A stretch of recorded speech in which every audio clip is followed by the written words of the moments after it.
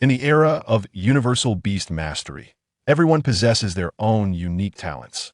The protagonist, initially burdened with the seemingly useless novice talent, ancient memory, unexpectedly awakens a remarkable ability known as the Beastmaster Simulator upon traversing to another world. From that moment onward, the simulation of the ancient era ignites a primal bloodline. The paths of evolution for pet talents and skills, each one shall be mine. Starting with a little seal, one can nurture the Primordial Dragon-Kun. With a small spirit monkey, one can cultivate the great sage equal to heaven. A diminutive dog can lead to the emergence of the Kunlun Hound God. A small dove can evolve into the lord of the starry domain. A little wyvern may blossom into the curse-breaking dragon god. And a tiny turtle can develop into the eternal candle turtle. All will achieve the status of ancient divine beasts. There is no limit to the extraordinary, only greater extremes await. Chapter 1. Universal Beast Mastery. Second talent, Beastmaster Simulator. My name is Bo, a water attribute pet, scientifically known as a little seal. What malicious thoughts could a small seal possibly harbor? I merely committed a blunder that every pet in the world is prone to make. While my master was resting, I inadvertently sat my rear upon his head, and then he perished. I refused to accept that he was suffocated by my posterior. He must have succumbed to overwhelming sorrow and sleep deprivation. It was a sudden demise. Startled, Wyan-Shun experienced an odd dream. In this dream, he opened a perplexing notebook. The contents within were just as bewildering. Shortly thereafter, he found himself facing countless plump seals, flying backwards towards him, their round and white behinds rendering him breathless. Then he awakened.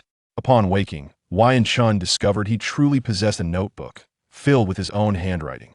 My name is Wyan-Shun, and today I awaken the talent ancient memory. Sound impressive, doesn't it? Utterly useless. As a humble commoner, where could I possibly obtain ancient beasts? There are no ancient beasts. This talent is merely a decoration. I assure you, it is the most ostentatious name with the most futile function. There is no other to compare. Thanks to this talent, I can no longer choose the path of beast mastery. Henceforth, I am doomed to toil through my studies. How disheartened I am. I cannot sleep. I do not wish to study. My heart feels so heavy. I feel suffocated. Perhaps death would be preferable. After perusing the diary, Wyan-Shun felt a sudden weight in his mind as a strange memory began to merge with his own. Moments later, he opened his eyes, filled with doubt and astonishment. Have I traversed to another world? In his recollection, he had been busy working overtime, hastening to complete a project, when suddenly darkness enveloped him, and he fell asleep. Now, it appeared quite probable that he had met an untimely end for the previous Solam. This unfortunate high school student succumbed to despair over a useless talent and subsequently fell into a cycle of late-night study. Late nights led to a sudden demise. How tragic. We are all so unfortunate. Wyan-Shun covered his face in silent mourning. Yet beneath his palm, a smirk began to emerge.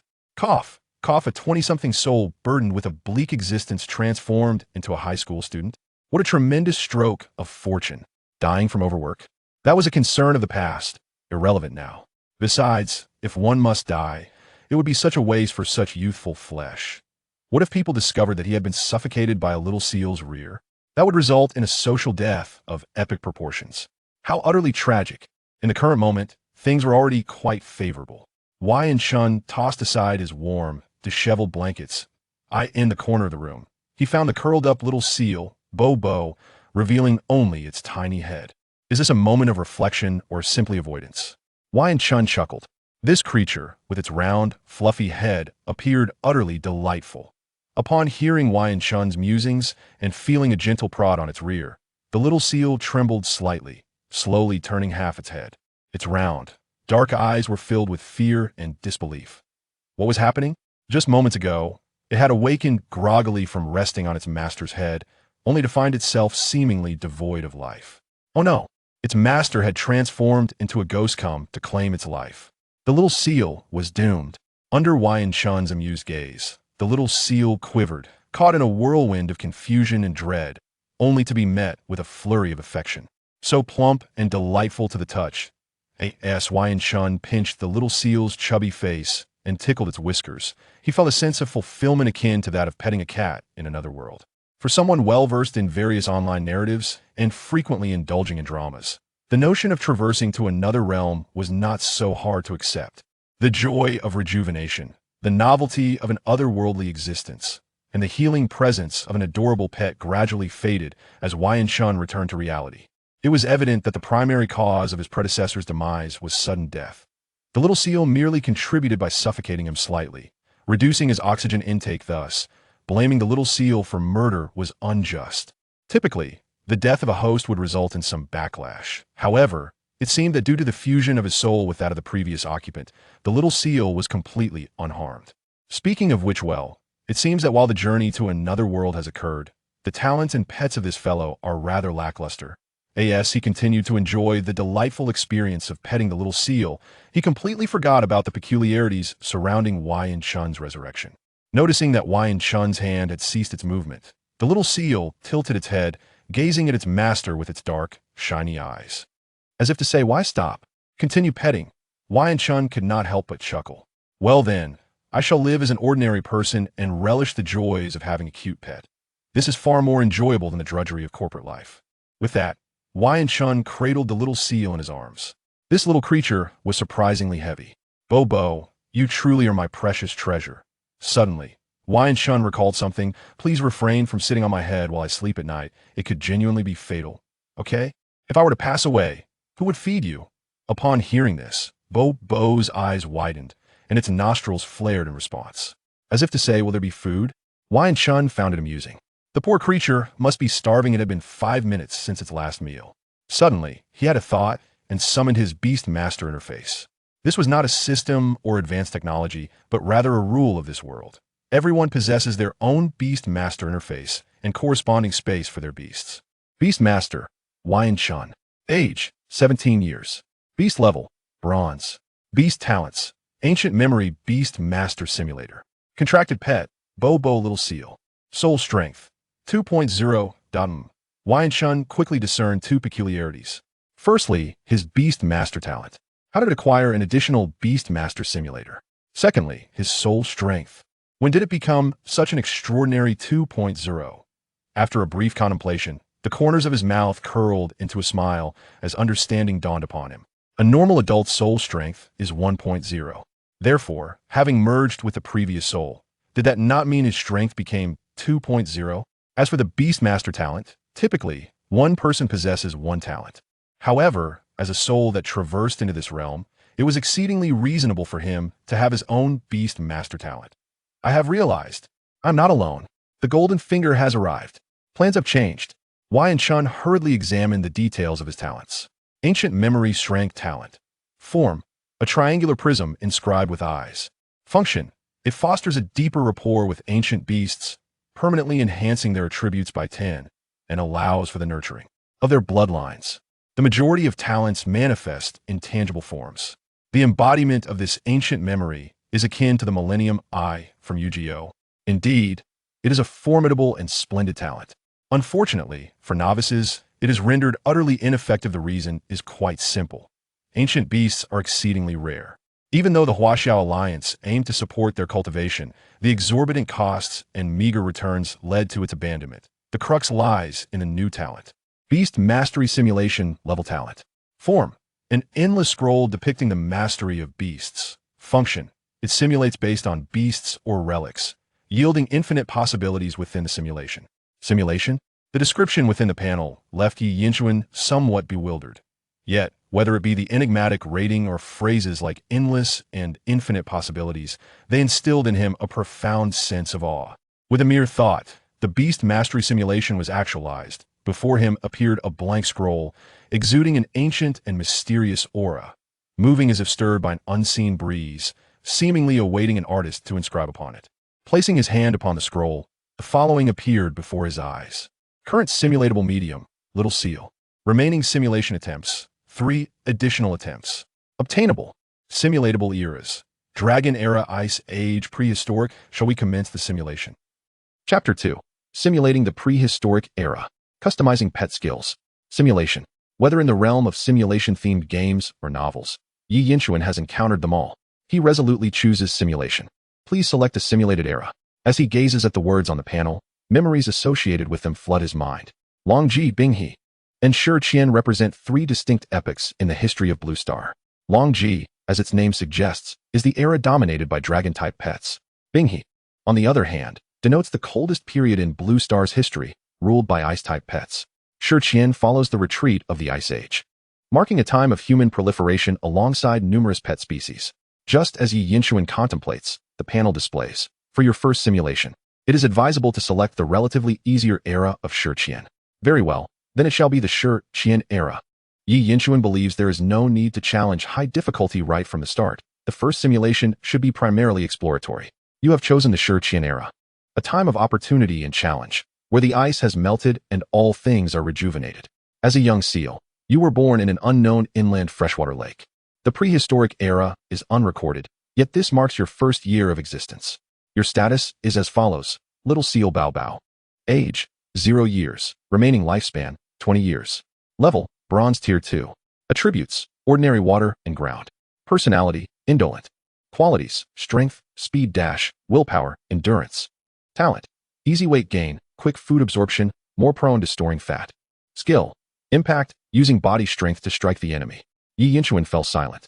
This seemingly familiar and lackluster panel could only belong to a certain pet, could it not? He cast a glance at the nearby Bao Bao. Although adorable, it was truly hard not to feel inclined to give it a kick. Bao Bao, due to the lingering cold, you felt a piercing chill upon birth. Fortunately, your easy weight gain trait allowed you to store sufficient fat while in your mother's womb. As the simulation commenced, Yi Yinshuan found himself immersed in the experience. It was as if he had truly arrived at a prehistoric inland freshwater lake, reborn as a young seal. The biting cold made him shiver. As a newborn, you urgently need to replenish your energy. Your seal mother has prepared aquatic plants and shellfish for you in advance. You may choose one as your first meal. Aquatic plant, shellfish, requesting milk. None are appealing. Yi Yinshuan scrutinized the 4 options, lost in thought. With only 3 simulation attempts available, how could there be 4 options? This was excessive. It was simply too entertaining and exhilarating. Yi Yinshuan surveyed his surroundings, simulation perspective. The aquatic plants appeared damp and lacking in nutrition. There was only a single piece of shellfish, hardly enough to satisfy. His seal mother looked amiable, gazing at him with a mix of exhaustion and anticipation. The surrounding coastline was barren, with remnants of ice and snow, glistening under the sunlight. How to choose? Yi Yinshuan decided to follow common sense. You chose to request milk from your seal mother. Though she seemed somewhat hesitant, your seal mother fed you milk. As the natural, seafood-flavored milk entered your mouth, a warm sensation enveloped you.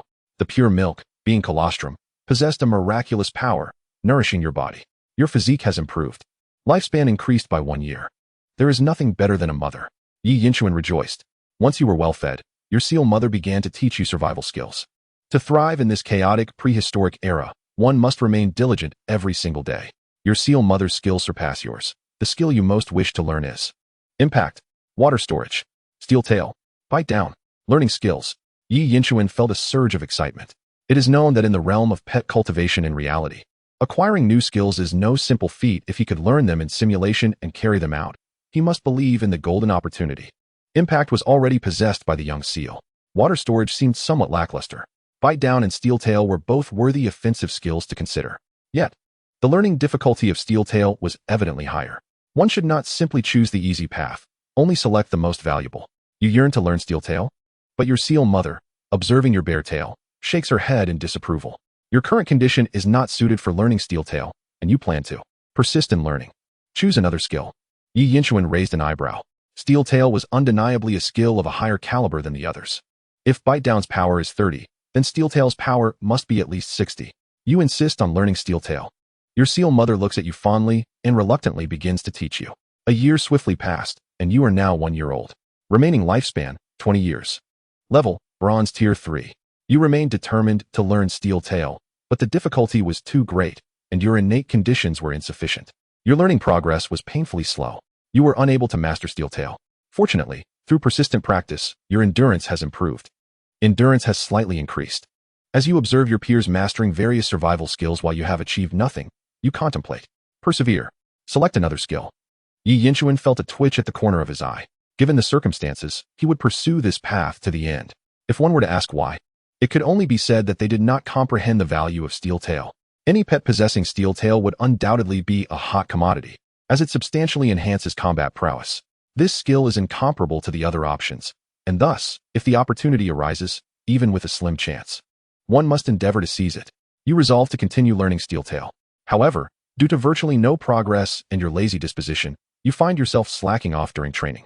No matter how patient or encouraging your seal mother is, there will come a time when she worries. After one training session, she earnestly advises you, suggesting that you learn from other young seals and master a skill first. Otherwise, your seal life may be forfeit. You decide. Heed your mother's advice and select another skill. Persist in learning Steeltail.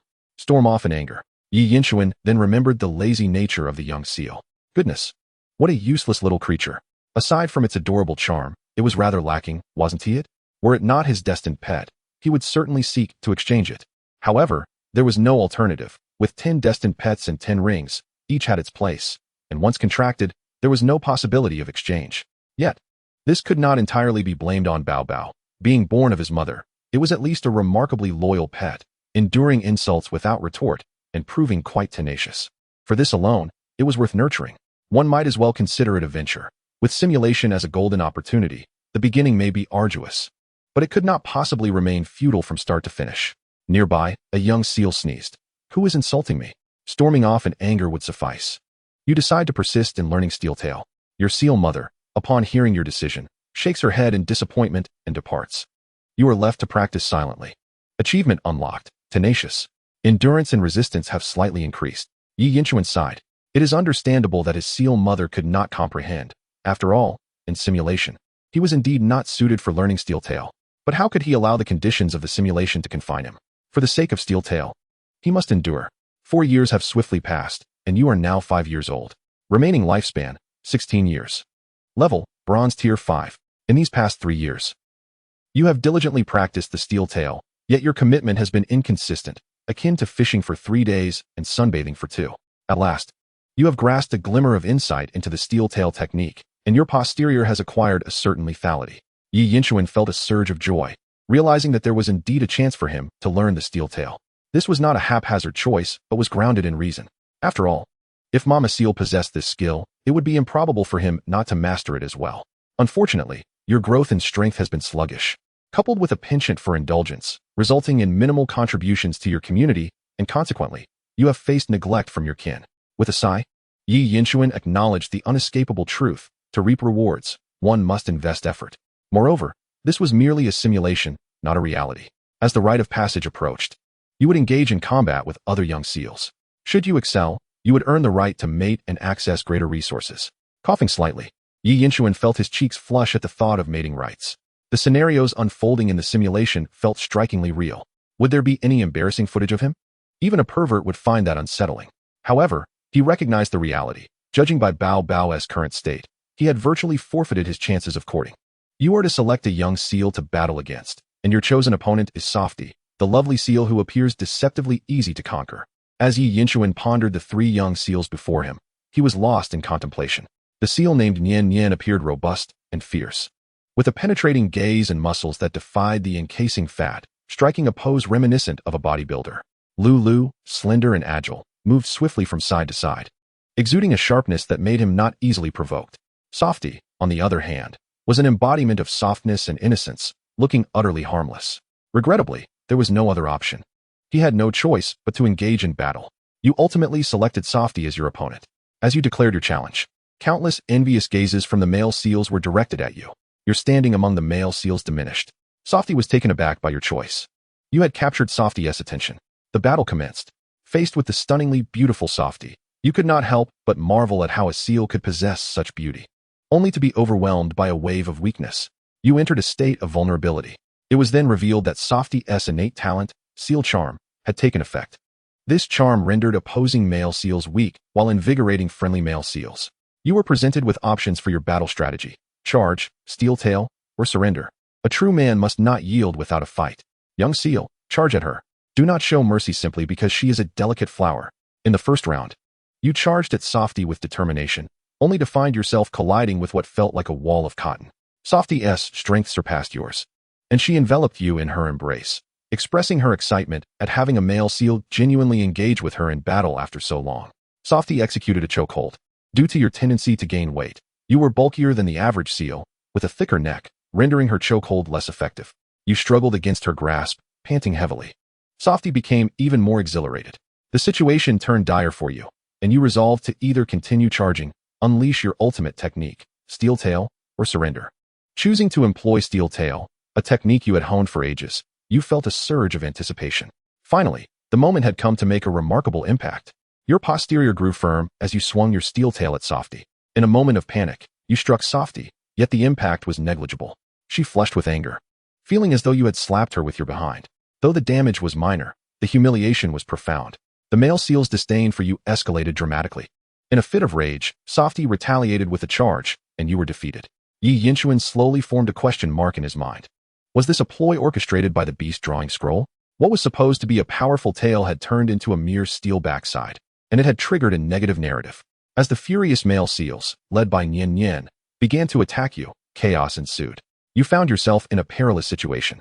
Just as you were battered and bruised, Mama Seal rushed in to protect you. Softy intervened, calling for a ceasefire, and the turmoil subsided. Gazing at the wounded Mama Seal amidst the chaos, you felt utterly exhausted. You had sustained severe injuries, reducing your lifespan by 5 years. Your proficiency in both charge and Steel Tail had increased. However, losing to Softy meant the loss of your mating rights. After such a disastrous incident, you resolved to either leave the community in shame or to endure the humiliation and prove yourself later. Alternatively, you could seek revenge against Softy and Nian Nian, harboring grudges and plotting your retaliation. Yi Yinchuan remained silent. Although the options were his to choose, his influence was limited to those selections. Using Steel Tail had inadvertently struck Softy's face, triggering a cascade of unforeseen consequences, which could be considered a plot twist. Yet the simulation felt overwhelmingly real. Leaving him in distress, he resolved to rise from where he had fallen. You chose to endure the humiliation and remain within the community, believing that true worth would eventually shine through, and you would prove yourself. An achievement titled Bao Bao Does Not Cry was unlocked, significantly enhancing your stamina and resistance to charm and illusions. This incident had profoundly impacted you, even if you continued to indulge. You felt compelled to push yourself for the sake of proving your worth. At last, Bao Bao, you have shown some potential. Yi Yinchuan beamed with paternal pride. However, soon enough, you began to face bullying from your peers, particularly from Nian Nian and Lu Lu, who targeted you to win Softy's favor, stealing your food and disrupting your practice of the Steel Tail. In the blink of an eye, 5 years had passed, and you were now 10 years old, with a remaining lifespan of 6 years. Throughout these 5 years, you labored tirelessly, rekindling hope in Mama Seal and receiving her encouragement. Tragically, Mama Seal passed away that year. In her final moments, she expressed her greatest concern was for you, yet she believed in your potential to master the Steel Tail. Mama Seal. Yi Yinchuan felt a stirring within, recognizing that while the simulation depicted seals, maternal love remains eternal. On the 7th day following Mama Seal's death, you refrained from food and water, consumed by the fervor of practice, and finally mastered the Steel Tail. Your level ascended to Bronze Tier 6, and you acquired the skill Steel Tail, albeit at a novice proficiency. However, the time expended was far too lengthy. Even with your mastery of the Steel Tail, it could not alter the past. Mama Seal would never witness your success. The pain of unfulfilled filial duty was unbearable. Once a humble little HIBO, Ni has now evolved into a formidable YHIBO, armed with sharp teeth and robust musculature that bestow upon him terrifying lethality. Meanwhile, Lili has transformed into a swift XNHIBO, boasting elongated limbs that enhance its agility, allowing for graceful movements both on land and in water. Soft, on the other hand, has become a mesmerizing MIHIBO, adorned with sleek and beautiful fur, possessing the extraordinary ability to create illusions. They now exist on an entirely different plane from you. Perhaps you have chosen the wrong path, yet you harbor no regrets. At the very least, in the end, you have not disappointed your mother, the HIBO. You feel that without further evolution, your time may be limited. You must ascertain your evolutionary trajectory. The YHIBO, XNHIBO, MIHIBO, DHIBO, and WIHIBO. Upon observing this, YY and Chu In raised an eyebrow. He had long been perplexed by the multitude of evolutionary options available to the little HIBO. According to the textbook, the known evolutionary pathways for little HIBO were limited to the YHIBO, XNHIBO, and DHIBO, each corresponding to destructive power, maneuverability, and resilience. Having mastered the Iron Tail, it was natural to pursue the path of the WIHIBO. YY and Chu In's thoughts were clear. Although BOBO's robust physique seemed suited for the DHIBO, that form was utterly commonplace, characterized by laziness and weak combat prowess. Its survival to this day was solely due to its hardiness and ability to endure. It was an absolute trap. Conversely, the WIHIBO represented a hidden evolutionary route, a branch that sought to unlock the potential of the tail. Continuing this simulation might lead to an unprecedented evolutionary pathway. Hidden routes are not necessarily superior to conventional evolutionary paths, but with the powerful skill of the iron tail as a foundation, the WIHIBO is destined to be formidable. Moreover, certain hidden routes can be exceptionally powerful. Some may wonder why a truly strong lineage would become hidden if it were indeed powerful enough to survive. The matter is rather intricate, encompassing the history, archaeology, genetics, and biology of beast taming. To put it simply, it is not always the case that strength guarantees survival through the ages. The creator is impartial. Powerful beings or evolutionary paths may vanish from the annals of history due to environmental factors, stringent evolutionary conditions, or mass extinctions. Take the dragon lineage as an example. Are ordinary beasts truly more potent than they? Despite their might, the dragons have all but perished, leaving only a few subdragon species. Some in slumber, some having regressed, and only a handful of purebred dragons remaining.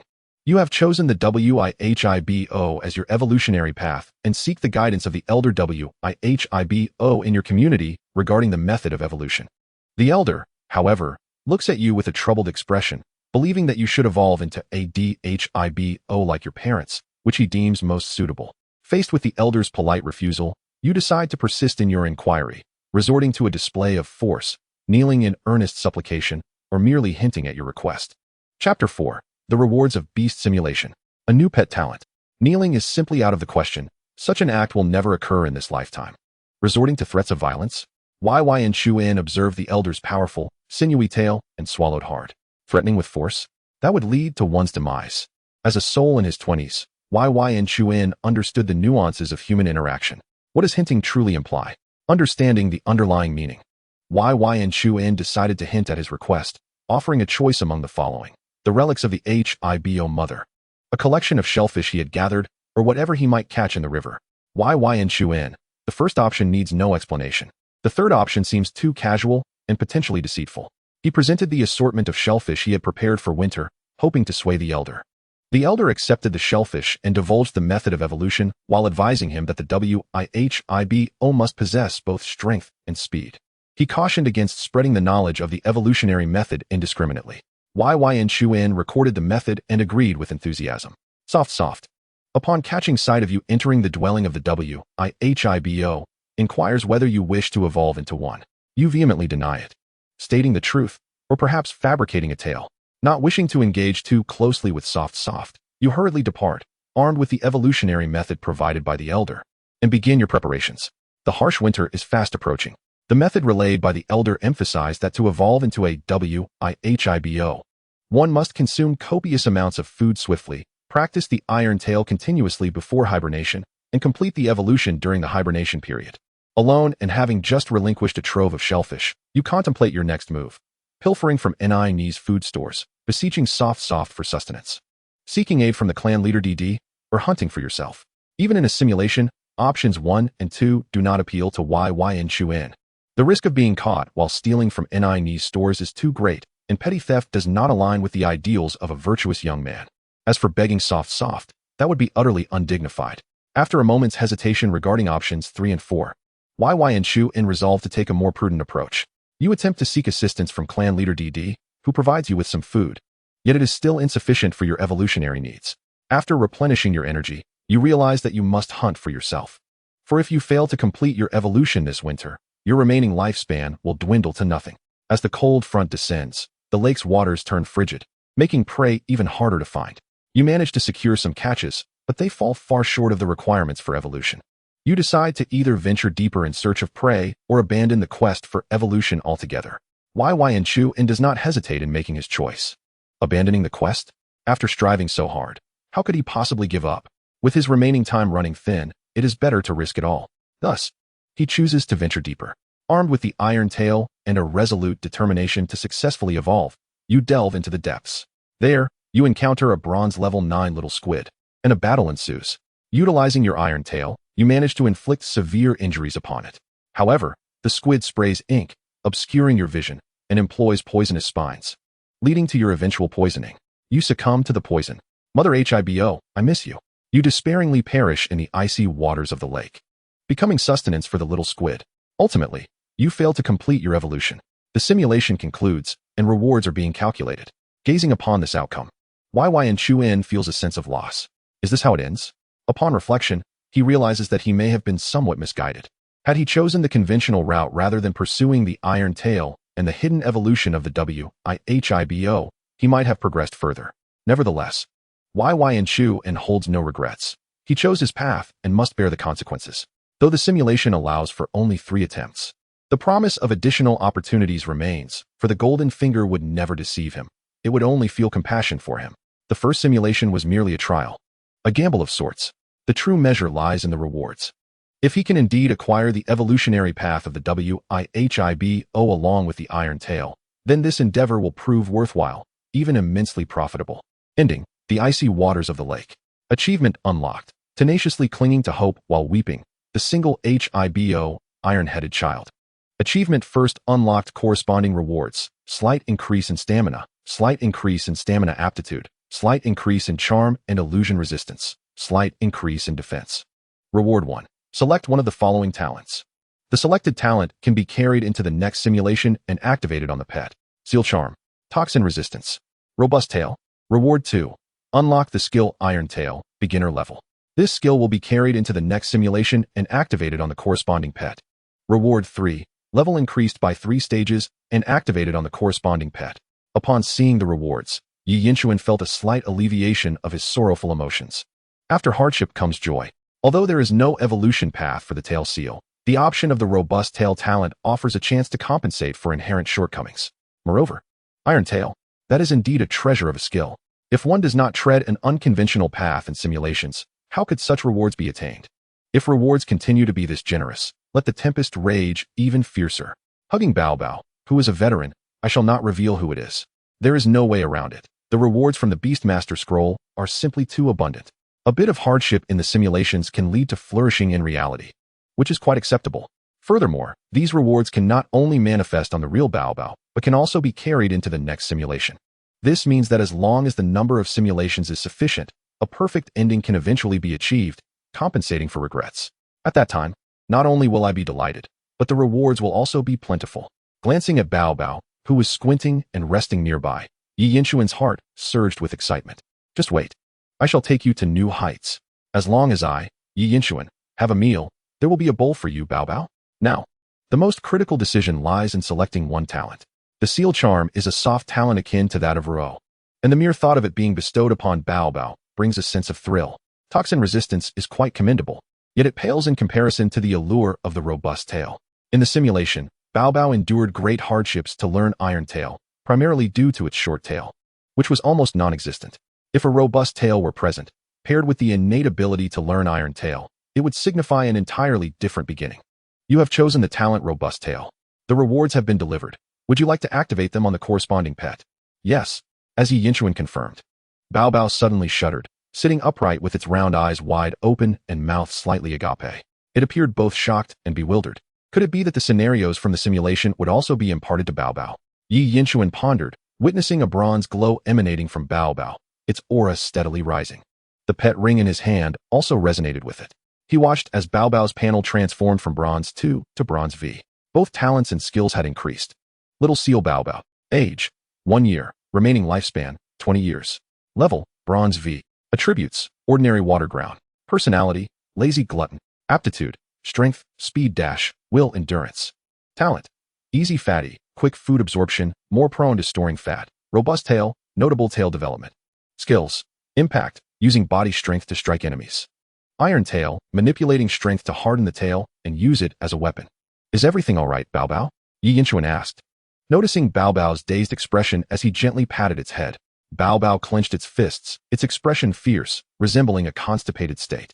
Its rear end perked up, and the previously short tail that was nearly invisible began to grow robustly in the wind, transforming into a strong and powerful appendage. Bao. Once the tail ceased to grow, Bao excitedly called out, clearly thrilled by these changes. Yin Chuan suddenly realized he could comprehend Bao's speech. The meaning behind the previous utterance was sheer delight. Could it be that during the simulation, he had mastered the language of pets? With such a thick tail, It's no longer as cute as before, Yi Yinchuan remarked playfully. To his astonishment, Bao Bao's whiskers twitched, and it crossed its paws, expressing disdain. Bao Bao Bao Bao. The implication was clear. What do you know? This is called charm. Very well, your dinner is gone. After discovering that he could communicate with Bao Bao, Yi Yinchuan felt a bit irked by Bao Bao's arrogance. It seems this little seal has yet to grasp who truly holds the power. Chapter 5. Reporting to the Beastmaster class. The first meeting is fraught with worry. What? No dinner? Please no? Bao Bao immediately knelt, writhing its body and clutching Yi Yinchuan's thigh. Bao Bao Bao Bao. The gist was, brother, you are my true brother. Bao Bao's incredible newfound powers can all be attributed to the gallant, charming, and wise master. Please forgive Bao Bao, dear master. Seeing Bao Bao's tear-filled eyes, Yi Yinchuan tugged at Bao Bao's whiskers. They were thick and elastic, bouncing back and causing the flesh on Yi Yinchuan's face to jiggle. The most amusing part was Bao Bao's expression of indifference, which was utterly captivating. Bao Bao. Master, as long as you are not angry, feel free to tease Bao Bao. Look at how cheeky I am. Yi Yinchuan could not help but laugh. Bao Bao was adorably mischievous, and he simply adored it. Meanwhile, Bao Bao quietly muttered to itself, wondering why its master seemed so assertive now. However, being assertive is good. Clinging to his thigh is undoubtedly the right choice. Through their communication, Yi Yinchuan learned that Bao Bao indeed retained memories from the simulation. This meant that everything that transpired in the simulation would become Bao Bao's experiences. Thus, with each simulation, Bao Bao could amass years, even decades, of combat experience, including survival and hunting skills. However, Yi Yinchuan found it amusing that despite experiencing a life akin to a seal, Bao Bao's lazy personality remained unchanged. Moreover, regarding the robust tail, Bao Bao could curl it up, resembling a ball perched on its rear, somewhat akin to a cat's chilan tail. This appearance was much more pleasing. Observing the Beastmaster simulation talent manifesting in the scroll, the previously blank areas began to fill with illustrations and text, chronicling the life of the little seal during the first simulation. Reflecting on the little seal's disheartening fate and the regretful passing of its mother, Yi Yinchuan was poised to begin the second simulation. Simulation cooling down. Cooling time, 24 hours. Yi Yinchuan realized he would have to wait until tomorrow. How vexing.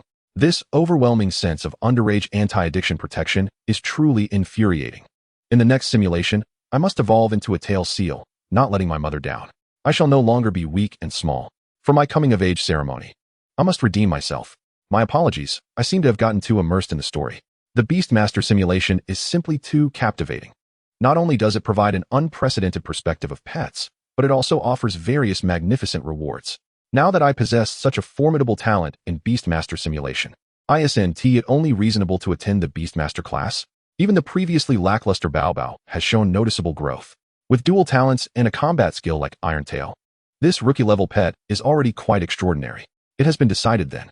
I shall confront my aunt immediately. During dinner, Yi Yinchuan seized the opportunity to speak. His aunt and cousin both paused and directed their attention toward him. Cousin Xiao's small head was filled with large question marks. Auntie awkwardly smiled and said, Xiao Chuan, you have always been clever. Focus on your studies in the academic class, and once you graduate, aim for a position within the alliance. That would be splendid. Once your income stabilizes, you can consider becoming a Beastmaster. It won't be too late. Wai Chuan fell silent. The matter of his special ability, or golden finger, could not be disclosed, and it was unrealistic to persuade Auntie with mere words. Additionally, his previous statement had already conveyed his determination. While Auntie might not comprehend his unique gift, he could not abandon the path of becoming a Beastmaster simply because she did not understand. Seeing that Wai Chuan remained quiet, Auntie sighed and said, Xiao Chuan, it is my inadequacy that prevents me from supporting your talents. The atmosphere grew heavy. Wai Chuan shook his head and replied, Auntie, what are you saying? I am well aware of our family situation. Your support for my food, lodging, and education is already the greatest kindness. As he spoke, he placed a chicken leg into Auntie's bowl and said, Eat, eat. Auntie, the dishes you've prepared today are truly delectable.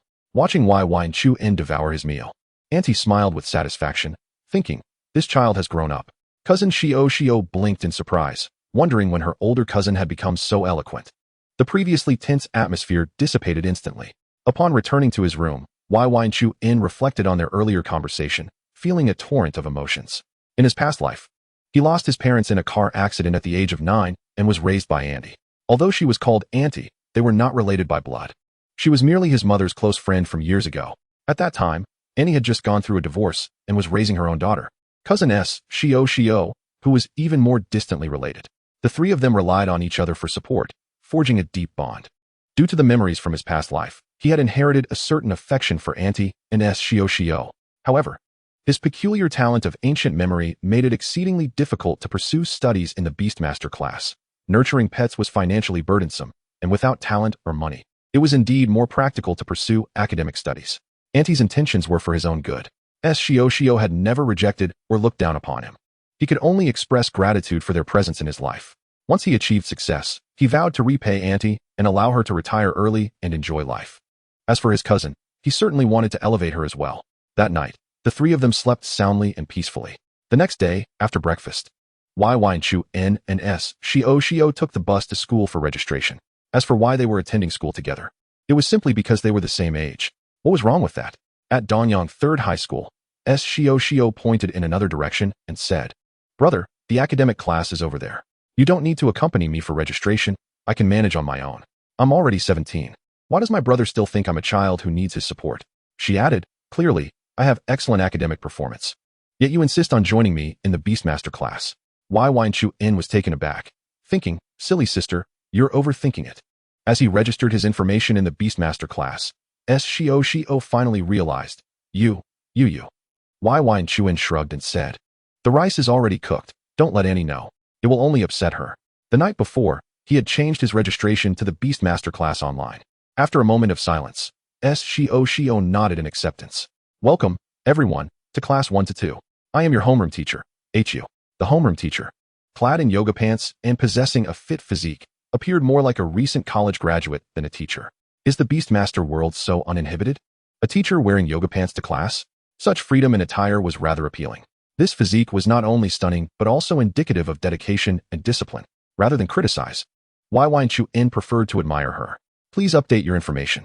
Remember not to falsely report your talents or pets, as it will affect your personal credit." Wyverns remained unperturbed. The Beastmaster panel inherently allowed for the concealment of certain information, such as talent, pets, and even soul strength. Hiding one's true abilities was implicitly permitted. However, exaggerating one's strength was not allowed, as it pertained to the distribution of resources. If one were a genius wanting to remain low-key, the worst that could happen was receiving fewer resources than deserved. If one were a failure attempting to pose as a genius to deceive the state and society out of resources, then they would face dire consequences, including being blacklisted and potentially imprisoned. As Hu walked past Wyverns, she appeared to glance at him more than twice. Was there something on his face? Wyverns touched his face, wondering if he had been caught admiring her too openly. Hu turned back, her mind stirred. A level of talent such as ancient memory dares to enroll in the Beastmaster class? Either they are foolish, or they come from a wealthy background with a passion for Beastmasters, or they are simply unaware of their own limitations, truly believing they are the protagonist. Ancient pets are immensely precious and rare. Surely, no one is oblivious to that. After assessing that the first and third possibilities were quite similar, she noted that he had high academic scores, suggesting he was not delusional and likely possessed intelligence. It seemed he came from a well-off family and had a passion for Beastmasters, yet he dressed so plainly. No, I must observe him further. If he has not thought this through, it is my duty as the homeroom teacher to help him recognize reality. Hu sighed. She was someone with a strong sense of responsibility towards her students, unable to watch them stray from the right path, not just in the realm of Beastmasters, but in life as well. This was only their first meeting, yet she was already deeply concerned. Chapter 6. There are no useless pets, only incompetent Beastmasters. Hu turned around, her expression shifting from worry to an air of aloofness and grace. She needed to maintain a proper image as a homeroom teacher in the eyes of her students, a goddess who was both cool and disciplined, with an alluring figure. She could not let that image falter. One might ask why it was easier to manage students when perceived as a goddess. Sometimes, the earnest advice of a teacher did not prove effective. If you want to learn, learn. If not, fine, I won't bother with you. Often worked better. Youths are inherently rebellious. This was called professionalism. As students in the Beastmaster class, you must remember 3 fundamental principles. First, protect your life rings and corresponding pets. If your life pet dies, the life ring will become useless as well. At that point, you will have no choice but to spend a fortune on a pet's ring. As Hu displayed her right hand, adorned with 5 rings on her slender fingers, each radiating a different hue. Among them, the rings on her index and middle fingers were clearly technological products, specifically the simulated pet rings produced by Peck's company, known as Peck's Rings. The other 3 were natural life rings. The students gasped in astonishment.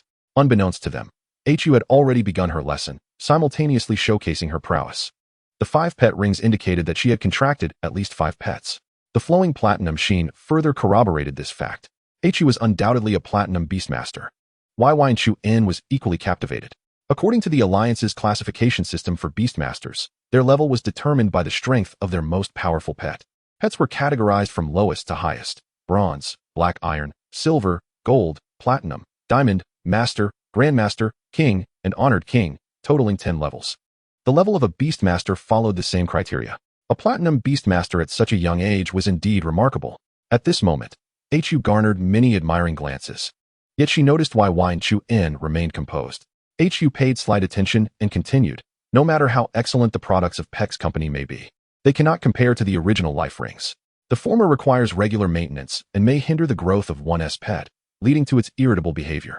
Conversely, the latter evolves autonomously alongside the strength of both the pet and your soul, and one's destined pet is nearly incapable of betrayal.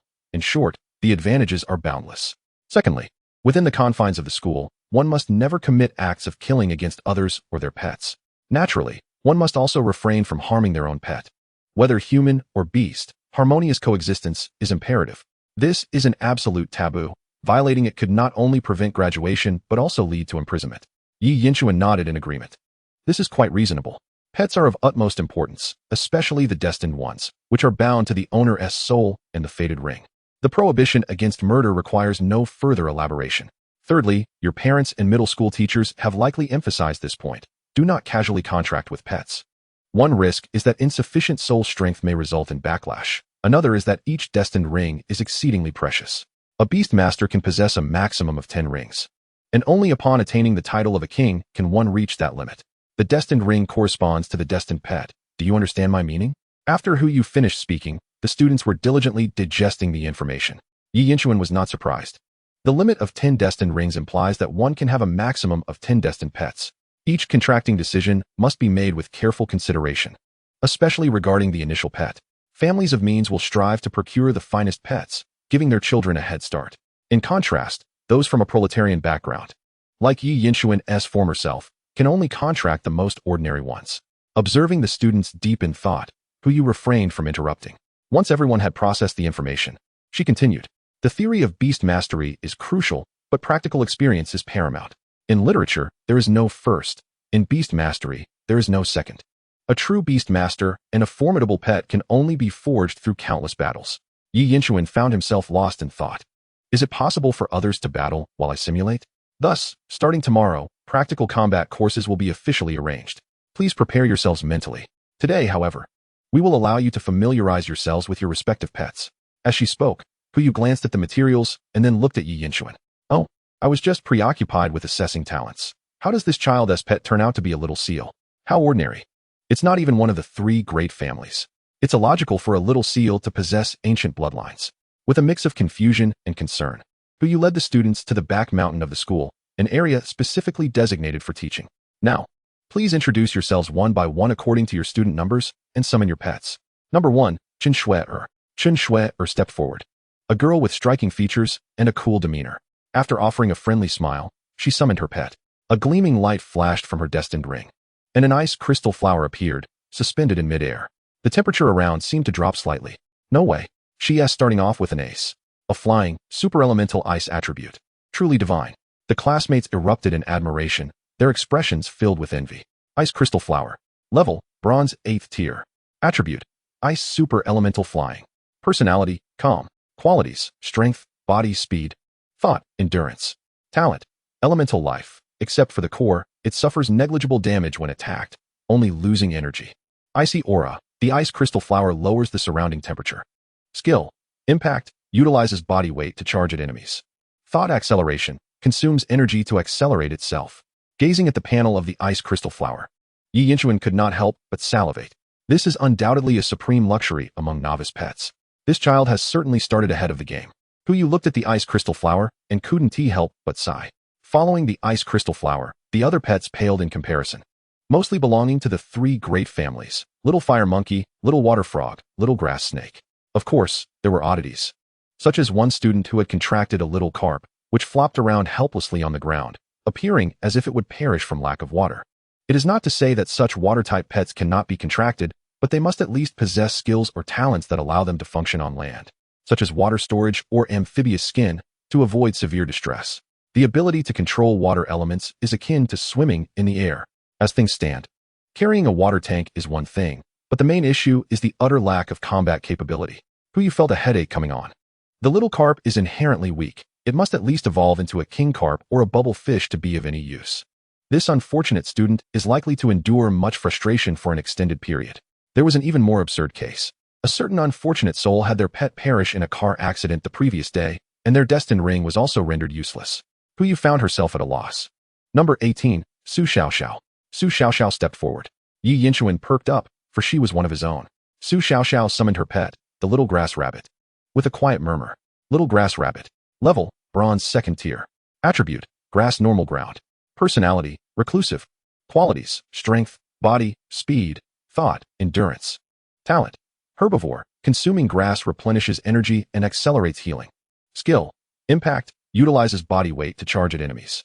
Fake death, can enter a state of suspended animation, appearing dead except for the fact that it is not. Su Xiaoxiao hardly made an impression, but her pet sparked murmurs among the crowd. As the little grass rabbit was essentially a lower-tier substitute for the little grass snake, which was its natural enemy. The little grass snake is one of the 3 great families and exceedingly common. It is easy to imagine the status of the little grass rabbit. The talents and skills are rife with flaws. Beyond being inexpensive and cute, it offers little else. However, that was precisely why Su Xiaoxiao chose it. Classmates, please remember my words today. There are no worthless pets, only inept beast masters. With diligent nurturing, a little grass rabbit, a little carp, or any other creature can become a formidable pet. For instance, a classmate of mine spent 10 years undergoing 3 evolutions to cultivate the hidden evolutionary form of the little grass rabbit, the moonlit forest rabbit. After Su Xiaoxiao completed her self-introduction, Hu Yu suddenly spoke up. She had noticed the whispers among some students who had already categorized pets into a hierarchy, even judging their owners accordingly. To support those who had contracted weaker pets and to correct this trend, she guided the conversation at the appropriate moment. Indeed, the classmates' perspectives began to shift. The moonlit forest rabbit can master fighting techniques and is a high-tier humanoid pet. It's hard to fathom how the little grass rabbit could evolve into such a creature. Wow, I found a picture. It looks so cool. Su Xiaoxiao remained silent, casting a grateful glance at Hu Yu while feeling a sense of aspiration. With dedication, she too could cultivate the little grass rabbit into a powerful pet. Yi Yinchuan observed this with keen interest, his heart stirred. This teacher Hu Yu not only possesses an admirable physique and remarkable strength, but her ethics as an educator are beyond reproach. Respect. This homeroom teacher is quite agreeable. Number 19, Yi Yinchuan. Upon hearing his name, Yi Yinchuan stood up. Finally, it is my turn. Chapter 7, the second Beast Master Simulation. The exhilarating session commences. Triggering hidden narratives. Introducing oneself before the entire class is somewhat nerve-wracking, yet Yi Yinchuan approached it as if casually strolling through his own living room. His gaze met those of the teacher and classmates with composure. In 2 lifetimes, not only has his soul strength doubled, but so has his audacity. Yi Yinchuan, pet little seal. As he spoke, Yi Yinchuan's eyes met Su Xiaoxiao's. This taciturn girl is family. Perhaps they should stand united. With such a pet, it seems they both have a penchant for seeking hardship. Is it not commendable to diligently nurture the 3 illustrious companions? A classmate murmured. Indeed. The little Xiaohai Bao also belongs to the lowest tier of novice pet beasts, serving as a lesser substitute for the Xiao Shuihua. This is not due to any other reason, but purely because most Xiaohai Bao are indolent and averse to combat. At this stage, however, they prove to be slightly more useful than Xiao Liyu. Yi Yinchuan stroked the ring on his right ring finger, a gleam of bronze shimmering momentarily. The little Bao Bao was summoned forth, appearing as if just roused from slumber. Am I not mistaken? His Xiaohai Bao actually possesses Steel Tail. My goodness. I have seen online that Steel Tail can shatter rocks. Hu Yu felt a flicker of excitement within. So, it turns out to be a variant Xiaohai Bao that has mastered Steel Tail. How rare. Su Xiaoxiao expressed her astonishment. Bronze tier 5. And it has also learned Steel Tail? Is this truly the Bao Bao I know? Her little grass rabbit emitted a soft whimper, questioning why they had agreed to remain as little layabouts, yet it had secretly grown stronger. Bao Bao, in full view of the crowd, nonchalantly scratched its nose, embodying the demeanor of a seasoned rogue, and climbed up Yi Yinchuan's pant leg. Why does this Xiaohai Bao seem particularly mischievous? I feel the same. Perhaps it is due to its mutation. After introductions were concluded, everyone had formed a basic impression of one another. On the first day in the Beastmaster class, everything felt fresh, and time passed swiftly. The absence of academic study was immensely refreshing. On the way home from school, Yi Yinchuan stretched languidly. Although there was knowledge of beast mastery to learn, it resembled game strategies, easily comprehensible at a glance. Everywhere he looked, there were delightful pet beasts, and the classmates interacted harmoniously. Even the homeroom teacher was a beauty. Such days were simply delightful, a stark contrast to the arduous high school life of his past. Thankfully, there was no need for cultural studies. Indeed, brother, Su Xiaoxiao nodded in agreement, leaving no further words to share. Yi Yinchuan reached out to stroke the little grass rabbit in her arms. Detected a simulatable medium, Xiao grass rabbit. Remaining simulation attempts. 1. Simulation cooling in progress. There is a chance to obtain a universal simulation attempt. The initial simulation of a new medium can yield substantial rewards, with a significant increase in quantity and quality. Yi Yinchuan felt a surge of excitement. He could simulate using another's pet beast. Not only would the rewards improve in quantity and quality, but there was also a chance to gain universal simulation attempts. This meant that if Bao Bao's simulation attempts were insufficient, he could use another's pet as a medium for simulation, acquiring new attempts. This notion was indeed worth pondering. Was it not delightful to leverage one's resources? However, there was no rush. Bao Bao still had enough simulation attempts left, with 2 remaining. For now, the priority was to enhance his own abilities. As for assisting his sister, that would come naturally once he took flight himself. After dinner, Yi Yinchuan locked himself in his room and materialized the Beastmaster scroll. He simultaneously summoned Bao Bao. Although Bao Bao was oblivious to the concept of simulation, it understood that Yi Yinchuan's actions were highly beneficial for it. Thus, it was exceedingly excited. Placing his hand atop Bao Bao's head, he initiated the simulation. Current simulatable medium, Xiao Hai Bao. Remaining simulation attempts. 2. Possible simulation eras, Dragon Era, Ice Age, Prehistoric. Do you wish to begin simulation? Yi Yinchuan inhaled deeply, sipping on a refreshing drink. He ensured the ritual was adequately performed. With limited simulation attempts remaining, he needed to seize this opportunity wisely. You have chosen the prehistoric era, a time of thawing ice and rejuvenation, brimming with opportunities and challenges. As a Xiaohai Bao, you were born in an unknown inland freshwater lake. The prehistoric timeline is unrecorded, yet this marks your first year of existence. Your current status is as follows: Xiaohai Bao Bao Bao age, 0 years, remaining lifespan, 20 years, level, bronze tier 3 attributes, ordinary water and ground personality, lazy and indulgent qualifications, strength, speed dash, willpower, endurance talent, easy fatty physique, food absorption is rapid, making it easier to store fat, robust tail, well-developed tail. Skills, impact, using physical strength to strike foes. Steel tail, manipulating strength to harden the tail, utilizing it as a weapon. What a delightful outcome. It was worth the struggle of the first simulation. This time, being born as a bronze tier 3 Xiaohai Bao, equipped with a robust tail and steel tail, was an exceptional configuration. The exciting journey had commenced. Due to the lingering cold, upon your birth, you are met with piercing coldness. Fortunately, your easy fatty physique allowed you to store sufficient fat while in your mother's womb. As a newly born, you are in urgent need of energy. Your Hai Bao mother has prepared aquatic plants and shellfish for you in advance. You must choose one as your first meal. Aquatic plants, shellfish, request for milk. None are appealing. Yi Yinchuan gazed at the 4 options, lost in contemplation.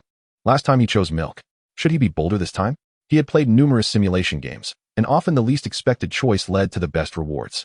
Yet, the outcome depended entirely on the game designer's intentions. It was a gamble.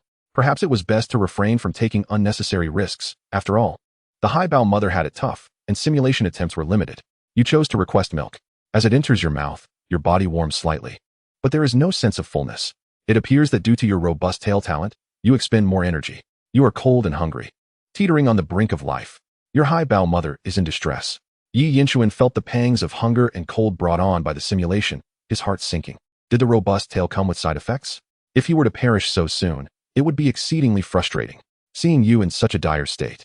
Your Hai Bao mother grows frantic, collecting food from all around, hoping to ensure your survival. The heart of a mother is indeed a poignant thing. Observing his Hai Bao mother's panicked and disheveled demeanor, Yi Yinchuan felt a tinge of sorrow.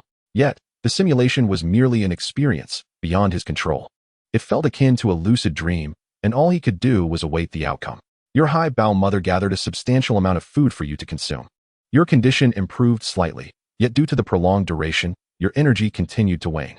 It was akin to a pool, with water being poured in and out, yet never reaching the critical line. Your Hai Bao mother knelt by the shore, continually bowing her head in prayer to the heavens. Suddenly, she felt something strike her forehead. blood gushing forth. It was a piece of ice crystal, and its energy was exceptionally pure. Ice crystals are naturally occurring energy blocks that can serve as nourishment, providing numerous benefits for pet beasts. If given the choice, it would undoubtedly be the finest food, precisely what you require. Ice crystals. The hidden plot had arrived. Yi Yinchuan's heart leapt with joy. He exhaled in relief. His high-bow mother had truly put forth great effort, and indeed, hard work bore fruit. Dear mother, I promise I shall not disappoint you this time. The crystal, infused with ice attribute energy, possesses a purity and warmth that gently transforms your body. You acquire the talent for cold resistance. Your level increases. Bronze Tier 4. After consuming the ice crystal, your body temperature rapidly stabilized, and your energy surged. Your physique has significantly enhanced. Endurance has vastly improved. Lifespan increased by 5 years. What a close call. This occasion proved exhilarating. After being well-fed and satisfied, your high-bow mother begins to teach you survival skills. In this tumultuous prehistoric era, one must remain vigilant every day to survive.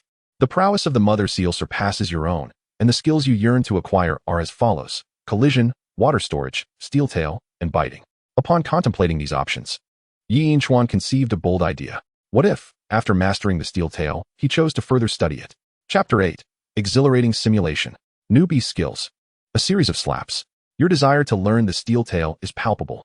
The mother seal begins to instruct you in the steel tail technique and discovers that your tail is naturally robust, making you an excellent candidate for mastering this skill. To her astonishment, you learn the steel tail after just one demonstration. The mother seal is elated, believing you to be a rare genius among seals. However, she perceives some deficiencies in your execution of the steel tail and offers her guidance. You gain a significant amount of skill proficiency. The skill level of the steel tail has risen. It is now at the novice stage. The upgrade of skill proficiency is remarkable. You have progressed from a beginner to a novice? It is known that the proficiency of beast skills is generally categorized into 5 levels: beginner, novice, familiar, proficient, and master. Master-level proficiency is something that some beasts may never achieve in their lifetime. Beyond the legendary master level, there exists a realm of extraordinary feats. But that is not a concern for the present. In summary, simulation can elevate proficiency levels, which is truly delightful. One simulation equates to countless hours of sweat and training for others. After all, having crossed into this world, a little advantage is quite reasonable, isn't it? A year passes swiftly, and you are now 1 year old, with a remaining lifespan of 24 years. Your level is Bronze Tier 5. Your talents astonish your kin. And the Chief, Dada, wishes to meet you personally. Chief Dada is an enormous seal, and he hopes you will follow his evolutionary path, promising you the finest resources. You must choose, agree or refuse. This branch of choice was not available before. Such is the allure of the simulator. Each decision or condition alters the course that follows. Although you possess a robust tail and the exceptional steel tail skill, do not overlook your propensity to gain weight. This talent aligns perfectly with the evolutionary path of the Great Seal. However, the path of the Great Seal is rather conventional. You seek an unconventional journey. Naturally, you aspire to pursue the hidden evolutionary path of the Tail Seal. You decline Chief Dada's proposal, expressing your intention to pursue a different evolutionary route. The Chief expresses regret at your choice. He wishes to know the evolutionary path you desire: Ya Haibao, Sun Haibao, Mei Haibao, or Wei Haibao. You convey your determination to evolve into a Wei Haibao. Chief Dada informs you that once you evolve into a Tail Seal, there will be no further forms available, at least none within your tribe. You may still reconsider, change your mind, or stand firm. The evolutionary path of the Tail Seal is evidently incomplete. No wonder it has not been passed down. Each evolution entails significant enhancements. The gap between 2 evolutions and 3 evolutions is starkly apparent. Once the bow is drawn, there is no turning back. Yi Yinchuan is resolute in avoiding the conventional evolutionary path. That would be a sheer waste of his advantage. Such a lack of ambition is unacceptable. Your intention to evolve into a Wei Haibao is unwavering. Noticing your determination, Chief Dada ceases to persuade you and chooses to support your decision. Chief Dada's fondness for you increases. He will provide you with ample food. The chief promises that if you excel during your coming-of-age ceremony, he will personally teach you his ultimate skill. You receive sufficient nourishment, significantly enhancing your physical strength. This year, you live up to expectations, advancing to Bronze Tier 6.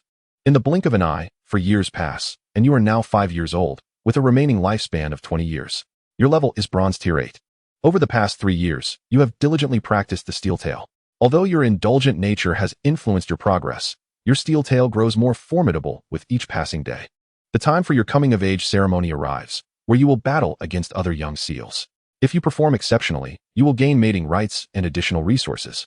You must select a young seal to face in combat, and you decide upon Ni, the seal known for strength, Li, the swift seal, or Ru In, the beautiful seal who appears easy to defeat. In this new life, it is time for retribution. The coming-of-age ceremony is the moment for redemption. Yi Yinchuan has not forgotten the previous simulation. Had the mother seal not been injured while protecting him, she might not have passed so soon. At that time, his strength was insufficient. There was guilt, and there was regret. However, one must rise from where they have fallen. Embrace me. It is time for revenge. You ultimately choose Ru In as your opponent. As expected, Ru In's admirers cast hostile glances your way. But as the tribe's prodigy, they dare not be overt. The male seal's fondness for you diminishes. Ru In is taken aback that you have chosen her as your adversary. You capture Ru In's attention. The battle commences. Ru In's beauty leaves you momentarily weak, and you enter a state of vulnerability. Your strength surpasses Ru In's. So please choose your battle strategy. Unleash your full power or show mercy. Yi Yinchuan is momentarily taken aback. Is there even a question here? Today, you shall decisively crush the delicate flower. You resolve to unleash your full power, channeling your vigor and energy into your tail. You employ the steel tail to strike Ru In. She is no match for you, crying out for mercy. You emerge victorious. The young seal, Ni, excitedly rushes forth, leading a group of male seals who are incensed, believing your actions to be excessive. You must decide, bow your head in apology or insist you have done nothing wrong. You maintain that you are in the right, arguing your case, prompting Ni to seek retribution. A duel then. Bring it on. I can take on 10. Yi Yinchuan surveys the dozen furious male seals and makes up his mind. Bring it on. I will take on 10. You boldly provoke the group of male seals, and they rush at you, creating chaos. You choose to stand your ground and confront them with unwavering resolve. Seizing Ni, you unleash a furious assault. You recall the lessons of your past life. If besieged, focus on annihilating one opponent. The more ferocious your attack, the more fear you instill in others. Additionally, in this game, one must eliminate a target swiftly. Amidst the turmoil, you seize the most brazen Ni. You unleash the steel tail upon him with relentless ferocity. He is left battered and bruised, searching for his teeth. Your steel tail's sweeping attack deters the other young seals from approaching. They are cowed by your ferocity, increasing their awe of you. Ni lies on the brink of defeat. Just in time, Chief Dada arrives to halt you. Otherwise, it would have been a matter of life and death.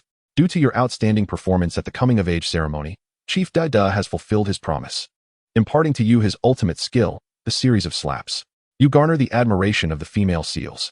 Rather than harboring resentment, Ru In, whom you have soundly defeated, seeks to pursue you as her mate. You begin your studies in the art of the series of slaps. The Dada chieftain believes that your performance during the coming-of-age ceremony has already allowed you to master the art of the continuous slap. May I inquire what the essence of the continuous slap entails? The path to slaying the younger sister. Engaging in a one-to-many confrontation. Once you catch hold of them, strike with unrelenting force. Yi Yinchuan chuckled, finding the question exceedingly simple. Indeed, the essence is to catch hold and strike with unyielding intensity. Correct. The key to the continuous slap is to seize and strike with relentless vigor. The Dada chieftain excitedly elaborates on the formidable prowess of this technique. Once successfully executed, it renders the opponent utterly defenseless. You have learned the skill of the continuous slap. As you have grasped the essence, your proficiency in the continuous slap has significantly increased. Current skill proficiency level, novice. A new skill. Moreover, your proficiency level has bypassed the beginner stage, commencing directly at novice level. Delightful. A profound redemption under the guidance of a master. The simulation is far from over. Is there a chance for even greater exhilaration? Chapter 9, Beastmaster Simulation. The most beautiful of the tribe turns out to be my devoted admirer. A new pet talent. Ruan has delivered you dried fish. Ruan has presented you with shellfish. Ruan has provided you with seaweed woven into a heart shape. You intend to graciously accept all, rejecting goodwill. Yi Yinchuan raised an eyebrow. The most beautiful of the tribe is indeed my devoted admirer. Oh, it should be devoted leopard. A hug. No need for thanks, my friend. When the simulation's memory is loaded later, simply relish the experience. You graciously accept Ruan's kindness. An abundance of food brings you ample nourishment, enhancing your physique. Your constitution has improved. Ruan invites you to bask in the sun, claiming it is beneficial for your health. You intend to happily oblige. Coldly refuse. You gladly accept Ruan's invitation, and as you bask in the sun together, you draw the envy and jealousy of other harbor seals. Ruan's affection for you has grown. 2 years have passed. You are now 7 years old, with a remaining lifespan of 18 years. Under the guidance of the Dada chieftain, your strength has surged. The proficiency of all your skills has increased. Your power has ascended to the 9th tier of bronze. Ruan's pursuit of you has intensified.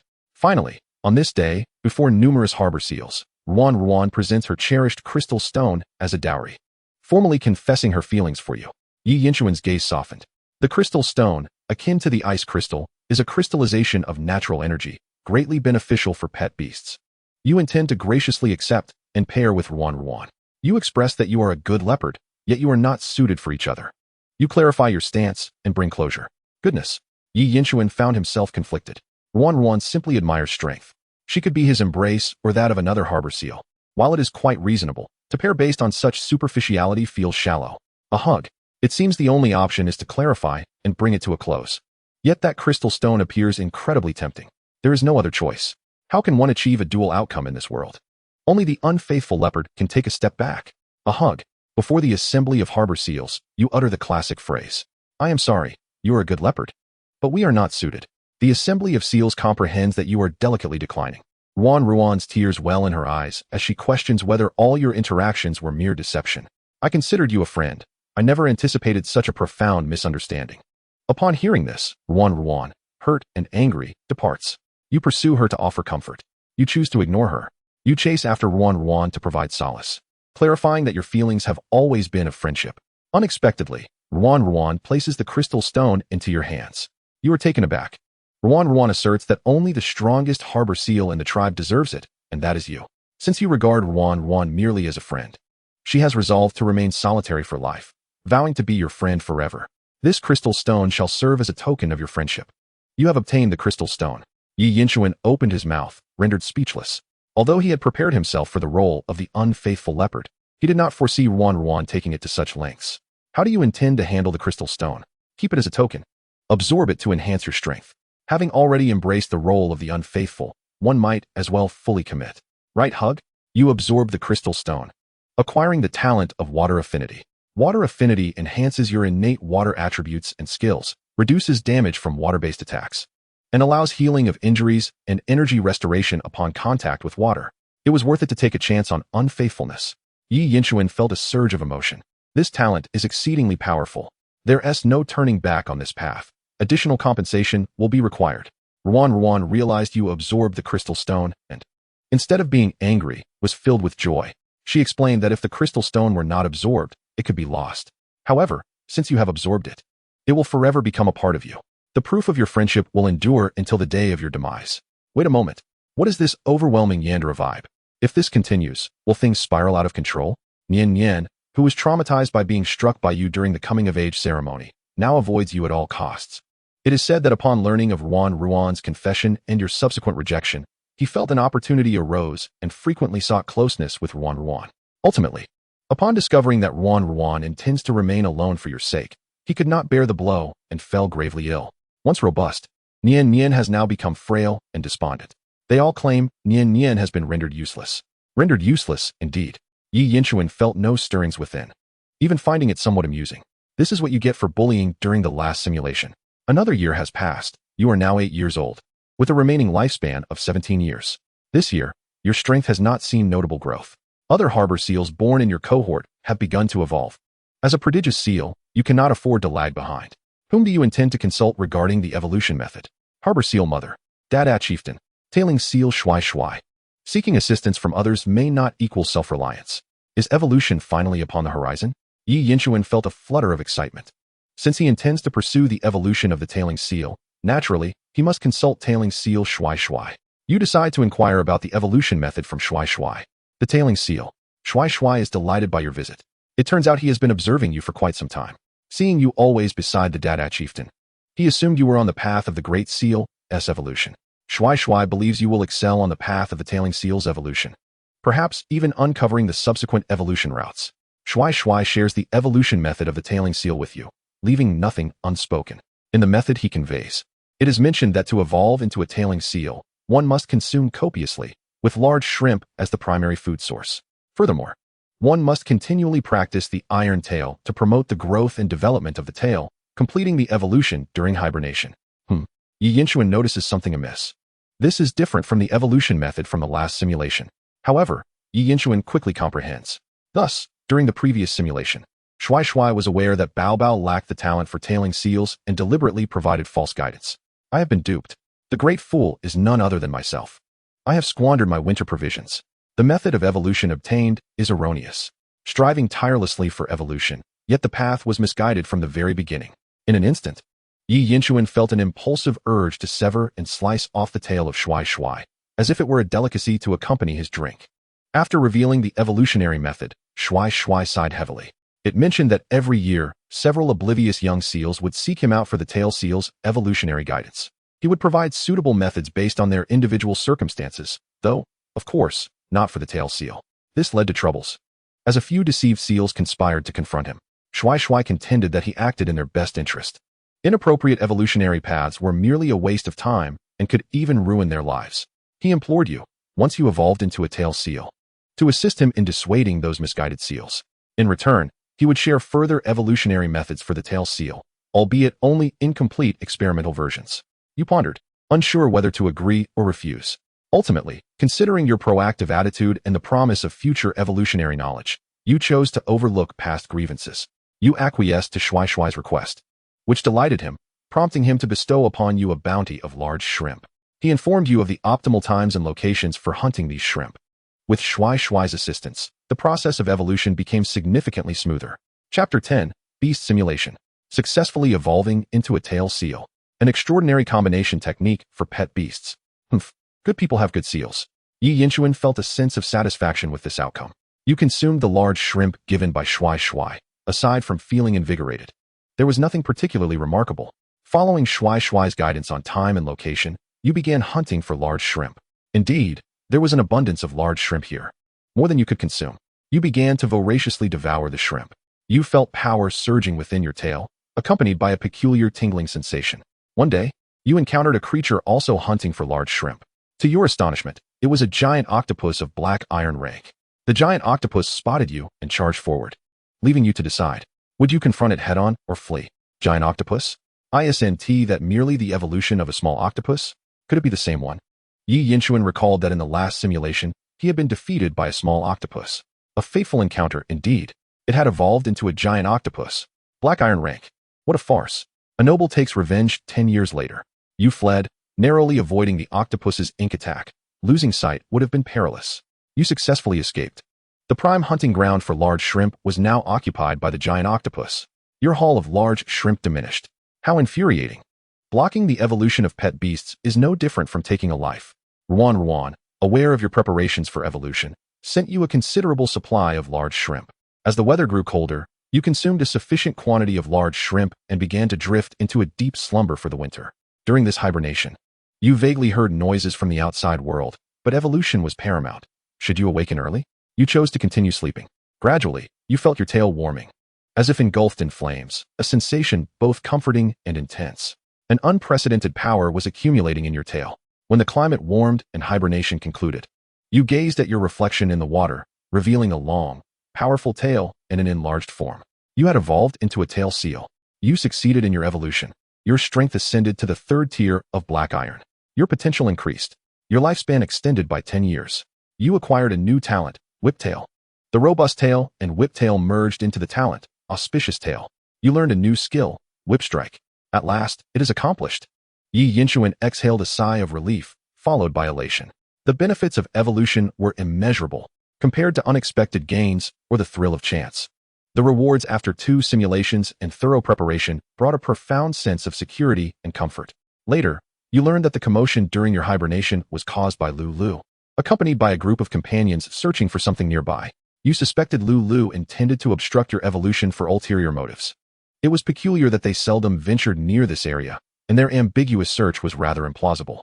Moreover, in the last simulation, Lulu had also participated in tormenting you.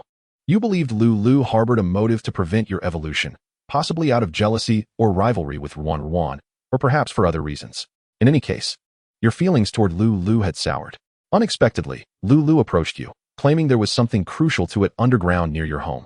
Given your lack of affinity, you declined Lulu's request. It insisted on searching, but you drove it away. Not long after, you heard that Lu had evolved into a swift seal. When it next encountered you, it bore a resentful gaze. You visited Shui to fulfill your promise. Upon seeing you, Shui appeared as if he had encountered a savior, summoning those seals who had troubled him to resolve the matter. The deceived seals, upon witnessing your evolution into the coveted tail seal, were filled with fury. They rushed at you, but they were no match for your newfound strength, and you easily repelled them. As promised, Shui provided you with the subsequent evolutionary methods for the tail seal.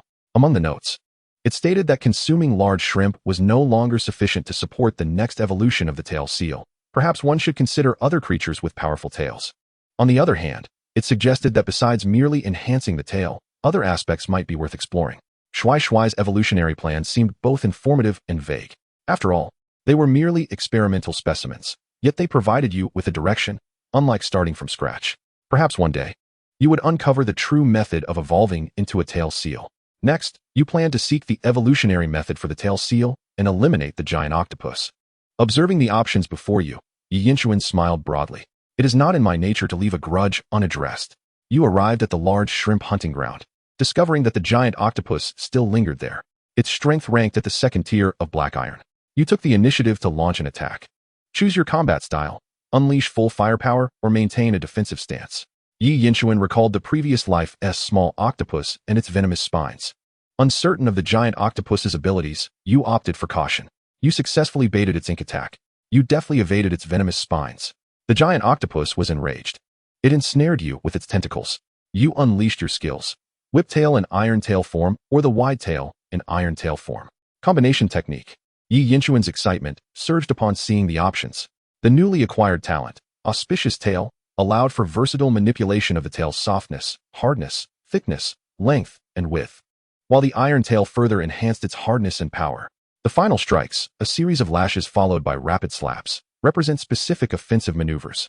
The emergence of these combination techniques signifies that the talents and skills of BOBO have crystallized into a coherent system. This is one of the ultimate goals pursued by all beast tamers. A systematic approach to skills and talents undeniably results in a synergy greater than the sum of its parts, maximizing the combat potential of one's cherished beasts. Considering that DMY intends to employ its constriction and poisonous stinger abilities, Yinshuan made a decisive choice. You utilize RYWIB, transforming your tail into a long whip-like form, and activate the skill Whip Strike. DMY, unable to close the distance, is struck by your lash. Its constriction attempt fails. Continue with Whip Strike. Rapid slaps. You choose to persist with Whip Strike. DMY suffers further injury. DMY attempts to flee. Continue with Whip Strike. Rapid slaps. You morph the end of your tail into a broad, flat shape, akin to a fly swatter, delivering a powerful blow to DMY's head. DMY is momentarily immobilized. You unleash a series of rapid slaps, striking DMY with precision and ferocity. DMY is on the brink of collapse. DMY employs its water jet. Your talent for water affinity activates. Your rapid slaps gain additional force. You successfully vanquish DMY. Your skill proficiency has increased. You discover a black iron-grade water attribute crystal core on DMY. You acquire the poison stinger from DMY. You obtain meat from DMY. You reclaim the hunting ground of DWI Shi. What a thrill. With a single wave, DMY lay defeated. Yinshuan felt invigorated. The systematic combination techniques were overwhelmingly powerful. DMY, of the same black iron grade, was no match at all. Of course, this was also a testament to Yinshuan's sagacious choices. Ahem. In any case, this round of gains was substantial. How do you intend to handle DMY's crystal core? Absorb it directly. Save it for later. Upon seeing the options, Yinshuan initially considered absorbing it right away. However, he hesitated. Wait, what if, the subsequent evolution of WIHIBO required special materials, such as the crystal core of a water attribute beast. Yinshuan had reviewed several evolution plans for beasts. Most of them included several essential conditions: environment, timing, talent, skills, special materials, and so forth. The existence of options implies a rationale, regardless of whether it is a trap. Even if it was a fleeting thought, Yinshuan opted to save it for later. You believe that this DMY crystal core may prove useful in the future. Hence you choose to retain it. What will you do with DMY's poison stinger? Inflicted upon myself. Preserve it. Bury it. What if a child finds it? Yinshuan thought. If he were to poison himself, the loss would far outweigh the gain. You choose to preserve DMY's poison stinger. After defeating DMY, 5 years swiftly elapsed. You are now 13 years old, with a remaining lifespan of 22 years.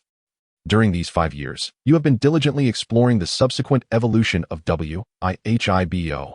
Recently, your clan has faced threats from the formidable DB Aishiying, resulting in significant losses. Fortunately, the DB Aishiying has only recently emerged, and their numbers are still limited. DD, the clan leader, has adopted a strategy of migration to evade the predation of DB Aishiying. Your strength has ascended to the 4th tier of Black Iron. Ruin has evolved into MIHIBO, becoming even more enchanting. Li, in pursuit of Ruin, was rejected and, in a fit of humiliation, challenged you. Defeating you would win Ruin's heart. The seals believe that the next clan leader will emerge between you and Li. Li's strength pales in comparison to yours, and you decide to hold back, allowing it to win Ruin's affections. But yielding the position of clan leader?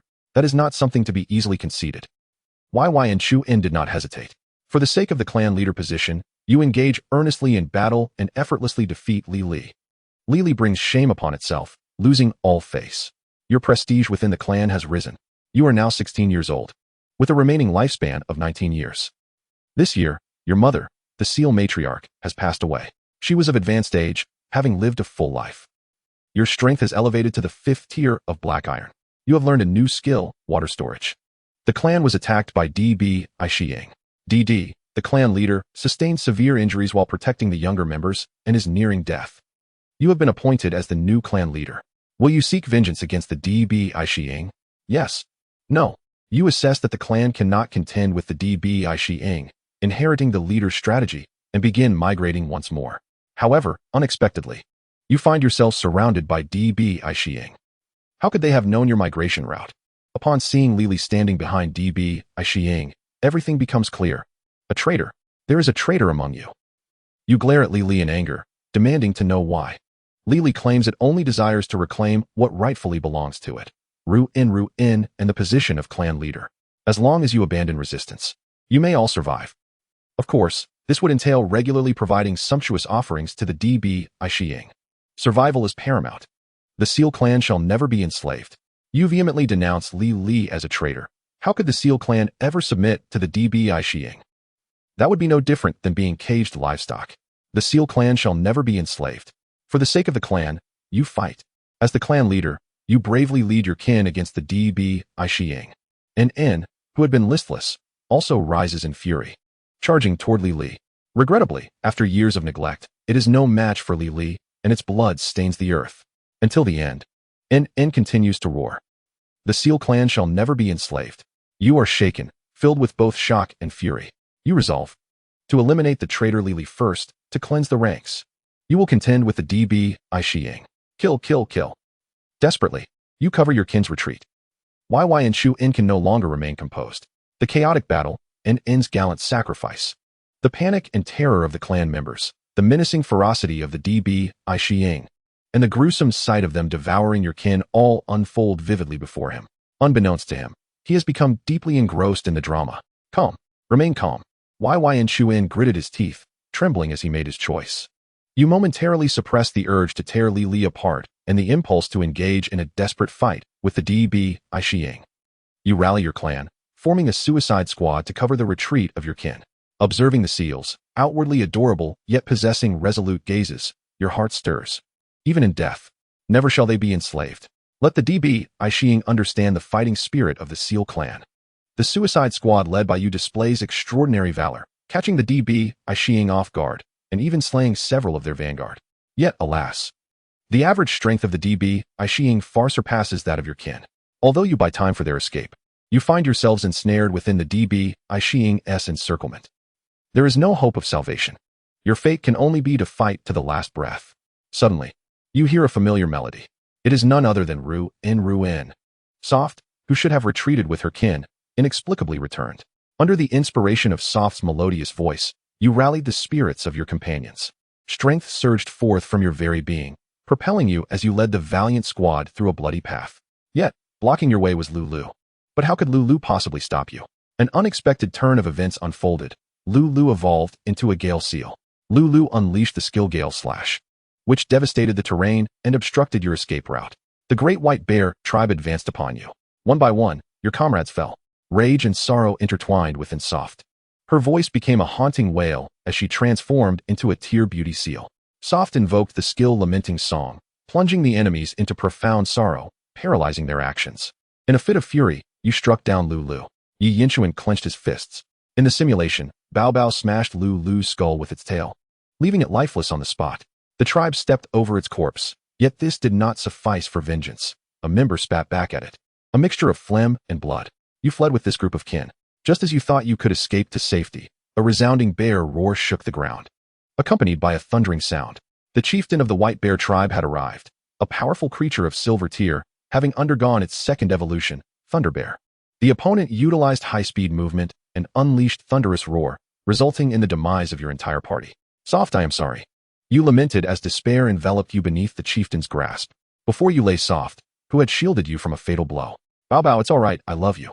In your final moments, tears streamed down your face.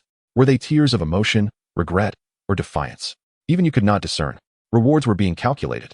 Conclusion, it's all right. I love you. Achievement unlocked, a shoddy leopard's love for Sister Soft. The initial achievement unlocked corresponding rewards. Increased charm towards opposite gender pets. Increased damage to opposite gender pets. Affinity for water talent. Reward 1. Unlock the talent Whiptail. The Whiptail combines with a robust tail to automatically synthesize a wishful tail. This talent can be carried into the next simulation and activated on the pet. Reward 2. Unlock skills Whip Strike, consecutive slaps, and water accumulation at levels Beginner, Entry, and Beginner respectively. All skills will carry into the next simulation and activate on the corresponding pet. Reward 3. Choose one of the following rewards. Pet level increases by 5 tiers. Evolution Route of the Tail Seal. Yi Yinchuan remained immersed in the final outcome, feeling a swell of emotion. Never did he imagine that one day he would be bested by a seal. Indeed, he could not be a scoundrel. He mused that the skills and talents acquired in the simulation could indeed be brought into reality. Now, he faced a decision regarding the 5-tier level and the evolution route of the tail seal. Wait, the evolution route of the tail seal could not merely involve evolving into a tail seal, could it? Chapter 12. The second beast taming simulation rewards have arrived. Evolution route. No, it was an evolution tree. Level was not the issue. The subsequent evolution plans for the tail seal were the main event. Otherwise, high levels would be meaningless if combat power was lacking. It was worth the gamble. Yi Yinchuan decisively chose the evolution route of the tail seal. Specific details appeared before him. Little seal, tail seal, scorpion seal. Little seal, tail seal, waterblade seal. Little seal, tail seal, double tail seal. Little seal, tail seal, scale tail seal. Little seal, tail seal, heavy hammer seal. Detailed evolution plans could be viewed. Yi Yinchuan exclaimed in shock. What had been promised as a simple tail seal now presented 5 entirely distinct evolution directions. Each plan was elaborately detailed, including methods, conditions, required materials, potential pitfalls, and precautions. Even the strengths and weaknesses of each evolutionary form were clearly outlined. It was astonishing. This was beyond an evolution route. It was a super evolution tree. Such an evolution plan would surely cause a sensation if revealed to the public. It was revolutionary. Those researchers studying little seals and pet cultivation experts would undoubtedly go mad. Setting aside others, Yi Yinchuan himself was nearly losing his mind. Rewards have been delivered. Would you like to activate them directly on the corresponding pet? Yes. Without glancing at Bao Bao, Yi Yinchuan focused intently on the intricately detailed evolution plan in his mind. Let Bao Bao entertain itself. In the evolution route of the tail seal, the first evolution was the scorpion seal. As the name suggests, the scorpion seal would gain toxic capabilities. The required materials included the stinger toxin from a king scorpion, the crystal core of a king scorpion, detoxification herbs, and various other toxins. The method of evolution required continuously poisoning the tail seal's tail while ensuring it does not die from the poison, repeating this process until evolution was achieved. A toxin. Yi Yinchuan felt exhilarated. A pet with toxic abilities was undeniably formidable. Without resistance or antidotes, once poisoned, death would merely be a matter of time. Not to mention, different toxins serve varied functions: paralysis, hallucination, even manipulation. It was an essential skill for both home and travel. The scorpion seal was appealing. It was worth considering. The only drawback was the difficulty in controlling the toxin's dosage, which carried the risk of mishap. The waterblade seal offered mastery over water currents, utilizing these to enhance the tail seal's destructive capabilities. Mastering water currents sounded rather impressive. Yi Yinchuan envisioned battles featuring water attribute pets. Water could deliver more impact than a cannon, possess greater resilience than rope, and cut sharper than swords. Clearly, the water blade seal would refine the power of water into a razor-sharp force. Compared to toxins, it would be swifter in defeating foes. The evolution method for the water blade seal required an environment abundant in water, with frequent contact being optimal. The tail seal must cleave through water currents repeatedly, seeking the sensation of a blade. Required materials included 3 crystal stones of black iron quality or higher, the sickle of a blade mantis, and the dagger of a dagger bat. Quite impressive, he continued to read. The double tail seal would split the tail into 2, enhancing flexibility and doubling its lethal potential. The evolution method for the double tail seal was rather brutal, necessitating the tail to be forcibly severed in 2. Required materials included hemostatic herbs for wound healing, the bodily fluid of a mud monster to prevent complete healing, and a double-yolked egg of a biwing eagle to nourish the growth of the tail. It sounded somewhat painful. This evolution plan easily evoked thoughts of those who undergo tongue-splitting procedures. I heard they are called bifurcated tongues. While flexibility was an advantage, it certainly came with its challenges. Gazing upon the peculiar sight evokes a sense of the uncanny. The LNWIHIBO, gradually shedding its fur to evolve into a scale-bearing variant, boasts increasingly dense scales towards the tail, thus earning its name. With the protective armor of scales, both its defensive and offensive capabilities are significantly augmented, particularly against slashing physical attacks, for which it exhibits remarkable resistance. The evolution does not impose stringent environmental demands. Required materials include a substantial quantity of silver-scaled fish scales as the primary sustenance, and 2 black iron or higher quality scales beast nuclei. As for the evolutionary direction of the scales beast, Yinchuan ponders thoughtfully. Among the classifications of pet beasts, there exists a category known as LNJI. LNJI pets refer to those adorned with scales or shells. LNJI beasts are further divided into scales beasts and shell beasts. Generally, scales beasts and shell beasts possess higher defensive capabilities compared to other pet beasts, albeit at the cost of some agility. In comparison, scales beasts strike a balance between agility and defense, embodying a harmonious existence, excelling in both attack and defense. Lastly, we have the ZH-Inshu, HIBO, whose tail has evolved to become increasingly robust and thick, developing a shell-like structure. The thicker the tail, the more it resembles a heavy hammer, hence its name. While somewhat cumbersome, it wields an astonishing destructive power. This represents the evolutionary branch of shell beasts. Yinchuan's gaze brightens as visions of the ZH-Inshu HIBO's combat style emerge in his mind. With shell protection, it is remarkably resilient, and a strike from its hammer-like tail is a lethal blow capable of obliterating all. The evolution of the ZH-Inshu HIBO requires a well-lit environment and ample calcium intake. The materials to prepare include a shell from a large turtle, the tooth of a steel-toothed elephant, and 1 black iron or higher quality shell beast nucleus. Impressive indeed. Yinchuan recognizes the potential of the tail seal's evolutionary branches. Undoubtedly, this marks a second evolution, and regardless of the form, it promises substantial enhancements. However, the sudden influx of options may overwhelm one with the burden of choice. Thus, careful consideration is imperative regarding the final evolutionary path. Nonetheless, the tail seal is still merely a small seal. The first step is to evolve it into a tail seal. Within this plan, there is naturally a pathway for the small seal to evolve into a tail seal. To achieve this transformation, extensive training of the tail is essential, along with a copious intake of large shrimp, followed by another hibernation. While it may sound simple, large shrimp are a delicacy. They are quite expensive. As you well know, my family's financial situation is limited. Yinchuan contemplates the matter. It is clear that relying on his aunt is not a viable option. She earns her living through hard work. Since he has taken the initiative to enroll in the Beastmaster class, he must also take responsibility for himself, refraining from seeking enjoyment at the expense of others. This is the fundamental essence of personal accountability. Therefore, he must devise a means to earn some money or procure large shrimp. Selling the evolutionary path of the tail seal, that could indeed yield significant profit. Yet, as a high school student, how would he explain the source? It could attract unnecessary attention or even lead to trouble. Oh, he recalls having heard that the Beastmaster class frequently holds competitions and activities, offering various scholarships. Perhaps it would be worth a try. On another note, he could also keep an eye out for any side opportunities to earn extra money. Having made up his mind, Yinchuan identifies his priorities. First, to evolve BOBO into a tail seal, thereby enabling further evolution. Second, to determine BOBO's evolutionary path and complete the second evolution. And lastly, to prepare for the third simulation, the final opportunity for simulation, which necessitates thorough preparation. The current state of real pet beasts will affect the commencement of the simulation. This much seems certain. Thus, when the next simulation begins, the stronger BOBOS capabilities, the smoother the simulation will proceed, resulting in better rewards. Such is the simple logic. These three matters are interlinked. After contemplating, Chu-in glances at the Yshu-Ju-in. Indeed, new illustrations and records have appeared, reflecting the events of the second simulation. Simulation cooling down. Cooling time, 48 hours. Has the cooling period for the simulation lengthened? Chu-in is not particularly surprised. Without restrictions on frequency or cooldown, he would become exceedingly formidable. Of course, he is already quite powerful. This undoubtedly pertains to the rate of strength growth. In any case, prior to BOBO's second evolution, he does not intend to utilize the last simulation opportunity. There is no rush.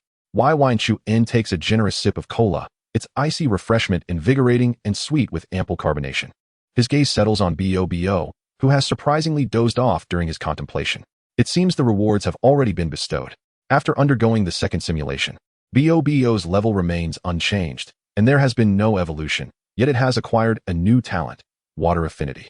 The previously robust tail has merged with a whip-like appendage to form a Rui tail. Moreover, it has gained 3 new skills: water storage, whip strike, and chain slap. The latter 2 are commendable combat skills. More importantly, BOBO's talents and skills have coalesced into a cohesive system, allowing for the execution of combination techniques during battles. Coupled with the combat experience accumulated in the simulation scenario, Chu-in observes the adorably clumsy BOBO, feeling a surge of pride. Among the small seals, the current BOBO is undoubtedly an extraordinary presence. Quite by accident, he has nurtured such a remarkable companion. Truly, I am deserving of this. Tomorrow, the homeroom teacher will arrange battles. A casual display will suffice. With BOBO's current prowess, taking it too seriously would indeed border on bullying. He is quite satisfied with his life as a beastmaster since his transmigration. BOBO, rest assured and follow me. We have a promising future ahead. As he speaks, Chu-in cannot help but pat BOBO's round and springy rear. BOBO responds. So sleepy, what is the master mumbling about? Chapter 13, The Youthful Student. Ignite the passion. The temporary competition in the Beastmaster class has commenced. Free from calamities or diseases, filled with youthful exuberance, there are few worries. All that remains is to utilize the Yshu-Ju-in, progressing steadily and assuredly towards strength. A life of affluence and stability is all that is needed. Of course, this is merely the economic foundation. Chu-in harbors no doubts. Relying on the Beastmaster simulation to develop steadily, he will ascend to unimaginable heights. Indeed, even the legendary pinnacle of Beastmasters. The title of king is not merely a pipe dream. All that is meant to be will eventually come to pass. As for how far he can go, he shall leave it to fate. That night, he enjoys another peaceful and restful sleep. Awakening to a warm breakfast, a homemade potato and egg pancake by his aunt. Though simply a layer of shredded potatoes beneath an egg, it is exquisitely crispy and delicious. A glass of pure milk, perfect for his growing body. He finishes his meal effortlessly. Chu-in and Shioxi board the school bus to D-Ing SHDS NG Oliching, Beastmaster class, grade 10.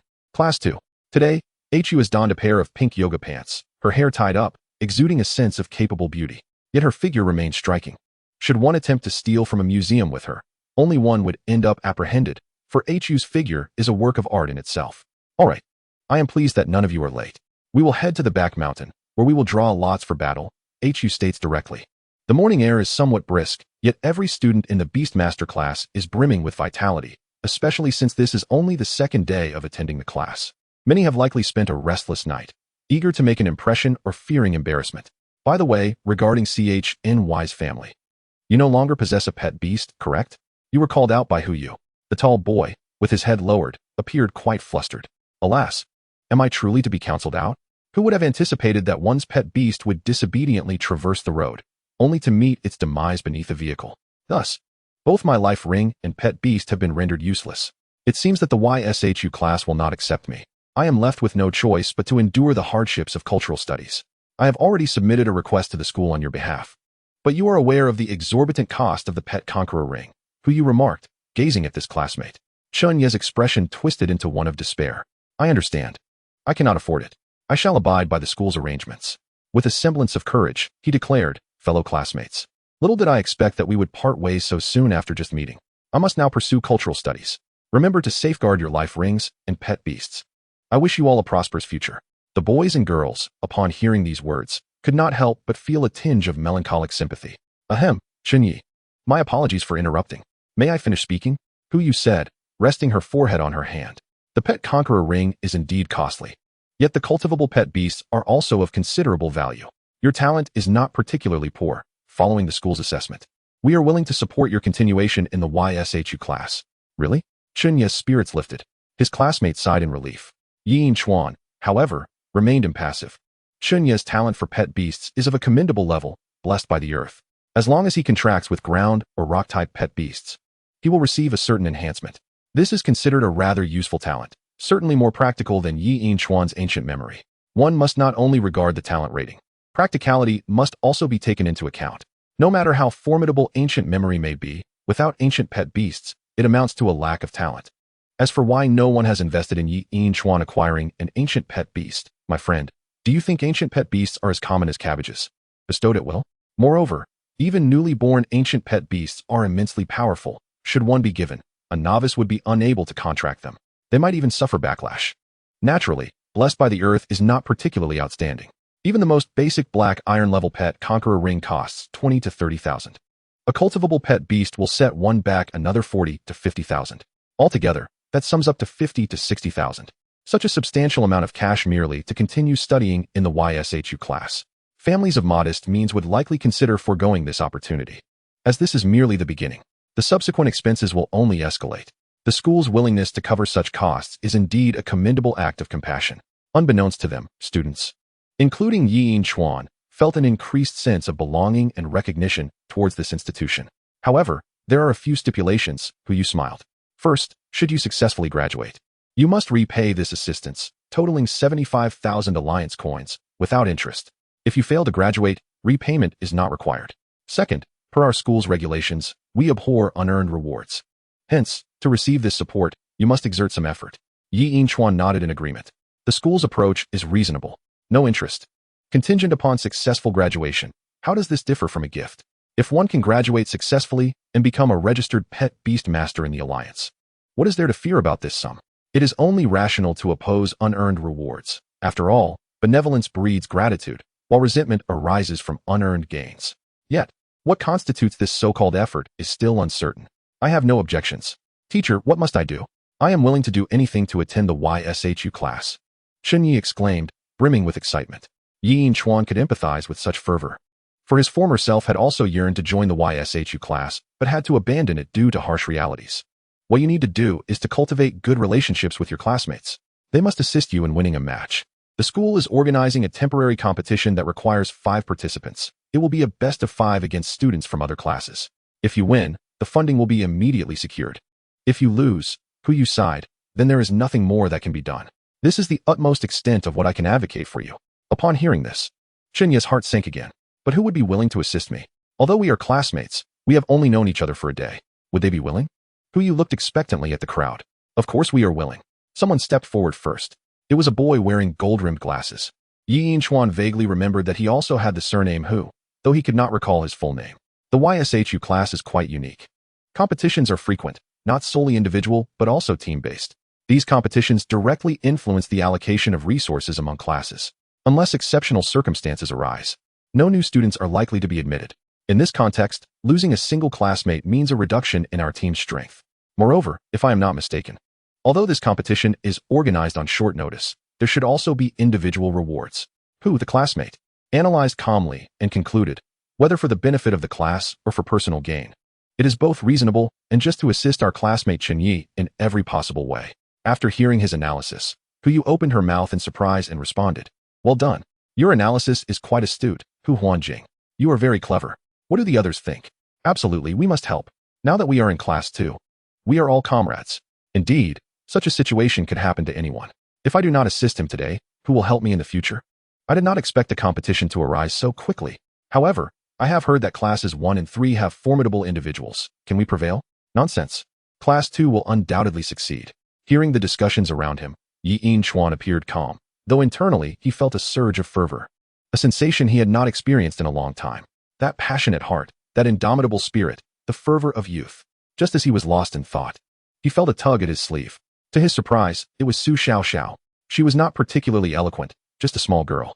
Yet her eyes sparkled with that glimmer of aspiration and fervor. Loyalty and zeal are not traits exclusive to boys. In that moment, Class 2 united as a collective. You all, Qinyi had not anticipated such enthusiasm from everyone. Although, as Hu Huanjing had pointed out, there are vested interests involved, he still felt deeply moved. After all, to be candid, who is he? His presence adds little or takes little away. Yet now, he seemed to have become indispensable. A corner of Class 2. Hu nodded in satisfaction. This group of students exceeded her expectations. Initially, she had some grievances towards the school, questioning why they could not simply assist without all the convolutions. Yet now it appeared that experience is indeed invaluable. The old principal and the resource management department head were not easy to deal with. Very well, since everyone is inclined to support classmate Qinyi, we shall proceed with the originally scheduled draw for battle today. However, we must ultimately select 5 representatives from Class 2 to participate in this temporary competition. By the way, I have yet to inform you of the rewards for this temporary competition. Firstly, it is straightforward. Merely for participating, each of you will receive 5,000 alliance coins. If you win a match, an additional 10,000 alliance coins will be awarded. Should Class 2 emerge victorious, there will also be a team reward. Each participant will receive 0.5 academic credits. Monetary rewards. Yi Yinchuan's eyes finally gleamed with excitement. Chapter 14. The initial battle of the YSHU class. Embracing the elemental pet beast, Ice Crystal Flower. Initially, I sought to maintain a low profile. Yet unexpectedly, a temporary competition has emerged. There are rewards. With money, I can purchase high-quality seafood and large prawns, enabling my little sea seal to evolve. No more pretense. Brother, we have money. Su Xiao tugged at Yi Yinchuan's clothing, her eyes filled with yearning. However, it was merely yearning. For she understood that her small grass rabbit and Yi Yinchuan's little sea seal were both at the weakest tier. There was simply no opportunity for us to represent our class, and thus we were destined to be bereft of any rewards. Although it is said that diligent nurturing can lead to success, it is undoubtedly too late for us now. We can only develop quietly. If I were to earn some money, I would take you out for a grand feast, Yi Yinchuan blurted out. Su Xiao responded with an inquisitive hum. With so many talented classmates in the class, how could it possibly be our turn? The surrounding classmates cast playful glances at Yi Yinchuan. After all, he is young, and a little boasting is harmless. No one would mock him. At most, they would chuckle in amusement. All right, let us begin promptly. The rules of the battle are simple. We will strike until we reach a conclusion, striving to avoid harming the pets. Hu stated, lightly touching the ring on her right ring finger. A flash of platinum brilliance illuminated the space, and a dark figure emerged, accompanied by a gentle yet forceful breeze. It was elegant and serene, yet carried an overwhelming aura. A platinum-level pet, the Yuying Fengwei butterfly. Its wings unfurled gracefully, with long tails cascading down, emanating a dark essence as if it were not a corporeal entity. Perhaps to showcase its prowess, Hu refrained from concealing much information on the panel. The detailed data of this platinum-level pet was laid bare for all to see. Yuying Fengwei butterfly. Level Platinum 6. Attribute Shadow Flying Half-Elemental Insect. Personality Quiet. Quality Strength, Body, Speed, Mind, Resilience. Talents Shadow Body. Reduces physical damage taken, partially substituting with energy loss. Shadow Stealth. Difficult to detect when motionless. Gains accelerated shadow power upon movement. Shadow Erosion. Attacks imbued with shadow power, inflicting erosion status on enemies. High-Speed Preheat. Continually increases its speed while in battle. Skills Butterfly Wind. Flaps wings to create a tempest, restricting enemies. Shadow Flash. Consumes energy to accelerate itself, simultaneously enhancing its wings for high-speed slashing. Butterfly Shadow. Moves rapidly while creating illusions with shadow power to confuse enemies. Shadow Ray. Charges shadow power and releases it in ray form, causing destructive damage. Evolution Path. Small Butterfly Great Wind Butterfly Black-tailed Butterfly Shadow Butterfly Yuying Fengwei Butterfly. As they gazed upon Hu's Yuying Fengwei Butterfly, the students' eyes sparkled with awe. It was astonishing. This was a form achieved after the 4th evolution, far beyond the reach of novices like them. The unique talents formed a cohesive system, and its qualities were remarkable. However, such a formidable platinum-level pet had also evolved step by step from a small butterfly. This realization provided them with considerable encouragement. No matter how weak a pet may be at first, with the right evolutionary path and dedicated nurturing, there is hope for it to grow into a powerful pet like the Yuying Fengwei butterfly. This is the allure of pet cultivation. However, true cultivation is by no means a simple endeavor. It demands countless efforts and dedication. Sometimes, a touch of luck is also necessary. Take the evolutionary path of the Yuying Fengwei butterfly, for instance. It is uncertain how many small butterflies remain stuck at the black-tailed butterfly stage, unable to evolve for their entire lives. Should any danger arise, Yu will intervene to halt the battle. Yu is the name who you bestowed upon the Yuying Fengwei butterfly. Now, let us commence the drawing of lots. I will start from number 1, who you announced. Retrieving her phone to initiate the lottery. What a marvel, an electronic draw. Are we starting from number 1? The classmates could not help but direct their gazes toward Chen Shuer. If anyone in class 2 stands a chance, it is undoubtedly her. The elemental pet, Ice Crystal Flower, is a rare ice-type creature. Coupled with its tags of psychic and flying, she is already ahead at the starting line.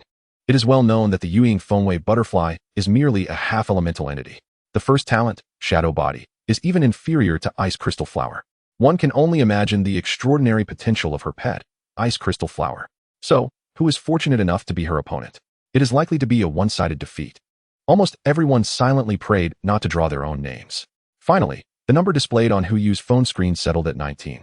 Number 19, Yi Yinchuan. There was a complexity in Hu Yu's eyes. She was somewhat aware of Chen Shuer's advantageous background, which was indeed superior. Yi Yinchuan's profile, on the other hand, was utterly unremarkable. With an initial pet that was merely a mutated baby seal, how far could he possibly go? Yet, Hu Yu felt an inexplicable inclination to pay closer attention to him. While others might tremble at the thought of facing Chen Shuer, this lad remained unperturbed. Yi Yinchuan was indeed worth noting. Hu Huanjing, wearing round glasses, began to take notice of Yi Yinchuan from the moment he discovered that the baby seal had learned the steel tail move. Especially when he found out that the seal's talent was ancient memory. This talent, without the presence of ancient pets, cannot be deemed a true gift. It is, in fact, a curse for the common folk. There is no doubt about Chen Shuer's strength, yet Yi Yinchuan appeared unfazed. In terms of pets, she clearly had the upper hand, both in potential and level. Although he was slightly lacking in skills, it was evident that Yi Yinchuan was no match for Chen Shuer. As Hu Huanjing continued his analysis, Yi Yinchuan and Chen Shuer had already approached one another. Yi Yinchuan scrutinized Chen Shuer, noting her striking beauty. Even if she were not a beast master, she could certainly debut as a star. What drew his attention even more was her substantial family wealth. How much money must one expend to acquire such an initial pet? The thought left Yi Yinchuan awestruck. It was rumored that the most ordinary ice crystal flower on the market cost over 200,000. Working a job would barely earn him enough to make a living. Come forth, Jingjing. Chen Shuer called, stroking her pet ring. A flash of bronze brilliance appeared, and the ice crystal flower emerged. Jingjing. The ice crystal flower resembled a colossal snowflake, albeit with eyes and a mouth. Its eyes sparkled brightly. The moment the ice crystal flower appeared, the surroundings felt as though an air conditioner had been turned on, bringing a chill to the air. Come forth, Bao Bao, Yi Yinchuan said as he touched his ring. A bronze glow flickered and then extinguished. He frowned slightly and lowered his voice. Don't sleep. If you keep sleeping, you won't get any dinner tonight. No sooner had he finished speaking than a flash of bronze light appeared. Their little seal, Bao Bao, emerged before the crowd in a coy pose reminiscent of a beauty lounging elegantly. Fortunately, Bao Bao's tail concealed its crucial parts. Otherwise, the female classmates present might have screamed. It looked as though it had just woken up, appearing both lazy and mischievous, yet possessing an indescribable charm. What a rascal. I just want to give it a good smack. It's undeniably adorable. Observing Bao Bao's antics, Chen Shuer felt her eyelid twitch. This was the most unsightly little seal she had ever encountered. Yet, paradoxically, it was somewhat endearing, and this contradiction made her quite uneasy. Let us begin when you are ready. To alleviate her discomfort, Chen Shuer decided to end the match swiftly. Jingjing. Use psychic energy to accelerate and charge. With a command, the ice crystal flower was enveloped in a visible aura of energy, a unique ability stemming from its psychic attribute. This ability, also known as psychic energy or telekinesis, significantly boosted the ice crystal flower's speed and impact. Boom. The ice crystal flower plummeted like a meteor from the heavens, arcing with psychic energy as it charged fiercely toward Bao Bao. Starting off with such intensity, this could be considered a combination technique, right? The classmates collectively held their breath, surprised that Chen Shuer, who appeared so demure, was indeed a fierce competitor with few words. Oh, it seems she is not underestimating her opponent, Hu Yu squinted her eyes. Her long, curled lashes accentuated her narrowed gaze. There exists an indescribable charm in the beauty of a remarkable being. As Hu Yu aptly noted, Chen Shuer did not underestimate her opponent, for it was a mutated pet beast wielding a formidable steel tail. Nevertheless, Chen Shuer remained confident in her own abilities and did not foresee defeat. Bo quickly dodged. Yi Yinchuan was well aware of the opponent's formidable technique. If they were to endure it head-on, the chances of Bobo being incapacitated were exceedingly high due to the disparity in levels. While victory was not a necessity, a humiliating defeat was certainly to be avoided. The stakes were 5,000 for the battle, and a win would yield a reward of 10,000. Bobo, do your best. This is our first pot of gold. All hinges on your performance. Yi Yinchuan fervently encouraged in his mind. Chapter 15. Though defeated, yet honorable, the pride of a common beast tamer, Chen Shuer, who lacks martial ethics. Bobo, leave it to me. Bobo roared, its demeanor shifting to one of seriousness. Moments earlier, within the pet beast ring, it had overheard its master proclaiming that with wealth would come a grand feast. 2 simulations had bestowed upon Bobo nearly 20 years of combat experience. Evading attacks had become almost instinctual. With the talent of its elastic tail, Bobo's tail elongated rapidly, ensnaring a branch of a nearby tree. Its entire body swung aloft as if suspended by wires, leaving the ground. The opposing ice crystal flower collided with nothing but air. Boom. Even upon realizing it had missed, it attempted to halt, yet the ground shattered violently, forming an irregular shallow pit. Simultaneously, frost appeared at a visibly alarming rate. Witnessing this, Yi Yinchuan swallowed hard. This seemingly simple combination technique wielded tremendous power. Thankfully, they had not been struck. Am I seeing things? Is this a small sea lion or a rubber figure? The classmates were astonished. When did the small sea lion acquire such capabilities?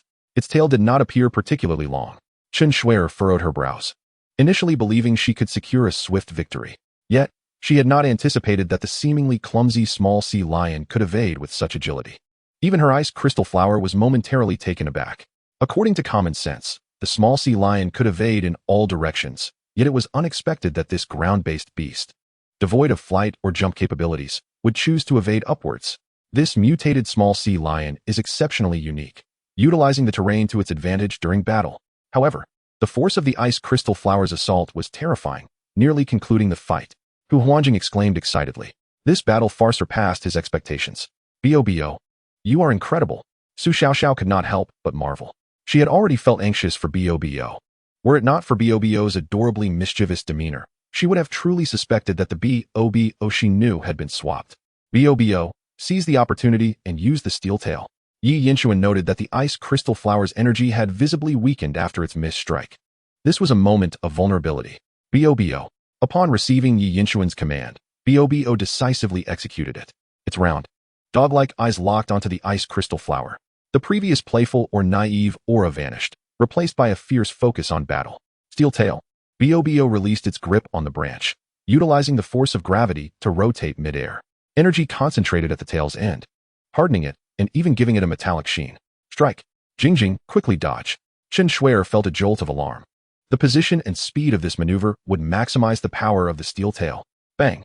The ice crystal flower could not evade in time and was struck by the steel tail. Cracks emerged at the point of impact, and some fragments broke away. However, elemental life forms are, after all, resilient. The core remained intact, thus not constituting a true injury. Frost rapidly covered the cracks, and the ice crystal flower's wounds healed swiftly. Yet, its energy depletion was severe, rendering it noticeably dimmer. Bobo landed, its gaze unwaveringly fixed on the ice crystal flower. Had the ice crystal flower not been a flying or elemental creature, it would likely have sustained serious injury from that blow. Hu Huanjing watched the clash in awe, recognizing that the speed of the flying creature had allowed it to evade much of the damage. Moreover, the elemental nature of the creature enabled it to withstand the residual impact. This was still under circumstances of a slight level advantage.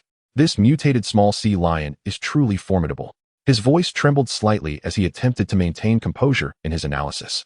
Bobo's descending steel tail possessed power that rivaled the ice crystal flower's combination technique. Its combat experience was extensive, and the synergy was remarkable. Hu nodded inwardly, expressing her approval. Jingjing, go. Do not allow it the chance to climb the tree. Chen Shuer hadn't anticipated facing such adversity. Yet, she remained calm and commanded the ice crystal flower to continue fighting. Jingjing. This time, they were prepared. Even if Bobo used its tail to cling to a branch to evade, it would not miss again. With a flurry of strikes, the ice crystal flower launched successive assaults. Under the influence of its innate chilling aura, the surrounding temperature plummeted, with frost forming in various locations. In such an environment, pet beasts were prone to slipping. Were Bobo not a sea lion, the situation would have been far worse. Even as a sea lion, it was at a slight advantage, but could not compete with the ice crystal flower, which hovered effortlessly in the air. Its movements were somewhat restricted.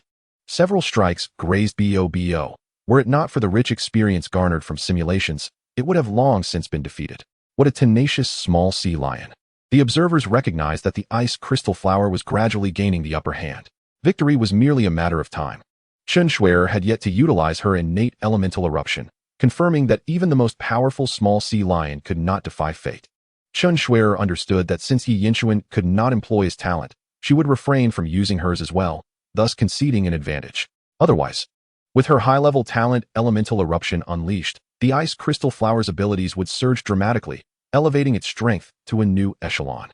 Such an act would be excessively unfair. Hu Huanjing sighed softly. This illustrated the disparity between talent and rank. Beast tamers like Qin Shuer and those like Yi Yinshuan were separated by an insurmountable chasm, a wall that personal strength could not easily breach. This was the reality. Yi Yinshuan and his small sea lion had achieved commendable feats. This was Hu Huanjing's tribute to the proletarian warriors, acknowledging the efforts of common beast tamers like himself. Yet, no matter how astute or analytical he was, he could not fathom that Yi Yinshuan possessed a hidden talent. Sister Shuer is magnificent. Yi Yinshuan is impressive for holding on this long. Small sea lion, you are already doing splendidly. The classmates cheered enthusiastically. Bo found itself in a precarious situation after being battered by the ice crystal flower. It attempted to employ the same tactic of climbing a tree, only to be thwarted by the ice crystal flower, crashing down to the ground. Woo-woo. Bo was enraged. Suddenly, its tail elongated into a whip-like form, raised high, accumulating vast amounts of kinetic energy.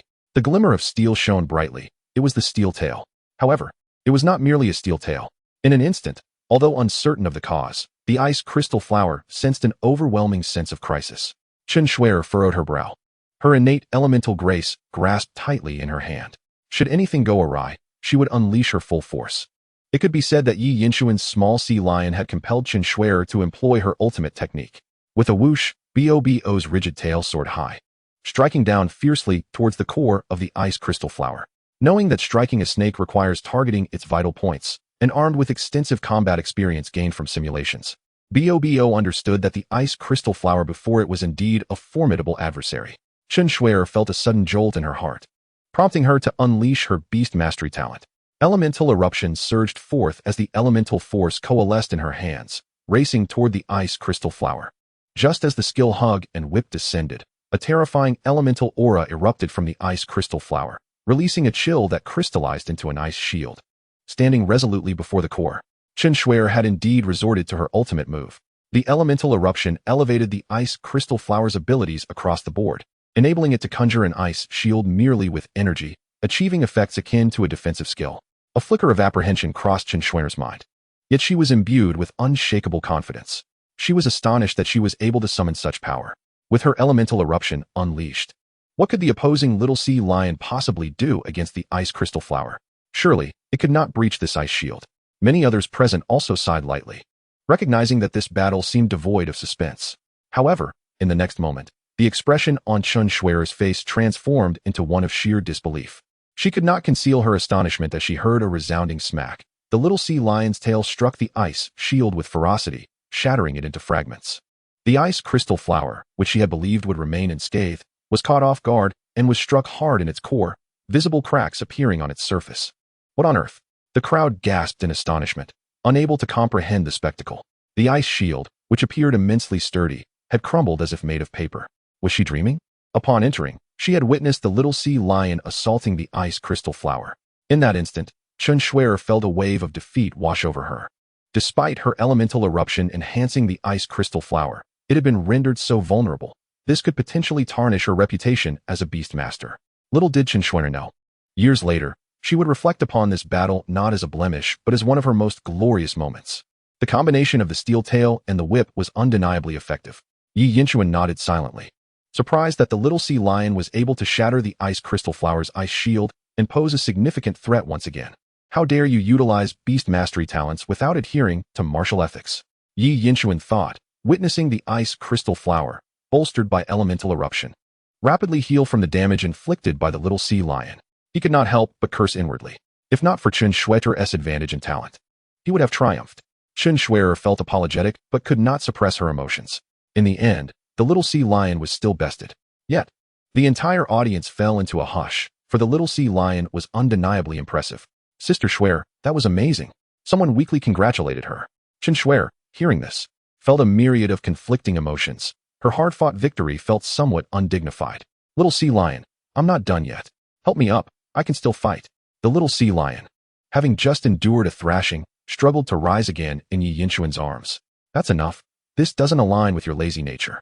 There will be plenty of opportunities for you to shine in the future, Yi Yinchuan said, affectionately rubbing the little sea lion's head while discreetly applying pressure. He lowered his voice. If you don't behave, I'll take you for sterilization. The little sea lion gasped in shock. Yi Yinchuan sighed slightly, feeling regretful about the loss. If not for Chen Shuer, he could have easily won against anyone else. Now, as a representative of his class, he feared losing the opportunity to earn money. Classmates, the recent battle between Chen Shuer and Yi Yinchuan was truly spectacular. Although Yi Yinchuan lost, there is no need to be disheartened. Based on the performance of your little sea lion, it can be deemed exceptional among our class, and even within the entire first-year cohort, who you remarked. Smiling at Yi Yinchuan. Therefore, among the 5 combatants, your qualifications will also be considered. Of course, according to the rules, if not selected, you may compete for others' qualifications through challenges. Upon hearing this, Yi Yinchuan felt a surge of joy. Although he had lost, he had unexpectedly garnered the approval of their homeroom teacher, who supports or opposes this assessment. Yu inquired, promoting a democratic atmosphere. The crowd exchanged glances. Indeed, the little sea lion demonstrated significant strength. If they were in the arena, they might not have fared as well against Chen Shuer. Yu's evaluation was not unfounded. Furthermore, if anyone felt unsatisfied, they could always challenge Yi Yinchuan later to claim victory. All right, please prepare the next participants, Yu commanded, managing the rhythm of the event. Yet, she could not resist casting a few more glances at Yi Yinchuan. If she was not mistaken, the combination of the steel tail and whip technique was quite clever. Almost fooling Chen Shuer, a slight smile crept onto her lips. Studying her students brought a rare joy to her otherwise mundane teaching career. Meanwhile, the next competitors stepped forward as Chen Shuer returned to her original position, still savoring the recent battle. She observed Yi Yinchuan and Su Xiaoxiao playfully molding the little sea lion. A multitude of thoughts flooded her mind. Had her ice crystal flower not been a flying and elemental creature, it might have been defeated in the first round. The steel tail descending from above lingered in her thoughts. Had she not possessed a talent 1 level higher than Yi Yinchuan's, she too might have faltered in the second round.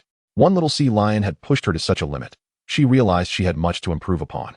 Chen Shuer reflected deeply, leaving a profound impression of Yi Yinchuan and the little sea lion. Brother, you are so passionate. You are a role model for us common beast masters.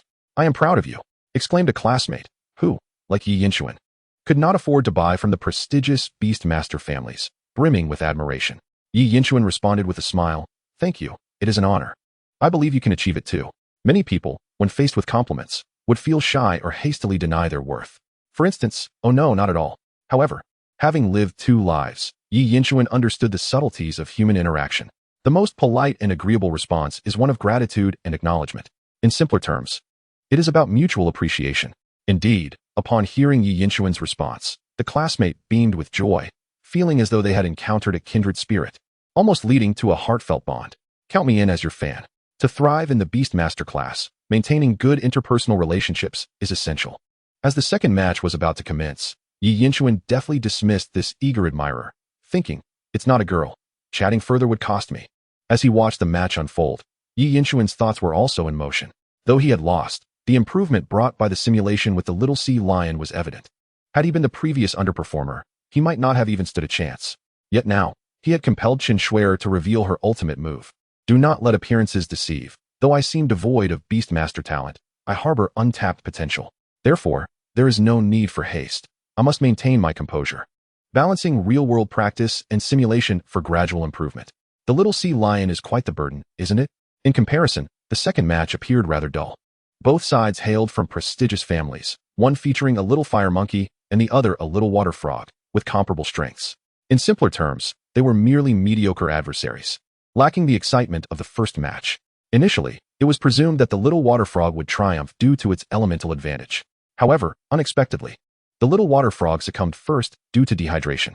Hu Huanjing adjusted her glasses. The low-level little water frog, lacking the skill of water storage, demonstrates insufficient endurance in prolonged combat. The defeat is not unjust. Among the 3 prime choices, the little fire monkey stands out due to its remarkable attacking prowess, making it the most favored selection. Many opt for the little water frog, hoping to gain an advantage over the little fire monkey. However, in the realm of beast tamers, mere reliance on elemental advantages is insufficient to determine the victor. Upon hearing this, the tamer of the little water frog felt exposed, as he had chosen it as his primary companion solely to counter the little fire monkey. Despite his embarrassment, he also gained valuable insight.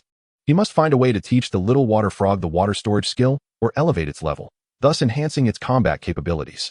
It is impressive that such analysis can lead to a brief essay. The students eagerly supported Hu Huanjing. A slight smile graced Hu Huanjing's lips as he reveled in the recognition.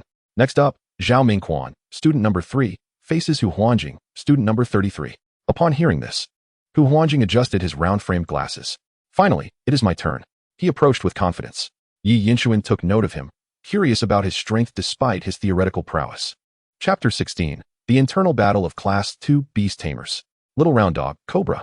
Big Mouth Ape, Little Grass Rabbit. Student number 33, Hu Huanjing. Student number 3, Zhao Mingquan. The two stood facing each other. Zhao Mingquan's appearance captured the attention of all the female classmates. He was a fair-skinned young man with bright eyes that sparkled. A pair of shallow dimples revealed a clever and playful aura, exuding a charming, non-threatening handsomeness, even bordering on adorable. Come forth, little white. Zhao Mingquan gently touched his beast ring, summoning a small round dog. Its snow-white, fluffy form was small and round, with a head and limbs that were pleasantly plump. Wow, the beast is so cute. I will definitely vote for him as the class heartthrob. After summoning the little round dog, Zhao Mingquan grinned widely, revealing his white canine teeth. Don't underestimate my little round. It's just as fierce as I am. Hu Huanjing adjusted his glasses, feeling annoyed. After all his analysis, the spotlight was suddenly stolen. Is this the power of looks? How enviable. Though the little round dog is often bred for its adorable appearance as a pet, it possesses combat potential that rivals the 3 prime choices. However, its aesthetic value leads to its high price, resulting in few utilizations for battle. If it can evolve into a big round dog, there lies a chance for it to transform into either a moon-will dog or a sun-will dog. Your talent is that of a dog lord, enhancing the bond and loyalty of canine beasts. Once you contract a second beast, it can form a pack, where 1 + 1 exceeds 2. Your system is commendable, but mine is equally impressive, Hu Huanjing remarked, gently stroking his beast ring. Come forth, little glasses. His summoned beast was a cobra, named for the eyeglass-like patterns on its back. Hee. The pet of the glasses-wearing fellow is a cobra. How intriguing. Zhao Mingquan teased. How can you say that? Your name includes dog, and your beast is also a dog. Hu Huanjing's expression darkened, and his anger flared. Indeed, I have a fondness for dogs. Zhao Mingquan remained unfazed, quipping, what did cobras go by before the invention of glasses? Upon hearing the question, the classmates were momentarily stunned. Indeed, what was the cobra called before the invention of glasses? Yi Yinshuan pondered, unable to resist the thought. This question was rather clever. Zhao Mingquan was quite mischievous. Everyone was curious, yet unable to suppress their laughter. Flat-necked snake. Because its neck is quite flat. Go, little neck. No, little glasses. Hu Huanjing, frustrated, adjusted his glasses. Zhao Mingquan was truly incorrigible. Go, little white. Zhao Mingquan laughed. However, as the battle commenced, his expression grew serious. His little white was at bronze level 7, while Hu Huanjing's cobra was at bronze level 6. The power disparity was minimal, yet in actual combat, the cobra's nature posed significant disadvantages. The cobra is exceedingly dangerous, with formidable venom and strict regulations on its possession. It is a mystery where Hu Huanjing acquired such a beast. One must not underestimate it. As the battle began, Zhao Mingquan's little round dog dashed forward, barking nervously. In contrast, Hu Huanjing's cobra coiled, its cold, piercing gaze fixated on the little round dog, embodying the essence of a true predator. Yi Yinshuan narrowed his eyes, noticing a detail. Hu Huanjing's cobra bore scars, unlike most beasts that appeared pristine. This indicated that it possessed combat experience, likely from brutal encounters. Little white. Use tackle. Observing the stalemate, Zhao Mingquan decided to launch the first attack. The little round dog charged toward the cobra. Hu Huanjing smirked, realizing the youth's impatience. Little glasses, paralyzing venom. At Hu Huanjing's command, the cobra sprang into action with lightning speed, leaving only an afterimage. Little white, come back. Zhao Mingquan paled at the sight of the cobra's speed. The little round dog reacted swiftly, crashing to the ground and rolling backward. Did it evade? So fast, it was nearly invisible. The classmates collectively held their breath for the little round dog.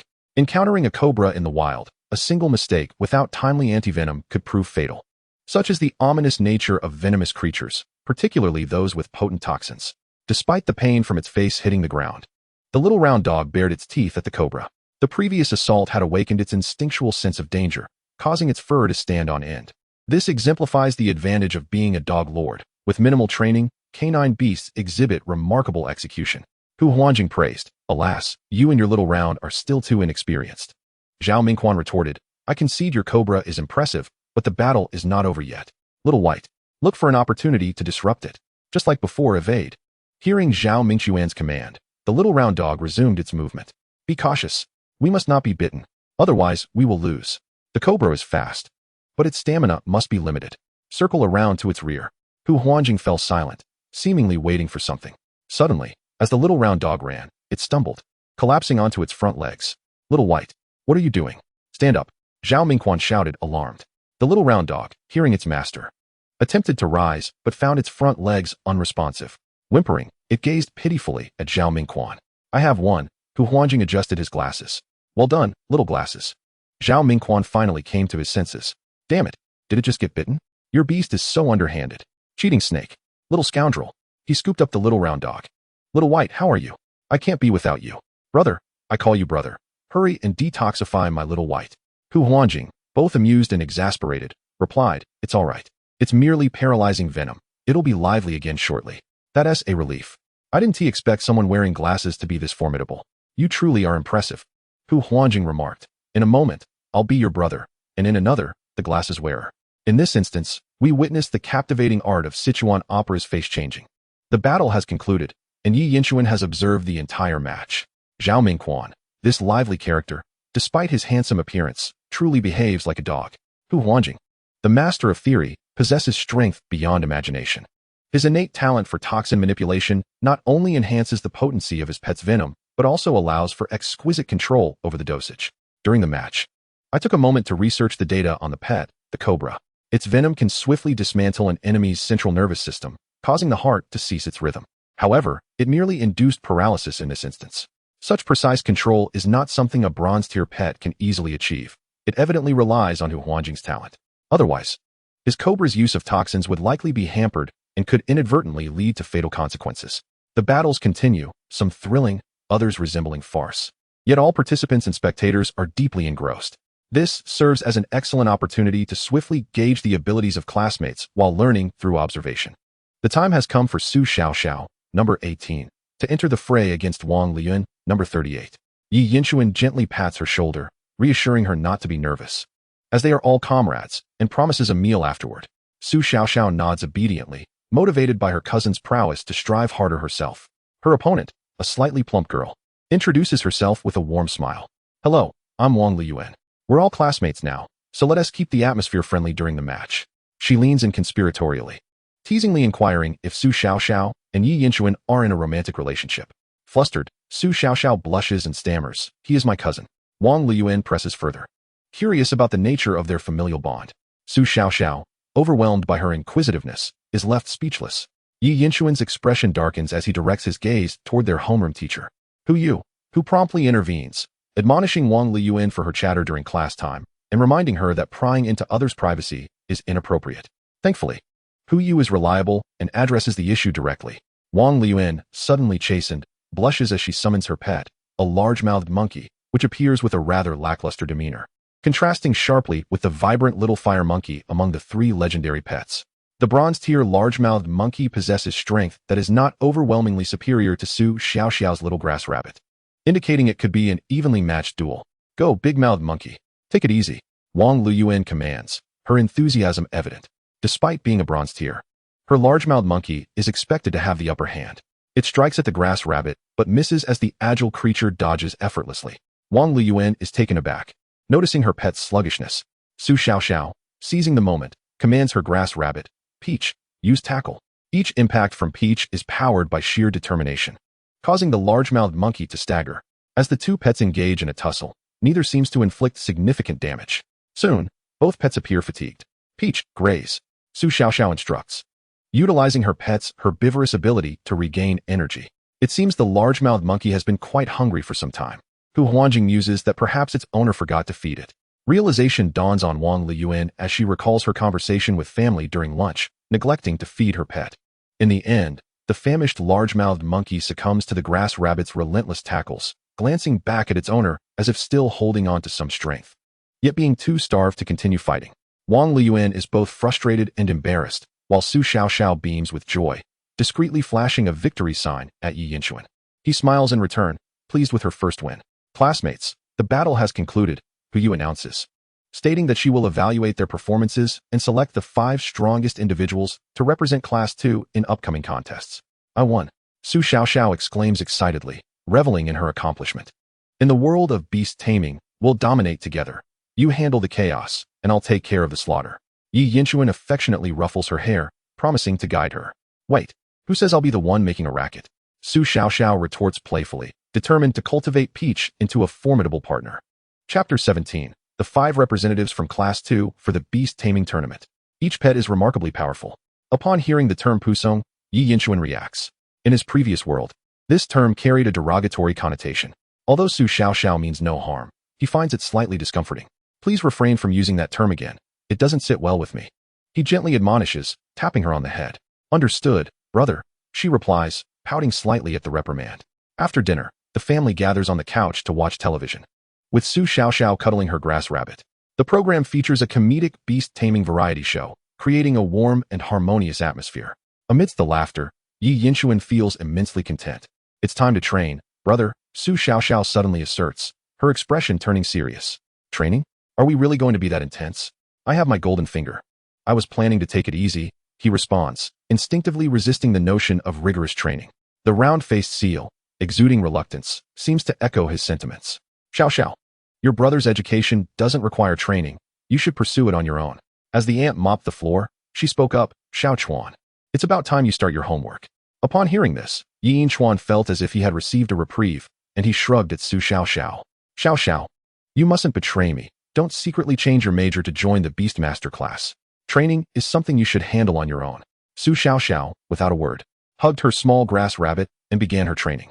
Yi Yinchuan watched her depart, gave a playful squeeze to the roundness of his own rear, and returned to watching television. He could simply relax and await the cool down of the simulation. Training was not a priority. Peach, it's just the 2 of us now. Su Xiaoxiao, cradling her small grass rabbit, felt a twinge of disappointment. You promised to take me flying. Yet here you are watching television. The more she pondered, the more irritated she became, muttering, what happened to the training? A voice chuckled from behind her. It was Yi Yinchuan, unable to stifle his laughter. What is wrong with teasing a little one? It's far more enjoyable than watching variety shows alone. Go. Su Xiaoxiao exclaimed in surprise, what brings you here? Yi Yinchuan's next words extinguished her anger. What else? I'm here to accompany your training. He yawned, though he wished to lounge about. Upon reflection, he realized that the number of simulations was not limitless. If they ran out, they would have to rely on their own efforts. Come on, hug, don't be lazy. Their training grounds consisted of the nearby streets and open areas. For strength training, they lifted stones and other heavy objects. Speed training involved lateral jumps and sprinting. Endurance training consisted of running with weights and long-distance running. Skill training included 2 types, practicing against open ground and mutual sparring. This was the daily regimen of a civilian beast master, unlike the affluent ones who had specialized training facilities and advanced equipment. You know how it is with my family's circumstances, he remarked. However, after an intense workout, a warm shower, and the calming and pleasurable effects of endorphins, it was quite the experience. After showering, the 2 sat together with their pet beasts, conversing. Opposite them, Su Xiaoxiao's delicate face was flushed from exercise and the hot water, her damp hair exuding the fragrance of white peach shampoo. Go. Who do you think will be the 5 chosen ones tomorrow? She asked, stroking her small grass rabbit's fur. Yi Yinchuan took a sip of warm water. Who knows? But I can assure you, your brother will be among them. A common retort was on the tip of Su Xiaoxiao's tongue. But recalling Yi Yinchuan's previous comment about not wanting to hear it, she swallowed her words. I don't believe you. She scooped up the small grass rabbit and retreated to her room. Hey, why would I lie to you? Yi Yinchuan shook his water cup, downing the contents in one go. He playfully slapped a certain seal's round, snowy rear, sending ripples of tremors through it. Hug. 3. What are you doing, master? It's time for me to sleep. Another peaceful night followed. Once again, it was a sunlit morning filled with positive energy. At the Sanzhong Beastmaster class, Year 1. Class 2, Yi Yinchuan sat in his seat, eyes closed, rejuvenating his spirit. Youth was a blessing, considering the exertion from yesterday. He would have been dizzy and sore in his previous life, taking at least 2 weeks to recover. Now, he felt vibrant and lively. 7 times in one night was no issue. Ahem, of course, he meant in terms of training. Due to yesterday's battle against the class's acknowledged strong girl, Chen, a mutated little seal had almost led to a remarkable comeback for a civilian beastmaster. Today, many classmates approached him to greet him. Although he lost, Yi Yinchuan had made a lasting impression. For instance, Zhao Mingquan approached him with a cheeky question. I heard seals are also called sea dogs. Does that mean my dog lord can be effective? Before Yi Yinchuan could respond, Hu Huanjing chimed in. Sea dogs and seals look similar, but they are entirely different species. If I had to say, sea dogs would belong to the sea lion family. Do you know how to distinguish between seals, sea lions, and sea dogs? Yi Yinchuan felt overwhelmed.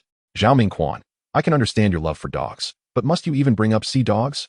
They are completely different species, you know? And Hu Huanjing's incessant chatter was of no interest to him. I don't even want to hear about my little seal. Fortunately, their homeroom teacher, Hu Yu, arrived just in time, stepping in as the bell rang. Today, she wore beige yoga pants, the familiar scent and shape invigorating the atmosphere. I will announce the 5 students who will represent our class. If anyone feels they are more qualified, they may challenge directly. Hu Yu got straight to the point, stating that each student could be challenged a maximum of 2 times. If multiple challengers arose, they would first resolve their match. As she spoke, her gaze swept the room. The following rankings are not in order. First, Chen Shui. Second, Li Ziming. Third, Zhao Huaizhen. Fourth, Su Mu. Hearing this, Yi Yinchuan's eyes narrowed. Though he was reluctant to engage in competition, if he were not selected, he would still make his move for the 5,000 alliance coins. Fifth, Yi Yinchuan. Upon hearing his name, Yi Yinchuan felt a wave of relief. The 5,000 coins were within reach. Go. Su Xiao was both surprised and delighted. 5,000 coins were a sum she had never seen before. To put it into perspective, their mother earned only 3,500 a month, and after paying for utilities and rent, there was hardly enough left for food. 5,000 coins could cover a whole month's salary. Though she knew Yi Yinchuan had grown stronger, she also understood that her classmates were no pushovers. She couldn't believe he was truly selected. In her excited gaze, there was a hint of admiration. However, celebrating too soon was premature. To secure that 5,000 coins in his pocket, Yi Yinchuan had to maintain his qualification to compete. Please, the 5 selected students, step forward.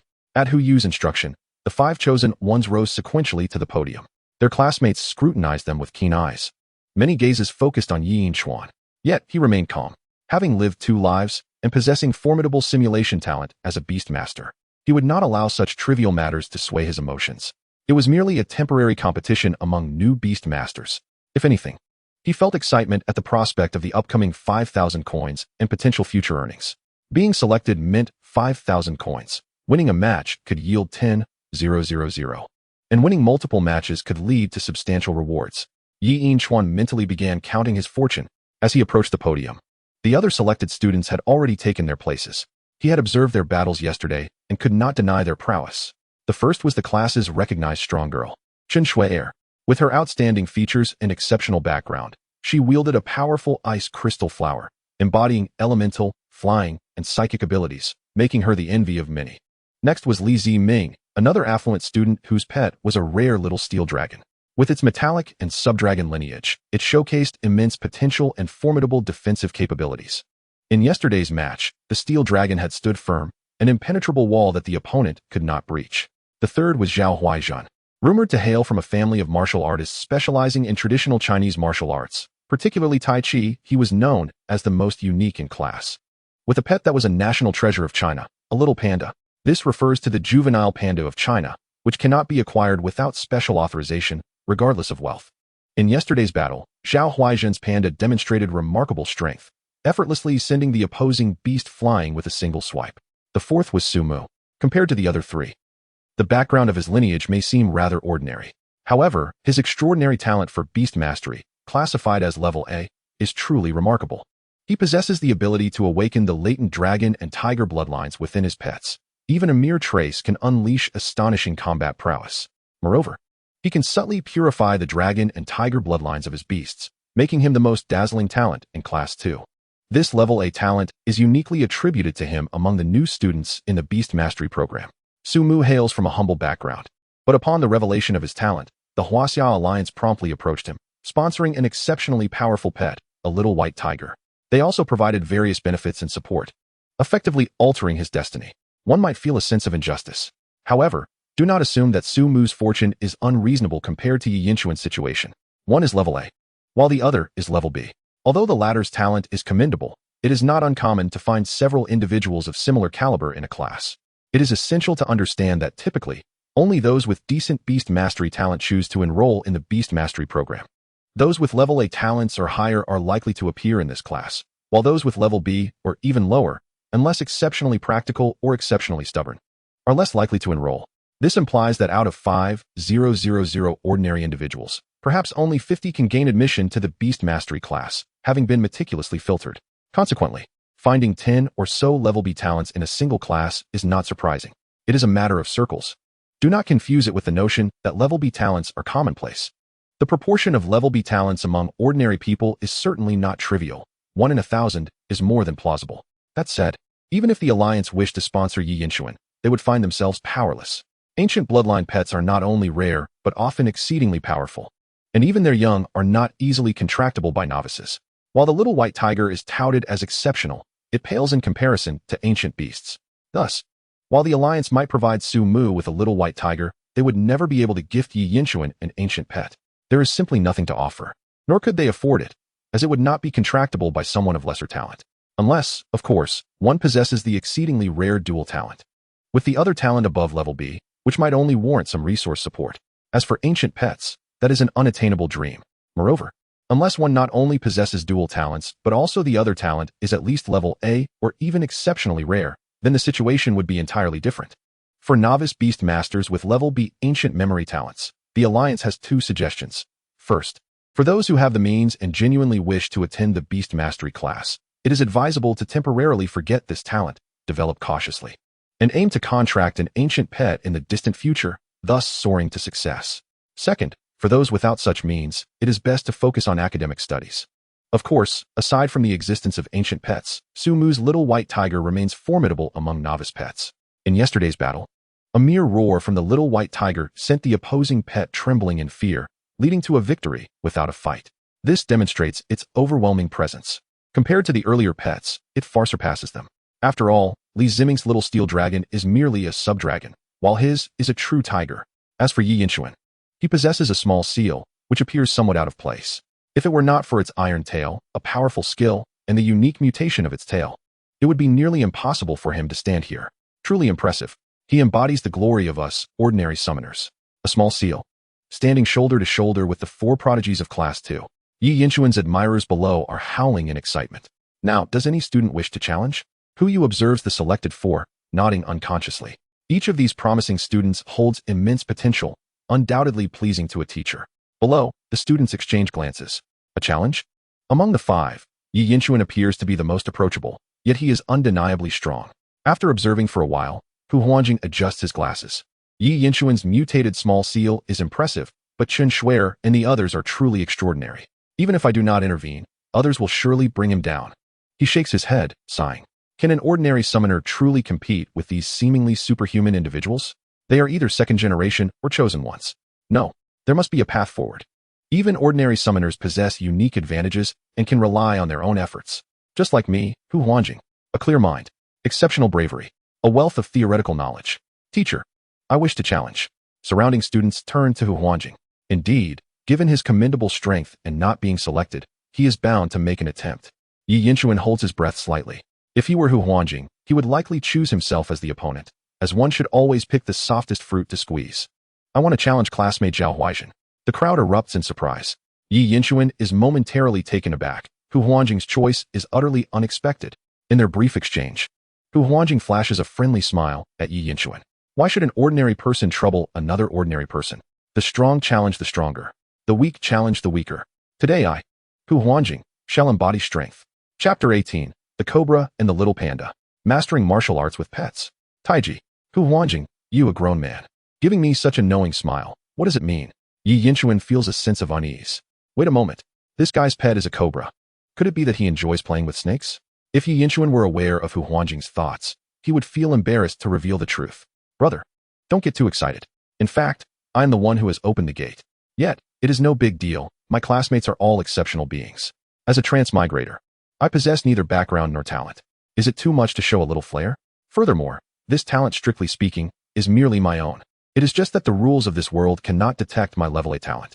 Is this reasonable? Absolutely. Witnessing the astonishment of his classmates, Hu Huanjing cannot help but smile, his excitement palpable.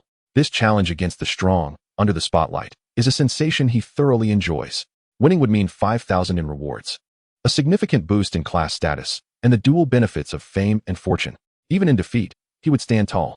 Hu Yu organizes the battle to take place on the back mountain. Number 33, Hu Huanjing. Number 29, Zhao Huaizhen.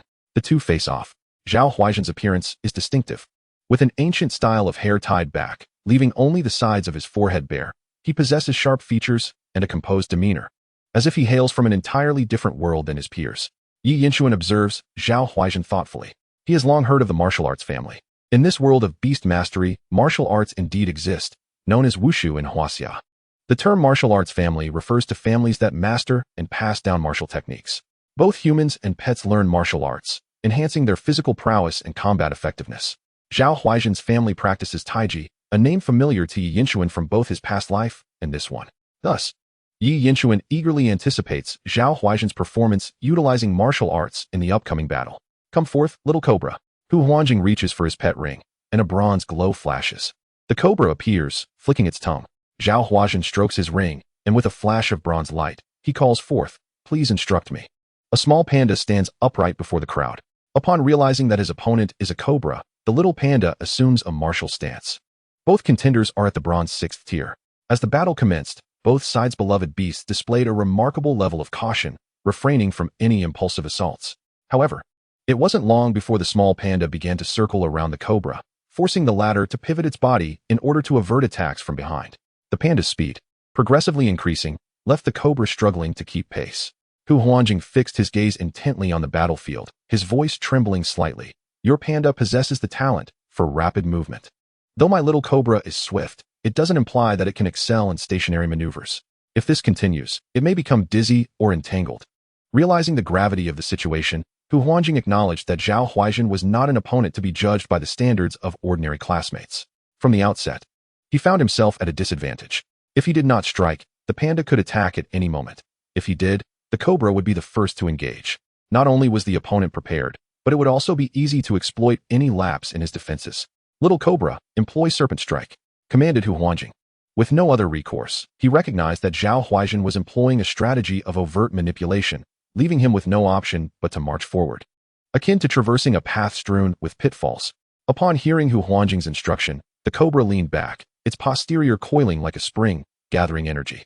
In an instant, the cobra's backward motion culminated in a swift projection. Too slow, Zhao Huaizhen shouted. Dun dun, retreat. The little panda executed a backward leap, evading the cobra's attack effortlessly. The entire class held their breath, knowing that the cobra's skill had been evaded, leaving it increasingly fatigued. Dun dun, counterattack, Zhao Huaizhen commanded, and the panda's eyes gleamed with determination as it prepared to strike. It's over. Someone in the audience could no longer contain themselves, predicting the outcome. Everyone had witnessed the panda's strength. Given the cobra's petite stature, a single blow would likely spell its end. Not yet. Hu Huanjing roared. Now, little cobra, venom spray. Alarm flickered across Zhao Huaizhen's face. I have already won. Hu Huanjing rejoiced, having concealed the venom spray skill as his secret weapon within the beast's attributes. Now, he intended to rely on it to vanquish Zhao Huaizhen, stepping over the so-called noble lineage to secure his battle qualifications and the prize money of 5,000. The commoner summoner, will not be thwarted. Hu Huanjing held absolute confidence in the toxicity of his little cobra's venom. A mere touch of the skin could render a bronze-level beast incapacitated within 3 seconds. Classmates, cheer for me. A new star among commoner summoners is rising. However, to his astonishment, the anticipated cheers were replaced by gasps of wonder. Hu Huanjing was left dumbfounded as he beheld Zhao Huaizhen's panda rolling its arms as though cradling a large watermelon. The surrounding wind swirled, encapsulating the venomous spray within their currents. Consequently, the venom never made contact with the panda's skin, rendering Hu Huanjing's ultimate move utterly ineffective. Is this the martial art of Taiji? Hu Huanjing felt as though he had been doused with cold water. Despite his theoretical knowledge, he found himself at a loss in the face of the profound complexities of Taiji. At that moment, the panda harnessed its Taiji energy, condensing the venom into a glob and depositing it onto the ground nearby. The cobra's toxin posed a risk of contaminating the flora or inadvertently harming children. Hu Yu nodded in approval, recognizing the strength and admirable qualities of those hailing from the esteemed martial arts lineage of Huaxia. Excellent. A testament to traditional Chinese virtues. I concede. Return, little cobra. Hu Huanjing's emotions oscillated dramatically. He adjusted his glasses, concealing his disappointment behind the thick lenses, and gently patted the cobra's head, saying, "You performed admirably. It was my preparation that fell short." With newfound resolve, he acknowledged that this defeat stemmed from his insufficient breadth of knowledge. He had overlooked the rarity of combat-type beasts, which, when encountered, posed formidable threats like Zhao Huaizhen. "I have learned a valuable lesson. Until next time, let us engage in friendly sparring," Zhao Huaizhen stated, bowing respectfully to Hu Huanjing. Hu Huanjing nodded in acknowledgement, refraining from further comment. He would undertake a targeted review to comprehend both combat techniques and Taiji thoroughly. Next time he faced Zhao Huaizhen, victory would be his. Although he had lost, Hu Huanjing did not succumb to despair. If he allowed himself to lose faith now, he could hardly claim to be part of the common people's resurgence. "Looks like the crafty snake has met its match." Haha. Zhao Mingquan clapped him on the shoulder. "Hey, don't be disheartened. Others have formidable backgrounds. Losing is only to be expected." Hu Huanjing retorted, "Damn it. I had adjusted my mindset, and now you've made me feel worse. That Taiji of his is even more cunning than your crafty snake." After uttering this, Hu Huanjing found himself at a loss, torn between joy and frustration. Zhao Huaizhen shot him a glare, causing Zhao Mingquan to promptly fall silent, though his face bore a grin, playfully winking. The previously silent Zhao Huaizhen was now rendered completely mute. The duel between these two classmates was truly captivating. "Is there anyone else who wishes to challenge?" Hu Yu attempted to regain control of the session. It was evident that Hu Huanjing, as the first to face Zhao Huaizhen, had substantiated the latter's prowess. "Teacher, I would like to challenge classmate Yi Yinchuan." "Me too." Following a brief silence, several students eagerly expressed their intentions, targeting Yi Yinchuan. Clearly, among the five, challenging Yi Yinchuan seemed to hold the greatest promise of success. Such a crowd. Hu Yu couldn't help but chuckle at the outcome. The students' reasoning was understandable. They sought to seize the easiest prey. However, in this class, no one understood Yi Yinchuan better than the teacher. This child was undoubtedly exceptional. With a background seemingly as mysterious as a blank slate, underestimating him would only lead to regret. Chapter 19. Class dismissed at 10:30. Don't quarrel over the funds. This Beastmaster class is simply delightful. The rules are clear, right? With so many vying to challenge a single individual, it is impractical for them all to battle one after another. A wheel battle is out of the question. We must also engage with classmates from other classes.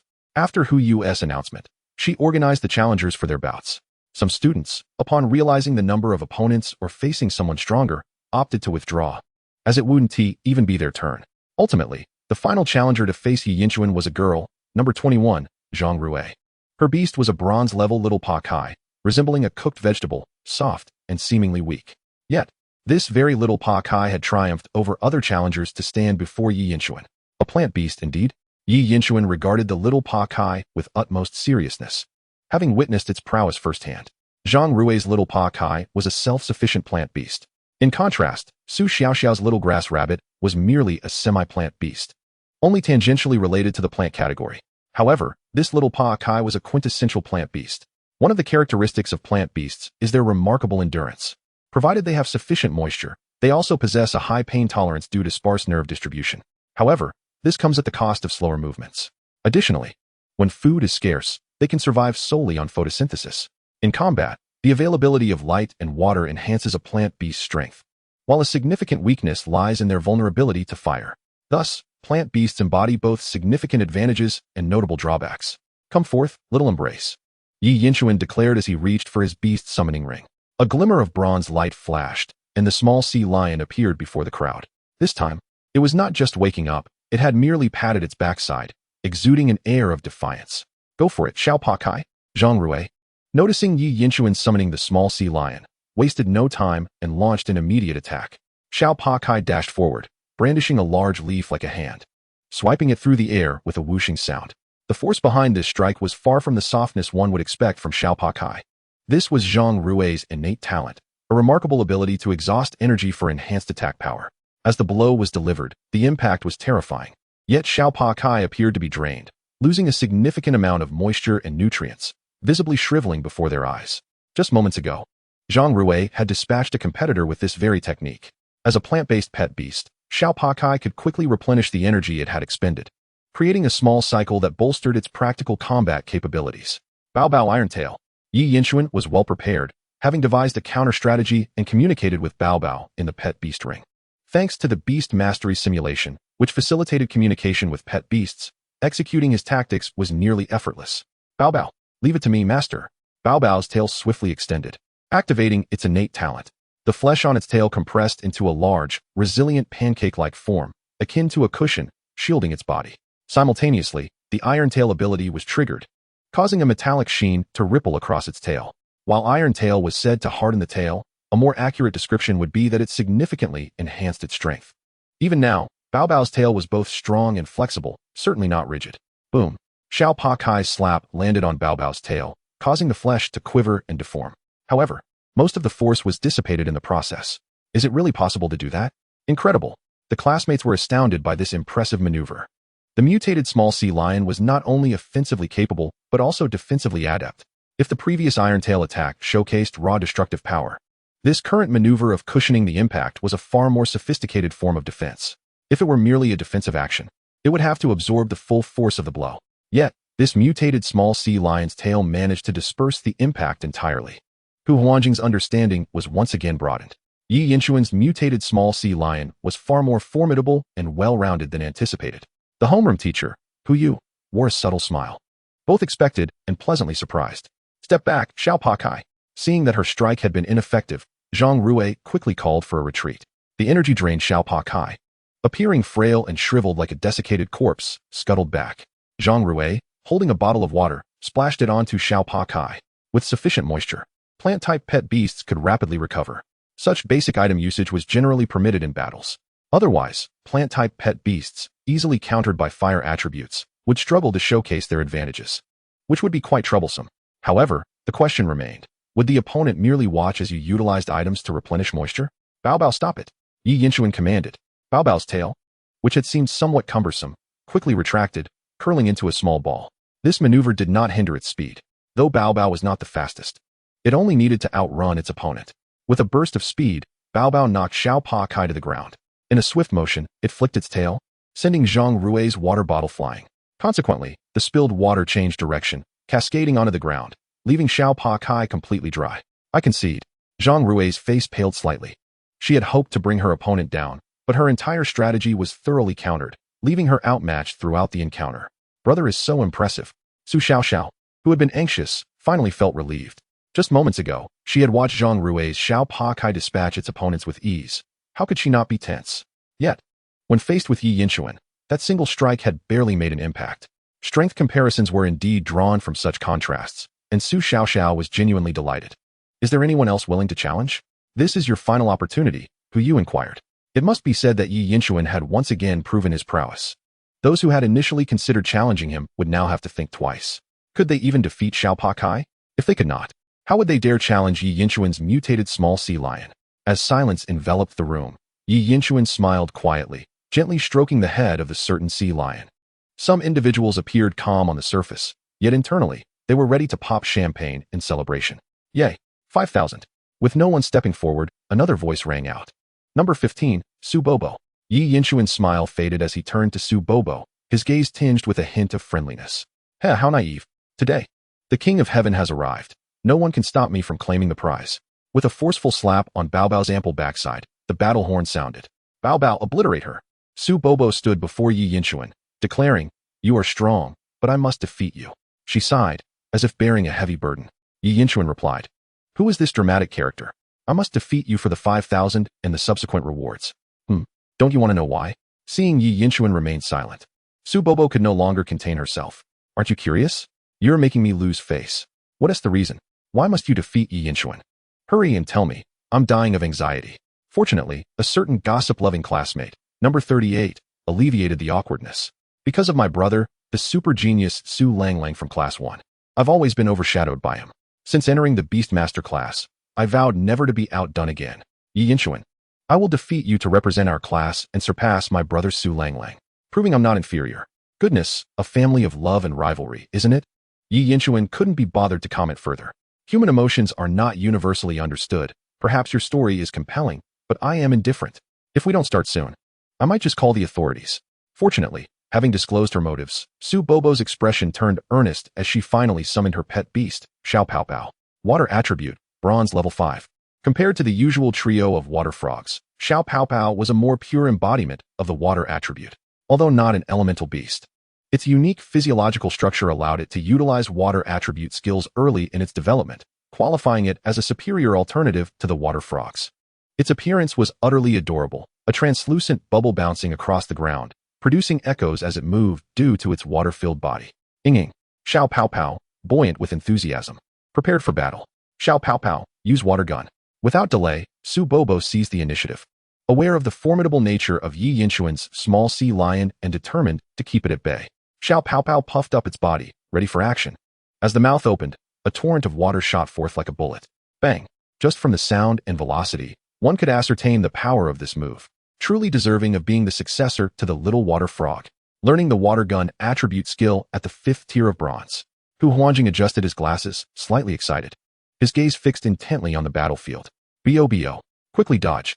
Yi Yinchuan did not underestimate his opponent and issued timely commands. Bo flicked its tail, hooking onto a branch, lifting its body off the ground. Bang! The water gun struck the ground, exploding upon impact. Water droplets fell like a torrential rain, demonstrating the force of the attack. Water gun. Su Bobo had long anticipated that the little seal would climb the tree. Almost the moment it ascended, another water gun was unleashed. Bang! It hit. Bo was struck mid-air and fell heavily to the ground. Water gun. Water gun. Su Bobo felt a surge of joy, seizing the opportunity to unleash a barrage of shots. I have an ample supply of little bubbles as ammunition. If you wish to spare your little seal from injury, you should concede. Su Bobo's lips curled into a confident smile, as if victory were already assured. This was the remarkable nature of little bubbles. Its plump form was filled with water, combined with its water attribute skills. It could sometimes deliver a dimensional strike in novice beast battles. Moreover, Su Bobo's talent was water affinity, allowing the beast to absorb moisture from the air, making its endurance astonishing. If my cobra faced off against it, it would likely struggle to approach, just like Yi Yinchuan's little seal, enduring blows.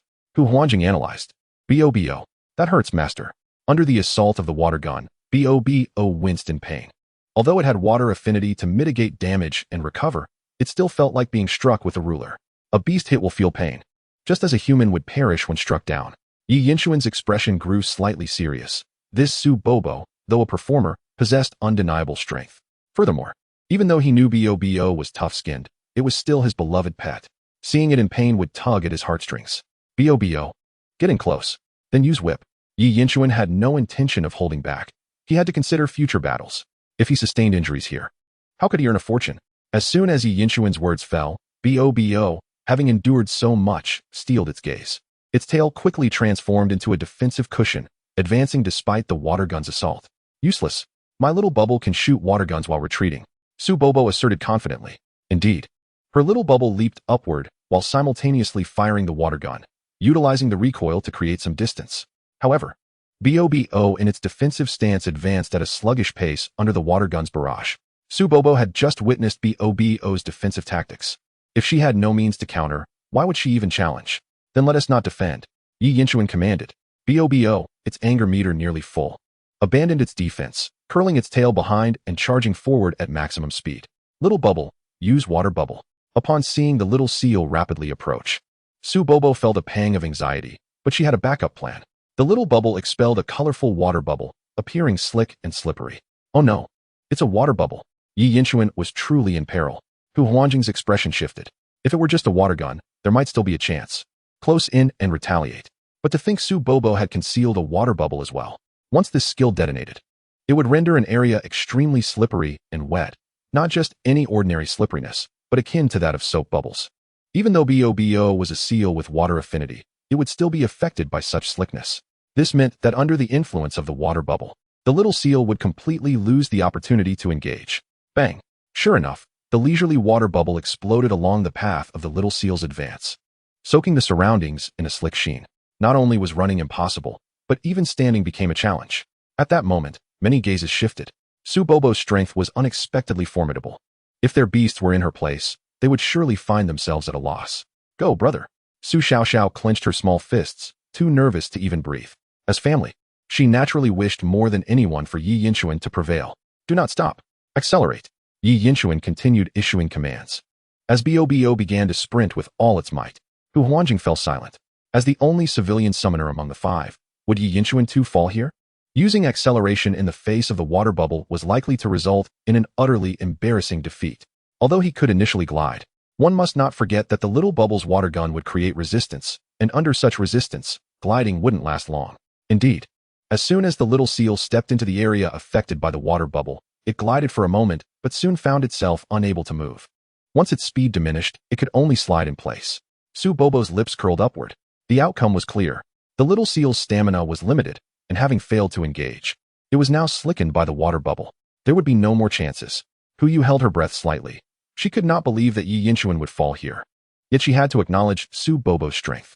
Before such a complete system, the little seal was indeed at a disadvantage. Would it lose? Now was the moment. Yi Yinshuan's voice was calm, yet resolute. Whip! The little seal, suspended in midair, swiftly transformed its tail into a slender whip-like form, raising it high. The steel tail was activated. In an instant, it accumulated sufficient energy. Whoosh! The whip-like tail, gleaming with metallic coldness, became a blur as it struck fiercely toward the little bubble. This was the whip skill. Hu Huanjing's pupils constricted. Just moments ago, he had thought Yi Yinshuan's mention of a whip was merely a standard tail strike. To his astonishment, it turned out to be a skill. Crack!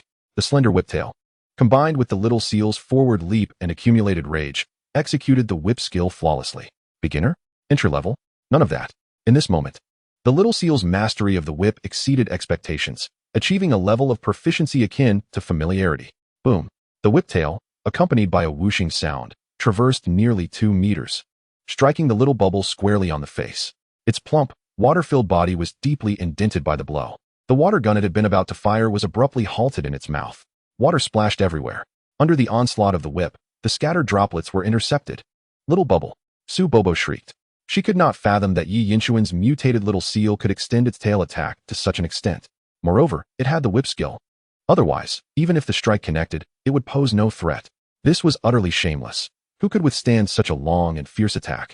As everyone stood gaping, the little bubble collapsed, unable to rise again. Meanwhile, the little seal clambered up on the slick ground, exuberantly proclaiming its victory. Bo.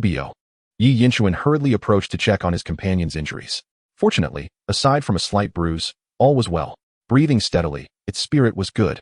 Goodness, that truly hurt. It was literally just pain, wasn't it? Yet Yi Yinshuan was not overly surprised. Bo possessed a propensity to gain weight, was inherently tough-skinned, and had the water affinity talent, which mitigated damage from water attribute skills. It seemed that even a civilian summoner had hope. Observing Yi Yinshuan meticulously examining the little seal's condition, Hu Huanjing smiled. Bro, you're amazing. Su Xiao was filled with excitement and admiration. The recent battle had her blood boiling. After praising Yi Yinshuan, she casually inquired if Bao Bao had sustained any injuries. Bao Bao replied, "All right, you see. This is my big brother. I certainly did not misplace my admiration." She eagerly anticipated the upcoming battles between Yin Chuan and the other classes. As Yi Yinshuan's #1 fan, she began to shower him with compliments once more.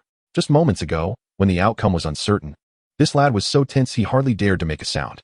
Huyu observed the lively scene before her, smiling as she watched Yi Yinshuan. It was indeed a whip attack. She had researched it the previous day and speculated that Yi Yinshuan's hidden card was this very skill. This technique perfectly aligned with the characteristics of his mutated little seal. Furthermore, his proficiency appeared to be quite high, at least at an entry-level or even proficient stage. Coupled with his iron tail, it formed a complete system. That power could determine victory with a single strike. She had not misjudged him. It was not solely Yi Yinshuan's strength and mystery that captivated her. It was also his earnest concern for his pet beasts, which exuded a certain charm. Truly, he was a student well worth her attention. At that moment, Chen Shui, Li Ziming, Zhao Huaizhan, and Su Mu, the remaining 4 participants, scrutinized Yi Yinshuan with seriousness and calmness, their thoughts unknown. Perhaps from the onset of this battle, they regarded Yi Yinshuan as an equal or even an opponent. Little Bao Bao, take a good rest, Su Bobo said after assessing the little one's injuries, storing it away in the beast ring with a helpless smile. This Yi Yinshuan was far too formidable. She accepted her defeat with grace. However, now that she understood her opponent's hidden card, she was confident that she would not lose next time. The battle had been exhilarating, and Yi Yinshuan's number of challenges had reached its limit. Were there any others wishing to challenge other participants? Huyu was quite pleased with this outcome. After several rounds of combat, each student was filled with fighting spirit or had recognized their shortcomings, yearning to address their weaknesses. This was precisely the essence of the Beast Tamer class.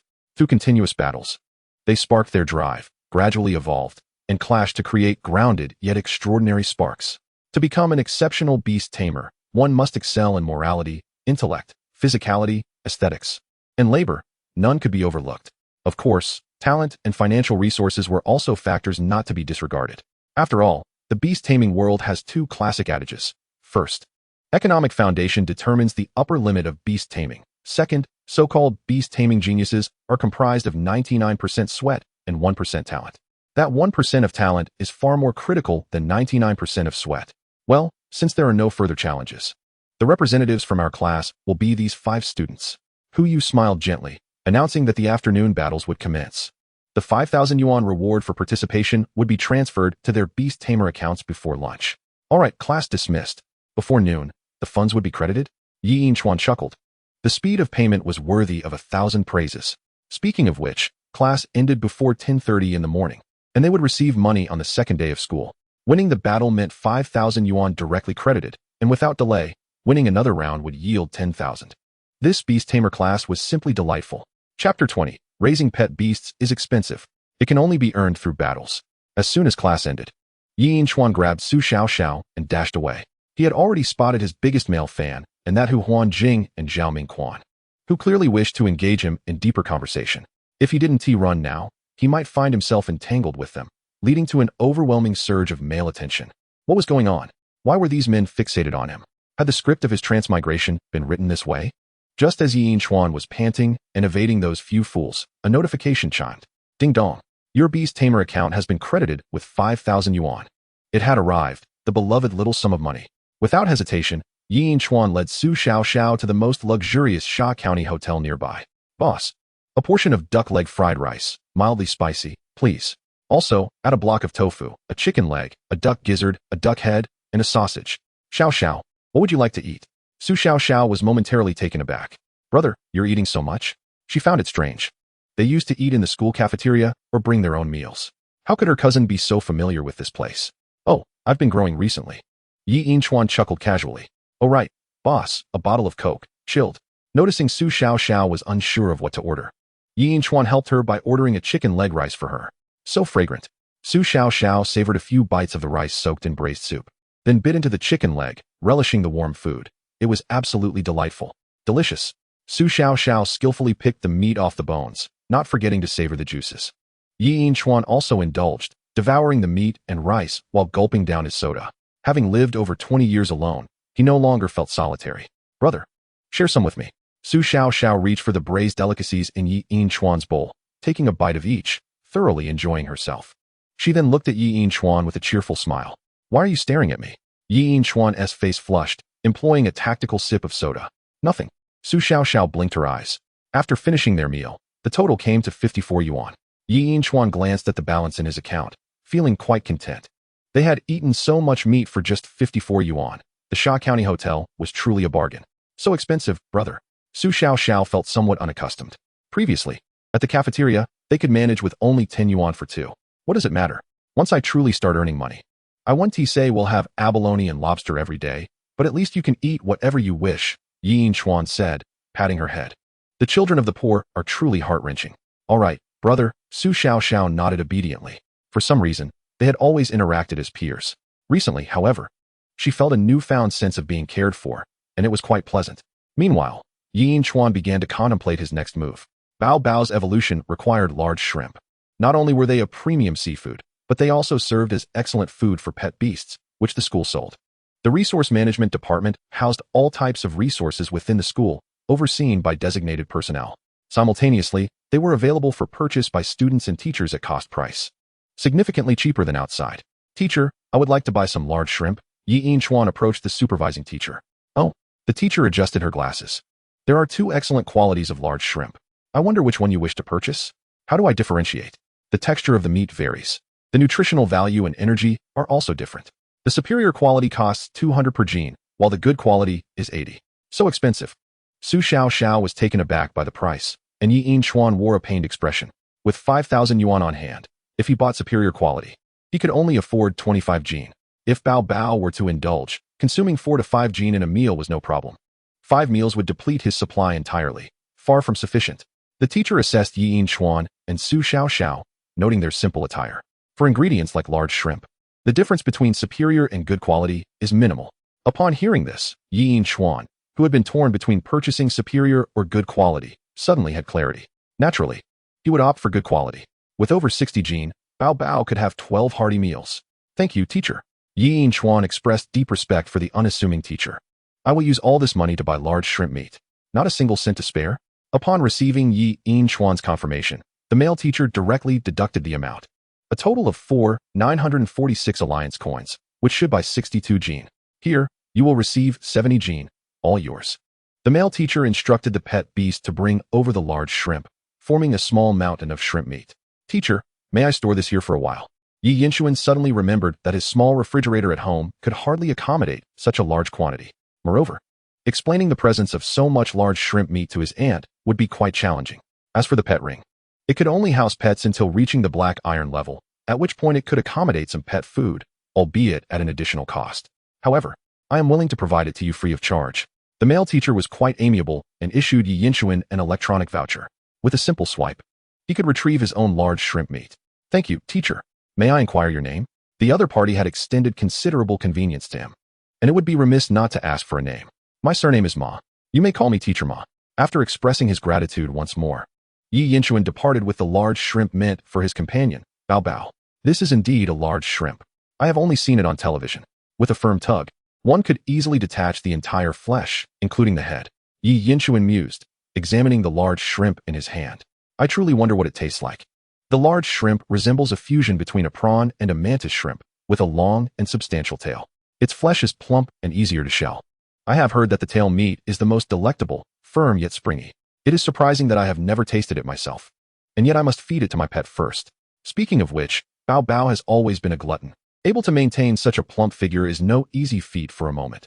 Yi Yinchuan found it difficult to discern who was more pitiful, them or Bao Bao. Bao Bao exclaimed, Master, please grant me the exquisite delicacy in your hands to improve my diet today. Yi Yinchuan poured 5 pounds of large shrimp before Bao Bao. The latter's eyes widened, nostrils flaring in excitement. Grateful for the master's bounty, it immediately began to devour the shells. Crunching and chewing, the succulent, tender shrimp meat burst with delightful juices with each bite. Bao Bao, this is the finest delicacy you have ever tasted since your birth. This is quite an expense. Yi Yinchuan finally understood the true cost of raising a pet.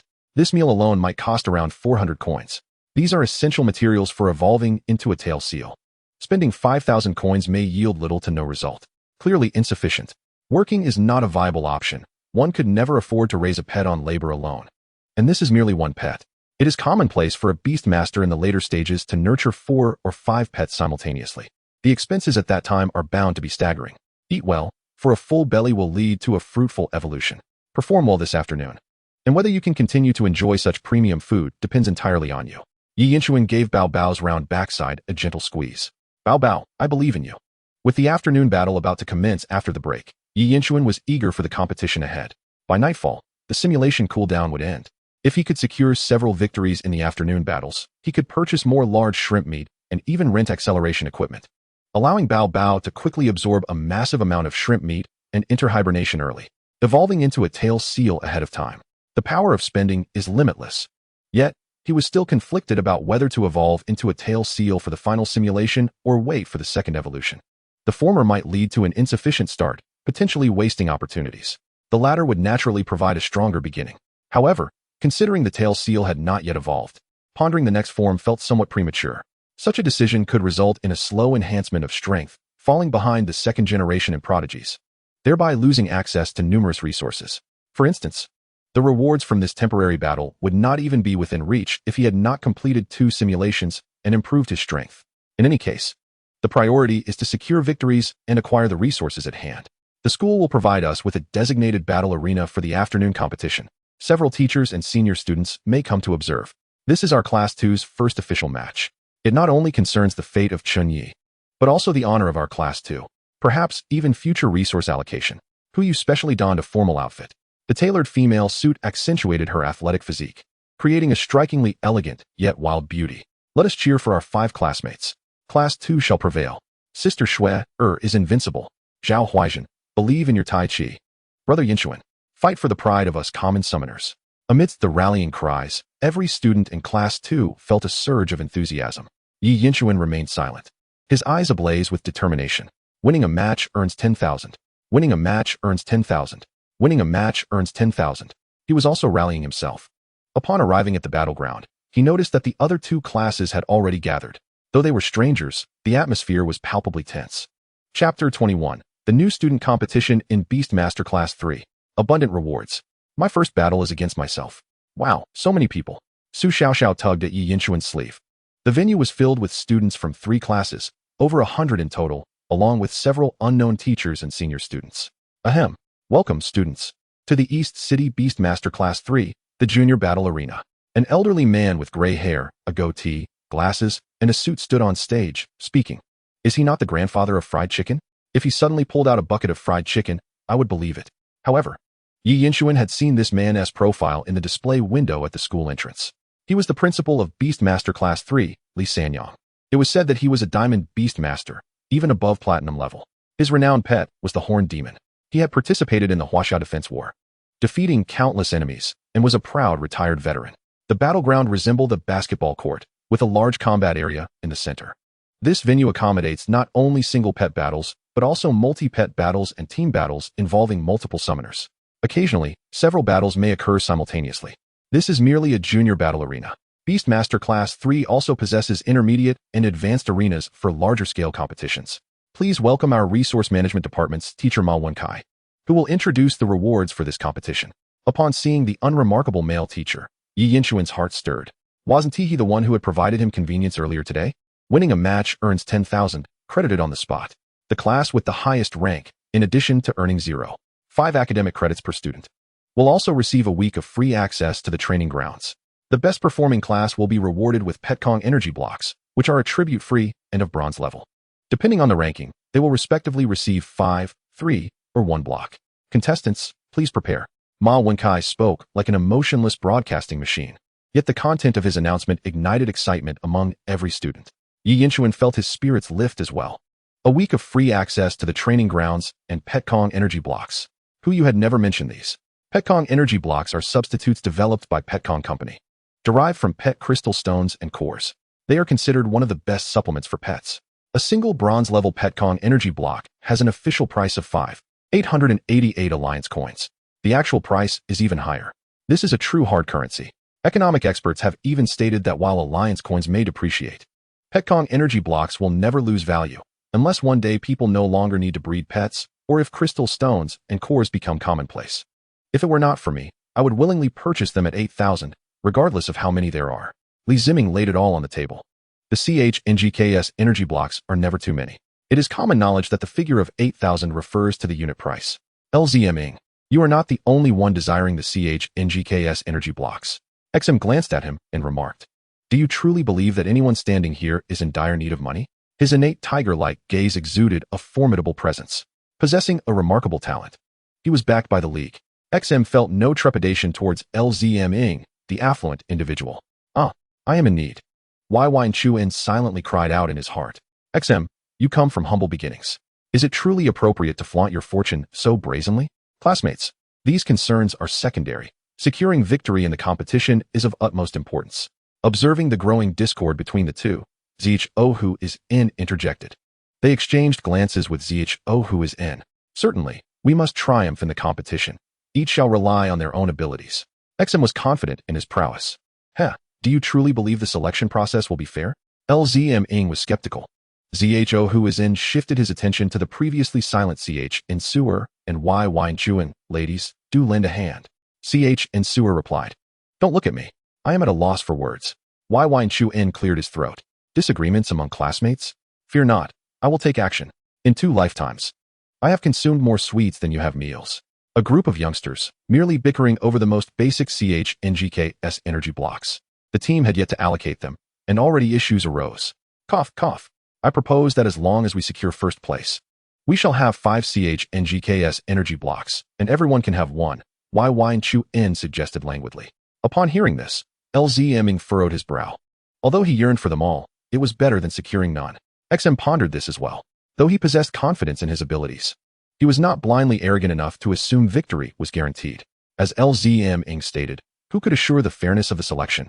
ZHO who was in felt a surge of delight, thinking this was a splendid idea, and regarded Wine Chuan with newfound admiration. Wine Chuan, however, averted his gaze. Brother, you are a grown man. Do not look at me like that. It frightens me. I feel the same, CH and Sewer chimed in. Wait. What if we do not secure first place? Before LZM could finish his thought, he felt 4 piercing glares directed at him. If we do not take first, I will not accept it. You may divide it among yourselves, Chu declared, his tone resolute and filled with determination. A fire smoldered within him. Winning a match yields 10,000. And you dare speak of losing before the battle has even begun. CH and Sewer couldn't help but glance at him again. This fellow was not overtly handsome, yet he seemed increasingly agreeable the more one looked. LZM remained silent, fearing that another question might lead to dire consequences from Class 2. HE was nearby, eavesdropping with a bemused expression. Indeed, the CH and GKS energy blocks are never excessive. Even the most basic versions can be absorbed by black iron and silver-grade pets. Not only do they enhance the pet's level, but they also carry a slim chance of improving its qualifications. Hence, it is entirely natural for students to quarrel over them. LZM and his peers were relatively composed, merely embroiled in a heated debate. Many others had resorted to physical confrontations over similar distribution disputes. For instance, Class 3 was embroiled in a fierce argument regarding their allocations, which required intervention from their homeroom teacher. Chu deftly resolved the conflict with a few words, persuading everyone involved. One must wonder what upbringing could cultivate such emotional intelligence and leadership skills in a mere 17-year-old. If Chu were aware of HU's assessment of him, he might feel a tinge of embarrassment. In his previous life, he had managed a small team, albeit not as a leader but as a seasoned worker. Nevertheless, he had gleaned valuable insights from the harsh realities of the workplace and society. Such knowledge was simply fundamental. As for HU's keen hearing, once a pet reaches gold level, it begins to provide feedback to its trainer, enhancing not only physical attributes but also extending lifespan. Otherwise, given human limitations, it would be challenging to keep pace with increasingly powerful pets. This is common knowledge. The gold level is regarded as the true threshold for trainers. All of this felt distant for Chu. Please have the contestants step forward. There are 3 classes, each with 5 participants, totaling 15 individuals. The competition follows a point system, 1 point for each victory. The first round consists of random pairings, while in the second round, participants challenge each other according to draw order. This process continues until all but one are eliminated, and final rankings are determined based on accumulated points. Thus begins the first round of pairings. This implies that at least one participant will have a bye. At this moment, everyone was digesting the combat rules, their minds buzzing with a singular question: what happens if someone has a bye? Some teachers and upperclassmen, already privy to the answer, exchanged knowing smiles. The individual with a bye is awarded a victory and thus earns a point.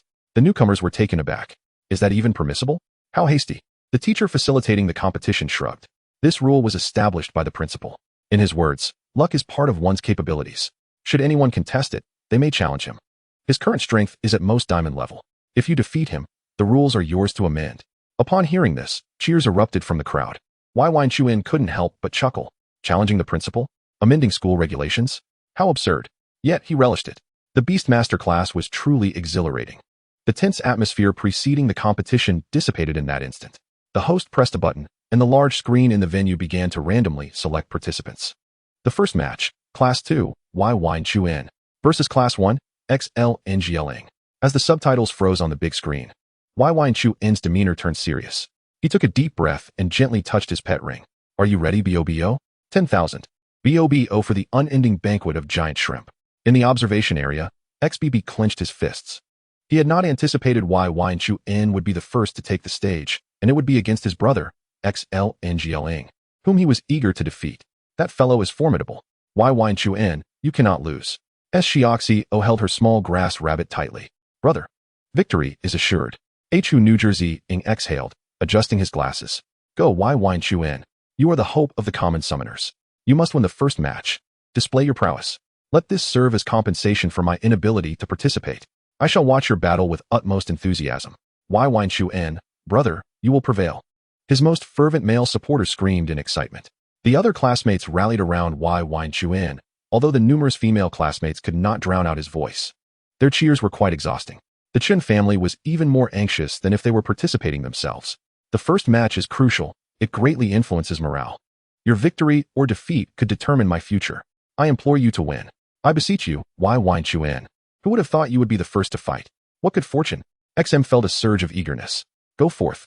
I wish you a triumphant start. Hearing the cheers from behind, Chu stepped forward, one step at a time.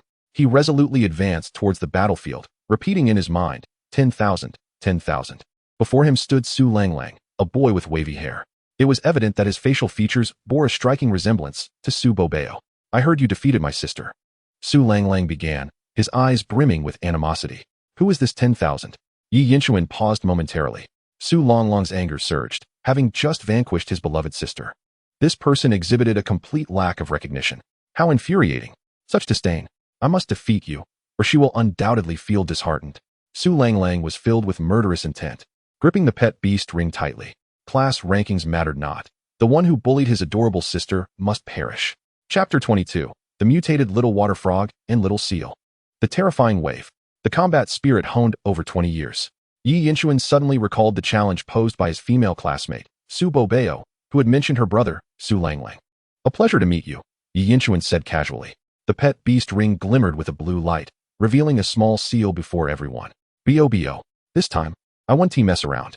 The little seal was in high spirits, thanks to its owner treating it to a delicious meal. Naturally, its mischievous aura still lingered. This is called charisma, inherent, beyond one's control. Su Longlong's fury was palpable. Come forth, little water frog, accompanied by a surge of bronze light.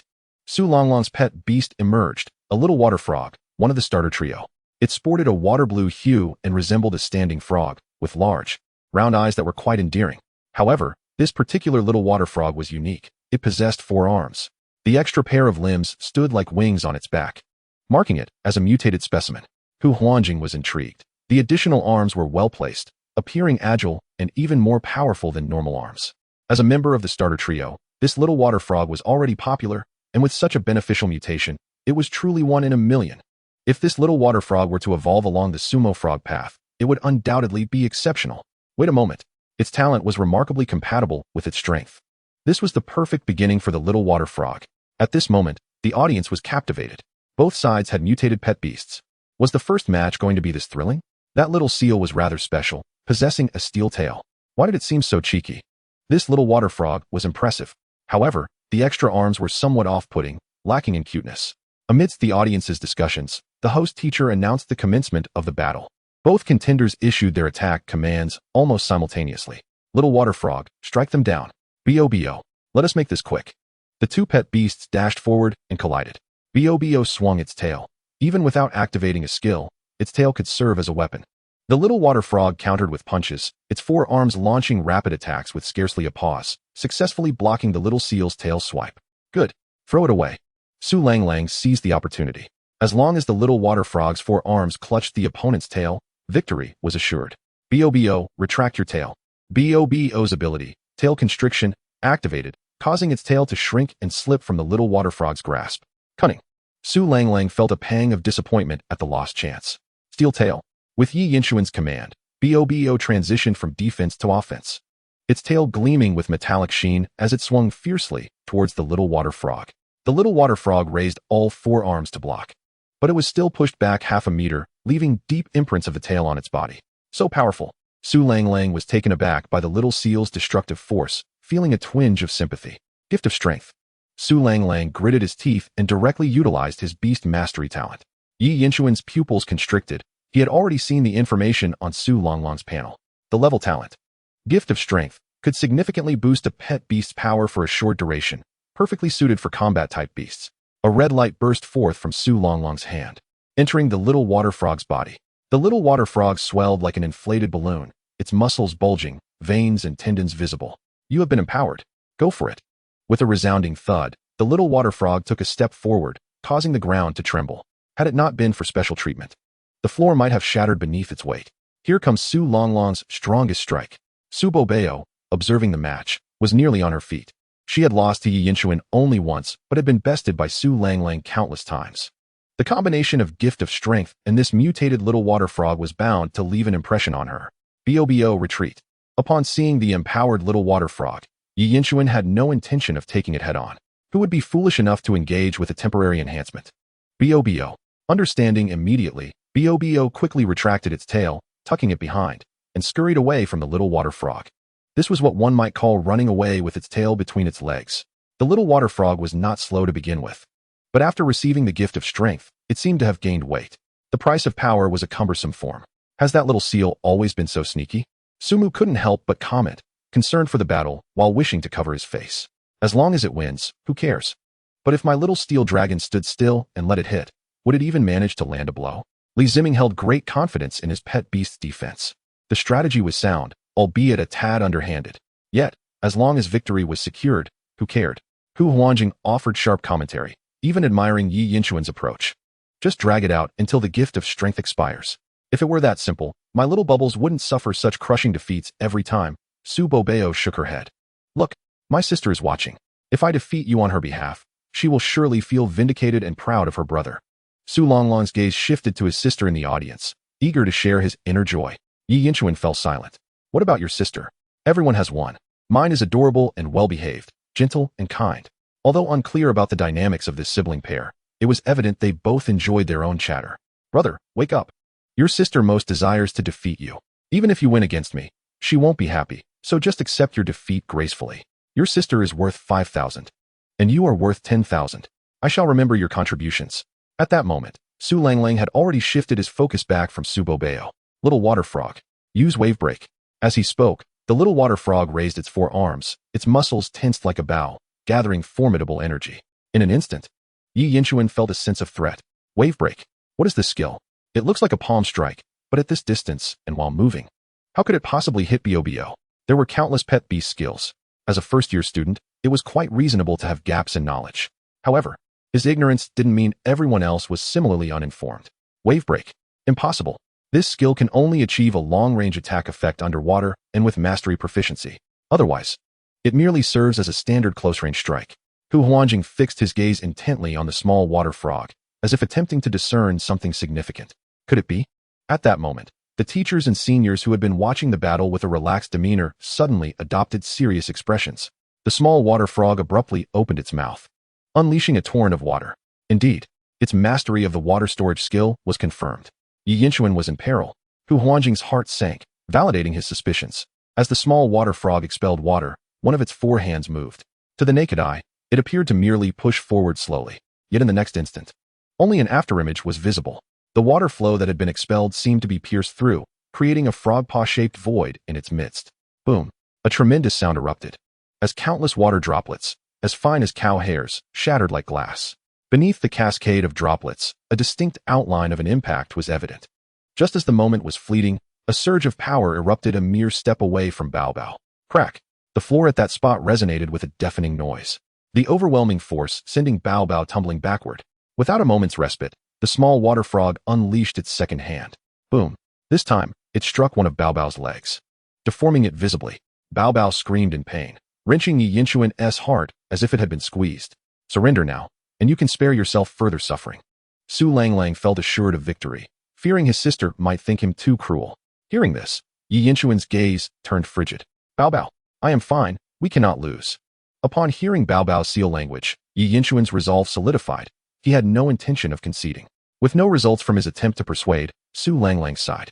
With a wave of his hand, the small water frog launched another powerful strike. Bao Bao, defend yourself. Hearing the command, Bao Bao transformed its tail into a cushioning pad. Su Longlong's pupils constricted, instinctively recognizing that this defense was far from simple. Small water frog. With a shout, the last of the small water frog's hands was thrust forward simultaneously. Boom boom. Two strikes were unleashed. The power was terrifying. It was over. The students of Class 2 felt their spirits plummet. Bao Bao's defensive tail successfully intercepted one wave of attack, the violent impact causing it to tremble incessantly. The force was difficult to dissipate. Meanwhile, another wave had already arrived. There was no time to defend. It struck solidly against Bao Bao's other leg, deformed, fractured. A horrifying scream echoed. Many students felt a tightening in their chests, but there was no alternative. This was the essence of battle. How infuriating. Was victory truly unattainable? Su Bobo gritted his teeth. Hu Huanjing, along with many students from Class 2, fell into a contemplative silence. Brother, go for it. The usually quiet and soft-spoken Su Xiaoxiao broke the silence of the battlefield with her fervent shout. Bao Bao, you can do it. Su Langlang was astonished by this cheer. He desperately wished it had come from Su Bobo. Yet it was not. Is she your sister? You have a wonderful sister. In a certain sense, I have lost. Winning the battle, but losing something else. Su Langlang felt a wave of emotion. In terms of sisterly affection, he envied Yi Yinchuan, filled with jealousy and admiration. Who claims you won the battle? Yi Yinchuan asked, pained yet composed. Your little seal has both legs incapacitated. What can it use to fight me? Su Langlang said. It will be over soon.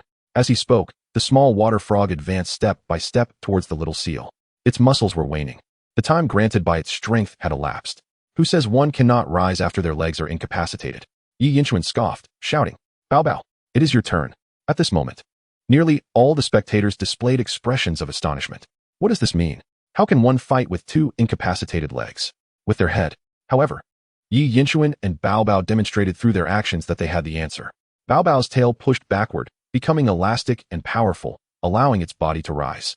Bao Bao, accompanied by a fierce roar, Bao Bao utilized the strength of its tail, springing forth like a coiled spring, running and leaping.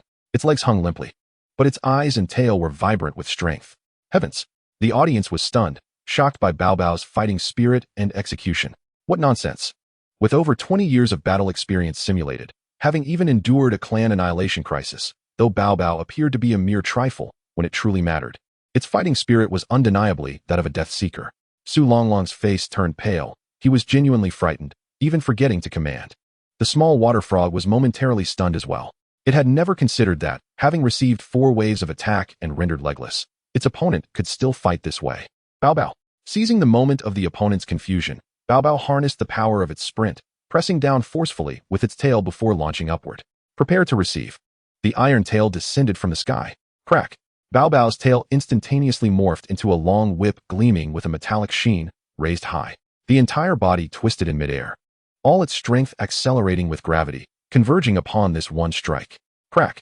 The small water frog attempted to grab and defend itself, but the previous waves had drained too much of its energy. Simultaneously, the speed of Bao Bao's strike was too swift. A deep mark appeared on the small water frog's front, its eyes rolling back as it lost consciousness from the impact of the tail. Crack! Bao Bao's whip struck the floor, producing a sharp sound, resonating like a blow to the hearts of all present. When they regained their senses, the small water frog lay crumpled on the ground. Bao Bao landed, supported once more by its tail. Bao Bao, I am Bao Bao. I am the victor. I lost. Su Langlang was bewildered, staring at the small water frog lying stiffly, taking a few moments to grasp the reality. He had lost. His little water frog had been defeated by the legless little seal with a single tail strike. The battle concluded. There would be no resurgence. The host teacher, momentarily taken aback, confirmed the situation before announcing, the small water frog is unconscious. The victor is Yi Yinchuan's little seal. Bao Bao. The host teacher had already memorized the name of this little seal. There was no choice. The impression was too profound. He had hosted countless battles, but he had never seen a newly hatched pet possess such resilient fighting spirit. Although the strength in the tail was its mutated trait, without that kind of fighting spirit, such an effect could not be achieved. But how was such a fighting spirit cultivated? Was there a Spartan training camp at home?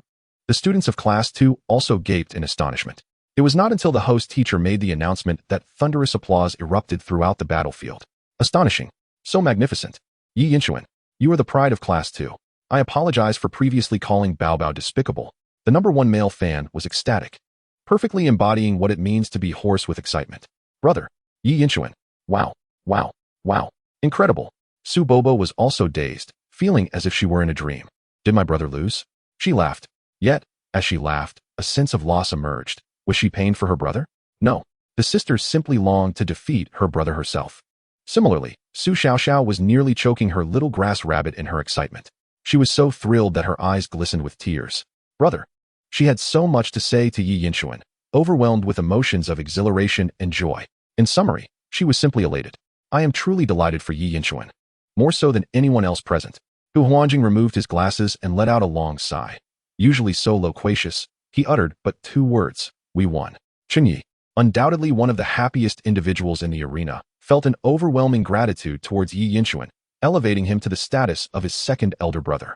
Big brother. He shall be my elder brother henceforth. Chen Shui'er, Li Ziming, Zhao Huaizhen, and Su Molu exchanged glances among themselves. Su Longlong's little water frog was indeed formidable. They all believed Yi Yinchuan was on the verge of defeat. Yet, Yi Yinchuan, alongside his little seal, demonstrated through sheer strength what true prowess entailed. I am impressed. Li Ziming applauded, celebrating the victory. Zhao Huaizhen remained lost in thought, rejoicing for his teammate.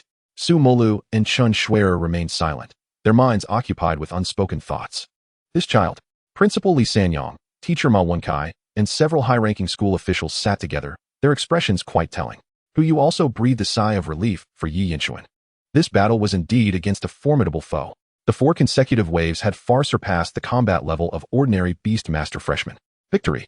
At this moment, Yi Yinchuan's mind was devoid of thoughts of money. Instead, it was filled with pure joy of triumph and concern for Bao Bao. It must have hurt. You truly are remarkable. Yi Yinchuan cradled Bao Bao in his arms, who gazed back at him. Bao Bao, you are fine. He vowed to reward Bao Bao abundantly later. I shall ensure you receive ample shrimp meat. Rest assured, I shall never let you down. Yi Yinchuan felt both tender-hearted and amused, playfully tugging at Bao Bao's whiskers. Upon his return, he noticed the fat around its mouth quivering. Quickly, let's get you treated. Engaging in combat often leads to injuries, and the school was naturally prepared for such occurrences. This was a premium healing pod produced by Chonk's company.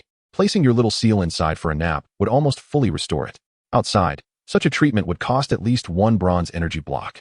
However, during the competition, it was entirely free of charge. The teacher in charge of the treatment reassured Yi Yinchuan, such injuries are quite common and will not leave any after effects. So you need not worry. Thank you, teacher. Upon hearing this, Yi Yinchuan finally felt his anxieties ease. A treatment costs 1 bronze energy block. Isn't that at least 5,888? This is quite a deal. Confirmed that Bao Bao was fine, Yi Yinchuan resumed his carefree demeanor. Ding dong. Your account has been credited with 10,000 yuan. Here it comes, it has arrived. Adored by all, it is a delightful sum. Yi Yinchuan's previous tension and unease regarding Bao Bao's injury dissipated with this notification. Once again, he applauded the school for their swift monetary transfer, which was faster than fiber optic connections. Bao Bao, rest assured and heal. You shall receive nothing less than what you deserve. Standing beside the healing pod, Yi Yinchuan began to focus on the next match. It was a contest between Class 1 and Class 3, not directly related to Class 2, but it would provide insights into the opponents. Meanwhile, classmates gradually approached to offer their support to him and Bao Bao. Chapter 23, A Mei Yun Family. Yining, Little Gun Fox, and Little Panda. The Beastmaster Battle of the Martial Arts Family. No worries, it's not a big deal. In response to his classmates' concern, Yi Yinchuan appeared relaxed, somewhat carefree. He was indeed worried about Bao Bao's injury, but he understood that treating it well was sufficient without the need to put on a show for others. In battles involving beast companions, injuries are commonplace. If one cannot acclimate to that, why even participate? What purpose is there in continuing in the Beastmaster class? Beast companions are ultimately combat pets, not mere ornamental creatures. Furthermore, these matters were personal. There was no need to burden his classmates with negative emotions or complaints. Instead of lamenting, it would be far better to observe the battles, analyze the opponents, and contemplate strategies for future encounters. The match between Class 1 and Class 3 had already commenced. Both sides featured bronze-level little fire monkeys. Despite the diversity in their beast companions, the 3 major families would always dominate. A little fire monkey with exceptional talent is a wise choice for novice beast companions. The skin of the little fire monkey is a vibrant red, and when excited or in battle, its tail ignites. If it masters the fire punch ability, even its fists will be engulfed in flames. Even without using skills, it can still deliver fire attribute attacks that scorch its foes. Clearly, those chosen to represent their classes are not weak. Both little fire monkeys had mastered the fire punch ability, delivering fiery blows that made for a spectacular battle scene, thrilling many male classmates. Some were already regretting not choosing a little fire monkey as their first beast companion. Ultimately, the little fire monkey from Class 1 triumphed due to its superior endurance. Class 3's little fire monkey succumbed to the inadequacies in its Beast Master S abilities. The Beast Masters from both sides possessed abilities at the same level, one called Flame Energy, the other called Flame Burn. The flaw lay therein. The effect of Flame Energy is that when receiving fire attribute damage, it absorbs part of the damage and converts it into self-energy. Flame Burn allows the Beast Companion's flames to last longer, continuously scorching the enemy. One is defensive, the other offensive. Although both abilities are of the same level, Flame Energy effectively nullified the effects of Flame Burn. You burn me, but I feel no pain. Plus, I recover. How can you possibly win?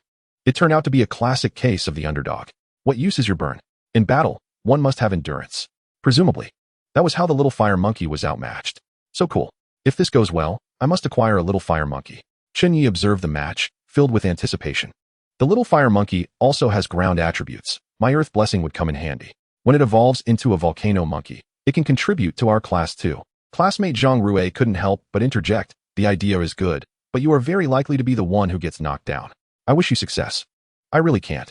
The second remark was utterly unnecessary. Chen Yi covered his face, feeling a bit disgruntled. However, having received help from others, he understood he owed the entire class a favor this time. Moreover, Zhang Rui's beast companion, the little Pa Kai, could likely deliver a devastating blow. Best to reconsider. The third match was about to commence. Class 2's Chen Shuer against Class 3's Luo Jiaojiao. Yay! Its sister Shuer, victory is assured. The classmates of Class 2 had great confidence in Chen Shuer. Yi Yinshuan glanced towards the competition area, harboring similar thoughts. Indeed, Chen Shuer's beast companion had a distinct advantage. Elemental flight superpower was simply unbeatable by most opponents. Facing off against her was Class 3's Luo Jiaojiao, whose beast companion was a little radish, a plant-type beast that was inherently at a disadvantage. It is well known that while plant types counter water types, once water freezes, the advantage reverses. A saying goes, frostbitten eggplants wilt, aptly illustrating this counterrelation. Chen Shuer was decisive, executing a swift Nian energy acceleration charge to resolve the battle. It was a straightforward and brutal affair, taking less than 5 seconds.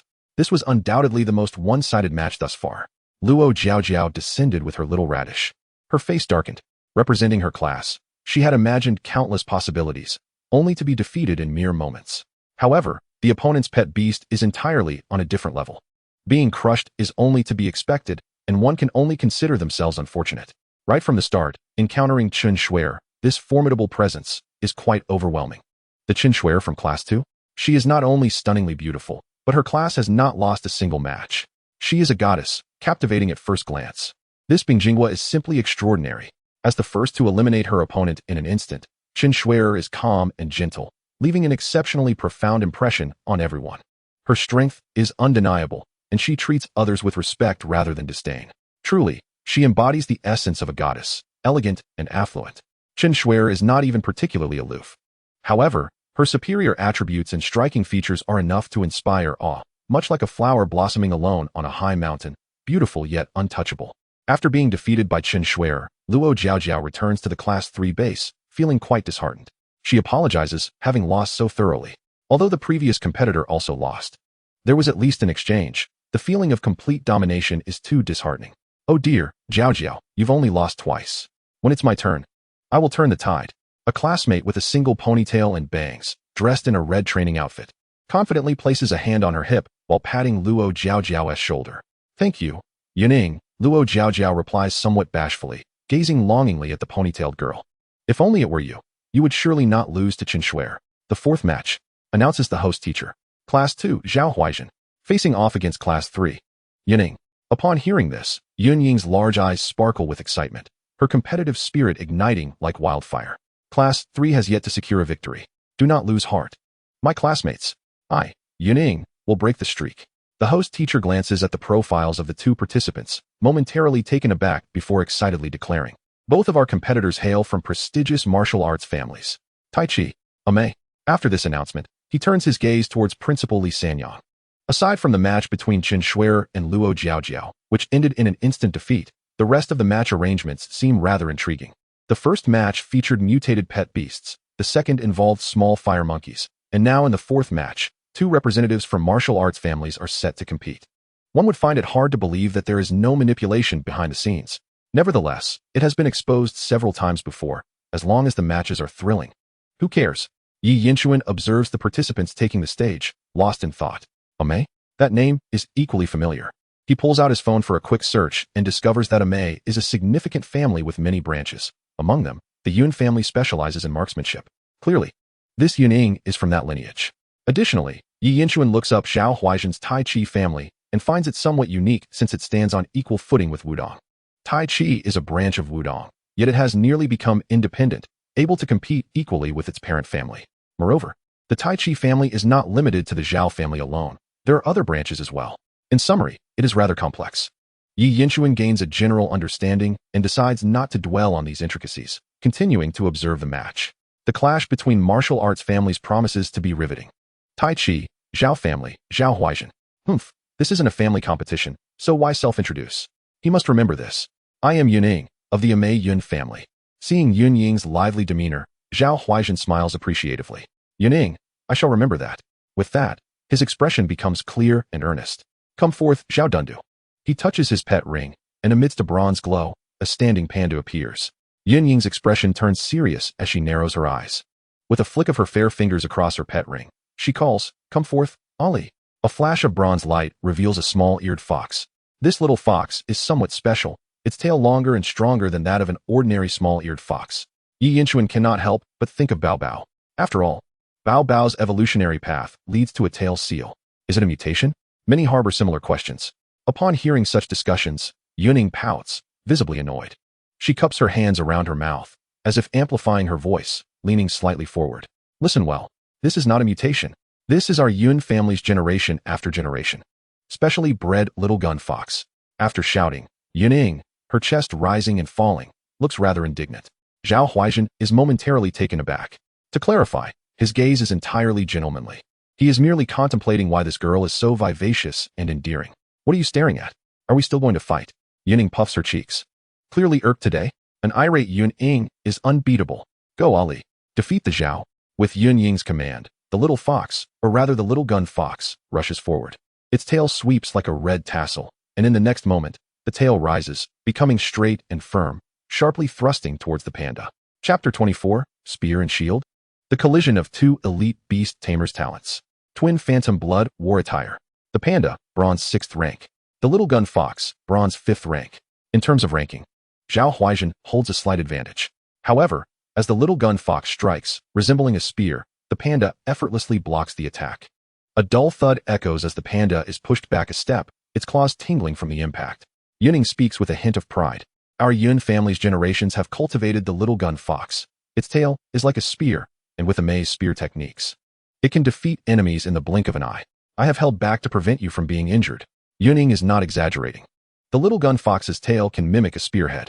Were it not for the restrictions, that last strike would likely have drawn blood. Its tail is not sharp enough. She has deliberately shown restraint. I understand. Zhao Huaizhen's gaze grows solemn, realizing he faces a formidable opponent. The Yun family's martial arts focus on weaponry, while the Zhao family's techniques revolve around Tai Chi, executed barehanded. Clearly, in terms of direct lethality, the former is more potent. Just then, the little gun fox lunges again. But the panda remains unfazed, effortlessly redirecting the fox's attack.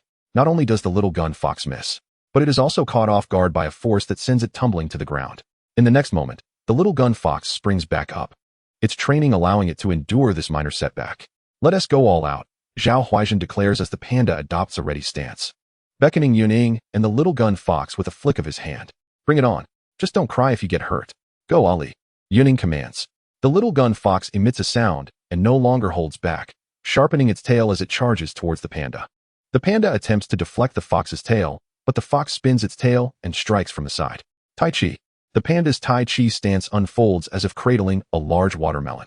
Every attack from the little gun fox is swallowed by the fists of Tai Chi, akin to a lump of clay tossed into the sea, instantly sinking and vanishing without a trace. Is this Tai Chi? Yuning gasps in shock. However, in the next moment, a smirk graces her lips. From another angle, this is the perfect target for practicing marksmanship. I have made up my mind to befriend you. With that, she clenches her fist as if grasping a gun handle. Break the clouds. Upon hearing the command, the little gun fox dashes forward, its tail mimicking a spearhead as it thrusts upward. The little panda's Tai Chi withstood the strike. It blocked it, yet it seemed not entirely effective. The side of the panda wielding Tai Chi was abruptly lifted into the air. It was hard to fathom the immense power behind the little fox's attack. The audience stood in stunned silence. Duanyu. In the moment the little panda was tossed upward, the little fox leapt into the air, performing a somersault before delivering a fierce downward slash. This strike seemed to possess the strength to cleave mountains, hence it was named Duanyu. Boom. The little panda crashed heavily to the ground, leaving a conspicuous wound upon its body. Fortunately, the Tai Chi provided protection, rendering the wound shallow. Zhao Huaizhen's gaze tightened momentarily, but he sighed in relief upon seeing the little panda was not gravely injured. Zhao Dundun rise. Zhao Huaizhen activated his beast control talent and pushed forth. A crimson radiance enveloped the little panda, and the wound on its body began to heal at a visible rate. Simultaneously, its aura surged. Even without the rolling Tai Chi, a visible blood-red energy enveloped its form. This advanced talent, Blood Chi Battle Garb, could stimulate the beast's vitality, unleashing extraordinary strength, transforming into a protective garb that significantly enhanced offense and defense while providing rapid recovery capabilities. The stronger the beast's vitality, the more formidable this talent became. With a roar, the little panda donned its Blood Chi Battle Garb, causing the entire arena to tremble. Yi Yinchuan held his breath slightly. The Blood Chi Battle Garb at this level was undoubtedly the pinnacle for combat beasts, visibly powerful and exceptionally practical. In contrast, his ancient memories felt utterly insignificant. At this moment, the little panda's swirling vitality generated a gust of wind, ruffling Yunying's hair. Dun-dun, use entangling strike. At Zhao Huaizhen's command, the little panda surged forward, unleashing a flurry of punches at the little fox. This entangling strike made the little panda's fists seem adhesive, relentlessly pursuing the little fox, and despite its bulky form, it moved with the grace of a flying swallow. Unable to evade the strong assault, Yunying gritted her teeth and commanded the little fox to engage aggressively. Its tail morphed into a spear, thrusting towards the little panda once more. However, under the enhancement of the blood chi battle garb, the little fox's spear felt as though it were striking cotton, vanishing without a trace against the little panda's protective barrier. With the boost of the beast control talent, the little panda's offense and defense utterly overwhelmed the little fox. Just as the spectators sensed the battle's one-sidedness, a purplish-red light descended upon the little fox. It was Yunying.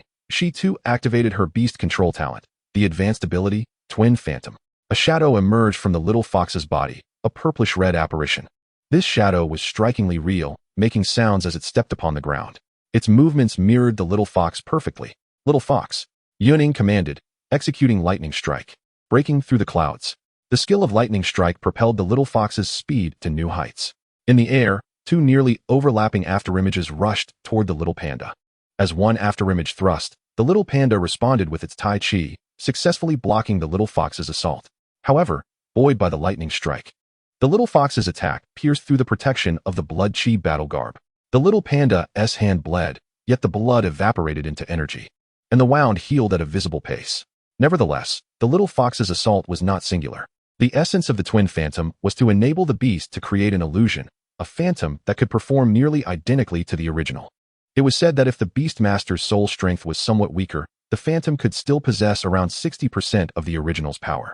Theoretically, if the soul strength were sufficient, the phantom's combat prowess could even surpass that of the original.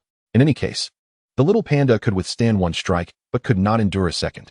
The second strike from the phantom arrived almost simultaneously, targeting the breached area of the blood chi battle garb. The two strikes came in quick succession, their powers compounding. Bang! The little panda was once again lifted into the air. Zhao Huaizhen's expression changed dramatically. This was a breach of defense. "Duan you," Yunying shouted. The little fox and the phantom leapt high, nearly overlapping, and the dual spear tips descended fiercely. Bang! The little panda's crimson battle garb trembled, and a line appeared down the middle, beginning to burst open. Dun-dun! Witnessing the might of this maneuver, Zhao Huaizhen realized it could not withstand it any longer. Yet, beasts trained in combat possess terrifying instincts. The little panda sidestepped, wrapping Tai Chi energy around one arm, silently pressing down on the little fox suspended in midair. Bang! In the next instant, as the onlookers focused, the little panda plummeted like a sandbag, a prominent blood mark visible on its body, blood flowing continuously. It lay sprawled out, unconscious. The effects of the blood chi battle garb had not entirely faded. The blood mark was visibly healing, causing no immediate danger. Unexpectedly, the little fox also found itself pinned to the ground by the little panda's paw, motionless and its situation unknown. Ollie. Yunying had not anticipated that Zhao Huaizhen's little panda could stage a counterattack under such circumstances. Was this the power of Tai Chi? Even in defeat, it showcased remarkable resilience, achieving an ultimate counter. However, as the little fox wriggled free from the panda's grasp and proudly lifted its chin, its tail unfurling like a banner, everyone recognized that in the end, Yunying had triumphed. Though I am superior in skill, I must admit your little panda possesses considerable strength. After her victory, Yunying cradled the little fox and glanced at Zhao Huaizhen with a hint of pride. The little fox let out a soft whine, collapsing in her embrace. If Zhao Huaizhen's little panda had held on a bit longer, she would have been the one to lose. Did this count as recognition from Yunying? Zhao Huaizhen could only chuckle wryly as he helped the little panda down. This fellow is so heavy. Dun-dun, you did your best. Do not be disheartened. There will be many opportunities for victory in the future. Looking at the defeated little panda, Zhao Huaizhen's eyes reflected not blame or frustration, but rather a gentle affection. The battle among the combat families opened the eyes of many newcomers. The combat techniques mastered by the beasts offered extraordinary advantages, whether it was the little panda's defensive counter with Tai Chi or the little fox's aggressive offense. Both left a lasting impression. Especially in the end, the clash of their talents was exhilarating to witness. Yunying is so adorable. I declare, Chen Shuer is the first wife, and she is the second wife. Go to hell, average man. In an instant, Yuning captured a wave of admirers with her strength and appearance.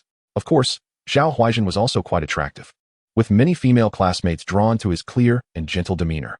Yet, given his loss, the supportive voices were considerably fewer. Upon returning to the preparation area, Zhao Huaizhen felt quite apologetic.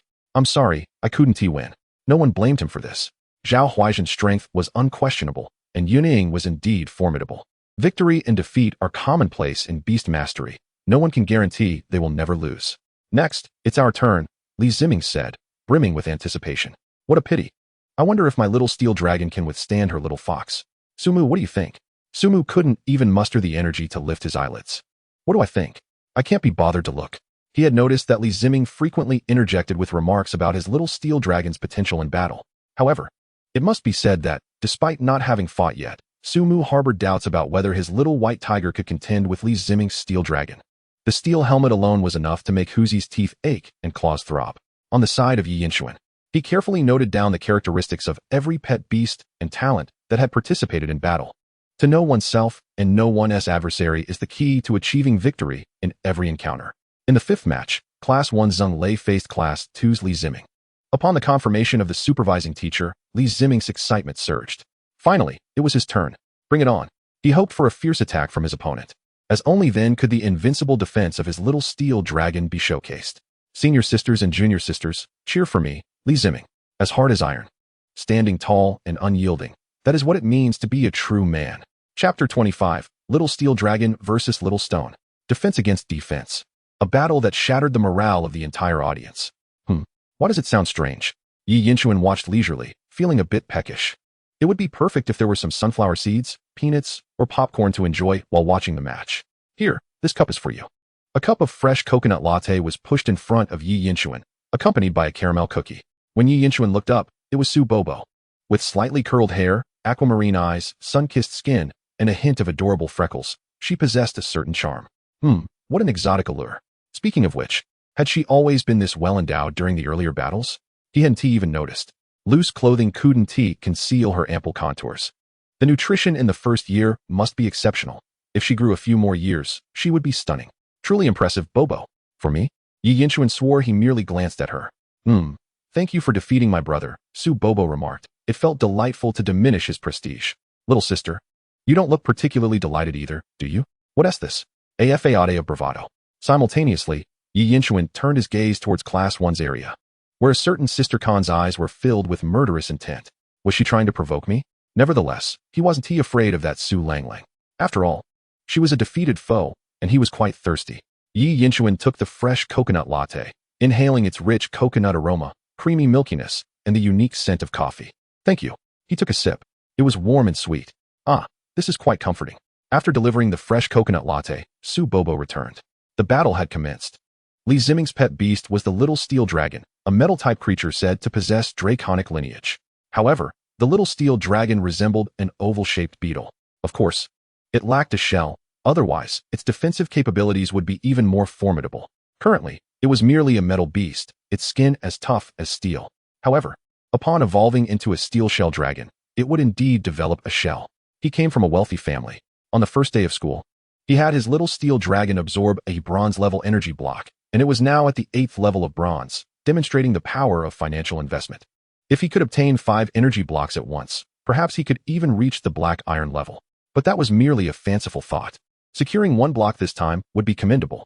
However, this battle left Li Ziming deeply disappointed, for his opponent, Class 1's Zheng Lei, also commanded a defensive-type pet beast. What a nuisance. I am a defender, and you are a defender too. How can I showcase the prowess of my little steel dragon? It requires a powerful attacking beast. Thus, the clash between 2 defensive-type beasts rendered the match somewhat tedious. Zheng Lei's pet beast was a little stone, which appeared as a rock on legs, albeit with short limbs and devoid of facial features. It was a rock-type creature, characterized by its unyielding body, which felt little pain. Few would choose it as a pet beast, not only due to its lack of aesthetic appeal, but also because of its absence of eyes and mouth. Who would choose a mere rock as a pet? Nonetheless, the fact that the opponent stood here indicated some merit. Zheng Lei's talent was target locking. This unique talent, when activated, significantly enhanced the accuracy of the pet beast's attacks. It boasted a high ceiling but an equally terrifying low floor. The high ceiling stemmed from the potential to decisively influence the outcome of battles if certain skills hit their mark. Conversely, The low floor was due to the limited synergy with other skills in the early stages. If one could not pair it effectively, this talent was virtually useless. In simpler terms, this talent increased the precision of one's pet beast. However, no matter how high the accuracy, if the speed was slow or the opponent was too quick, a hit was still unattainable. Moreover, if the beast lacked destructive power, what did it matter if it landed a hit? If it were the higher level talent of precision strike, the difference would be monumental. Finally, Yi Yinshuan observed Zheng Lei's pet beast talent and immediately recognized the mediocre nature of it. Simultaneously, he noted that Zheng Lei's little stone was at the 6th level of bronze, a common level for many pet beasts. This was not coincidental, but rather indicative of a pattern. In each major tier, such as bronze, levels 1 to 3 were the easiest to improve, followed by levels 4 to 6, and lastly, levels 7 to 9. Therefore, this batch of freshmen, slightly stronger than average, mostly lingered at level 6. In summary, the current situation on the field resembled a collision between a lump of metal and a stone, both moving sluggishly. They seemed to exchange blows, almost reminiscent of a turn-based battle. Many students began to lose focus, some heading to the restroom, others to quench their thirst. Please don't leave. Why is everyone getting up? This is ruining my debut in the senior year. Others have completed their battles, yet no one is watching mine. Li Ziming was in utter despair. I'm exhausted, let it end.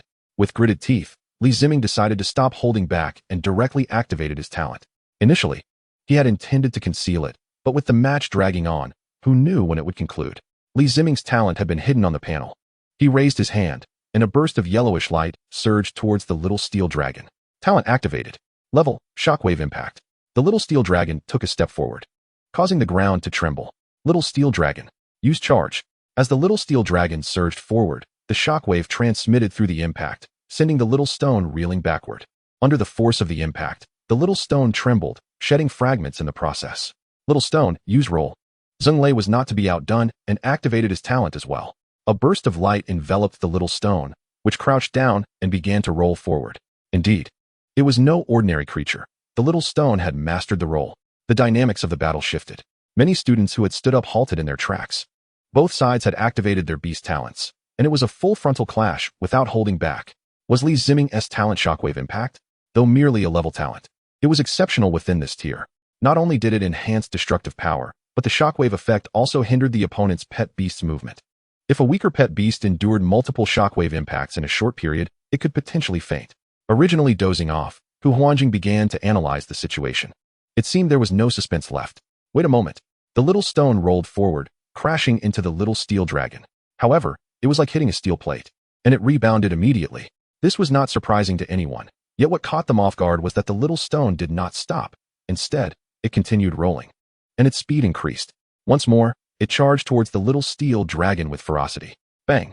The collision of stone and steel sent debris flying, sparks flying. Time and again, the little stone was repelled, only to roll back and retaliate. The parts of the little stone in contact with the ground began to smoke. Incredible! An infinite roll, growing stronger with each strike. The audience was in awe. To understand, the tumbling skill of the small stone typically concludes after a single impact. Yet, this Zheng Lei's small stone astonishingly executes an infinite roll. Furthermore, the alarming aspect is that it accelerates with each roll, with the force of its collisions intensifying. Until this very impact, the previously immovable Xiao Ganglong was finally repelled. Although it was only a slight distance, it marked the commencement of a breach in defense. Impossible. Li Ziming's complexion turned pale. The Xiao Ganglong, which could not be moved even by aggressive battle pets, was unexpectedly stirred by a mere small stone. Surely, he wouldn't be subjected to a challenge beyond his level. This was not a trivial matter. Firstly, the bloodline and potential of Xiao Ganglong and the small stone are not on the same tier. Secondly, one is a bronze level 8 while the other is a bronze level 6. Should he lose, he would suffer immense humiliation. Indeed, those who represent their class in battle are not to be underestimated. Yi Yinshuan took a sip of coconut latte. Though he was not the one fighting now, every individual could potentially become a formidable adversary in the future. It is essential to regard and comprehend one's opponents. Moreover, there is a characteristic of beast mastery. Under the premise that fundamental talents and pets remain unchanged, variations in strength can occur swiftly. The comprehension of new skills, the awakening of new talents, and the enhancement of skill proficiency can set off a chain reaction.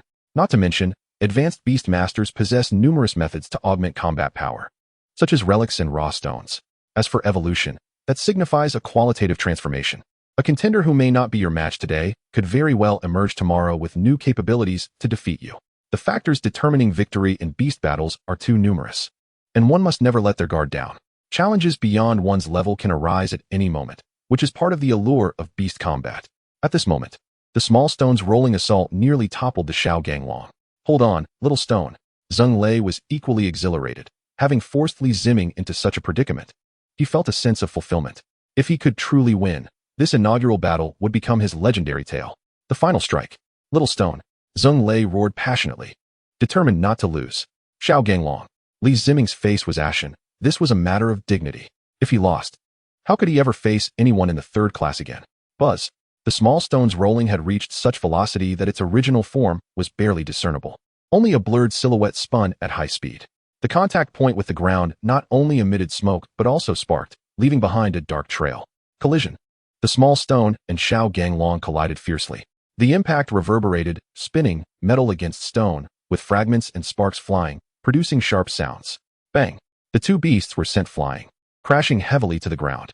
Xiao Ganglong lay on its back, exposing its vulnerable belly, a position rarely revealed. The small stone collapsed on the ground. Its form shattered in a tragic display. Both beasts lay motionless, and the hearts of all present hung in suspense. Xiao Ganglong. Little stone. Stand up. The beast masters on both sides shouted. In that instant, they seemed to forget the outcome, only hoping their respective beasts could rise once more. The small stone stirred. It was bracing itself to stand, prompting cheers from the audience. Victory. Zheng Lei was overjoyed. Defeat. Li Ziming's mind went blank, just as Yi Yinchuan was preparing to pay his respects for him. Still moving. It was still moving. Someone exclaimed in surprise, for Xiao Ganglong was indeed stirring. It could not right itself, flailing its limbs like a turtle. Meanwhile, the small stone struggled for a moment, but ultimately could not rise again, falling completely and unable to rise. Silence enveloped the arena. The host teacher was dumbfounded. Class 2's Li Ziming, Xiao Ganglong wins. After a brief moment of silence, the host teacher announced the result, and the atmosphere turned notably awkward. Xiao Ganglong, I knew you could do it. Li Ziming's mindset was on the brink of collapse. Meanwhile, Zheng Lei's composure had shattered. He trembled as he lifted the small stone. Little stone, you did well. We truly did well. We mustn't be too greedy. Though he voiced this, within him lingered a sense of dissatisfaction. They were so close to a reversal. Winning would have allowed him to boast for half a year. A single battle had shattered the mentalities of two individuals, possibly affecting their classmates and teachers as well. Damn it. Why is no one cheering? Forget it. Li Ziming regained his senses. This outcome was already commendable. Although it felt somewhat undignified, at least he had not lost. Ahem. Li Ziming and his opponent descended from the arena, taking their beasts to the healing chamber. You little stone, you possess some merit. Being defensive in nature. We could exchange insights in the future. Li Ziming had held back for a long time before finally speaking to ease the awkwardness. Quite right. Zheng Lei did not expect his opponent to speak first. Clearly, this was an acknowledgement of his performance.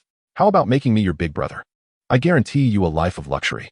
Observing Zheng Lei's astonished expression, Li Ziming felt invigorated. As a second-generation individual, one must establish their own influence. Although from a different class, it was not impossible to cultivate connections. This lad possesses considerable strength.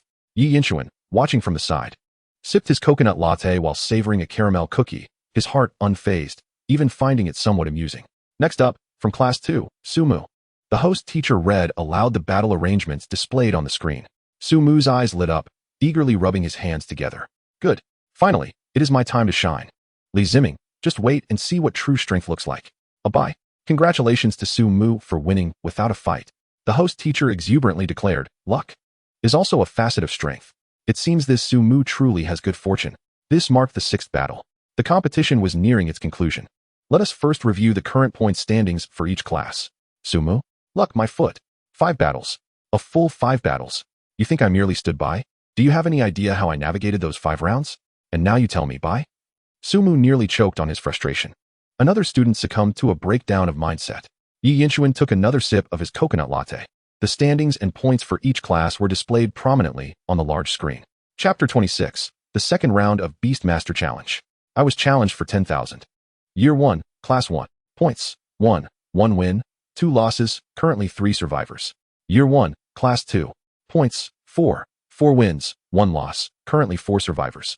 Year 1, Class 3. Points, 1 win, 2 losses, currently 3 survivors. Congratulations to Class 2 for leading by an absolute advantage. The final 2 battles will feature a showdown between Class 1 and Class 3. Let us take a brief intermission.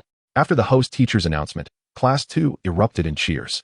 Up to this point, all 5 members of Class 2 had completed their battles. Ahem, Su Mu was an unexpected occurrence. We are solid. Chun Yejia beamed with a flushed face. His classmates had truly performed admirably. This round was a genuine lay-down victory. Don't celebrate too soon. There's a second round to consider. Zhang Rui interjected, pouring cold water on the excitement. We are stable. Be a bit more confident. With our 4 big brothers. After Class 1 and Class 3 finish, they will only have a total of 4 members. How could we possibly lose? Chun Yejia was brimming with self-satisfaction. Do not forget, the second round is a challenge format. If other classes have strong competitors, it might not be so simple. Hu Huanjing adjusted his glasses. You're a jinx. Stop with the unfounded analysis. One sentence made Chun Yejia's face turn pale. Well, of course. At present, it does appear quite stable. Hu Huanjing added. At this moment, Yu gathered the students of Class 2, holding an electronic blackboard. Just as the intermission commenced, we gathered to analyze the match and our opponents. The students appeared bewildered. Teacher, must it be so intense? In the first match, Yi Yinchuan faced Su Langlang. This encounter was not easily won. The skill breaking waves requires both water and a mastery level of proficiency to yield such results. However, the mutated little water frog wielded this ability only at a familiar level, relying on Su Longlong's extraordinary strength to forcibly unleash the power of mastery. Coupled with its mutated characteristics, it could execute 4 consecutive breaking wave strikes in a single breath, leaving no room for defense. This illustrates the importance of systematics. 11 is indeed greater than 2. Our classmate Yi Yinchuan's little seal exhibited similar prowess. The steel tail whip amplified its strength. Furthermore, he utilized the creature's own weight and gravitational acceleration, allowing him to conclude the battle in one decisive blow. Hu scribbled notes on the small blackboard. The match between Chun Shuer and Luo Jiaojiao was merely glossed over since it resulted in a swift defeat. It was unfortunate for Zhao Huaizhen, who found himself somewhat restrained. Had that female classmate not possessed the talent of dual illusions, she would likely have succumbed to him. Perhaps it was due to Zhao Huaizhen and Yuning both hailing from martial arts families, specializing in combat creatures, which prompted Hu Yu to refrain from elaborating further. Lastly, there was classmate Li Ziming. His opponent's little stone was quite exceptional. As we all know, the skill rolling typically allows for only a single strike. The reason being, after the initial impact, one cannot continue rolling without losing direction, resulting in aimless collisions that bear no significance. However, the talent of Zheng Lei was target lock, which conveniently resolved this issue. The rolling skill accelerates with each roll, incrementally increasing its power. This serves as a remarkable example of the perfect synergy between beast taming talents and creature skills. Upon hearing this, many students experienced moments of enlightenment. Su Longlong's long-range 4-hit breaking waves and Zheng Lei's infinite rolling left a profound impression. Yet, despite both being bronze-tier creatures, many students remained perplexed as to how they could achieve such effects. Now, Hu Yu's analysis clarified everything. Yi Yinchuan raised an eyebrow. Su Longlong's 4-hit breaking waves was indeed formidable, remote, and destructive. Were it not for the Rui tail, there would have been no opportunity for a counterattack. Teacher, how do we differentiate between the combat skills of combat creatures and regular skills? Hu Huanjing, who had recently lost to Zhao Huaizhen, raised his hand to inquire. Hu Yu smiled appreciatively. She favored inquisitive students, certainly not the troublesome kind. Combat skills are somewhat unique. Only upon achieving a certain level of power and being recorded in the beast taming panel can they be deemed skills. However, even if combat skills are not recorded, they can still manifest effects comparable to skills. This is the advantage of combat creatures.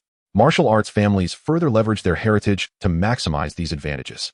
Implicitly, this suggests that ordinary beast tamers can also cultivate combat creatures, yet they cannot rival the martial arts families. After absorbing this information, the students nodded in agreement, unable to resist glancing at Zhao Huaizhen, acknowledging the prowess of martial arts families and combat creatures. Once Hu Yu completed her analysis, the remaining 2 matches between Class 1 and Class 3 commenced. In the first match, Class 1's Zhang Hui faced Class 3's Ma Xuanzai. One creature was a little feathered chicken, and the other, a little toothy dog. I like little toothy dogs. Ma Xuanzai, with such an unusual name, was also quite the beauty. Upon seeing the dog, Zhao Mingquan perked up, eager for a deeper understanding. How to delve deeper? Yi Yinchuan pondered while holding a coconut latte. The little seal was nearly healed but still dozed off with soft murmurs. Thus, after listening to the homeroom teacher's analysis, he remained to observe the match.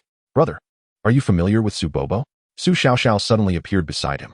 Yi Yinchuan glanced at her, noticing a hint of resentment in her gaze. Su Bobo, who is that? He grasped Su Xiaoxiao's small hand, stuffing a caramel cookie into it. Eat some candy. Let's watch the match together. Su Xiaoxiao, dissatisfied, retorted, you're being dismissive. Upon looking down at the cookie, her mind briefly faltered. Brother, you call this candy? It's a cookie. Observing Yi Yinchuan's focused profile as he watched the match, Su Xiaoxiao found it hard to remain upset. She unwrapped the cookie, breaking it in half, one piece for herself, and the other for Yi Yinchuan. Just now. Did I accidentally feed you? The first match concluded with a clear victor. Zhang Hui's little feathered chicken, despite possessing a regeneration talent allowing it to swiftly heal wounds, and augmented by his beast taming talent, healing blessing, which enhances all healing effects within a short duration, proved nearly impervious to injury. Yet, Ma Xuanzai's little toothy dog possessed the bite skill, which, once it bites down, does not release its grip. Moreover, Ma Xuanzai's talent was the severe injury curse, which effectively reduced the recovery capabilities of the opponent's creature, perfectly countering Zhang Hui's advantages. Zhang Hui left with a smile, but muttered curses under his breath. In the second match, Class 1's Lu Xiaoyan faced Class 3's Chun Jianchong. Lu Xiaoyan's creature was a slime, a soft-bodied entity, while Chun Jianchong's was a little flying sword. This time, the tables turned. The little flying sword was restrained by the slime. This type of creature resembled a puddle of transparent sludge, possessing the talent of a soft-bodied creature, making physical attacks largely ineffective against it, especially sharp strikes from a flying sword. With each strike, as it sliced through the slime, the wound would seamlessly mend. Conversely, the slime could split off a portion, adhering to the little flying sword, thereby weighing it down and hindering its movement. Ultimately, Chun Jianchong activated his beast taming talent, lightweight blessing, enhancing the flying sword's speed. Coupled with the little flying sword's successive slashing skills, he unleashed a flurry of attacks that scattered the slime's body across the ground, nearly leading to defeat. However, Lu Xiaoyan also possessed a beast taming talent, albeit at a lower level, called gigantification. This allowed her to enlarge her body, albeit with limited applications, primarily suited for close combat creatures. Yet with the application of this gigantification, the previously scattered slime fragments reverted to their original size, each piece transforming into a separate slime. Countless slimes encircled the little flying sword, dragging it down and ultimately defeating it. The surrounding girls gasped in astonishment, for it is known that the little flying sword was bronze tier level 7, while the slime was only bronze tier level 5. This was a classic case of overcoming tiered challenges through the dynamics of types and the synergy of creature and beast taming talents. Thus concluded the first round of battles. Class 1 scored 2 points, Class 2 4 points, and Class 3 2 points. With an hour remaining until dismissal, the host teacher proceeded to draw lots. In the second round, the first drawn was Class 1's Sun Huowang. Sun Huowang, the victor of the two little fire monkeys, was currently in discussions with school personnel to confirm his next opponent. He chose to challenge Class 2's Yi Yinchuan. Immediately, school personnel inquired if Yi Yinchuan wished to battle today. I need to assess my creature's recovery. Yi Yinchuan approached the healing chamber, calling out, "Bow bow. It's time to fight." No response came. He could feel the gaze of over 100 people upon him, causing him to sweat. Time for dinner. Fat shrimp. Bio stretched out and scratched its backside, then rubbed its eyes. DWI-11, where are you? With another victory, it would feast. Wine Chu In poked its head, saying that if they won another 10,000 Kui, DWI-11 would be well taken care of. With 20,000 Kui, perhaps Bo's required DWI-11 would be sufficient. Bo, Master, please feel free to command Bo. Upon hearing the mention of 10,000 Kui and DWI-11, Bo's drowsiness vanished. Although with its walnut-sized brain, it did not fully grasp the meaning of 10,000 Kui, it understood one thing. Master needed it. The Master had stated it. And there must be a reason. Thus, Bo would certainly strive for it. Excellent. Very spirited. Wine Chu In picked up Bo, confirming the acceptance of the challenge. He glanced at the 10,000 Kui. No, it was SN Hu Wing. So it's you. Calling yourself 10,000 Kui. You wish to challenge me, huh? Thank you, timely rain classmate. Chapter 27, The Little Seal and the Little Fire Monkey. If one does not strive, one will become a mere plaything of women. The challenge has been accepted. Looking at Wine Chu In, SN Hu Wing smiled, reaching out to pat the monkey beside him. Little Hu Wing, if you win this round, your evolution funds will be secured. The remaining contenders were all top-tier newcomers, none easy to defeat. After much contemplation, he decided to challenge this mutated little seal, as the odds seemed favorable. Firstly, its master Wine Chu In's beast taming talent was utterly ornamental. The iron tail whip was the opponent's greatest reliance, as long as they could withstand it. 10,000 Ku, I would be assured. The little fire monkey's fire punch was no trifling matter. Unless the opponent possessed water-type skills, theoretically, the little seal could learn them. However, this particular one evidently did not. Firstly, the opponent had not utilized it, nor was it present on the beast panel. Secondly, the direction of mutation was clearly towards tail attacks.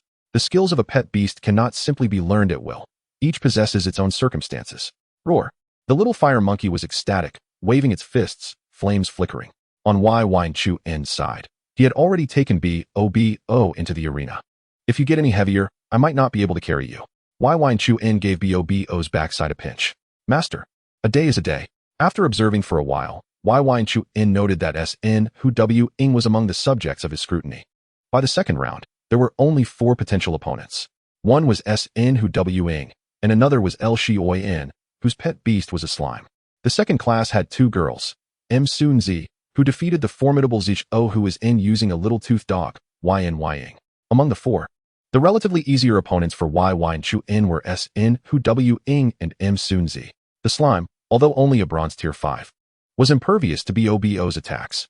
As for Ying, coming from a martial arts family, having defeated Zho, who was her prowess was evident. A single move, breaking cloud, followed by severing the mountain. If that didn't suffice, she could invoke dual phantom, doubling the damage. Who could withstand that? In any case, Wyverns did not wish for the little seal to bear the brunt. The battle commenced. Go for it, little Wing. Bobo, take him down. Wing's little fire monkey charged in, immediately unleashing its fire punch, with flames enveloping its fists.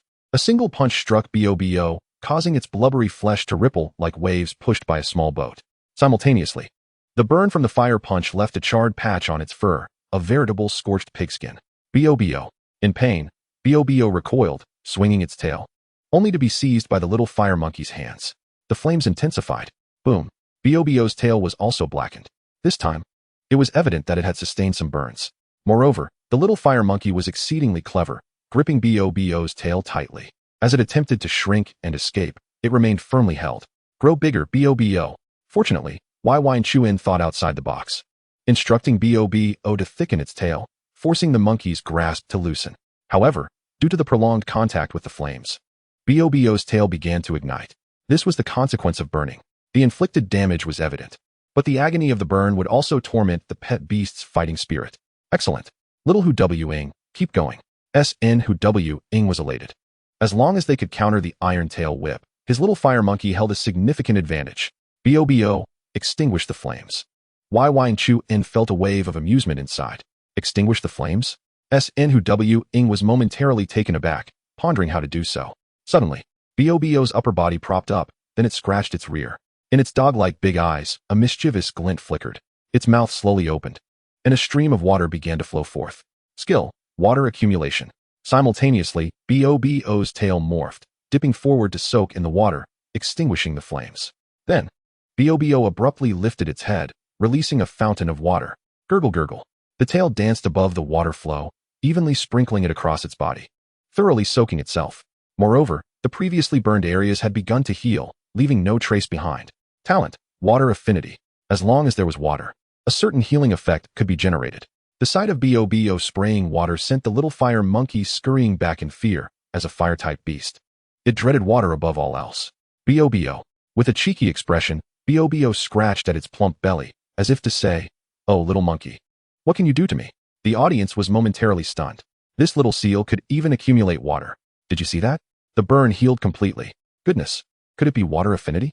During the previous battle with XL, Bobo's water affinity talent had not been prominently displayed for various reasons. However, this time, it was crystal clear. Water affinity and water accumulation. Minor injuries could almost be disregarded. Such an effect naturally led some to deduce water affinity. Witnessing this scene, SN was left dumbfounded. He had feared the opponent would possess water-type skills, yet this little seal unleashed the maximum water output. Moreover, how was the wound healing even possible? The beast panel did not indicate such abilities. Did they think others were fools for not spending fire? SN was on the verge of tears. Initially thinking it would be an easy fight, he had instead become countered. Never did he expect to be the one offering his head.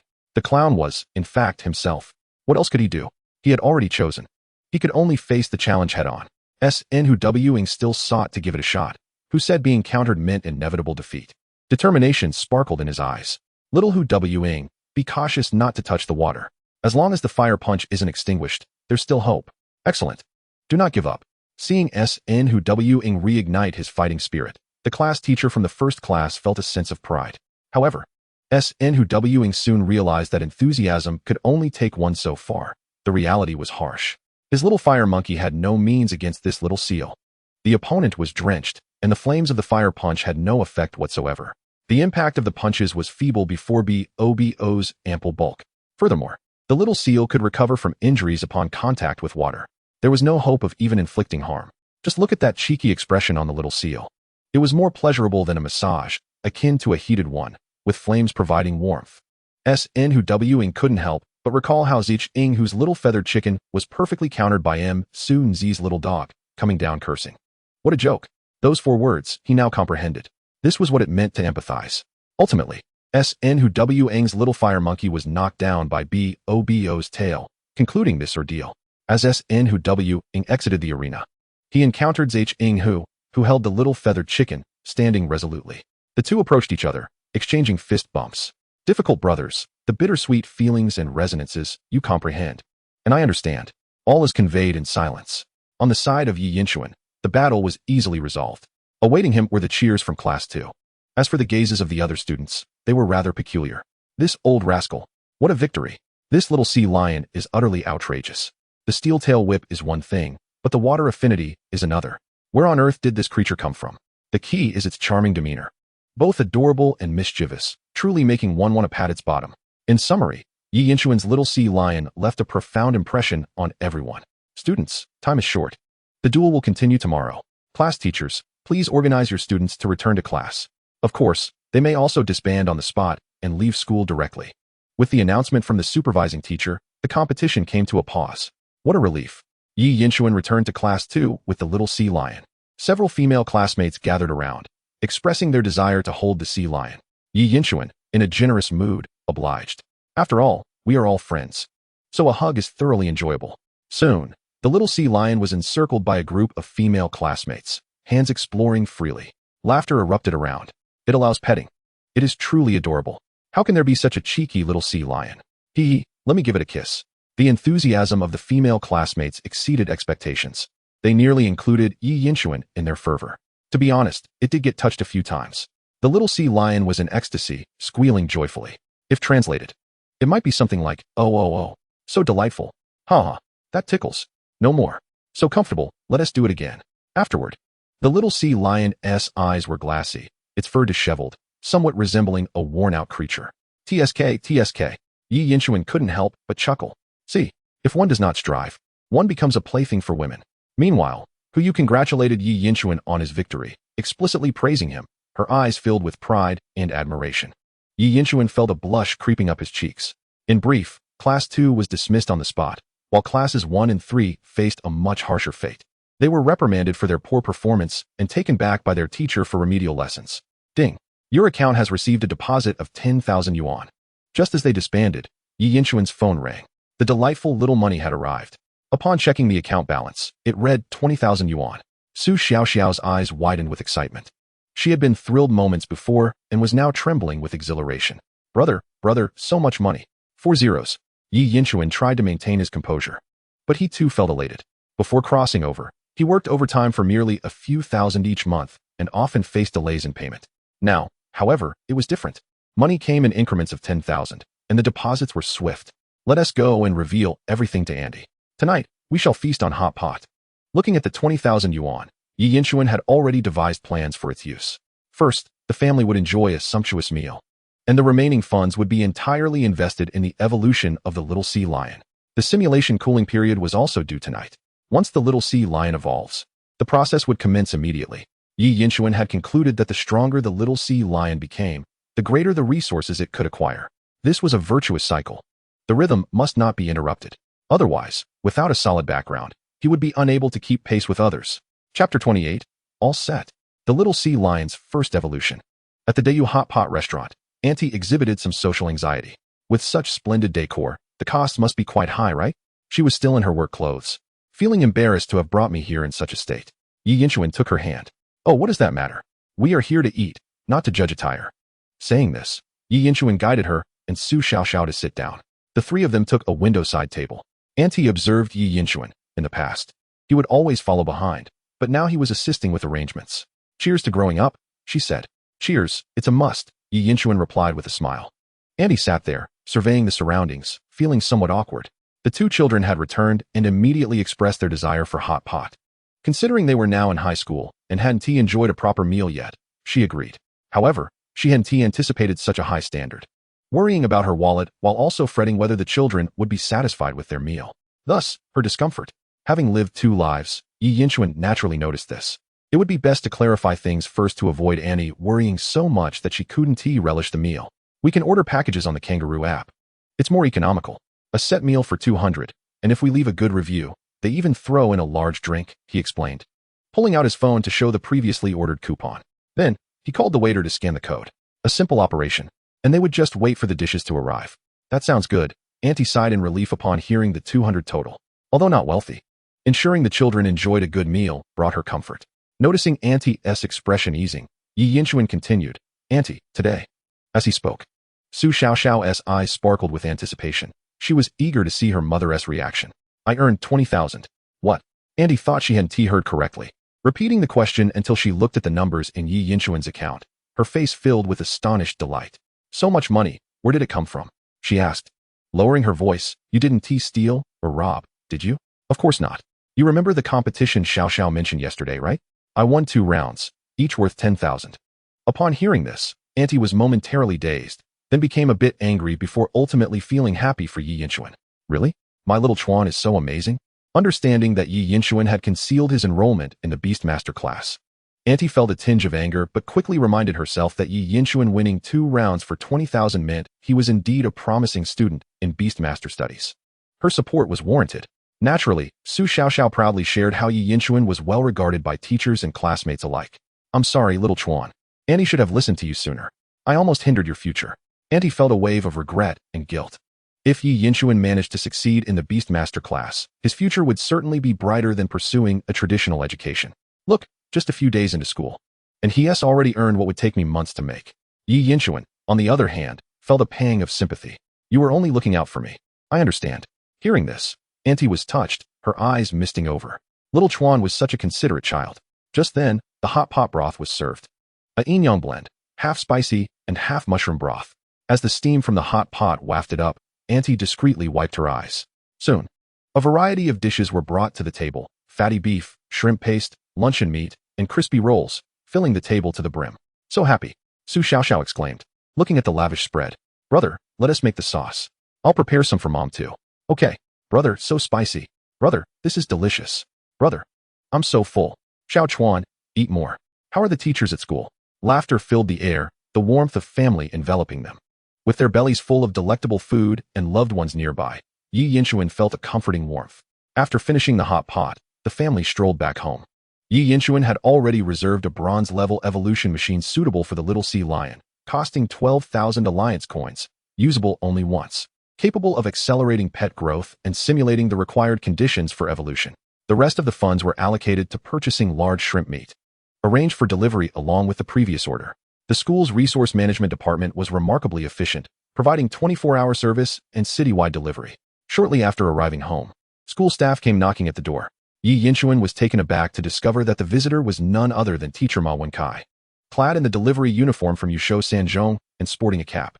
Noticing Yi Yinchuan's surprise, Teacher Ma offered an explanation, stating that upon seeing Ye's order, he decided to come personally. He had watched Ye's battle today and hoped for his continued efforts. Expressing curiosity about how far an ordinary person with the ancient memory talent could progress. Listening to Teacher Ma's words, Yi Yinchuan felt somewhat perplexed. Kid, I have high hopes for you, Ma Wenkai remarked, patting Yi Yinchuan on the shoulder. Subsequently, an awkward silence enveloped them. Why was this student not adhering to the expected social niceties? After such a generous gesture, he did not even extend an invitation to sit down. What happened to common courtesy? Ma Wenkai felt a bit uncomfortable. Yi Yinchuan, on the other hand, was preoccupied with thoughts of the bountiful shrimp meat, contemplating that perhaps a hug might lead to an evolution that very night. Observing that Yi had ordered an evolution machine, Ma Wenkai cautioned, evolution cannot be rushed. Preparation is crucial. He then handed over a handwritten evolution plan for the Sunhai Bao, hoping it would be of assistance. Thank you, Teacher Ma. Yi Yinchuan replied. But I have matters to attend to this evening. Ma Wenkai, feeling dismissed, muttered, All right, I shall take my leave then. In his eyes, Yi Yinchuan seemed to have "see you out" written all over his face. Once Ma Wenkai departed, Yi Yinchuan carried the evolution machine and 2 large piles of shrimp meat into his home, feeling grateful for the teacher's kindness. However, his mind was consumed with thoughts of evolution, leaving no room for delay. Moreover, while the evolution plan provided by Teacher Ma was detailed, it was somewhat unhelpful. With everything in place, Yi Yinchuan prepared for the first evolution of his beloved Bao Bao. The evolution machine, a bronze-gray device resembling a large box, stood over half a person tall, surprisingly lightweight due to the advanced technology of Chong Keisai Company. The operation was straightforward. Simply place the pet inside, close the hatch, and confirm the start. During the process, materials would be added according to the instructions. Go ahead, Bao Bao, Yi Yinchuan encouraged after carefully reviewing the manual, giving the creature a gentle pat on its rear. Master, Bao Bao is going in, it replied nervously. It's so dark inside. It won't be dangerous, will it? Master, I really am going in. Bao Bao hesitated, glancing back multiple times. Ultimately, it reluctantly squeezed into the evolution chamber, as Ye's encouraging gaze shifted to one tinged with slight intensity. Bao Bao, Master, it's quite comfortable in here. Do you want to come in too? Yi Yinchuan observed the cramped evolution chamber, filled to the brim with Bao Bao's ample form, pondering the situation. Should he stick his head in? Dismissing Bao Bao's words as mere nonsense, he promptly shut the hatch. From the outside, the internal situation was clear. Yet Bao Bao could not see beyond the confines of its enclosure. However, it was not entirely dark. The evolution chamber was designed to simulate the environment within the pet's ring, minimizing feelings of rejection or anxiety. Following the instructions, Yi Yinchuan adjusted the simulation chamber to mimic the conditions during Bao Bao's hibernation. Simultaneously, he pressed the feeding button, and a feeding compartment slowly emerged from the back of the evolution machine. By placing the necessary items inside, the machine would automatically feed the pet at the appropriate time. Yi Yinchuan placed an entire bag of shrimp meat within. Ordinarily, this amount would suffice for a day, but under the machine's accelerated effects, the pet's metabolism would increase 5 to 10-fold, meaning it could digest it in just an hour. Given Bao Bao's propensity to gain weight, this would be even more pronounced. This was why Yi Yinchuan had the opportunity for a successful evolution today. Of course, there was another vital aspect. He possessed a perfect plan for evolving into Wei Hai Bao. While the evolution machine was impressive, it should not be used indiscriminately. Rapid metabolism indicated quick results. Yet if the evolution plan was flawed, it would merely deplete the pet's potential and lifespan, wasting resources. Otherwise, affluent scions would simply purchase evolution machines and stockpile materials to effortlessly evolve their pets. This was precisely why Teacher Ma had cautioned him not to rush the evolution and to prepare thoroughly, providing a handwritten plan for the Sunhai Bao to discourage Yi Yinchuan from taking shortcuts. After closing the feeding compartment, the machine began to operate autonomously. The first batch of shrimp meat was delivered to Bao Bao. Watching it munch contentedly before drifting off to sleep, Yi Yinchuan assumed the role of a dutiful guardian, replenishing the feeding compartment with meat every hour, reminiscent of a farmer feeding his livestock. Thus, they continued until approximately 6 o'clock in the morning, at which point Bao Bao had fully entered hibernation, its body nearly overflowing the evolution chamber, resembling a large bundle of cotton or a sweet delicacy like mochi. Would this work? Yi Yinchuan glanced at the sky, realizing that operating the evolution machine for the first time took longer than he had anticipated. In the final hour, the evolution machine's effectiveness would expire, and this device, valued at 12,000, would become inoperable. Soon, visible changes began to manifest on Bao Bao. Its once plump body appeared to deflate, losing weight at a noticeable rate. Meanwhile, its tail grew stronger and more robust at the same pace, embodying a process of refinement, shedding excess and leaving only the essence. The muscle definition was subtly revealed, and if one were to focus solely on the tail, they might mistake it for that of a dragon. Indeed, that was the dragon tail. Bao Bao's size had also increased notably, seemingly to better support its newfound powerful tail. It appeared that success was at hand. Observing the stability of Bao Bao's transformation, Yi Yinchuan felt immense joy. Upon checking Bao Bao's status panel, he noted significant changes. Wei Hai Bao.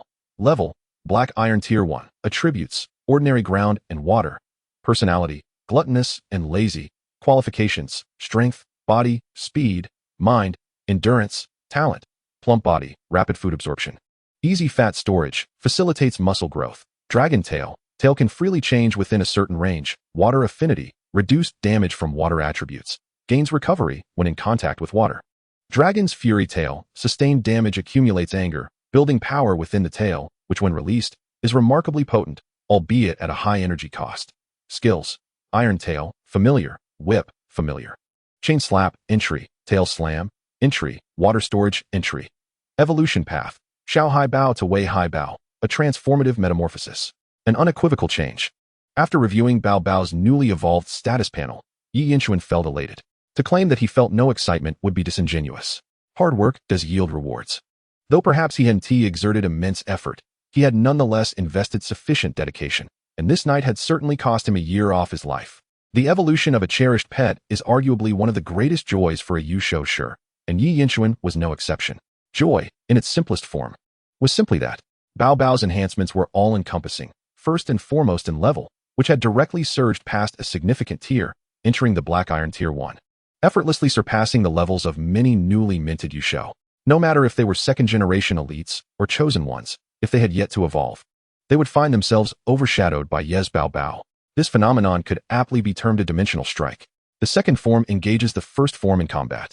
It is unquestionable that a father defeating a son or an elder brother overpowering a younger sibling is a certainty. How could one possibly lose? Furthermore, let us consider aptitude. Directly elevating from one rank to another, in circumstances where levels are similar, the impact of aptitude is immensely significant. As previously mentioned, why is it termed as overwhelming? It is not merely due to level suppression, but also because of aptitude suppression. The second form, Bao Bao, has already surpassed the unevolved Bingjingua in terms of aptitude. Moreover, the changes and enhancements in talents and skills are monumental. Initially possessing a physique prone to gaining weight, it has now transformed into a robust and well-built form. Bao Bao's physical endurance and overall attributes are particularly outstanding, closely linked to this innate talent, developing both fat and muscle. In translation, this means being both resilient and formidable. The affinity of the Rui tail with water remains unchanged. However, after evolving into a Wei Hai Bao, a new talent has emerged, the Dragon's Wrath Tail. In a single word, it encapsulates the essence of counterattacking after being struck. It can be understood as a talent that grows stronger the more it is hit. This is undoubtedly an essential ability for a comeback, a divine talent that guarantees a fatal blow. However, the extent of the accumulated rage and the corresponding destructive power will be revealed in practical combat. Just envision the scenario where the steel tail lashes against the Dragon's Wrath Tail. With a single strike, one must question who could withstand it. With this thought, Yi Yinchuan is already contemplating taking Bao Bao to school to collect winnings. Winning a single match yields a fortune, it's all mine. He even considers challenging his own team for money. In a frenzy, he could even take down his teammates. Turning to skills, there are 5 in total. The difficulties faced by beasts in learning new skills are non-existent for Yi Yinchuan. He has observed that any skill related to the tail has seen an increase in proficiency level following the evolution into Wei Hai Bao. Is this reasonable? Indeed it is. What of a pet beast that fights using its tail? What is wrong with having a talent for tail-related skills? Bao Bao, I have long ceased to be human. In addition to the increased proficiency, the original collision skill has been replaced by an entirely new skill, Tail Sweep Charge, a horizontal sweep of the tail, colliding and striking enemies in its path. This is the very definition of charging headlong. Yi Yinchuan can vividly imagine Bao Bao dragging a dragon tail, showcasing a muscular physique. Rampaging through obstacles like a bulldozer, it is utterly domineering. How ferocious! I absolutely adore it. Yi Yinchuan beams with delight. Is this still the original little waist? This is truly a divine pet. Upon realizing that Bao Bao has evolved into Wei Hai Bao, Yi Yinchuan summons the Beastmaster Scroll. To his astonishment, the changes on the scroll cause his heart to race. Can simulate pet Wei Hai Bao, Bao Bao. Remaining simulation attempts, 4.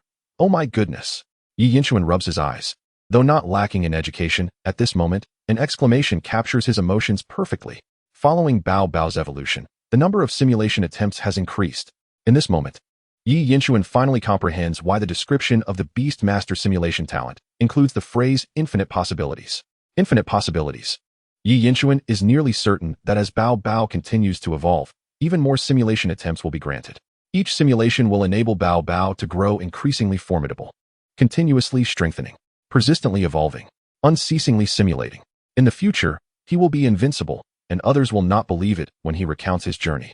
I Chuan have truly advanced step by step. However, it is more akin to soaring into the sky, stepping on my own feet.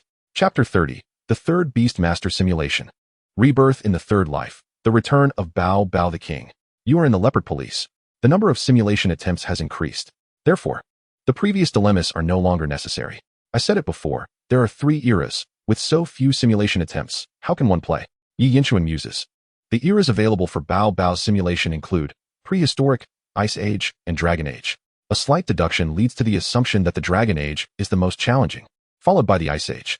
One must understand that the Dragon Age is the era when dragons dominate. One can imagine the perilous environment filled with colossal dragons. Generally speaking, the higher the difficulty of the simulation, the better the rewards upon completion, provided a certain level of achievement is met. For instance, if one chooses the Dragon Age and dies at the start, one cannot expect to receive any substantial rewards. Therefore, Yi Yinchuan's strategy is to progress gradually. First conquering the prehistoric era, then challenging the Ice Age, and ultimately facing the Dragon Age. Much like advancing through levels in a game, it is a slow and steady ascent. After all, even the simplest prehistoric era offers ample rewards, and it has yet to be completed. With clarity of thought, Yi Yinchuan promptly pulls Bao Bao from the evolution chamber. I'm so hungry, Master Yin. Perhaps due to the extensive energy expenditure during evolution, despite the fresh appearance. Bao Bao is in a rather lethargic state. The large-tailed shrimp has also been consumed entirely. Yi Yinchuan rummages through his belongings, gathering all the food in the house to satisfy the ravenous creature. First, Yi Yinchuan instructs Bao Bao to activate the talent of the agile tail, reshaping the dragon tail back to its original form. Additionally, all hidden aspects on the Beast Master panel are concealed, so others cannot discern Bao Bao's evolution. It merely appears larger. When the time comes, he plans to gloss over the situation by attributing it to growth. The rationale behind this is to avoid unnecessary attention. It is only the 3rd day of school, and neither the second generation nor the chosen have made their presence known. It would be difficult to explain why his little sea seal has evolved, especially with a hidden evolutionary path. Yi Yinchuan fears being interrogated or having Bao Bao subjected to dissection for research. Although he trusts in the legal system of Huaxia, one must always be wary. Stay true to one's original intentions. Preserve development. Soar discreetly and astonish everyone. Oh, by the way, it's not entirely about playing the fool. When it's time to act, he will. For example, when there are winnings to be had, he will remain low-key yet decisive. Yi Yinchuan is adept at discerning these nuances. Ultimately, everything is aimed at maximizing benefits. Let us simulate one more time before school starts. After a sleepless night, Yi Yinchuan feels invigorated. He places his hand on Bao Bao's round head, and the simulation commences. Bao Bao, are we doing this again? I'll just take a little nap. Bao Bao cheekily attempts to burrow back into the evolution chamber, but soon realizes it is no longer operational. It feels cold and uncomfortable. Oh well, Master Yin is busy. I'll settle for any cozy spot. Taking advantage of Yi Yinchuan's distraction, Bao Bao scampers to snuggle under Su Xiaoxiao's blanket. It's warm and fragrant. He wishes Master Yin could join him. You chose the prehistoric era.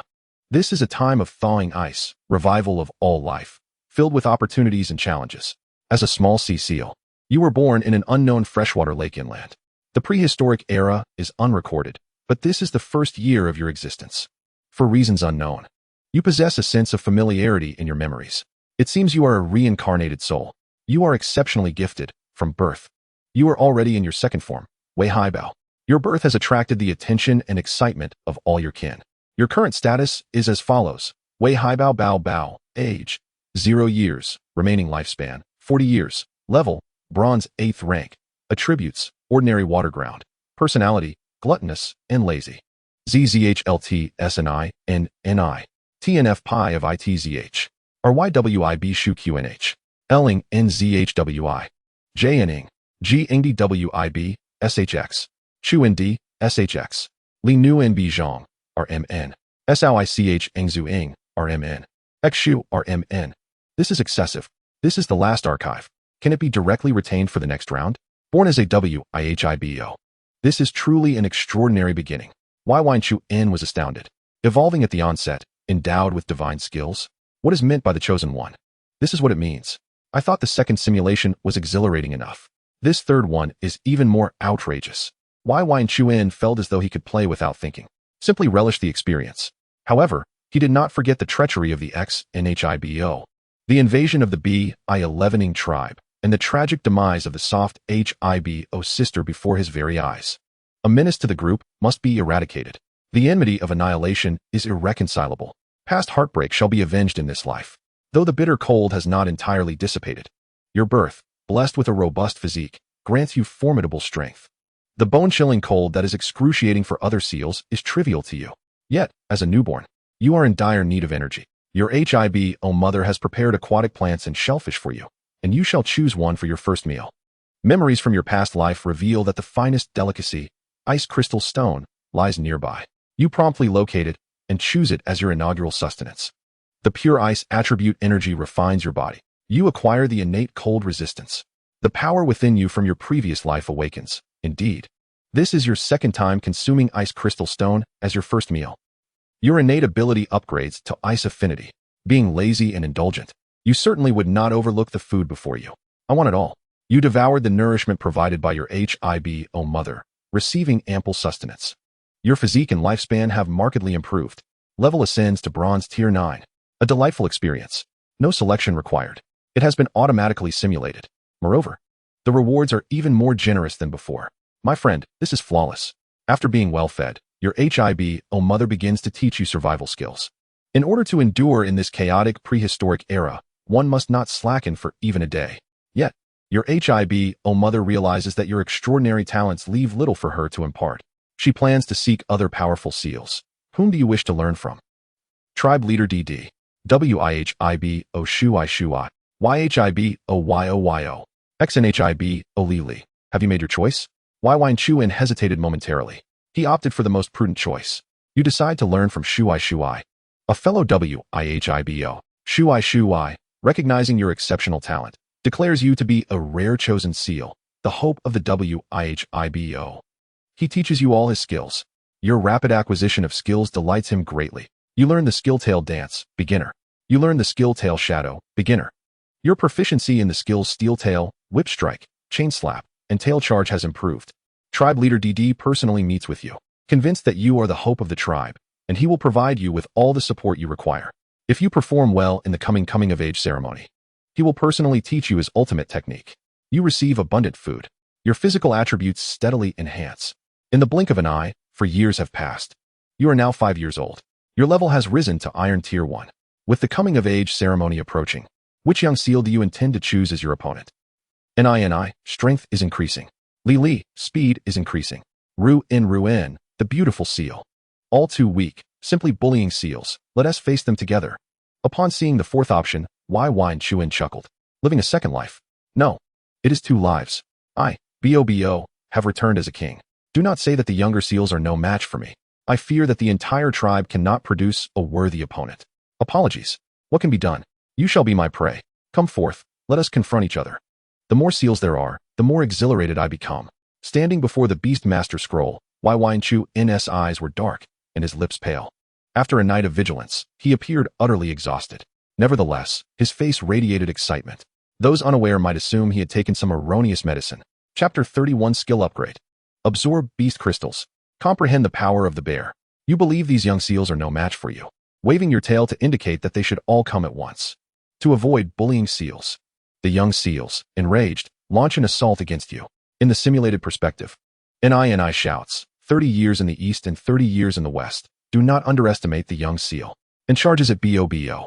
BOBO sweeps his tail, sending NINI crashing to the ground without even needing skills.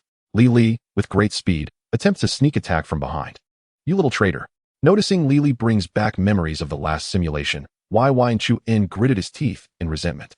BOBO delivers a chain slap with his tail, the powerful dragon tail swinging fiercely, transforming Li's head into a pig's head, knocking out several teeth. As for Ruin, upon witnessing BOBO's prowess, all her anger evaporates, her eyes turning into hearts. The astonishing strength of BOBO has captured her heart. Though it might be exaggerated to say she has fallen in love, she is undoubtedly deeply enamored. The young seals are no match for you. With your extraordinary strength, you have subdued all of them. Your HIBO mother is proud of you. The prestige of the tribe has significantly risen.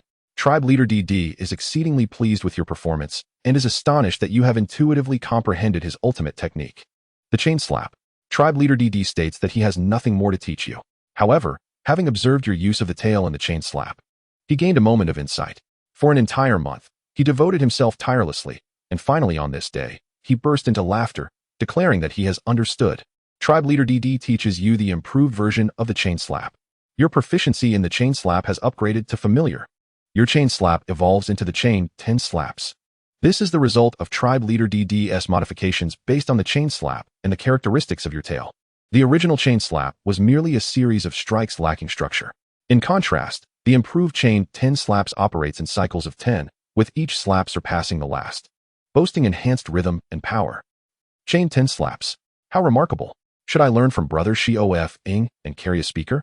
You perform astonishingly at the coming-of-age ceremony, garnering the admiration of the opposite gender seals. Faced with numerous admirers, whom do you choose to accept? Ru In. Mi. Xiing. Yn did not hesitate. Having been a scoundrel once before, he decided this time to make amends. You accepted Ru In's kindness. You often play together, basking in the sun. Ru In frequently brings you food. Your relationship deepens day by day. You decide to confess directly, prepare a gift, do nothing, to atone for the debts of your past life. You resolve to prepare a gift for Ru In and confess your feelings. You contemplated various options for the gift: a crystal, the severed head of the white bear known as Dob, or some food. It was mentioned that Dob was a formidable white bear with a scar on its head, one that had once attacked and slain Ru In's parents. The White Bear clan had faced a near-extinction crisis in a previous simulation, and Yn had not forgotten.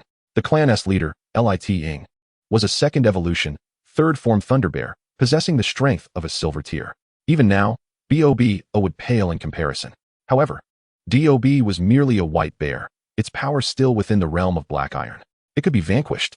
You resolved to seek out Dob to avenge Ru In. You discovered that Dob was an exceptional warrior of the White Bear clan. If you could eliminate him beforehand, the overall strength of the clan would diminish, granting the Seal clan a greater chance to resist the invasion. You had thought it through. Should you find yourself unable to defeat him, your own strength would allow for a strategic retreat. After a prolonged search, you finally located Dob in a wild area. He had just finished hunting and was resting beneath an ancient tree. Beside him lay the mangled corpse of a stag. You contemplated your tactical approach: a direct confrontation or a stealthy ambush. Why even ponder? If possible, Yn would even consider setting traps to ensnare the enemy. The more cunning and ruthless, the better. You decided on a stealthy ambush. Observing the skill panel before you, Yn swiftly devised a combination of skills. You executed the skill combination: Tail Dance, Iron Tail, Shadow of the Tail, and 10 slaps. In the simulated view, Bob moved with an extraordinary rhythm, tail dancing as if in a sacred ritual. Its power and speed surged. The iron tail gleamed with a metallic sheen, its strength amplified. The shadow of the tail produced a special energy, creating afterimages that obscured the trajectory of your attack, making it difficult for the enemy to defend. With 3 enhancement skills stacked, Bob propelled forward with a burst of speed. Thanks to the auspicious tail's innate ability, the resistance during the charge was minimized. At the moment of attack, it revealed its true form, akin to a beast brandishing its fangs in a ferocious assault. A decisive strike. The attack was executed with astonishing velocity, the afterimage slicing down upon Dob's head. The impact sent Dob tumbling forward, his head driven into the earth, a dent forming atop his skull.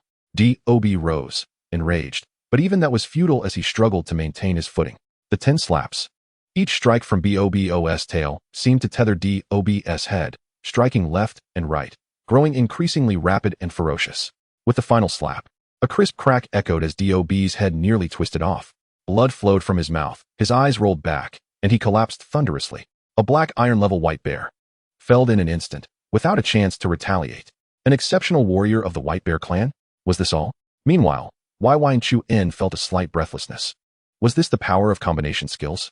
The potency of 11 surpassing 2, indeed 11111, leading to a staggering 10,086. The fluidity of this combo was a sight to behold. All the more so for its ability to annihilate an enemy in a single sequence. You launched a surprise attack on Dob, successfully slaying him. Upon inspecting the corpse, you discovered a water attribute crystal core. You pondered your next course of action, to absorb it or to gift it to Ru In. Without much hesitation, you opted to absorb it, knowing that while gifting it might yield unforeseen rewards, direct absorption would undoubtedly enhance your power. Although this simulation had proceeded smoothly, Yn remained preoccupied with the White Bear clan leader, the third form Thunder Bear. If he could not triumph over him, this simulation would not be deemed a success.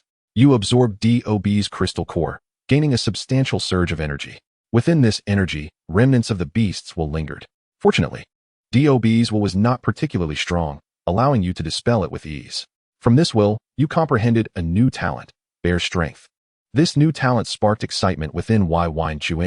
It felt as though fortune had smiled upon him. The distinction between pet crystals and cores lay in the latter only forming within a pet's body and potentially retaining the pet's will. By absorbing their energy, there was a minuscule chance of awakening or comprehending related talents and skills. Chapter 32, Simulation. The choice of evolutionary path. A balance of offense and defense. Slayer of scaled beasts. Of course, pet cores come with their drawbacks. If the will within is too potent, it may harm the pet, leading to severe consequences like depression, violent outbursts, or even self-harm. Risks and rewards coexist, but this does not diminish the intrinsic value of pet cores. They signify the death of a pet. And not all pets produce cores, nor do all cores retain will. They are rare, highly valuable, and simultaneously perilous. The influx of energy elevated your level to Black Iron Tier 4. You severed Dob's head and made your way to Kunlun's lair. Kunlun initially screamed, but upon recognizing the head you held, the very one that had taken her parents' lives, she was momentarily stunned, tears welling in her eyes. She leapt into your embrace, her admiration for you skyrocketing. Kunlun expressed her reverence. She produced a cherished crystal, a relic from her parents, and intended to gift it to you. A miraculous event unfolded. The crystal she held burst forth in pink radiance, as if infused with energy. This was revealed to be her hidden talent, the gift of love. When a beloved figure appears, this talent activates, bestowing upon the recipient the power of love. The crystal metamorphosed into the love crystal, its original azure hue now imbued with a beautiful pink glow. In the simulated view, Wyverns beheld the dazzling gem. Utterly mesmerized, you contemplated your next action regarding the love crystal, to consume it or to preserve it. While its beauty was undeniable, one cannot live by beauty alone. It seemed it could be consumed. You devoured the love crystal, its energy combined with Kunlun's love catalyzing a transformation within your body. Kunlun exclaimed joyfully, proclaiming that this proof of your love would become a part of you, enduring as long as you lived. You gained a special talent, the love of sacrifice. When Kunlun is present, Bobo will receive comprehensive enhancements. When Ruan meets her demise, Bao will permanently receive a double enhancement. The powerful energy of the love crystal stone elevates your rank to the 6th tier of Black Iron. This is quite something. Yi Yinshuan fell into silence. What is this overwhelming sensation? Could it be that this simulation is once again destined to lead to the demise of a sister? Soon, you have reached adulthood. You and Ruan have celebrated the wedding of the seal tribe, becoming a sweet couple. On the day of the wedding, Mama Seal was immensely joyful, expressing pride in her child's accomplishments, feeling that her life had been worthwhile. She discreetly turned away to wipe away a few tears. The allure of Ruan, the seal, captivates you entirely. Strangely, instead of feeling weak, you have grown even stronger than before. The harmony between you is palpable. Yi Yinshuan mused, just now. He felt as though he had witnessed a leopard film, with a viewing time of 5 years. Do you know how I endured these 5 years?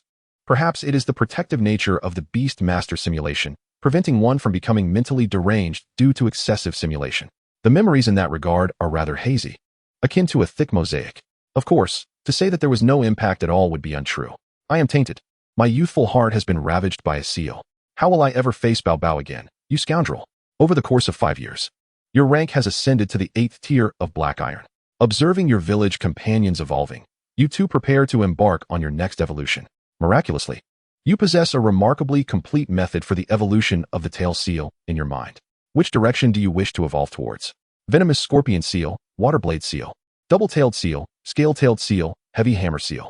5 distinct evolution paths lay before you. Yi Yinshuan's indecision flares up again. Each evolution seems formidable, and they all represent hidden paths of evolution. Although this is merely a simulation, it compels Yi Yinshuan to contemplate the direction that Bao should evolve in reality. Soon, Yi Yinshuan made a decision. The initial beast is of paramount importance, especially as it is a faithful companion. Thus, some individuals opt for beasts with strong survival capabilities. Or even, like Li Ziming in class, choose an exceptionally resilient creature for mere survival. This line of thought seems applicable to myself as well. Therefore, the scale-tailed seal and heavy hammer seal emerge as worthy considerations. Among them, the scale-tailed seal is more balanced, while the heavy hammer is notably cumbersome. The two evolutions represent the scale beasts and armor beasts, respectively. When considering which aligns more closely with Bao's current skill set, the scale-tailed seal is evidently the better fit. After this analysis, Yi Yinshuan's heart has reached a conclusion. The venomous scorpion seal appeals to him personally, yet lacks the toxin control of Hu Huanjing, making it cumbersome, especially in school.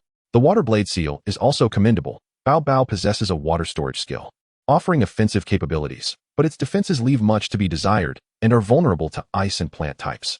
As for the double-tailed seal, the method of evolution seems a bit self-destructive, which he does not favor. You intend to evolve towards the scale-tailed seal, according to the evolution method in your mind. You require a substantial quantity of silver scale fish scales as sustenance, along with the absorption of 2 black iron or higher quality scale beast cores. You commence hunting for silver scale fish. As a black iron level beast, the silver scale fish boasts exceptional defensive capabilities, residing deep within the lake waters.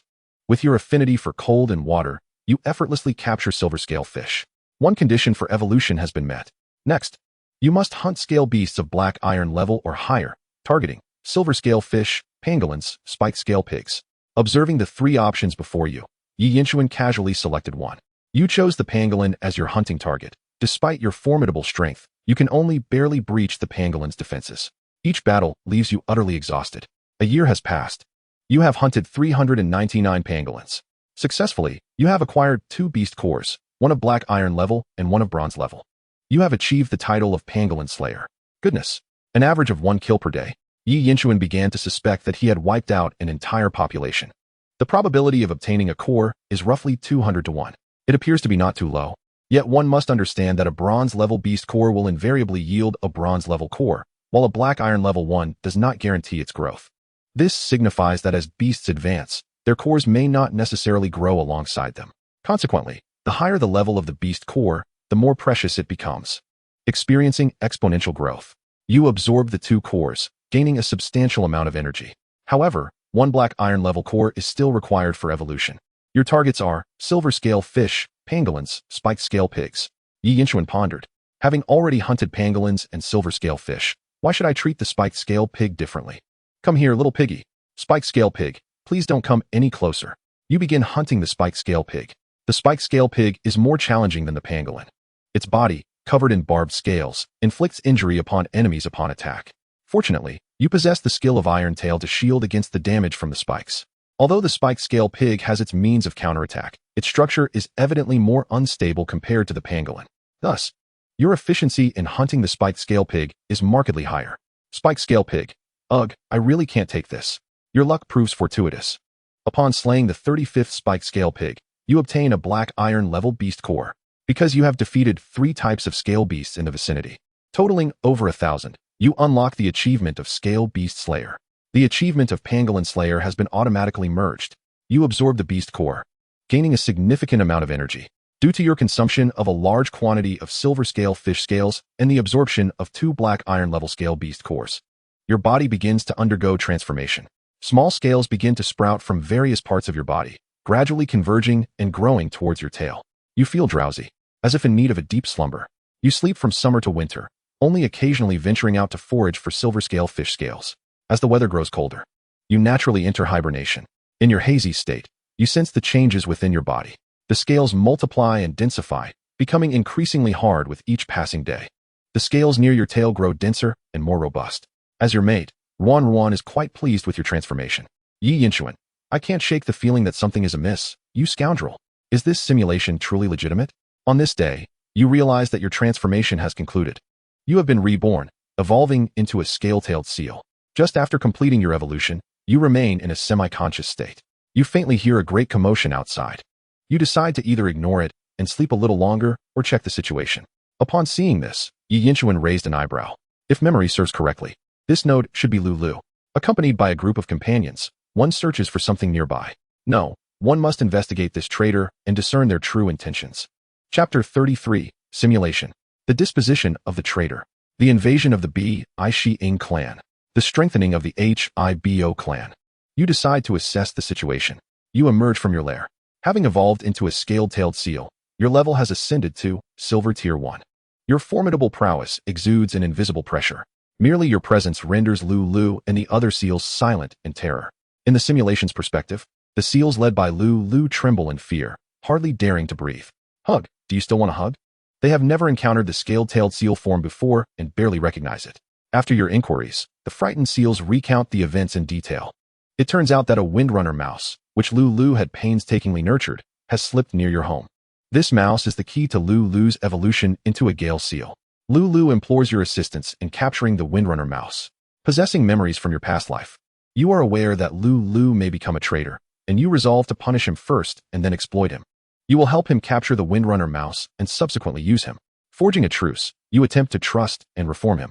Yi Yinchuan gazes at the three options, lost in contemplation. Could it be that in your previous life, you drove Lulu away, causing him to lose the Windrunner mouse, which led to his betrayal? If so, without hesitation, you strike Lulu before the other seals and cast him aside like a beaten dog. You warn him to stay away from your lair. Following this, you will intensify your surveillance over Lulu, leveraging his treachery to devise a plan against the Bi-Xian clan. Assist him in capturing the Windrunner mouse? What nonsense! Reform and trust? That is insanity. This fellow is not merely misguided. He is a traitor. What distinguishes him from a collaborator inviting enemies into the village? You spare him for future utility. Lulu, such a cunning name, exudes treachery. Upon learning of your evolution into a scaled-tailed seal, Shui Shui is the first to seek you out. He eagerly admires your evolved form, nearly moved to tears. At last, one of our branch of seals can achieve greatness. Shui Shui asks for guidance on the evolution method, and you contemplate revealing to him the scaled-tailed seal's evolutionary process or the methods of other branches. Or perhaps keeping the knowledge to yourself. Seeing the hopeful expression on Shui Shui's face evokes a sense of nostalgia within Yi Yinchuan. In the previous simulations, it was he who sought Shui Shui's aid. Now the roles are entirely reversed. You decide to share with Shui Shui the evolution methods of other branches. In order to combat the invasion of the Bi-Xian clan, you must devise a means to elevate the overall strength of the Seal clan. Shui Shui is astounded to hear that you possess knowledge of other evolutionary branches. Ultimately, you disclose the evolution method for the scorpion-tailed seal and express your hope that he might carry out a covert assault against the Bi-Xian clan chief. Lei Ting. Yi Yinchuan chooses to enable Shui Shui's evolution into a scorpion-tailed seal, partly to ensnare the Bi-Xian clan's chief and partly to fulfill his own unfulfilled desires, as the evolution direction of the scorpion-tailed seal is devious and cunning. Traits he admires. You recognize that the venom of the giant squid will significantly aid Shui Shui's evolution. You venture to the hunting grounds of the giant shrimp and, as anticipated, encounter the giant squid from your past memories.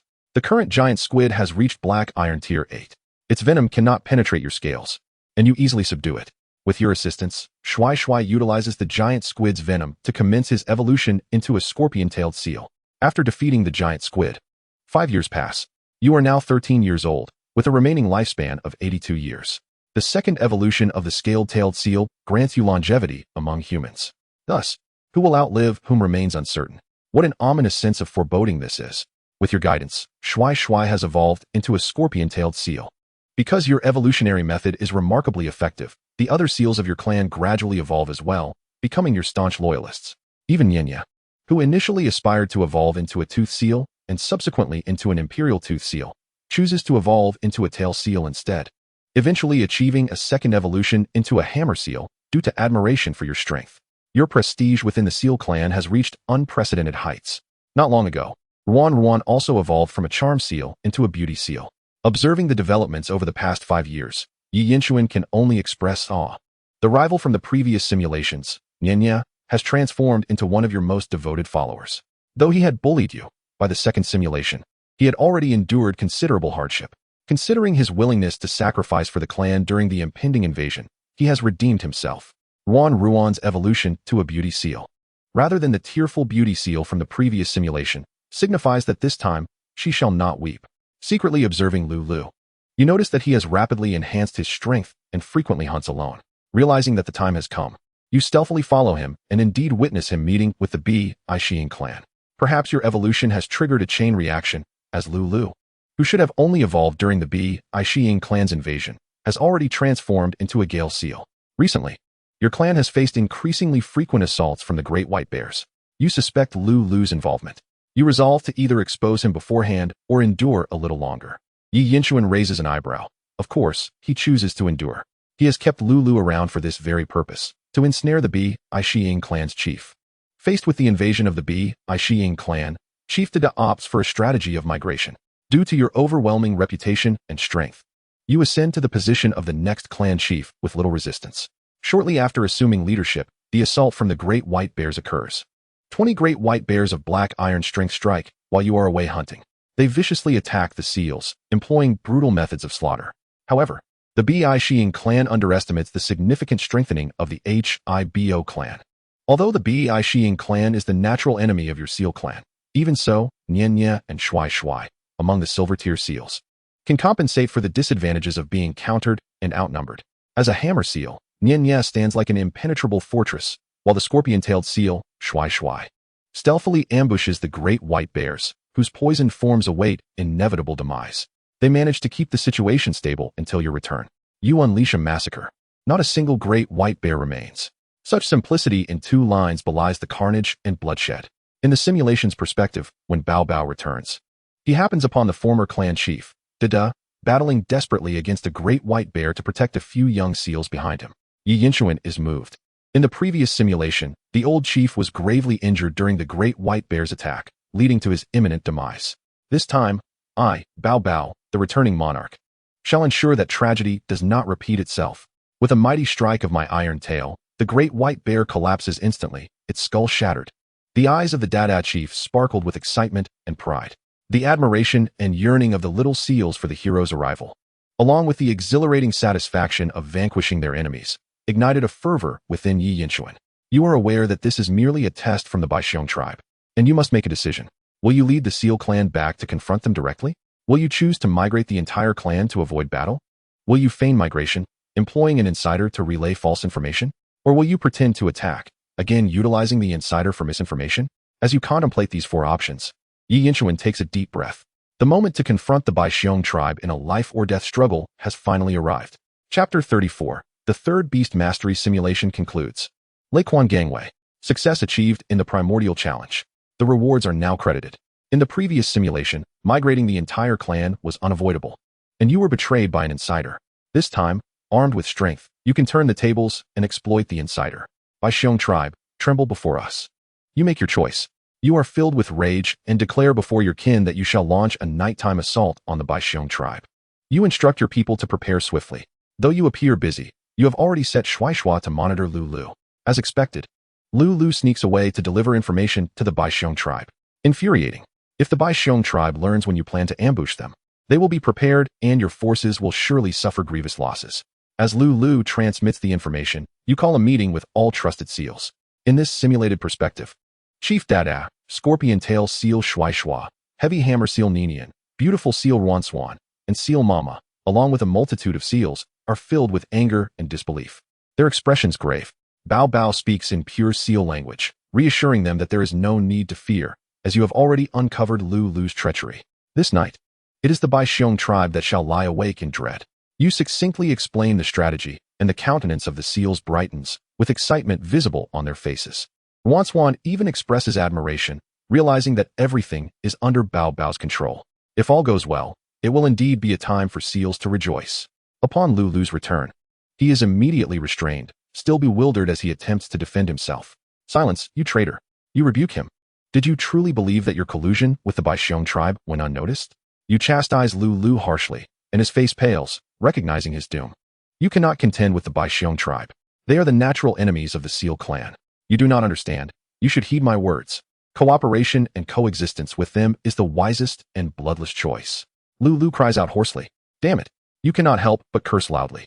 Lulu's twisted reasoning is the very embodiment of treachery. He deserves his fate. How do you plan to deal with Lulu? Will you execute him directly? Leave it to your kin to decide. Or will you enact a heart-wrenching punishment, eliminating the Baisheng tribe first, then dealing with the traitor? The last option resonates deeply with you. You resolve to enact this heart-wrenching punishment, commanding your people to restrain Lulu and break all 4 of his legs. Aren't you swift on your feet? Don't you relish spreading information? We will render you incapacitated and see how you cause further mischief. As the night passes, the first light of dawn breaks. You decide to strike immediately, dispatching scouts to assess the situation of the Baisheng tribe.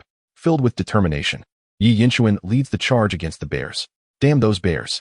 You choose to launch a direct assault, rallying the seal army to counterattack the Baisheng tribe. The other creatures and tribes in the vicinity are taken aback by the overwhelming presence of the seal army. Their astonishment grows when they learn that the seal clan dares to confront their natural enemies. Arriving at the territory of the Baisheng tribe, you find a group of their warriors who have stood guard all night, some even dozing off from fatigue. Lulu's false information has led them to concentrate their forces in anticipation of a nocturnal raid. Yet they are unprepared for your full-scale attack at dawn when their weariness peaks. Kill. In the simulated scene, Bao Bao roars, charging forward with the seal army against the Baixiong tribe.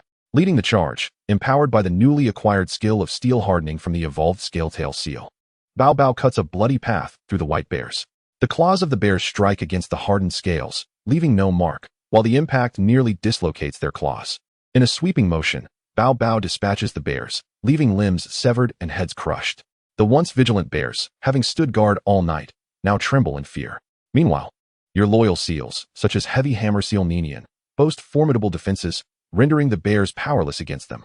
The hammer-like tails strike with the force of cannonballs, sending bears flying and causing them to vomit blood. Scorpion-tail seal Shuaishua weaves through the chaos, injecting toxins into the bears. Any who attempt to intercept are deterred by its venomous tail. Beautiful seal Ruanswan performs an encouraging dance, uplifting the spirits of all seals, enhancing their attributes, especially the male seals, who exhibit newfound vigor. You lead your seals to catch the Baixiong tribe off guard, causing them to crumble in disarray. Suddenly, the Baixiong tribe's leader, Lei Ting, appears. A formidable creature of silver rank, evolved twice, Lei Xiong charges towards you, filled with fury. Lei Ting unleashes his abilities: high-speed movement, thunder fist gauntlets, thunder roar, and furious slam. In the simulated perspective, the imposing figure of Lei Ting, towering over the other bears with a blue-white coat enveloped in menacing lightning, rushes towards you. Each powerful stride shakes the ground, and his roar expands outward like a sonic wave, incapacitating any seals caught in its path.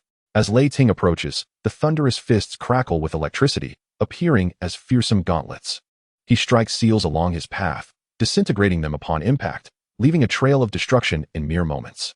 The thunder seemed poised to dominate the battlefield, reversing the tide of chaos. The soaring morale of the HIBO tribe appeared to be brutally suppressed. In the next instant, the thunderous force had reached BOBO. The skill, Fury Strike, would amplify its power in accordance with rising anger. The bear paw unleashed a devastating blow, accompanied by a gust of wind, as lightning crackled and energy erupted visibly. Such a terrifying strike was aimed directly at BOBO's face. All the seals held their breath, urging their leader, BOBO, you must withstand this. Faced with the terrifying assault of thunder, you resolved to engage. Let us fight fiercely. You chose to unleash an all-out attack, determined to confront the thunder head-on. Calmly, Wai Chuan selected his skills on the interface. This round would likely determine the outcome of the simulation, and there could be no room for negligence.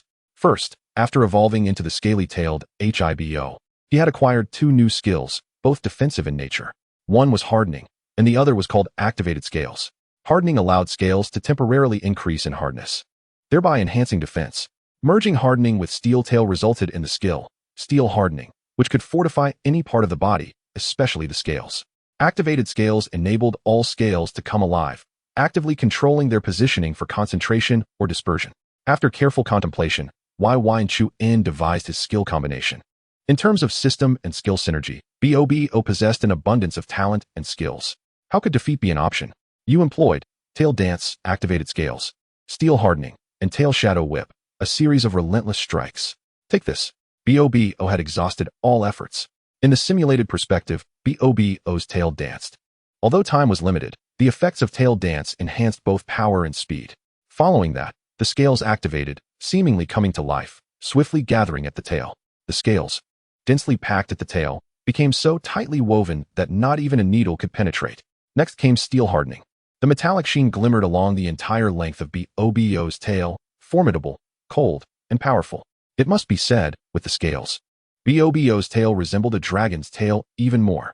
After steel hardening, the tail shadow whip trembled slightly, its afterimage flickering. The true trajectory of BOBO's tail was imperceptible to enemies with inadequate dynamic vision. Swish. The whip struck. BOBO sacrificed defense in other parts of the body, concentrating all scales at the tail. At that moment, it had amassed a tremendous amount of energy, striking fiercely towards the thunder. At this moment, Thunder Fist Steel Tail. Boom. Amidst the explosion of lightning, the damage and pain coursed through the tail. The searing and torment of the thunder strike, along with a tremendous shockwave, sent BOBO flying. Yet, that whip also caused Thunder to stagger, its entire arm seeming on the verge of breaking. Upon closer inspection, half of the bare paw was cleaved off, flesh and blood mingling, exposing bone. Roar. Thunder bellowed in fury, utterly astonished that BOBO's destructive power could reach such heights. Even under the protection of the Thunder Fist, It had lost one of its bare paws. But it wasn't over yet. As Bobo was flung back, it suffered immense damage. Electric currents coursing through every part of its body, bones and muscles feeling as though they might snap. This was soon followed by an overwhelming surge of rage. Talent. Dragon's Fury Tail. The more damage sustained, the higher the anger, and the greater the destructive potential. So you think your Fury Strike is formidable? Let us see whose fury reigns supreme. In the skill combination selected by Wyverns, the final strike, a series of relentless slaps, was finally unleashed. With the tail's innate ability activated, Bobo's tail transformed into a broad-tailed form. The effects of those skills were still in play. And combined with Dragon's Fury Tail, everything was pushed to the limit. Slap, slap, slap. In the blink of an eye, Bobo's tail struck Thunder in midair. Each hit faster and more forceful than the last. The final blow caused Thunder to spin, distorting its head, extinguishing the lightning flickering across its body. Thunder fell. The clash of techniques left both combatants wounded. Yet, under your barrage of attacks, Thunder succumbed first. Just when you believed victory was secured, Thunder somehow rose once more. It raised both elbows, striking down upon you with great force. The hibo, standing protectively in front of you, blocked Thunder's elbow strike, delivering a crushing blow that left the adversary dazed. The hibo then swiftly struck Thunder with the poisoned barbs on its tail, successfully injecting the venom. The hibo gently approached your side, using the skill, Beauty Heal, to restore your injuries. Your trained confidants each showcased their abilities, ensuring your triumph. It turned out that Thunder had activated its talent, a desperate counterattack. Your strike alone would have been enough to vanquish it, but it sought to take you down with it. However, fortune favored you, for you had powerful allies. Thunder's right-hand man, the Scarred One, had been eliminated by you years before. Roar. Thunder expended its last vestiges of life, unwillingly crashing to the ground. Along with its fall came the battle spirit of the White Bear tribe and the last hopes of a certain traitorous seal. How do you plan to deal with the traitor? To kill with your own hands. To hand over to the White Bear tribe. To leave it to your kin. You directly tossed Li to the White Bear tribe, instructing them to deal with it as they wished. The White Bear tribe had long harbored hatred for this purveyor of false information, and they swarmed, devouring Li alive. Li met a tragic end before all the hibo, its cries filled with despair. This was the heart-wrenching execution of the traitor, extinguishing all hope and administering the most painful punishment. This was the fate that treacherous dogs deserved. Satisfying. How do you plan to deal with the White Bear tribe? To eradicate them entirely. To release the non-combatants among the White Bear tribe while exterminating the rest. To enslave the White Bear tribe, controlling them thoroughly so they never rise again. Wyverns paused for a moment, then made his decision. Eradication was an option, but compared to enslavement, it seemed less beneficial. As for Wyverns, he chuckled. Those not of my kind must have different hearts. Being merciful to enemies is cruel to oneself. If I let these white bears go today, who knows if more thunder will invade the hibo tribe in the future. In a world governed by the law of the jungle, one must discard compassion. You chose to enslave the White Bear tribe. Although they felt immense humiliation, at least their lives were spared. Those among the White Bear tribe who resisted were ruthlessly eradicated. You instituted labor reform and ideological education for the remaining white bears. They became your workforce for hunting, nesting, and even guarding. Some were even used as mounts. As generations of the Baishion clan are born, they will ultimately become the subservient servants of the Haibao clan. Observing the simulated scenario, where the Baishion clan members bow their heads obediently while the Haibao clan thrives with joy and abundance, fills Yi Yinshuan with immense satisfaction. After all, his simulation focuses on the Haibao clan, making it quite evident which side he should empathize with.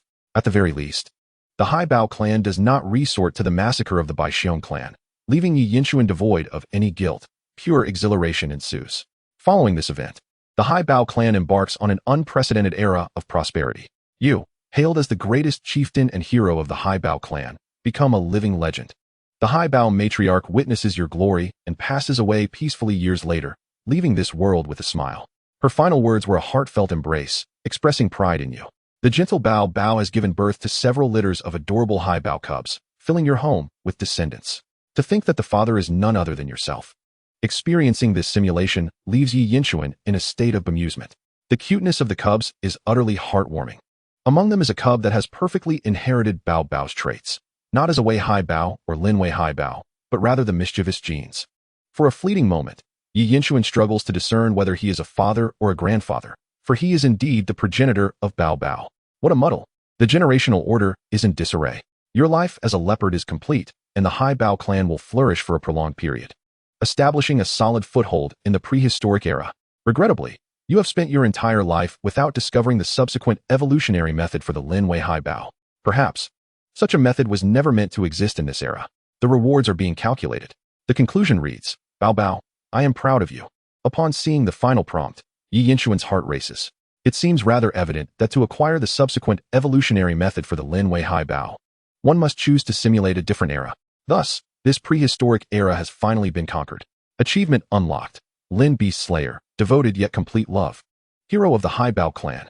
Initial unlock rewards. Talent, basic shockwave, item, love crystal stone, purification of Hai Bao clan bloodline. Reward 1, unlock talent of cold affinity. Reward 2, evolution tree of Hai Bao, third form. Reward 3, unlock talent of bear S might. Reward 4, a pet egg, which can be chosen between the Mei Hai Bao and Xiao Bai Xiong. Reward 5, proficiency level of Wei Hai Bao skills increased to familiar. Reward 6, skill chain slap upgraded to chain 10 slaps. Reward 7, a segment of the ancestral gene of the Hai Bao clan. My goodness, my goodness, my goodness. After examining the rewards, Yi Yinchuan remained silent for over a minute. It is unclear whether it was fatigue from staying up late or sheer excitement, but he felt a tremor coursing through his being. Is this truly the reward for completing the quest? This is extraordinarily generous. Bao Bao, this time, we have struck it rich.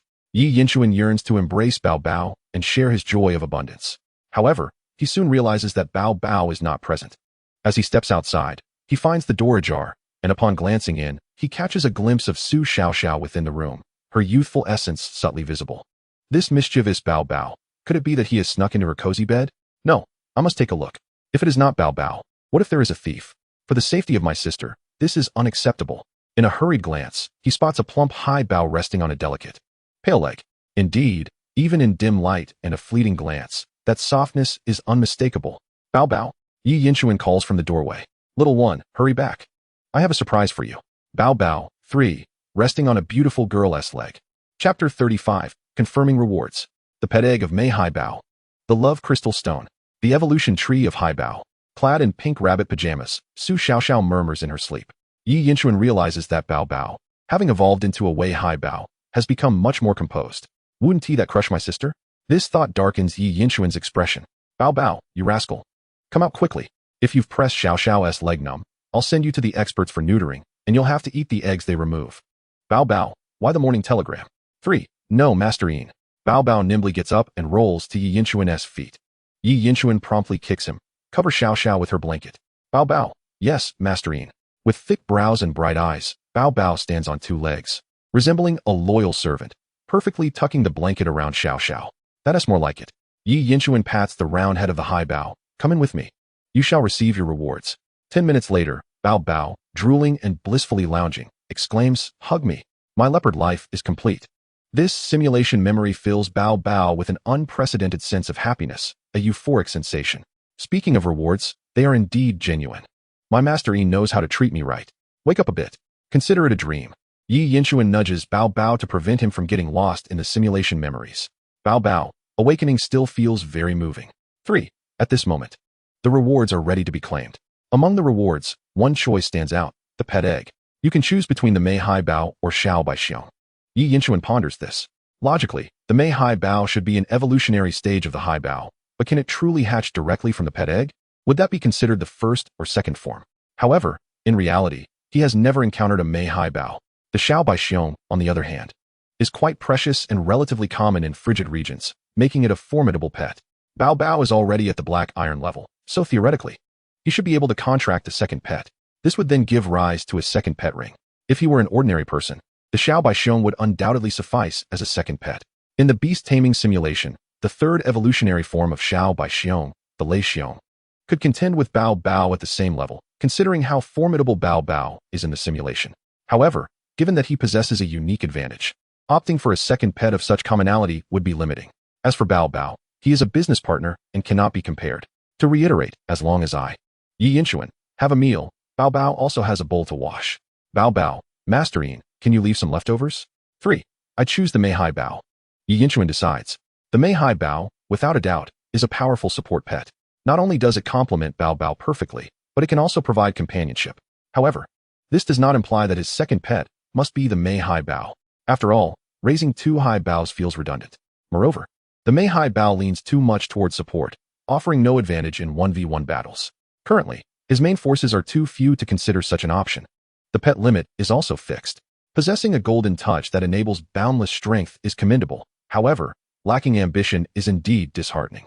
One might contemplate forming a pact with Su Xiaoxiao, contingent upon her willingness to assist. In such a scenario, I would serve as the primary force, while Su Xiaoxiao would provide support, allowing our family to triumph effortlessly and attract wealth abundantly. Furthermore, despite being my cousin, Su Xiaoxiao has been a lifelong companion, akin to a sister, as I have no other relatives. Her cleverness and understanding alleviate any concerns regarding betrayal. On another note, the Mei Hai Bao is undoubtedly a unique companion beast, unmatched in the world. This would be advantageous for Su Xiaoxiao as well. My aunt's family has shown me kindness, and gifting Su Xiaoxiao a powerful companion beast would be a fitting way to express my gratitude. Yi Yinchuan confirmed on the interface. And after a radiant fluctuation on the beast summoning scroll, a pinkish-white companion beast egg slowly ascended. The shell bore a heart shape, quite beautiful. As Yi Yinchuan received the egg, the sound of a heartbeat resonated from within. This Mei Hai Bao egg alone is worth far more than the Baixiong egg. Selecting it is undoubtedly the right choice. Upon seeing the Mei Hai Bao egg, Bao Bao's eyes widened in astonishment, and its breathing became heavy. Yi Yinchuan cast a glance, unable to suppress a mental reprimand. What audacity! It is merely an egg. Preserving this companion beast egg presents a challenge. While it could be stored in the school's resource management department, its conspicuousness warrants the purchase of a companion beast egg incubator for home use. However, the cheapest bronze-grade incubator starts at 5,000. At present, Yi Yinchuan has no money at all. Nonetheless, with Bao Bao's current prowess, earning money at school should be effortless. Winning a single match could yield 1,000, with money practically thrust into his hands. Casually placing the Mei Hai Bao egg in the wardrobe and wrapping it in a blanket, he temporarily set it aside. Once the egg was situated, Yi Yinchuan left Bao Bao to activate its rewards talents and skills. On another front, he extracted a radiant crystal from the beast summoning scroll. This crystal, a water blue hue with hints of pink, displayed faint heart-shaped patterns. Indeed, the crystal of love. In the beast simulation, it is a product enhanced by the soft, hidden talent of love's devotion. Now, as a reward, its effect should be comparable. As expected, perhaps due to being a product of the beast summoning scroll, focusing on it revealed a panel with descriptive information. In summary, this crystal of love possesses effects similar to those in the beast simulation, allowing it to bind two companion beasts, granting them both the talent of love's devotion. When both are present, all attributes are enhanced. Should one perish, the attribute boost intensifies and becomes permanent. The deeper the bond between the two beasts, the more powerful the effects. Yi Yinchuan found this crystal of love intriguing, recognizing its uniqueness, likely impossible to find in reality. Regarding binding, his first thought was to link Bao Bao with the Mei Hai Bao egg. Sacrifices must be made for the sake of strength. Yi Yinchuan commanded, "Open wide." He pried open Bao Bao's gaping mouth and inserted the crystal of love. "Master Yin, are you certain this is how binding works?" Bao Bao questioned incredulously. Yi Yinchuan fiddled with the interface, noting an activated state for the bloodline purification of the Seal family. While no significant changes were apparent, he understood that a pure bloodline is inherently better, increasing the likelihood of awakening talents and comprehending skills. In encounters with kin of the same species, higher bloodline purity signifies an invisible pressure capable of suppressing those of lower purity. Furthermore, reaching a certain purity level or belonging to a powerful species allows for direct intimidation of various foes. This phenomenon is known as bloodline suppression, with the dragon race's pressure being a prime example, referred to as dragon might. Although he mused that the seal race's bloodline purity may not hold great significance, it is certainly preferable to a lower purity. At this moment, Yi Yinchuan's gaze fell upon one of his rewards, his heart racing. The evolution tree of the little seal. The third form. Upon reviewing this evolution plan, Yi Yinchuan felt a rush of excitement. This was a genuine evolution tree, encompassing all branches of the little seal's first and second evolutions. Previously, he had only obtained the evolution route for the Wei Hai Bao, and any chosen path from it was already a hidden route of immense value. This new plan is an extraordinary treasure. Not only does it include the Wei Hai Bao, but also the Li Hai Bao, the Sun Hai Bao, the Da Hai Bao, and the Mei Hai Bao. All possible evolution branches for the little seal within the silver tier are encompassed. The value is immeasurable, with a Mei Hai Bao egg in hand. Following the evolution tree's plan to evolve into the Lei Mei Ren Hai Bao or Mei Ren Hai Bao would provide Bao Bao with the finest support. Lastly, Yi Yinchuan had yet to confirm or extract another reward, a segment of the primordial seal race's gene. upon choosing to extract it. A similar entity materialized in the beast summoning scroll. Gazing closely, various seals could be discerned. Yi Yinchuan examined the panel's description. Primordial Seal Gene. Chapter 36, segment of the Primordial Seal Gene. Additional evolution opportunities. Bao Bao becomes an ancient companion beast. Upon activating the Primordial Seal Gene segment, one additional evolution opportunity is granted. Different evolutionary forms can be freely switched and are compatible. This simple description plunged Yi Yinchuan into contemplation.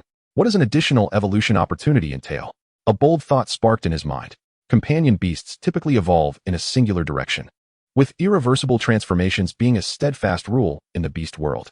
However, there exists a rare exception. Some beasts may, during evolution, possess an exceedingly slim chance of embodying traits from two distinct forms. For instance, a little fire monkey might evolve towards either the Dehuaho or Dezhongho. But upon evolving into Dehuaho, it may simultaneously exhibit traits of larger hands, even awakening some talents from Dezhongho.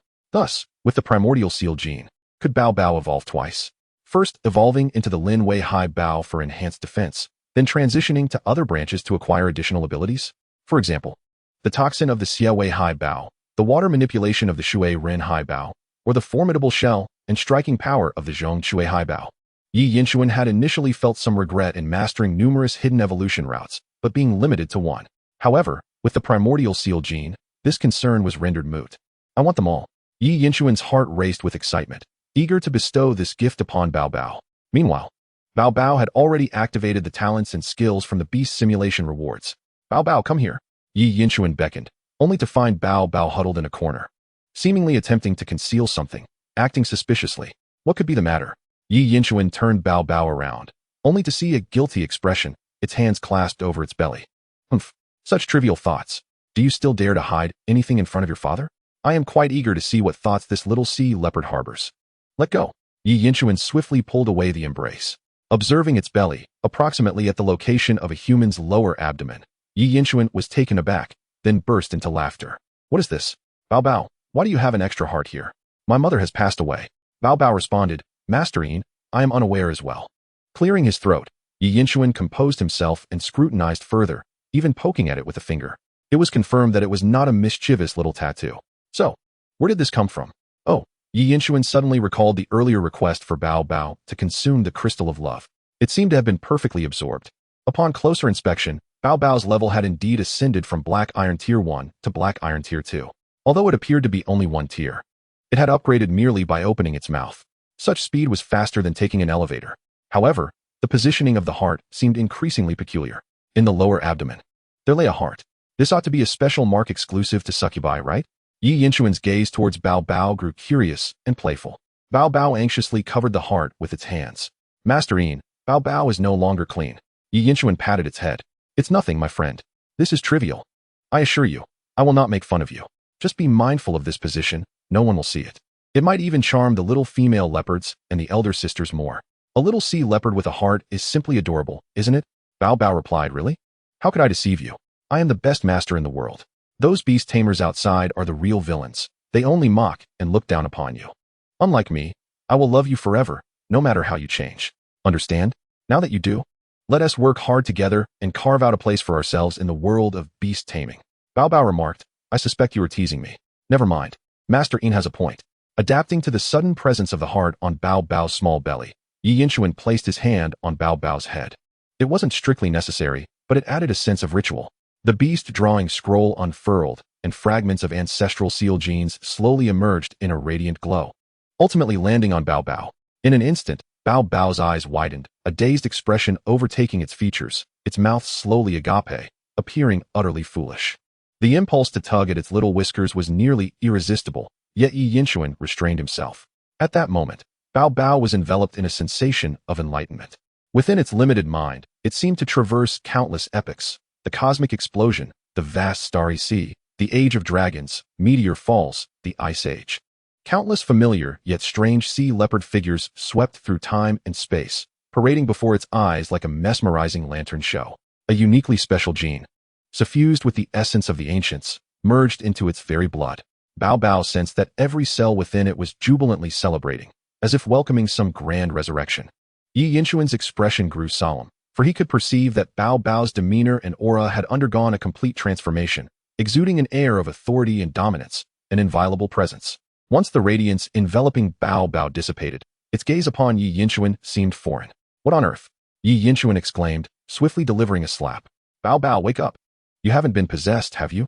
With that slap, Bao Bao's mischievous demeanor returned, its whiskers twitching playfully. "Remember, your brother will always be your father. Even if you transform into a divine beast, you will forever remain my little sea leopard, the one I can playfully squeeze." Bao Bao affirmed, "Of course, Master Yin. Bao Bao will always be your darling. You must forever love Bao Bao and not neglect it for new affections." "Well, that is more like it." With the reprimand concluded, Yi Yinchuan felt quite satisfied. A little sea leopard like Bao Bao required constant training. "Bao Bao, this ancestral sea leopard gene is truly remarkable." As he checked Bao Bao's panel, Yi Yinchuan was astounded. His heart raced, and he felt a slight sweat trickling down. The feeling was simply indescribable. Most astonishing and delightful was the newly added label to Bao Bao's beast type, ancient. Just those two simple words carried immense significance. Having absorbed the ancestral sea leopard gene, Bao Bao had transformed into an ancient being. Setting aside everything else, at least Yi Yinchuan's first innate ability, ancient memory, could now come into play. What does an increase of 10 across all attributes signify? It may sound trivial, but it is far from it. This is not a temporary enhancement, but a permanent amplification. It implies that opponents once evenly matched can now be effortlessly defeated, even utterly crushed. After all, even a minor advantage can determine victory or defeat. 10 across the board is no laughing matter. Otherwise, this talent would not be classified as such. Upon examining Bao Bao's panel, he discovered further changes. Chapter 37, an almost abnormal panel. This little fellow had hidden depths. Could it truly possess extraordinary tier talents? Tail Sea Leopard. Level, Black Iron Tier 3.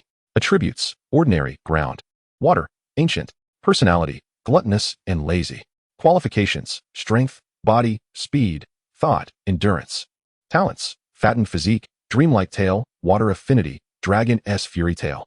Bear Strength. The pet gains the power of 2 bears. Cold Affinity, reduces damage from ice attribute attacks, and in cold environments, it suffers no negative effects, even growing stronger.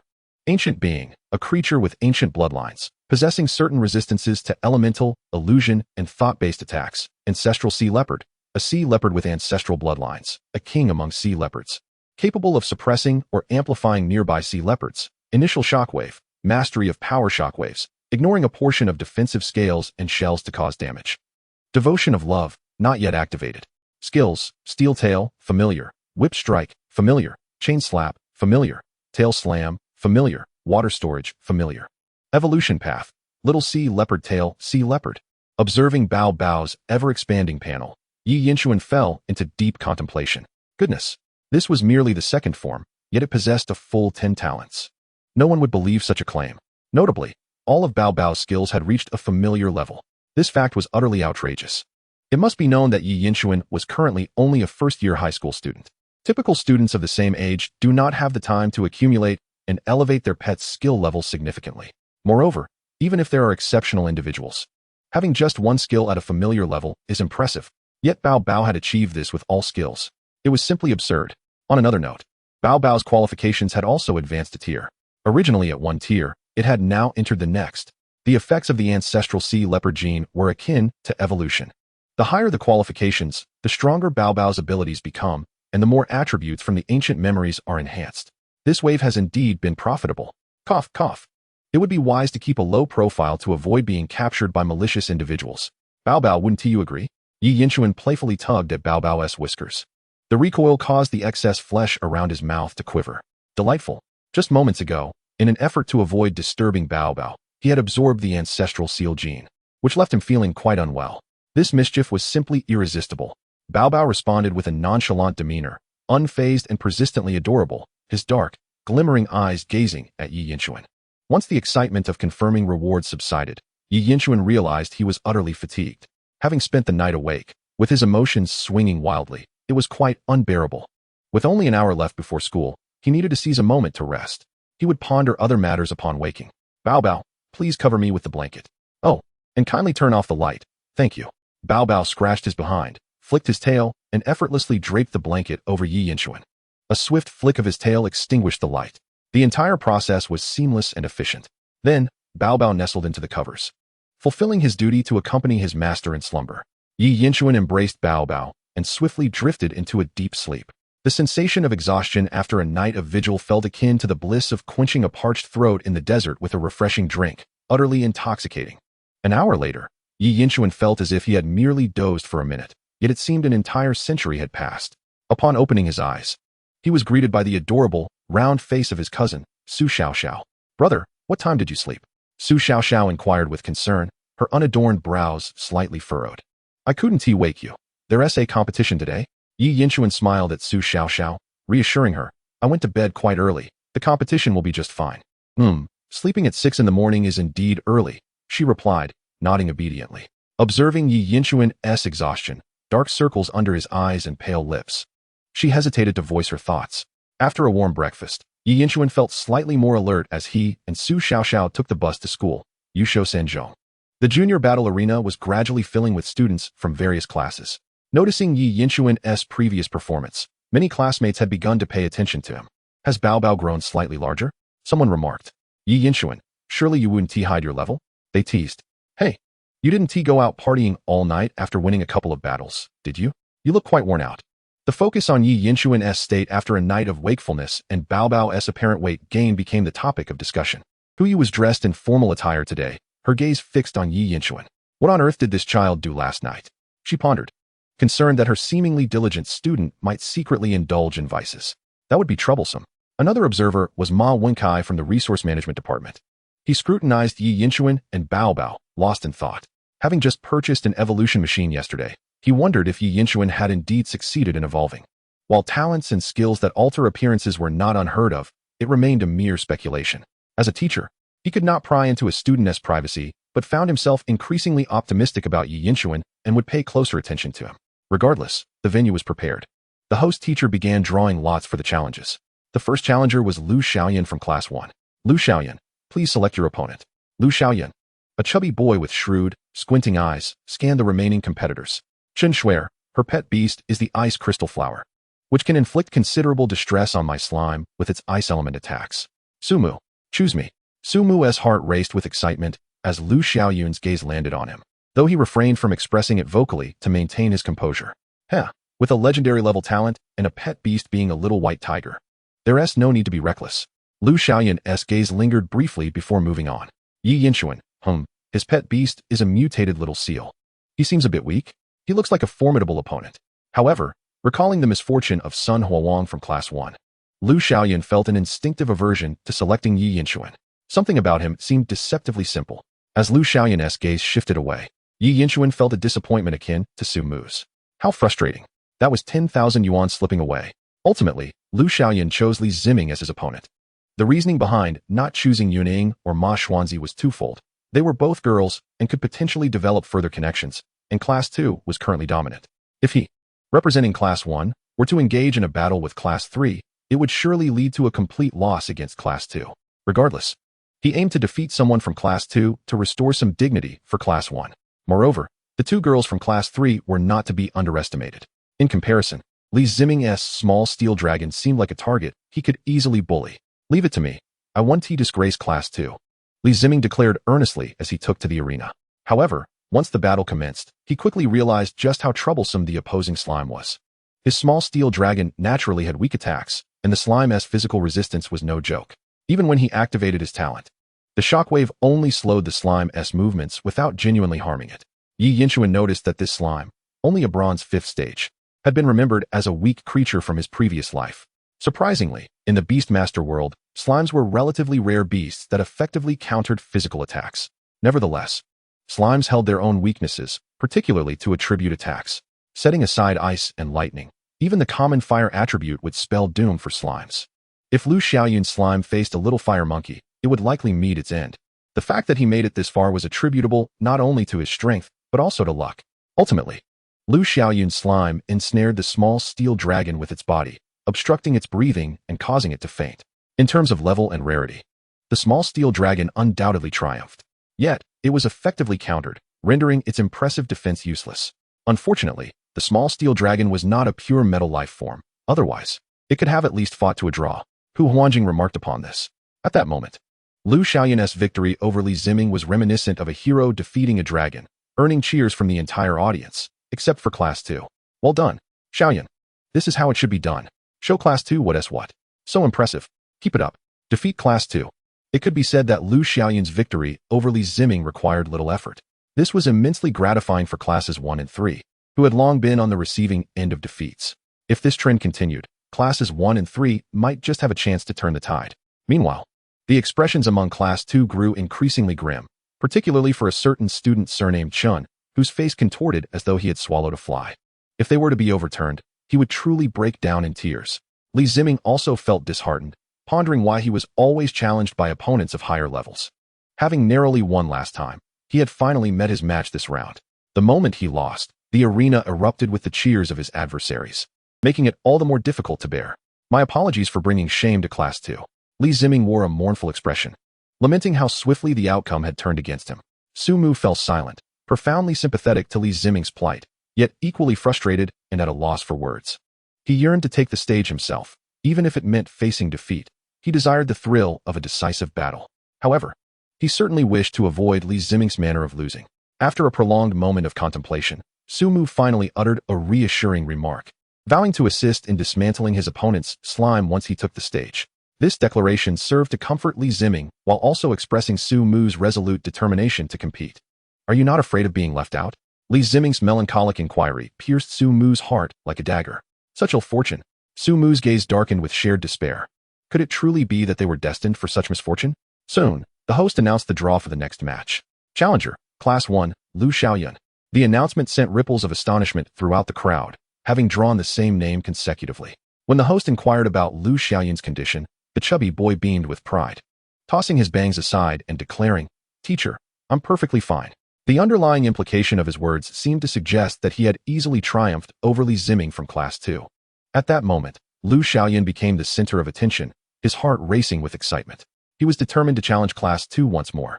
If he emerged victorious again, he would undoubtedly be the most dazzling figure of the day. A new legend was poised to be born. Chen Shuer wasted no time in deducing that Lu Xiaoyan's choice lay solely between Yi Yinchuan and Su Mu. Upon catching sight of Su Mu's fiery gaze, Lu Xiaoyan felt a jolt of anxiety. With such formidable talent and the aura of a chosen one, how could he possibly contend? Turning his attention to Yi Yinchuan, who appeared weak and dozing off during the match, Lu Xiaoyan pondered the decision. The seemingly innocuous little seal was indeed harmless in appearance, yet he felt an unsettling dissonance in the air. How to choose? After careful consideration, Lu Xiaoyan declared, "I challenge Yi Yinchuan." This boy, regardless of how deeply he concealed his abilities, could not possibly rival someone with such extraordinary talent. Lu Xiaoyan resolved to follow his heart. As the match commenced, Yi Yinchuan struggled to open his eyes amidst the clamor of the crowd. He had been enjoying a comfortable doze, akin to the bliss of sleeping in class. Who could understand? Though still somewhat groggy, the prospect of winning 10,000 yuan reignited his spirit. He patted his portly companion, Bao Bao, sending ripples across its plump form. "Bao Bao, we're in for a windfall." Standing at the battleground, Yi Yinchuan could not resist yawning. Some teachers in attendance furrowed their brows, feeling a mix of concern and disdain. This young man's disposition was lacking. Just yesterday he had been in fine form, but now, having won a few matches, he seemed to have grown complacent. Such occurrences were not uncommon. After all, for some common students who had recently joined the Beastmaster class, a sum of 10,000 yuan was a substantial fortune. Easy wealth often led to inflated egos. Some managed to recalibrate, while others faltered and fell by the wayside. What they failed to realize, however, was that Yi Yinchuan had invested all his winnings into treating his family to a lavish meal. His late-night endeavors were not frivolous, but rather aimed at enhancing his prowess. Listening to the teachers' discussions, Ma Wenkai shook his head, wholly disagreeing with their speculations. He knew precisely where Yi Yinchuan's money had been spent, on delectable shrimp and evolution devices, which he had personally delivered. Before the battle began, Yi Yinchuan leaned into Bao Bao and whispered, "Take it easy, and don't shatter the opponent's slime." Bao Bao responded, "Got it, Master." Indeed, Lu Xiaoyan's slime was adept at countering physical attacks, and previously, Bao Bao had struggled to contend with it. However, the situation had changed. Bao Bao had evolved into a tail seal, and with the added genetic advantages of the ancestral seal, its capabilities had soared to new heights. At that moment, Class 2 rallied behind Yi Yinchuan, though uncertainty lingered in their hearts. Bao Bao primarily employed physical attacks, which would be countered, and Yi Yinchuan appeared somewhat frail. It was crucial to understand that a Beastmaster's influence on their companion's performance was profound, encompassing both tactical command and psychological strength. The bond between the Beastmaster and the pet was significant. The strength of the Beastmaster's spirit directly impacted the pet's potential. For instance, with a soul strength of 2, Yi Yinchuan's Bao Bao could harness the strength of 2 bears. If the spirit were weak, that strength would diminish. Although the pets engaged in combat, the role of the Beastmaster was undeniably critical. Additionally, with Bao Bao reaching the black iron level, it began to enhance Yi Yinchuan's soul. In approximately a week's time, Yi Yinchuan's soul strength would continually improve, enabling him to contract a second pet and cultivate a second life ring. But that was a tale for another time. As Class 2 cheered for Yi Yinchuan, Classes 1 and 3 rallied behind Lu Xiaoyun, their momentum evidently more pronounced. Lu Xiaoyun was exhilarated, casting aside any lingering unease. In his view, Yi Yinchuan was destined for misfortune. Go, little seal. Defeat Class 2. Lu Xiaoyun shouted, exuding confidence. You are invincible against physical attacks. Yi Yinchuan weakly murmured. Go, Bao Bao. Get it done quickly. Upon hearing his master's words, Bao Bao nearly combusted with frustration. It seemed the master was still groggy. Moments ago, he had suggested holding back. Yet now he urged a swift resolution. Roar. I'm going all out. Bao Bao leaped onto the battlefield, its tail swinging toward the slime. Lu Xiaoyun smirked, thinking, it's futile. To everyone's astonishment, Bao Bao's tail struck with a resounding crack, shattering Lu Xiaoyun's slime into countless fragments, resembling a firework display that rained down in disarray. The tiny, shattered pieces gradually attempted to reassemble. At that moment, the arena fell into an eerie silence. A girl dropped her hairpin, its gentle clatter echoing in the stillness, capturing everyone's attention. After a brief pause, the crowd erupted into an uproar. Wait, did I just see that correctly? Am I dreaming, or is he? The disbelief spread like wildfire. It shattered with a single hit? How could slime be so fragile? What kind of skill is this? So outrageous. Bao Bao, too, was taken aback. Oh no, I may have overdone it. It nervously glanced at Yi Yinchuan, whose expression betrayed a whirlwind of thoughts. First, he thought, Bao Bao, you rascal. I told you not to shatter the opponent's slime, and look what you've done. Then he lamented, well, it's done now. I shouldn't have let you out without some practice. Ultimately, he resolved, no choice now.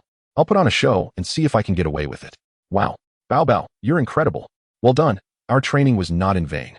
Yi Yinchuan exclaimed, bursting with feigned enthusiasm. Turning to Lu Xiaoyun, he inquired, are you still in the fight? With an eager gaze. This, too, was an act. Meanwhile, Bao Bao stood proudly, its dark eyes fixed on the opponent, its powerful tail swaying with an imposing aura. Are we still fighting? Lu Xiaoyun, still in disbelief, replied, we are. Right? Bao Bao attack. Yi Yinchuan's words spurred the next round of action. With a swift strike of the tail, the creature known as SHLM was utterly shattered into fragments, disintegrating into mere powder. This time, it was beyond recovery, truly lifeless. El Shioi-in was alarmed. Could we not allow the person to finish speaking? I'm not playing around anymore. Please, I implore you to cease. This is utterly excessive. Even the SHLM cannot regenerate from such devastation. Moreover, that small portion, though seemingly insignificant, is genuinely deceased. Did you hear that, teacher? He has surrendered. Yinchuan greeted the host teacher before descending with BOBO, his expression devoid of emotion. He was utterly fatigued. The previous act had been exhausting enough. Let us conclude this swiftly. El Shioi-in, with a sorrowful countenance, began to gather the remnants of the SHLM scattered across the arena. It resembled the playful manipulation of clay, as he combined the larger pieces with the smaller ones, kneading them together. Child, use this. I shall assist you. The host teacher, appearing with a broom, patted El Shioi-in on the shoulder. A single decisive blow, coupled with the psychological impact, had rendered him somewhat disheartened. Why Yinchuan? What on earth did you do last night? Did BOBO consume something illicit? This is overwhelming. The classmates of Class 2 surrounded Yinchuan. Oh, I procured some ingredients and a training machine, dedicating the entire night to BOBO's intensive training. Yinchuan feigned ignorance, uncertain as to why the result had been so extraordinary. Look at it now. It is utterly exhausted. As he spoke, Yinchuan pinched BOBO, who immediately rolled its eyes, slumped, stuck out its tongue, and drooled, presenting a half-dead appearance. Yet, it did not forget to protect its precious heart with its tail. Is it truly possible to do that? What ingredients? This method? The classmates murmured in awe, some convinced while others remained skeptical. Perhaps it was a latent talent or a momentary resurgence of vitality. Hu New Jersey Ing adjusted his glasses, noting that not all pet abilities could be detected by the YSHU panel. Some creatures might possess undetectable talents or were in the process of awakening, insufficiently developed for detection. As he spoke, he cast a deep glance at Wai-Wan-Chu-In, discreetly concealing his talents within the panel. The possibility of feigning ignorance was certainly not negligible. Yet, they were classmates after all, and he chose neither to pry nor to expose, but rather to offer discreet support. With this thought, Hu New Jerseying exchanged a knowing glance with Wai-Wan-Chu-In. Brother, I understand. You need not worry. However, the message conveyed in that glance might have been misinterpreted by Wai-Wan-Chu-In, considering that this particular sea lion was quite unique. Returning to the notion of resurgence, it typically occurs when one is on the brink of death, exhibiting an unexpectedly improved state. However, it is not solely limited to life-threatening situations. Excessive exhaustion can also trigger such a phenomenon. For instance, after a night of sleeplessness, one might feel exceptionally alert by morning, only to succumb to fatigue later. This is a biological phenomenon that applies to both humans and pets. If it is the latter, Wan-Chu-In, you must exercise caution. Upon this analysis, the classmates had an epiphany, realizing the truth behind the situation. After listening to Hu New Jerseying's thorough analysis, they felt their heads tingling, as if they were gaining intelligence. That was a good analysis. Hu appeared at the opportune moment, advising against such all-nighters in the future. Resurgence is not a good sign, she cautioned earnestly, urging everyone not to follow suit. Yet, after speaking, her gaze towards Wai-Wan-Chu-In was anything but simple. Could a platinum-tier YSHU master and class teacher not deduce what Hu New Jerseying had? This young man undoubtedly harbored secrets, including those of CH and Suar, who shared similar sentiments internally. It is fine to deceive classmates, but do not deceive yourself. If only you were more discerning, who would believe your tall tales? Wai-Wan-Chu-In, on the other hand, returned to his seat, allowing them to continue their discussions. His cousin, Shi Oxio, gazed at him with admiration. Brother, you are so impressive. Bobo is remarkable too. Simultaneously, she had overheard the discourse regarding resurgence and couldn't help but feel a tinge of concern. Please do not do that again. You are overexerting yourself. Wai-Wan-Chu-In squinted, offering a weary smile. I understand. I will rest for a bit. Bobo also nestled into Wai-Wan-Chu-In's embrace. Bobo, you performed admirably. I shall reward you with a splendid shrimp for lunch. Wai-Wan-Chu-In whispered, before gradually falling silent. On Shi Oyen's side, he returned to Class 1 with a despondent expression. He had been the last hope for Class 1, only to be defeated by a single blow. Oh no, it was a tail strike that scattered him. Class 1's morale was low, and even words of consolation felt difficult to utter. Meanwhile, Class 3 was engulfed in sorrow for their fallen comrade. Fear not. That fellow possesses some peculiar abilities. Let me confront him shortly. Class 3 shall surely triumph. Ying proclaimed confidently, hands on her hips, exuding charisma. Hearing the commotion from Class 3, Shi Oyen hesitated. That individual is suspicious. Do not send him our way. Yet, how could he, a member of Class 1, voice such sentiments to Class 3? That would undermine his own spirit and elevate that of the enemy. However, if it were Ying from the martial arts family, she might indeed surpass Wai-Wan-Chu-In. Shi Oyen began to reflect on whether he had been psychologically scarred. Chapter 39, A Duel of Two Beauties. Starry skies and roaring suns. The beautiful lady coughed. The beautiful lady blushed. XM was perspiring slightly, feeling restless. Only 2 opponents remained. His opportunities were dwindling. Surely, he could not remain idle. As a person of remarkable talent and destiny, was he to be rendered useless? With that thought, XM fixed his fierce gaze upon Wai-Wan-Chu-In. The disparity was infuriating. Wai-Wan-Chu-In had already fought 3 times, while he had yet to step onto the stage. Suddenly, XM was struck by a realization. Muttering to himself about some enlightenment, something about pigs and tigers, the host teacher took charge of the proceedings. The next challenger is from Class 2, CH and Suar. Upon hearing this, the audience's eyes lit up. The upcoming battle would undoubtedly be a contest between beauties. CH and Suar had only 2 opponents left to choose from, Ying and Sunzi. Without question, Ying's prowess surpassed that of Sunzi. Her special pet, the little gun fox, combined with her combat skills, represented a far more formidable opponent than the little-toothed dog. Would she opt for the more valuable adversary or the safer victory? CH and Suar's gaze fell upon Ying. Indeed, she was eager to challenge her. Ying, sensing CH and Suar's attention, shot back a defiant glare, unwavering in her resolve. The remaining 3 from Class 2 were all worth facing in Ying's eyes. Moreover, she had never entertained the thought of losing. If one were to think of defeat before the battle even began, how could victory be achieved? Their eyes clashed. One cool and composed, the other fervent and passionate. Ultimately, CH and Suar made her choice, as they both touched their pet rings, summoning their respective beasts. The ice crystal flower emerged, exuding an aura of chilling elegance. Ice-type, superpowered, and capable of flight, it imparted a sense of elevation. While it did not exert pressure, the feeling of intimidation lingered. Coupled with CH and Suar's serene and gentle demeanor, the duo captured everyone's attention. On Yang's side, she too was formidable. Although lacking the flashy effects of the ice crystal flower, Yang and her little gun fox stood poised, their eyes ablaze with the spirit of battle. The intangible aura of a fighter was palpable, leaving spectators breathless. Many had already taken out their phones to capture the moment.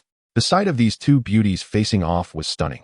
Any casual frame could serve as a breathtaking wallpaper, worthy of admiration. The battle commenced. At the outset, both sides engaged in tentative exchanges. Although the significance was not immediately apparent, each clash stirred the hearts of the onlookers. Yi Yinchuan remarked that after several rounds, the Zaiqiangu clearly exhibited problems. The chilling aura of the Bingjingwa relentlessly lowered the surrounding temperature, particularly affecting Zaiqiangu, whose body temperature was rapidly dissipating, and frost clung to its fur. The ground, too, became slick with a thin layer of ice due to the cold. Indeed, you are formidable, without utilizing your true skills. I cannot contend with you. Yun Ying's gaze remained keenly focused on the battle. Ali, employ high-speed movement. Strike. Upon hearing this, Chen Shuer's expression grew serious. High-speed movement? A strike? Is she belittling me? Chen Shuer let out a soft snort, almost inaudible, as her dissatisfaction with being underestimated simmered within her. Jingjing. Accelerate with your energy. Charge. Chen Shuer executed a combination technique, leading her two pet beasts into a direct collision. Zaiqiangu's strike left several marks on the Bingjingwa, but, as frost formed, the scratches vanished in the blink of an eye. Meanwhile, the force of Bingjingwa's charge, enhanced by accelerated energy, rivaled that of cannon fire, sending Zaiqiangu hurtling backward with a yelp. Zaiqiangu quickly regained its stance, baring its teeth at Bingjingwa. Why not use martial arts techniques? Chen Shuer felt a slight annoyance, though her voice remained calm and gentle. It is the code of the martial arts family. Against opponents from non-martial backgrounds, one must refrain from employing martial arts techniques, lest it be deemed too oppressive. Not using martial arts techniques is, in fact, me being overly oppressive, Chen Shuer replied. Yuning nodded in agreement, stating, you are indeed not an ordinary opponent. Therefore, I shall employ martial arts techniques from here on. Prepare yourself.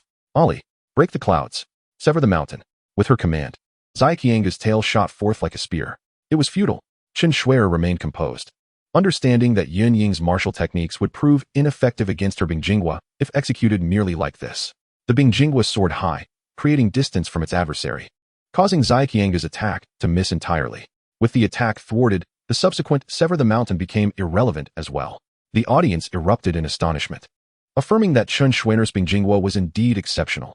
Even with Zaiqiangu resorting to martial arts techniques, it was utterly helpless. Yun Ying's expression turned serious, her words becoming sparse. First layer, gun intent, stopping wind. As her voice faded, Zaiqiangu's tail began to sweep, gathering visible currents of air. Whoosh. Zaiqiangu surged forth, its speed dramatically enhanced. Zhuxing.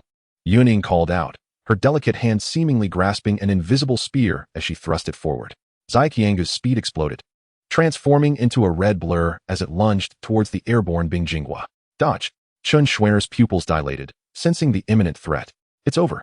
Shaori. Yun Ying's open hand swept, sending Zaiqiangu crashing into Bingjingwa with a sweeping tail strike, creating a discernible fan-shaped blur. Boom. The impact sent Bingjingwa hurtling sideways, akin to a meteor descending to Earth.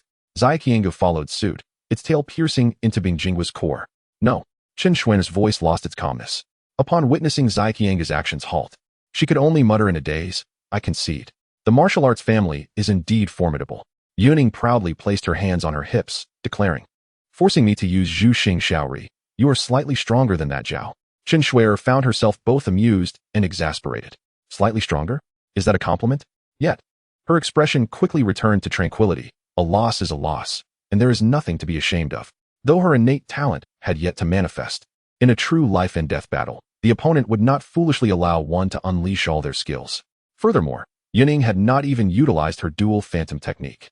One could only conclude that her own strength was insufficient. You fools, what are you standing there for? Cheer for me, Yuning exclaimed, noticing her classmates from Class 3 in a stupor. Only then did they erupt into celebration. Yun Ying's gaze fell upon Yi Yinchuan. Just wait, Class 2. I shall dismantle each of you one by one. Sumu queried, "Why aren't you looking at me?" Chen Shuer calmly rejoined Class 2. Her classmates refraining from further remarks. Indeed, Yuning was exceptionally powerful, but Chen Shuer would not be disheartened by it. At that moment, offering too much encouragement would only serve to create awkwardness. Ding. Your account has been credited with 10,000 yuan. Yi Yinchuan, roused by this notification, blinked away his drowsiness. Glancing at his account balance. Stretching, he mused that being awakened by such an alert was quite pleasant. What? Chen Shuer lost. Only then did he grasp the surrounding chatter. So, it turns out Class 2 faced Class 3 with a score of 2-2. This unexpected turn of events left Yi Yinchuan taken aback. He turned to Sumu, his gaze somewhat peculiar. Shihu, are you capable? After 2 days and nights, you still haven't stepped onto the field? Wasn't your extraordinary talent supposed to be the chosen and the unique? Never mind. It's fine if Sumu doesn't compete. I can still gather more money. As for those 2 beautiful sisters, don't blame me for being ruthless. At that moment, Yi Yinchuan overheard quiet discussions, particularly from Wang Lin, number 38, who was glancing around while whispering, if even Chen Shuer, who is so powerful, was defeated, could Yuning possibly wipe out our Class 2 single-handedly? That is. Wang Liyuan, just because you glance around and lower your voice doesn't mean others can't hear you. You are merely deceiving yourself. Chen Yejia began to tug at his hair upon hearing this. If Yuning truly managed to defeat all 3, he would find it unbearable. Why did the heavens grant him hope only to shatter it? At that moment, Chen Yejia pinned all his hopes on Su Mu and Yi Yinchuan, particularly Su Mu. With Chen Shuer out, he was Class 2's last trump card. Yi Yinchuan, meanwhile, assessed Yuning. This character was undeniably extraordinary. However, that was of no concern.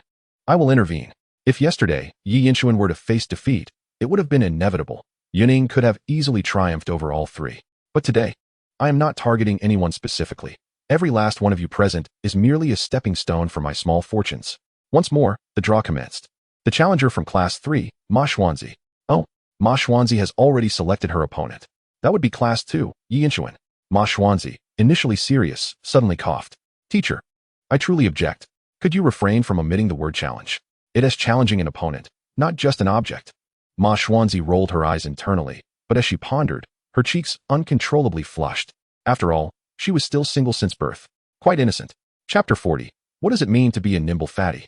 Who came up with that slogan? Yi Yinchuan stood on the battlefield, gazing at the ethereal beauty before him. Ma Xuanzi's skin, fair and luminous, gave an almost unreal impression. Her pet, a small yagu, was characterized by its biting power, though it was undeniably adorable. However, it is that fierce yet adorable demeanor, you understand, right? Yi Yinchuan once doubted whether she had mistakenly picked up Zhao Mingchuan's small round dog. As she gazed, her thoughts began to drift.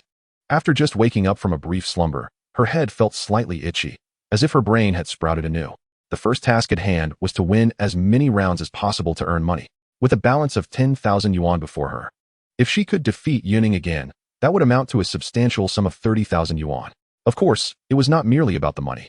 It was also about fighting for Class 2 and aiding that unfortunate soul from the Qin family. Furthermore, strategies needed to be devised for acquiring even more funds. After all, lacking a solid background, nurturing pet beasts was quite costly.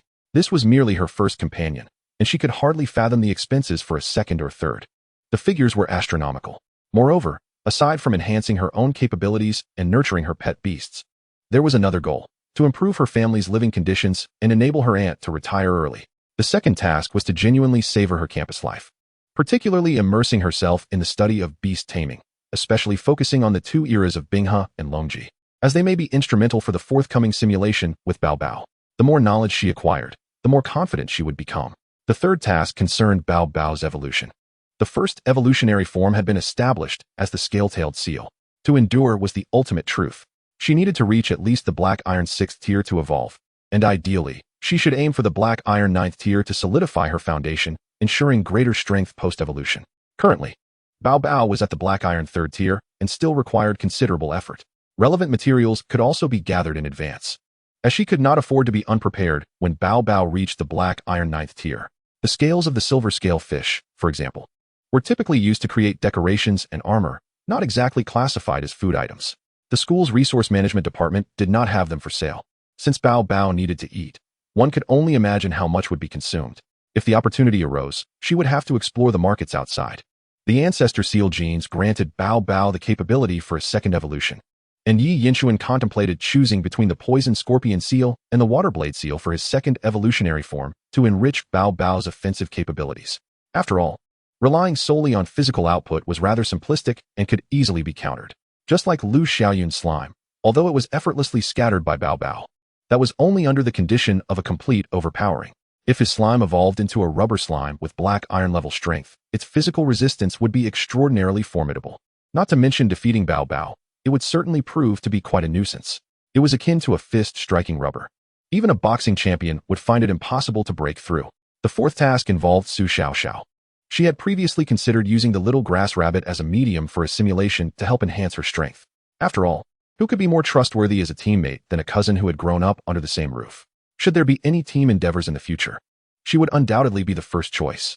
Everyone knew how obedient Xiaoxiao was. If she were willing, that charm seal egg would belong to her. At that time, she could assist Bao Bao as well. They were all family. While ensuring her own development, she could lift others up too. Moreover, this was a promise she had made herself. Yi Yinchuan never made commitments lightly, but every word spoken would be fulfilled. It was merely a matter of time. Speaking of the charm seal, Yi Yinchuan realized it was time to scout for her second pet beast. However, nurturing Bao Bao was already quite the task. And considering that first-year students were all at the bronze level, Bao Bao should have little trouble dealing with them until they reached black iron. There was no rush. Yi Yinchuan's gaze gradually sharpened, noticing that Ma Zhuangzizi's face had turned even redder, reaching down to her neck. With her fair skin, it appeared vividly flushed. It was rather beautiful. But what was going on? It was just a battle. Why was there such excitement? Unbeknownst to Yi Yinchuan, from Ma Zhuangzizi's perspective, he had been staring at others since the beginning, and as time passed, his gaze became somewhat unfocused, accompanied by a barely perceptible smile. Had Yi Yinchuan possessed even a hint of lewdness in his demeanor, lacking that subtle charm, Ma Zhuangzizi would have reported him. This was the behavior of a lovesick fool. Of course, these details were merely a product of Ma Zhuangzizi's finely tuned observations and overactive imagination. Being a young girl, it was perfectly normal for her to harbor such quirky and endearing thoughts. However, if Yi Yinchuan were to learn of it, he would undoubtedly cry out in protest. My dear lady, although you are indeed beautiful, you are still a minor. Moreover, I have merely stolen a glance at your youthful beauty. Yes, purely for appreciation. As for that smile, officer, you must believe me. I was simply reminded of something joyous. Come on, Yaya, Ma Zhuangzizi said, her face flushed. Yaya, healthy, white, and robust? Yi Yinchuan was momentarily taken aback, blurting out, what a splendid name. Coughing slightly, he added, let us go with Bao Bao. Inside, Ma Zhuangzizi thought, Yaya, healthy, white, and robust? What a peculiar tongue twister. Yet, it was undeniably catchy. How could it be so memorable? Oh no, it was stuck in her mind. But my Yaya is a black dog. It felt as if a breath was trapped in her chest, making Ma Zhuangzizi's cheeks puff up. Yaya, bite it. The little Yaya dog bared its teeth and lunged at Bao Bao. Bao Bao remained unfazed, scratching its side. If this were before, it might have been slightly fearful. The little creature could be rather fierce. Now, however, after 3 simulations, Bao Bao had become quite the seasoned veteran. Go ahead, bite me if you dare. With a twist, Bao Bao evaded the little dog's pounce. Huh, can't catch me. The little dog tried again, and Bao Bao twisted once more. You can't bite me. Bao Bao teased, using its tail to provoke. You little rascal, I must catch you. At this moment, the audience was utterly captivated. This little seal, appearing plump and round, was surprisingly agile. Bao Bao perfectly exemplified what it meant to be a nimble fatso. Furthermore, Bao Bao's charm inherently exuded a blend of cuteness and mischief. With every twist and dodge, its chubby body and tail swayed in tandem. Cuteness, mischief, and playfulness, these 3 core attributes soared, particularly the latter 2, rising as swiftly as Ma Zhuangzizi's blood pressure. So mischievous, I want to strangle it. Yet, it was also so adorable. The clash of these emotions nearly drove her to madness. Many in the audience experienced similar sentiments. Ahem, Yi Yinchuan cleared his throat twice, reminding Bao Bao not to bully the little dog too much. The little dog barked, you're the real dog.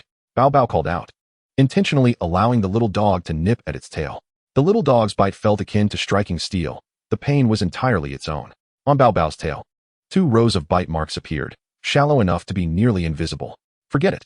With the overwhelming advantage in level and qualifications, even if I wanted to go easy, I couldn't. In the end, the little dog was pinned down by Bao Bao's tail, yelping twice before simply lying down, not moving at all, whimpering in a pitiful manner. Ma Zhuangzizi's heart ached for it as she conceded, cradling the little dog in her arms, her eyes and face flushed. Anyone unaware might think she had been bullied. Did someone bully you? No, right? To call someone despicable is to embrace the embrace. What does it have to do with Yi Yinchuan? Yi Yinchuan gently patted the head of a certain sea lion. Well done. For a small sum of money, what is it to ruthlessly destroy beauty? Moreover, it was merely slightly spicy. 10,000 kwai in hand. Yi Yinchuan gave a hug, only to realize it was a bit cumbersome. He patted the certain sea lion and both went off the stage, leaving their opponent with only their backsides. How infuriating. How utterly despicable. Xuanzi, I shall avenge you. Yuning bared her teeth and claws, almost breathing fire. Although Yi Yinchuan and the embrace had done nothing wrong, it felt as if the girls from their class had been bullied. Never mind, I'm just a bit unhappy about my loss. Thank you, Yuning. But it's not quite appropriate to call others despicable. Ma Xuanzi inhaled and exhaled, adjusting her mindset. Sometimes elegance is innate. Perhaps they did not intend for me to be lacking in strength. A loss is a loss. I will strive harder. Ma Xuanzi's eyes sparkled, regaining her vigor. A sneeze. Yi Yinchuan and the certain sea lion stumbled a bit. Who is cursing us? Over here. Yuning nodded and grasped her companion's small hand. A girl filled with positive energy, who could not love her? What she had just said was merely in the heat of the moment. Rest assured, I will defeat that Yi Yinchuan fairly and squarely, with virtue to conquer all. Saying this, Yuning clenched her fist. In Class 2, Yi Yinchuan's overwhelming victory undoubtedly invigorated them. Especially in Chun Yi's household, they called him brother, serving Yi Yinchuan with water and massages. Even Bao Bao was attentive. They were just short of calling him father. Who would have thought that the last one standing would be Yi Yinchuan and his little sea lion? As for Sumu, he was merely standing till the end. It was different. Sumu, so am I leaving now? However, Sumu was already calculating. Yuning was so strong. This little rascal Yi Yinchuan must be reaching his limit, right? Of course, he did not wish for his classmates to lose. Rather, it was an objective analysis. Sumu believed that although Yi Yinchuan's little sea lion was formidable, Yuning was undoubtedly a titan. By now, if he had not misheard, Yuning's little gun fox had called forth a layer of gun intent while facing off against Qin Shui, which was immensely significant. This loquacious girl was unfathomable. Perhaps this was the arrangement of fate. The reason Sumu had not entered the fray was to confront the strongest foe, the Emperor's city. Here, the battle continued. Challenger, Class 3, Yuning. Opponent, Class 2, Yi Yinchuan. Upon hearing this, Zhao Huaizhen found it hard to remain seated. Teacher, perhaps you are in a hurry. But some words can be omitted, while others truly cannot. For instance, the two words before opponent. Except for Zhao Huaizhen, the entire venue was in a stir. Yuning was about to make her move again. Class 3, turning the tables. Yuning, sweeping all directions. Class 3 cheered enthusiastically. Yuning was their last hope. Class 2 a sure win. Sea Lion, Class 3 will crush you. Once the slogan from Class 2 emerged, the momentum instantly pushed Class 3 back, almost eliciting laughter. Yi Yinchuan raised an eyebrow. Who came up with that slogan? Truly a talent. Among the crowd, Hu Huanjing adjusted his glasses. Brother, I can only support you to this extent. Chapter 41. What happened to the promised priority in choosing partners? What happened to the joyful campus? How did it suddenly vanish? Yi Yinchuan stood opposed to Yuning. Yet another beautiful girl. Yuning's skin was tender and fair, with her hair cascading down, exuding a unique charm. The shadow could not obscure her bright, star-like eyes. Her ponytail was crisp and spirited, reminiscent of an ancient female general. Yi Yinchuan assured himself he had only admired her 3 times. The additional glance was directed at that red training outfit. How delightful. Every day was a feast for the eyes, and there was money to be made. The battle commenced. Bao Bao almost swaggered onto the stage. 3 rounds of simulated experience, coupled with consecutive victories, had made this creature exceedingly arrogant. If it were a human, such behavior would invite a beating, chased down the street kind of beating. But placed on a pet beast, it was quite entertaining. Ah, how adorable it is. I want to see it get a good thrashing. This is the most ostentatious little sea lion I have ever seen. Haha. What a sudden display of nouveau riche temperament. Nouveau riche. Hearing some murmurs, Yi Yinchuan chuckled. It was indeed a bit, but isn't it just a leopard nouveau riche? Just the thought of Bao Bao still hunting for big-tailed shrimp in simulations made Yi Yinchuan mutter under his breath. You can't say. It's actually a shrimp-catching nouveau riche. Ali unleashed the gun intent. Rapid movement. Having witnessed Bao Bao's thick skin and tough meat, Yuning was fully alert as soon as she took the stage. Her brows furrowed slightly, her expression serious and solemn. Having achieved victory up to this point, even the self-assured Yuning would not underestimate Yi Yinchuan. Suddenly, the little gun fox's tail began to sway, its speed increasing. Simultaneously, the skill rapid movement activated, resulting in a speed explosion at the cost of significant energy. Whoosh. The little gun fox's speed was so swift it left behind an afterimage, dazzling the spectators. Was Yuning aiming for a quick victory? To finish the battle in one strike? The audience's hearts hung in suspense. Haha, Yuning, avenge us. Those who had previously lost to Yi Yinshuan were getting excited. This was the move that had allowed Yuning to defeat Qin Shuai. Yi Yinshuan, can your little sea lion take it on the head? Yi Yinshuan's pupils constricted. He dared not be careless. It would be comical if he were to be defeated by someone of lower rank. This move had even taken down the ice crystal flower. Bao Bao. At the command, Bao Bao's expression grew serious as well. In an instant, the little gun fox trembled, not understanding what was happening. But in truth, it was the pressure from an ancient creature. After all, the little gun fox was well trained, and with just a moment, its speed returned to normal. Starfall. Yuning grasped her hands as if holding a long spear. A thrust shot forth, spanning 10 meters. The little gun fox's speed exploded, like a crimson meteor, instantly closing in. Bao Bao's whiskers trembled, startled by the force of this attack. Yet, with 3 rounds of simulated combat experience and Yi Yinshuan's guidance, it maintained its composure. Talent activated. Tail of Wishes in defense mode. Bao Bao's tail thrust forward, transforming into a cushion-like form, just as the timing was right. Howling Sun. Yuning's voice rang out, and the little gun fox's tail swept horizontally. Gun intent surged like a rainbow, slicing through the air. Crack. Bao Bao's tail quivered violently, a visible blood streak appearing. Counterattack. Yi Yinshuan was not surprised. Calmly directing, a cold glimmer flashed in Bao Bao's dark eyes. A terrifying sense of oppression akin to a mountain looming over. The little gun fox's pupils constricted, feeling a sense of suffocation. Returning clouds. Yuning called out sharply. The little gun fox regained its focus, using the recoil from the howling sun to tumble backward. Crack. Bao Bao's tail was almost simultaneously unleashed. Without Yi Yinshuan's command, but in perfect harmony, it executed a steel tail whip, swift and fierce. The audience only heard a cracking sound as the air shattered, both sides leaving behind afterimages, dust and mist swirling on the ground. What a pity. Yi Yinshuan clicked his tongue in wonder. After a full sprint, it could still utilize the recoil to retreat at high speed. Even action films would not dare to portray it this way. But at this moment, this was reality. This is the combat technique of the Amei lineage, the Yun family spear technique. Yun Ying's expression was grave. A formidable enemy, absolutely formidable. She noticed that in Bao Bao's last move, it had still grazed the little gun fox. Its left leg was already injured and bleeding. Although others may remain oblivious, Yun Ying perceives the truth with utmost clarity.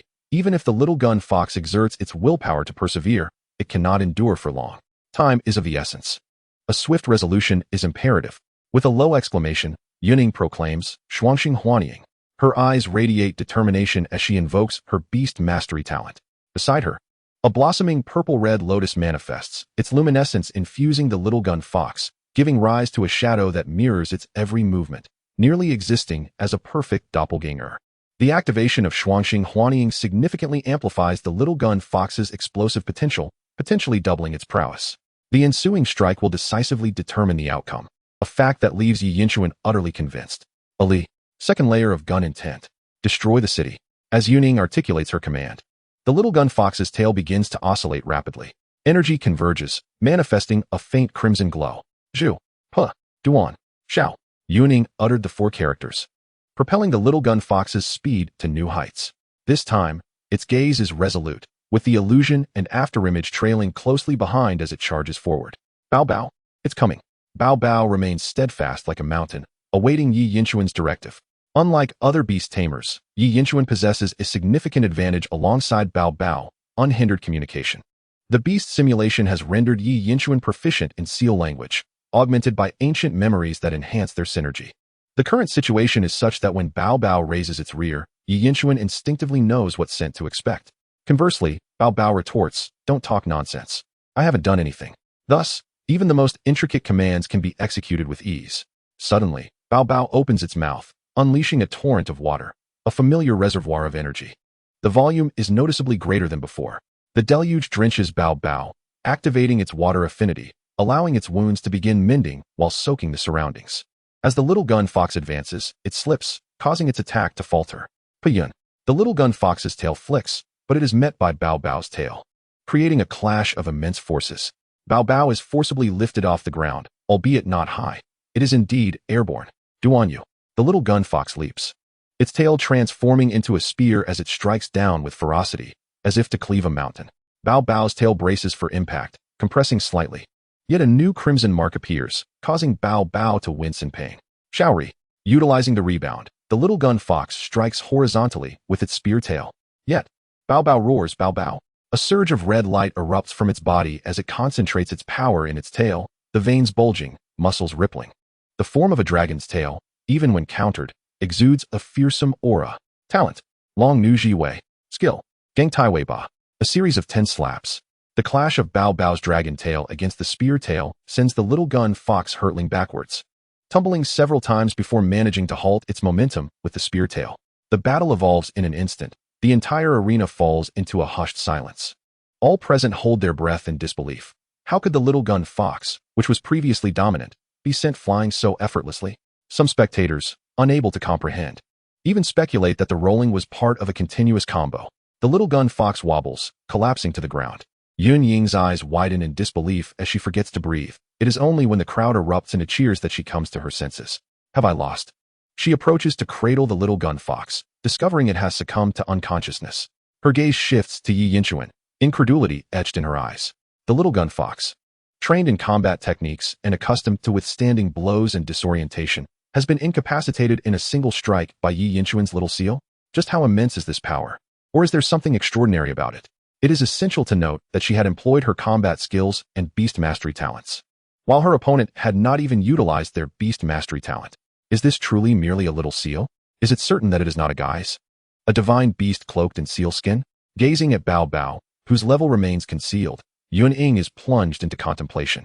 What level could this cheeky creature possibly be? She is not alone in her astonishment. The vast majority of the audience shares her sentiment. I cannot comprehend. I am utterly astounded. The classmates from Class 3 are equally bewildered. Chun Shuer's pupils widen, her lips pressed tightly together, her complexion pale.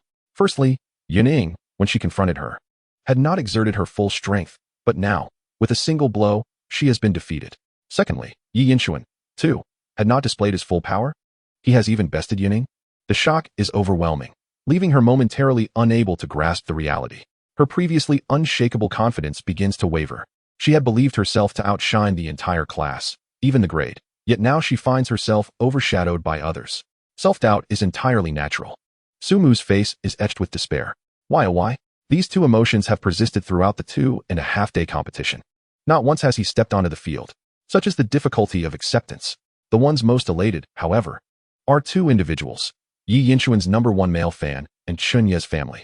These two are practically primal, vociferously celebrating as if they had reverted to their ancestral roots. Their exuberant cries drown out even the loudest of primates. To compound the spectacle, they engage in acrobatic displays, leaping and twirling in jubilation. Meanwhile, the female students in the class cover their eyes in embarrassment, except for Wang Liyuan, who is genuinely delighted, her face aglow with joy. Zhao Mingquan joins in, grinning widely as the three men repeat their antics, a cacophony of male revelry.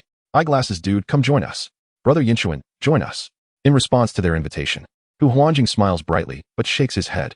Yi Yinchuan's expression turns sour, a look of disdain crossing his face. Do not look at me. Keep your distance. You are forcibly locking me in.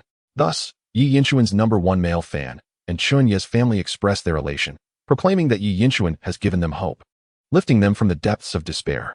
In essence, it is akin to a rebirth.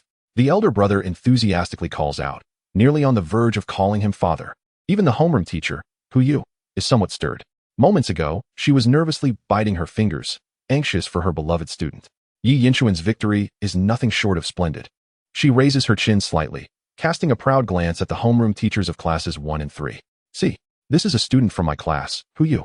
Teacher Ma Wentai, amidst the crowd, allows a faint smile to escape. He is nearly certain that Yi Yinchuan's little seal has likely evolved. Yet, his thin lips remain tightly sealed, unwilling to share this revelation with anyone. This is a secret of the student. Brother, you have won. Su Xiaoxiao grasps Yi Yinchuan's sleeve, her joy palpable. Yi Yinchuan smiles in return. It's not that impressive. You should consider whose rice you are eating. High emotional intelligence. With a single phrase, he brings a beaming smile to his cousin's face. As for Yi Yinchuan, he is perhaps the least surprised by the outcome. If he were to assess the battle, he would say, I haven't even exerted myself. How did you fall? To be fair, Bao Bao's successive slaps had only delivered a single blow, just one slap, and Yun Ying's little fox could not withstand it. What more could be done? Alas, who knew that invincibility could be so lonely? Who can understand? At this moment, the host announces the results of the competition. Dear students, What a breathtaking and spectacular series of matches.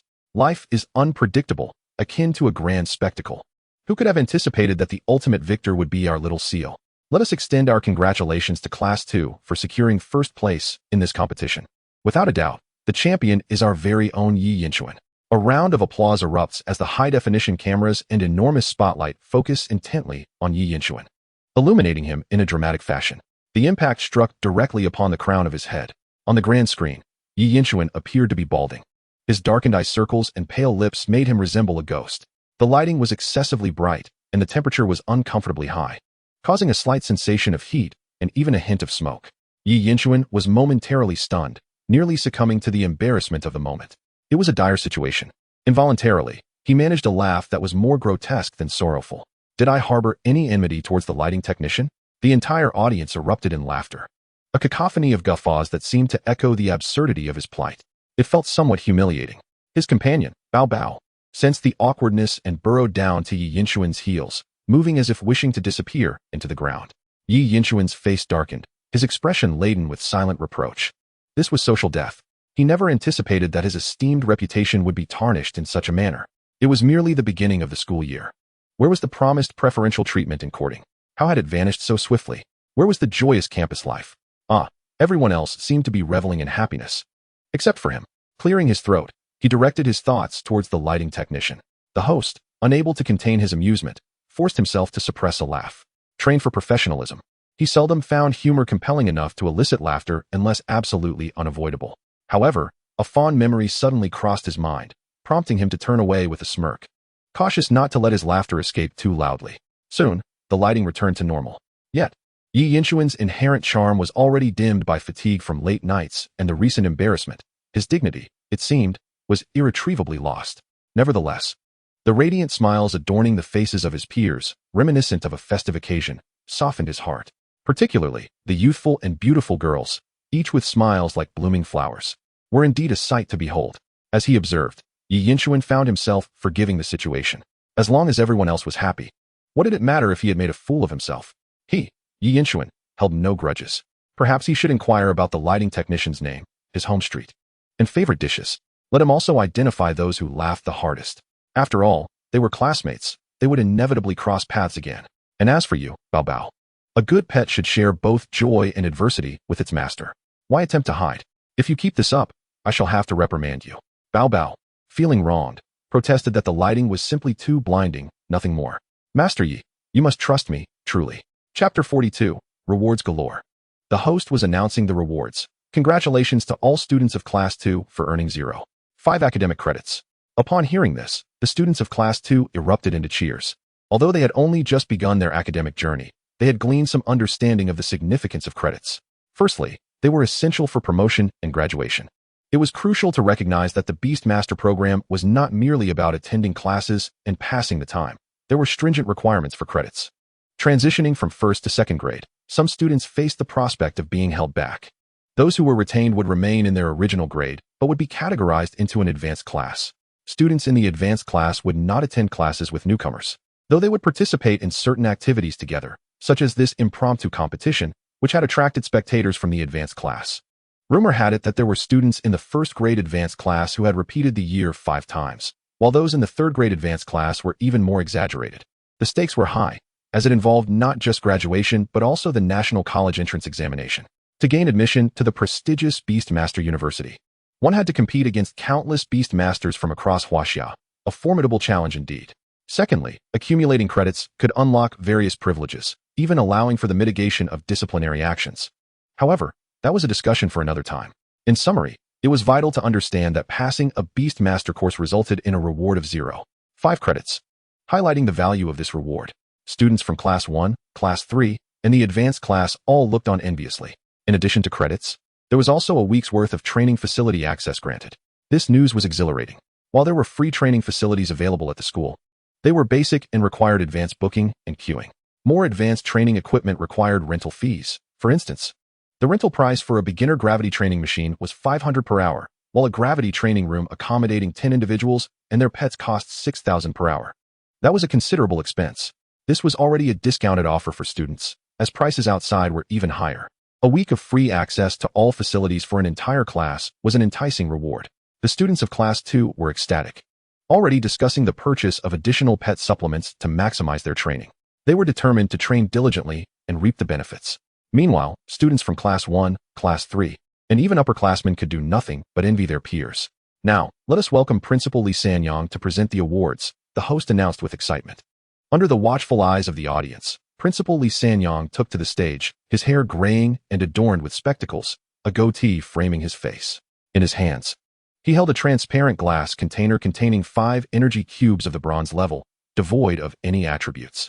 For a fleeting moment, Yi Yinchuan felt as though the energy cubes were not cubes at all, but 5 pieces of delectable fried chicken. Perhaps he was simply hungry as lunch approached. When he stepped onto the stage to receive his reward, Principal Li Sanyang said little more than smilingly handing over the energy cubes and offering some polite remarks. Each year, there were 1 or 2 students who stood out, but in Li Sanyang's view, it was all rather inconsequential. He had long since adopted a nonchalant attitude towards it. The life of a beast master spanned a lengthy journey filled with countless unknowns and infinite possibilities. Some freshmen, upon entering, basked in glory, yet could fade into obscurity within a month. Others began quietly, even remaining low-key for 3 years, only to shine during the Beast Master entrance examination and gain admission to a prestigious university, embarking on a path of admiration. Conversely, some students struggled to graduate, ultimately dropping out, yet still managed to make a name for themselves in society. Thus, regarding Yi Yinchuan, Li Sanyang simply held hope for him to maintain his course. Nothing more. This child possessed a commendable character. Observing Yi Yinchuan's composed demeanor, Li Sanyang nodded in approval, reflecting on how he had encountered many students who, in moments of triumph, quickly became arrogant, a phenomenon colloquially referred to as getting carried away. Typically, the higher one soared, the harder one fell. Upon receiving the reward, Yi Yinchuan immediately distributed the energy cubes without hesitation. Thank you, Chen Shuier acknowledged with a nod, her smile tinged with a hint of bittersweetness. Much appreciated, Zhao Huaizhen added, bowing in gratitude. I'll transfer you 8,000 later. Don't refuse, it's well-deserved, announced Li Ziming, flaunting his wealth.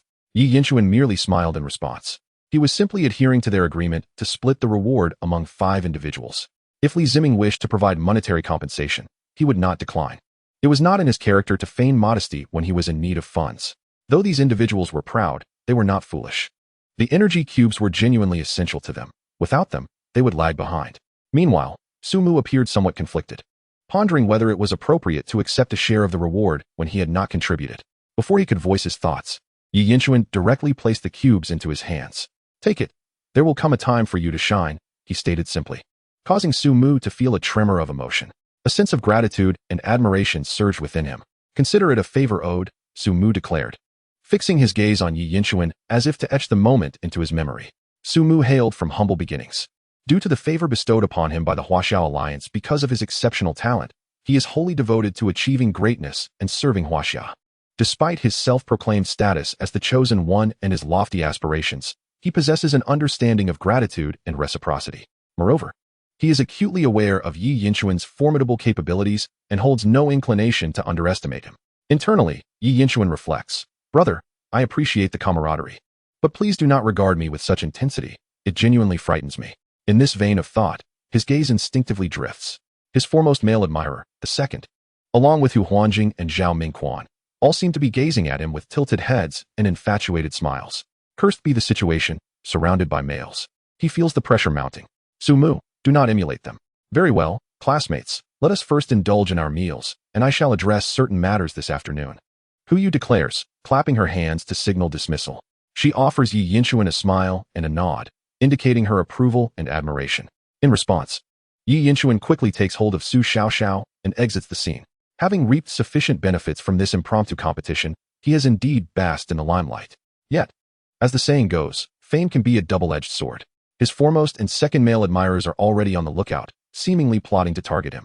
Damn it, these female fans are not even remotely subtle. With Su Xiaoxiao in tow, Yi Yinchuan jogs along, when suddenly a melodious notification rings in his ears. Your account has been credited with 10,000 yuan. He halts to check his balance, which now stands at an impressive 30,000. The sight of the 4 zeros after the 3 is an enchanting figure indeed. This sum is the reward from his recent match against Yuning, with the previous one against Ma Xuanzi already deposited. Let us head to KFC for lunch, Yi Yinchuan exclaims, pulling Su Xiaoxiao along. The image of Principal Li Sanyang resembles that of an elderly man, stirring his appetite. Today, let us indulge in a luxurious meal at KFC, without waiting for the infamous Crazy Thursday. Bold and extravagant, he embraces a carefree spirit. Upon arriving at KFC, the tantalizing aroma wafts through the air, enticing Su Xiaoxiao. It has been ages since she last savored a meal here. Her aunt often warns her about the detrimental effects on her health and growth, claiming it to be too expensive.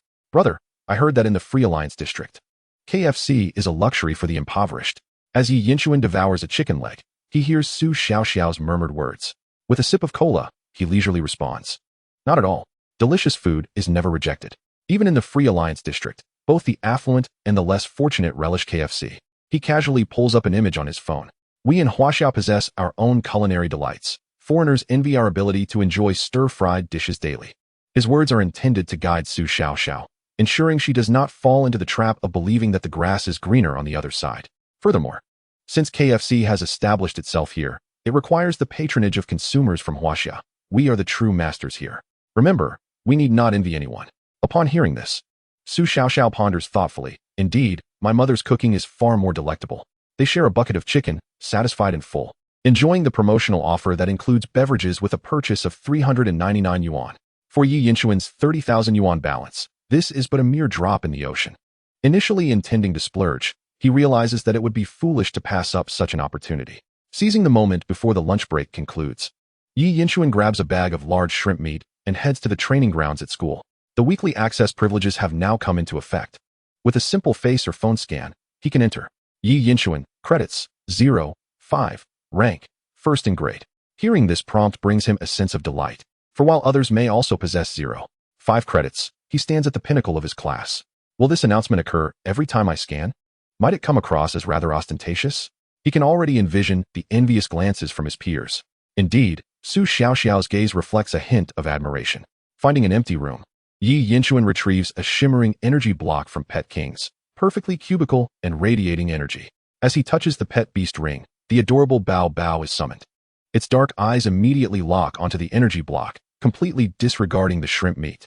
With a nose twitching in excitement, Bao Bao's playful demeanor shines through. Master, quickly! Bao Bao desires this. Chapter 43, ranking first in credits? This privilege is more dominant than the principal's kin. Observing Bao Bao's eager demeanor, Yi Yinchuan adopts a fatherly smile and places the energy block in front of its mouth. With a swift motion, Bao Bao snatches it up. Hey, I was merely teasing. The affectionate yet playful nature of Yi Yinchuan is evident, but he does not relent. Bao Bao, desperate and flailing, raises its feet in a futile attempt to reach the treat. Brother, please do not tease Bao Bao any longer, Su Xiaoxiao interjects. Unable to bear the sight of the hungry creature, Yi Yinchuan tosses the energy block to Bao Bao, which promptly devours it with gusto. After finishing the energy block, Bao Bao indulges in the shrimp, consuming an entire pound. Sated, it pats its belly contentedly and lets out a burp. Yi Yinchuan cannot help but tug at its fur, eliciting a delightful quiver. This playful interaction brings laughter to Su Xiaoxiao. Despite Bao Bao's seemingly harmless demeanor, it is, in truth, a fierce and formidable beast. As for the effects of consuming the energy block, Bao Bao describes a warm sensation enveloping its body. Although already a black iron tier beast, the bronze-level energy block still has a significant impact, accelerating its leveling speed and offering a slim chance to enhance its attributes. These benefits may not be immediately apparent in its status panel, yet they are undeniably substantial. This is why energy blocks are highly sought after. There is always room for more. As the lunch break concludes, it is time for class. Huyu directly praises the students by name. Following the competition, she has donned a pair of light green yoga pants, finding them more comfortable. Everyone's performance was commendable. Chen Yejia, Huyu smiles, producing a technologically advanced ring with a bronze sheen. This is a Pet King's ring sponsored by the school, bronze level. Suitable for use until your pet reaches Black Iron rank 9. It contains a pet assigned to you based on your talent. I hope you treat it well. Upon hearing this, Chen Yejia is overwhelmed with excitement, accepting the Pet King's ring with deep bows, thanking the teacher and everyone. Finally, he bows deeply toward Yi Yinchuan, flashing a grin and raising an eyebrow. Yi Yinchuan turned his face away, feigning ignorance. Chen Ye's family publicly bound the Pek's ring and contracted the accompanying pet, a small stone monkey. The small stone monkey is a subspecies of the small fire monkey, being slightly lower in price category, yet still commendable. Aside from its rock attributes, it bears resemblance to the small fire monkey. Most importantly, as a subspecies, The small stone monkey theoretically can evolve into a volcanic monkey, aligning perfectly with Chunye's family's expectations. With the small stone monkey in his arms, Chunye's family jumped with elation, momentarily blurring the lines between monkey and master. The small stone monkey's face was quite square, marked by an expression of indifference and resignation. Could this master be reliable? With the matters of Chunye's family resolved, Hu began to review the second round of the competition. Firstly, regarding the small steel dragon slime, Hu pointed out that if the small steel dragon could safeguard its breathing and maintain a continuous offensive, it could indeed have a chance to defeat the slime. Future training and nurturing must be tailored to counter foes like the slime. And it was also advised to learn from the defensive small stone to refine their own strategies. Teacher Li Ziming listened with cold sweat trickling down his back, feeling as if he were being publicly criticized, yet he gleaned valuable insights. Subsequently, when hugging the slime was supposed to have the upper hand, the vast disparity in strength resulted in an instant defeat. In the face of absolute power, attribute and characteristic advantages became inconsequential. This was Hu's conclusion, emphasizing the necessity of focusing on foundational nurturing to elevate the pet's levels and strength as much as possible. Chen Shuer, your ice crystal flower skills are insufficient. To contend with fighting-type pets, there is still room for improvement in this area, Hu pointed out. Chen Shuer nodded, having already planned to utilize the resources at home to promptly enhance the ice crystal flower's capabilities. The importance of foundational nurturing was reiterated by Hu, who briefly mentioned Hugging's use of the water accumulation skill to dampen the ground, thereby restricting the small gun fox's movements. It was difficult to articulate Hugging's displayed combat prowess, as it was clear across the board that its abilities surpassed those of the small gun fox. Classmates observed this as well. Hugging's robust physique and high agility left them wondering about the method of its upbringing. Those with a sharper intellect speculated about the concealed levels and qualifications on Hugging's profile, pondering if it had already reached black iron status. Hu Huanjing compared it to black iron level pets, firmly believing that Hugging possessed such strength. Yet no matter how hard he tried to fathom it, he couldn't comprehend how a small seal could achieve this. Had it already evolved? A sudden realization struck Hu Huanjing as he noticed that Hugging seemed to have gained weight, no longer being cradled as easily as before. The increase in weight suggested evolution, bringing the answer tantalizingly close. Everyone silently understood the implications of Hugging's situation. After the review, Hu instructed everyone to write an 800-word reflection, exempting Yi Yinchuan. This announcement ignited a flurry of envy and resentment directed at Yi Yinchuan. What are you all complaining about? If you have the ability, you could also earn it and avoid writing. A single glance from Hu quelled the commotion. Yi Yinchuan sat by the window, leisurely stroking the head of a certain seal, smiling silently while enjoying this privilege. Is this the sensation of being favored by the teacher as a top student? One word, exhilarating. Oh, by the way, the Beastmaster class has another advantage. Attending class with one's pets is in accordance with school regulations. If one grows weary, they can switch pets. Being the top of the grade, one can freely indulge in their adorable companions. Such a campus life is simply delightful. As classmates fervently penned their reflections, Hu nodded in approval, preparing to elucidate the relationship between credits and corresponding rankings. Upon hearing this, Yi Yinchuan perked up, eagerly awaiting the crucial information. Credits equal money. Based on the credit rankings, the school distributes scholarships monthly, each semester, and each academic year. For instance, if Yi Yinchuan ranked first, he would receive a monthly stipend of 20,000. The top 3 would earn 15,000, and the top 10 would receive 10,000, and so forth. As he listened, Yi Yinchuan's eyes sparkled, mentally calculating the potential earnings. With a monthly stipend of 20,000, a semester bonus of 50,000, and an annual total of nearly 500,000, that is, provided he maintains his position at the top. If he slipped to second or third, the rewards would significantly diminish. It can be said that while the Beastmaster School appears harmonious, resources are predominantly concentrated among the top performers. Observing the envious expressions of his classmates, Hu continued, prompting Yi Yinchuan to tally the benefits. Credits equal savings.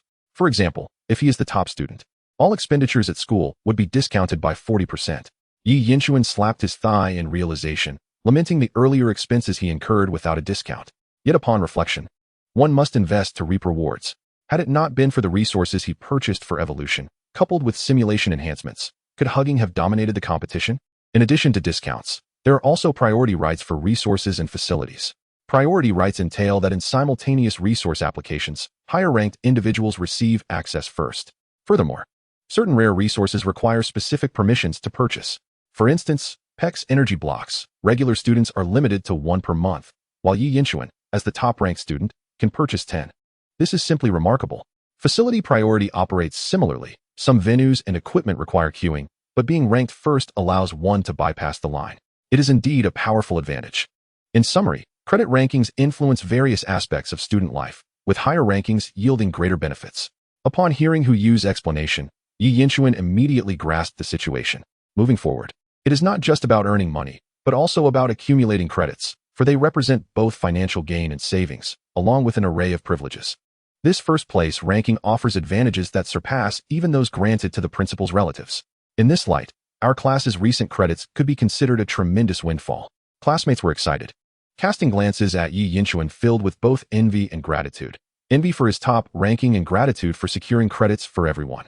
However, don't celebrate too soon. Hu Yu remarked with a knowing smile. Establishing a stronghold is easier than maintaining it. The credit rankings are subject to change at any moment. Chapter 44, Beast Battle Royale, the Sword God of Shirley Slope, Pet Strength Training, the Amazing Destruction Machine. Upon hearing this, the classmates straightened their posture, feeling a sense of urgency. Rankings can change at any time? What does that mean? Before the monthly stipends are distributed, there will be a routine competition, commonly referred to as the Beast Battle Royale. Beast Battle Royale? The classmates leaned back tactically. The rules are simple. Our first-year classes will be arranged at Donbai Mountain. Each participant is issued a numbered tag. If the tag is taken away or damaged, that individual is eliminated. This contest lasts for 3 days, and those who remain uneliminated by the end shall be deemed successful. Rankings and rewards will be determined based on the quantity of tags each person possesses, as well as the order of elimination. As you might anticipate, rewards include academic credits. Upon hearing Hu Yu's explanation, the students erupted into fervent discussion. Meanwhile, Yi Yinchuan's gaze flickered. Was this not akin to a survival game? The last person standing would emerge victorious. There was merely a slight alteration, a new rule regarding the theft of numbered tags. Not only must one survive until the end, but they must also ensure they possess as many tags as possible. Hu Yu did not elaborate on the more specific rules, stating that each iteration of the survival game would undergo adjustments and variations, dictated solely by the whims of the planning instructor. Moreover, the timing, just prior to the monthly bonus distribution, clearly indicated a desire to prevent students from becoming complacent. It felt as though they were being drawn into a competitive frenzy. Thus, the forthcoming month would be dedicated to enhancing one's abilities while simultaneously preparing for the month-end survival contest. Additionally, this month features no examinations, allowing you to view this survival game as a form of assessment. Upon hearing this, the students grew even more excited. No exams. They rejoiced first and foremost. Hu Yu continued, stating that this was merely the beginning.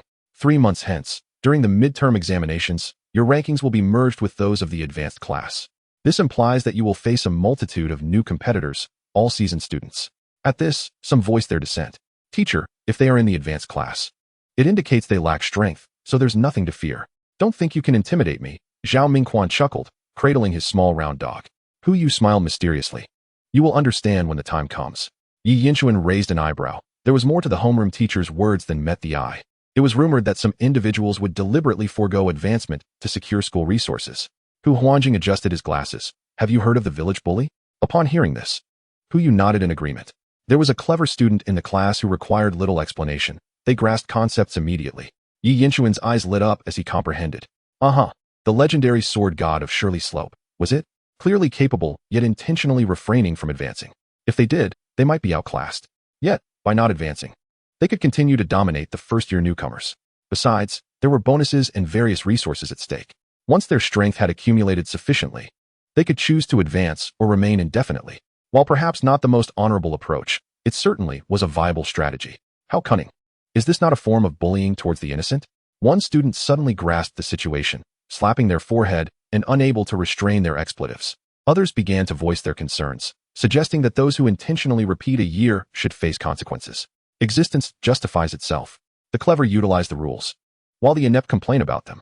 In response to the criticisms, Hu Yu's expression turned serious, and the strong, they create the rules.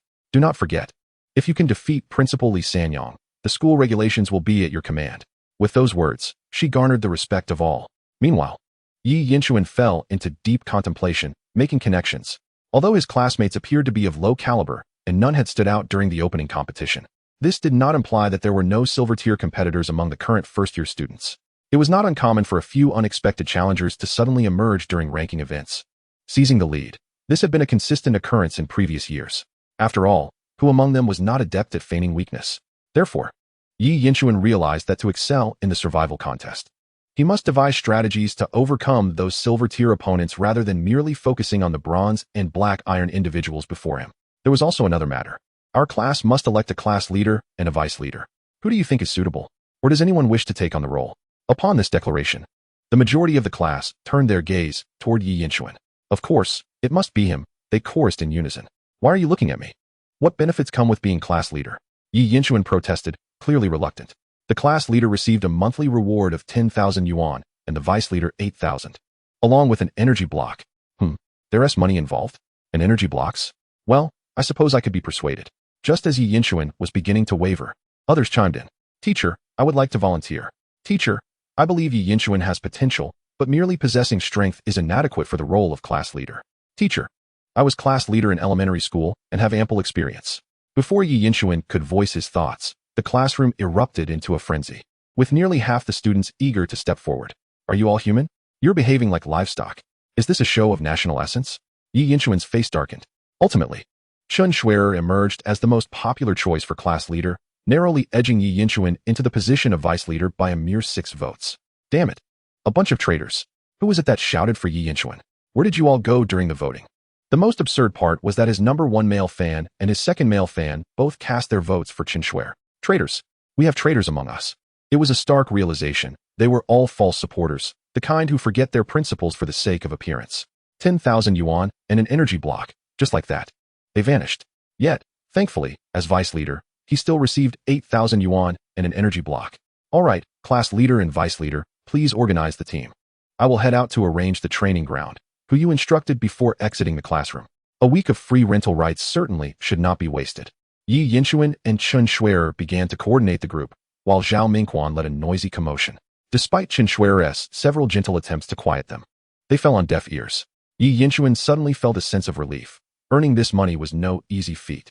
It was fortunate that the class leader would bear the brunt of it, leaving him with a relatively lighter load as vice leader. Zhao Mingquan, you must be Pikachu's younger brother. As Zhao Mingquan resisted management, Chun Shuier wore a smile tinged with malice. The ice crystal flower had already been summoned, causing the temperature in the classroom to plummet. Pikachu's younger brother? What does that even mean? Zhao Mingquan asked, intrigued. You're just itching for a fight. Chun Shuier replied as her ice crystal flower collided with Zhao Mingquan, causing him to yelp in pain, clutching his backside. With a mix of courtesy and ice, Chun Shuier finally managed to organize the team. Passing by classes 1 and 3, they could feel the envious stares directed at them. Class 2 was headed to the training ground, equipped with advanced facilities, complimentary refreshments, and pet food. Meanwhile, the others could only train at the back mountain, enduring hunger and thirst without respite. Such was the disparity. Upon reaching the training ground, Puyi was already waiting there. The fundamental attributes of pet beasts include strength, physique, speed, thought, and endurance. Each attribute has specific training methods and facilities. Today, we will focus solely on strength. While strength, stamina, and endurance are closely interconnected and often indistinguishable, training does have its emphases. For instance, strength training is divided into explosive power and endurance. Explosive power, also known as destructive force, refers to the maximum strength exerted in a single moment, focusing solely on the peak value. Endurance, or static strength, pertains to the pet beast's capacity to lift or move a certain weight over a specified duration. In simple terms, one is fast while the other is slow. Before them stood 2 devices specifically designed for explosive power and endurance, the most commonly utilized being the destruction machine and the weightlifting machine. Destruction machine? Yi Yinchuan's first thought was that this device resembled a force gauge, the kind where one strikes it, and the number displayed reveals the extent of their strength. He had seen and tried such machines in malls before. The weightlifting machine, on the other hand, was similar to human training equipment but had been tailored to facilitate pet beasts in exerting their strength more effectively. The training commenced, with participants taking turns based on their student numbers. First up was Chun Shuier with her ice crystal flower, who, being familiar with similar equipment, immediately input her values. Pet species, Bingjingwa. Level, bronze. Bingjingwa charged backward and then collided forcefully with the power machine. The collision skill was not employed. Indeed, it struck, yet it did not strike. The destruction machine displayed destructive power. Another collision ensued. Destructive power. Another strike followed. Destructive power. Puyu explained that the destruction machine assesses the destructive power of an attack based on the pet's attributes. The qualifications shown on the panel merely indicate potential. The essence of training lies in unleashing the pet's latent capabilities. A level indicates that the potential has been activated to over 90. Levels higher than this correspond to 95, 100, and beyond 100. Bang! At this moment, Bing Jing was struck forcefully once more. Destructive power. Yi Yinchuan comprehended. There is a concept in scientific experiments known as controlling variables. The pet's level and qualifications change with breeding and evolution, not to mention the differences in species and advantages. The principle of the destruction machine is to detect the pet's explosive power under the condition that species, level, and qualifications remain constant, thereby determining the degree of the pet's potential development. If one trains independently, such values remain unseen, relying solely on intuition. Consequently, not only is it challenging to perceive progress, but it also significantly diminishes training motivation, rendering the effects of training obscure. One might remain stagnant, unable to identify problems, let alone discover potential issues. The impoverished rely on mutations, while the wealthy depend on technology. Although not entirely accurate, it does evoke a sense of understanding. Chapter 45. My brother won't treat me poorly. Right? The changes after a week of training. Simulation complete. Cooling finished. Jingjing, strike. Again. Chen Shuier bit her lip. With each impact came cheers of encouragement. Destructive power. Destructive power. Destructive power. Destructive power. Destructive power. By the end, Chen Shuier's voice had grown hoarse. Bing Jinghua could no longer strike effectively. The evaluation of destructive power peaked and then swiftly declined. Remarkably, reaching level 7 in bronze is achievable. Hu commented that training should be gradual. It is time for a break. Chen Shuier breathed heavily, retreating to the side with Bing Jinghua. A considerable amount of energy had been expended, and Bing Jinghua was no longer as icy. The destruction machine has a total of 5 units. Hence, each class experiences around 10 rounds. It soon became Yi Yinchuan's turn. Yi Yinchuan input the values. Pet species, Xiao Haibao. Level, bronze. He entered without hesitation. A swift tail strike. Slap. A right whip tail. Destructive power. Wow, so fierce. Incredible. The disparity was immediately evident. Chen Shuier's lightly tinted lips turned pale from biting. Slap. A left whip. Destructive power. Slap. Slap. Slap. A 5-hit combo. Destructive power. Destructive power. Destructive power. Destructive power. Destructive power. The relentless strikes caused the destruction machine to tremble, as if on the verge of collapse. The classmates gaped in disbelief. This isn't training at all. It's all maxed out from the start. No wonder Yi Yinchuan's Xiao Haibao is so extraordinary. Excellent. Hu Yu's face twitched twice. Yi Yinchuan's Xiao Haibao shows great potential. In passing, Yi Yinchuan had given up pretense. There was no need to feign modesty anymore. Brother is simply demonstrating that holding is not as easy as it appears. As for how complex it truly is, I shall not reveal it. You may guess. I wonder if you can keep pace with the progress of holding. Behind the destruction machine is a weightlifting machine. As the name suggests, it involves lifting weights. In the center of the machine lies a weight plate. The pet must push from below. The weight plate will continually increase until it reaches its limit. If the pet cannot bear it, the weight plate will become stuck at a certain position, not truly pressing down. Bao Bao performed excellently, dominating the field. The evaluation of endurance also peaked. Yet Yi Yinchuan did not become complacent. He understood that this was an assessment of potential development set at the bronze level. The real data would emerge if set at the black iron level. Thus, during training, Bao Bao was indeed putting in the effort. During breaks, tea and snacks were provided. Even fruits like Hami melon. Seizing an opportunity when no one was watching, Yi Yinchuan stealthily entered the private training room and locked the door. He intended to measure Bao Bao's true data. Pet species, Wei Haibao. Level, black iron. He initially worried that Wei Haibao, being a hidden evolutionary form, might not be detected. However, to his surprise, the destruction machine provided no prompts whatsoever. After a series of tests, Yi Yinchuan obtained the results. Bao Bao's destructive power and endurance were both remarkable. He was quite satisfied with this outcome. However, his expectations for Bao Bao were even higher. At the very least, he aimed for a certain level. After all, the Yuwu simulation provided a great deal, and his efforts to earn money were also for nurturing Bao Bao. A slight ambition was only natural, right? Bridging the gap in between is the goal and significance of training. They trained through the afternoon. Time flew by. During this process, some pets even leveled up. Coincidentally, the fortunate one was Su Xiaoxiao. Brother, this is so much better. Su Xiaoxiao's face flushed with excitement.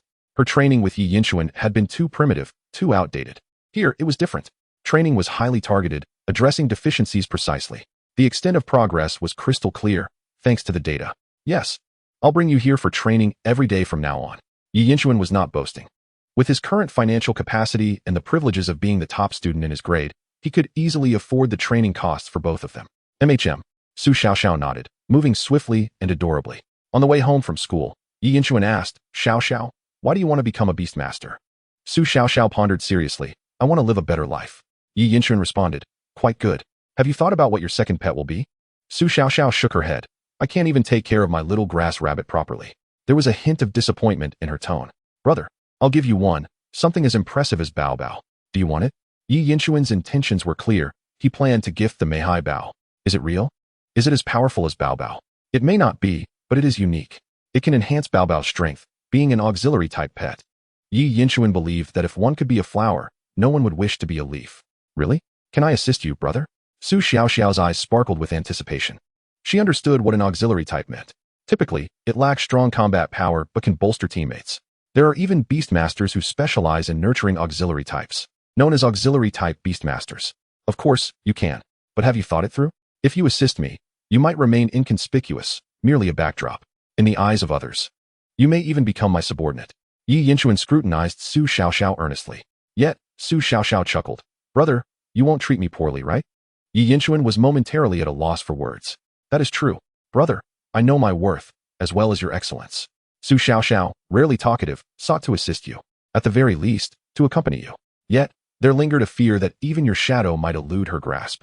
As she spoke, Su Xiaoxiao extended a diminutive pinky finger, proclaiming, merely gifting me a single companion beast is insufficient. Her gaze remained fixed upon Yi Yinchuan, brimming with sincerity and longing. Yi Yinchuan reached out, his fingers gently curling around her hand. The girl's skin was delicate, exuding a hint of warmth, confirming that his cousin was indeed quite dependable. Yi Yinchuan pondered the Meihai Bao egg at home, realizing its owner had found a suitable match. After dinner, wow, how adorable! Exclaimed Yi Yinchuan as he led Su Xiaoxiao into his room, locking the door behind them. There, before her, lay a magnificent treasure, the egg of the Meihai Bao.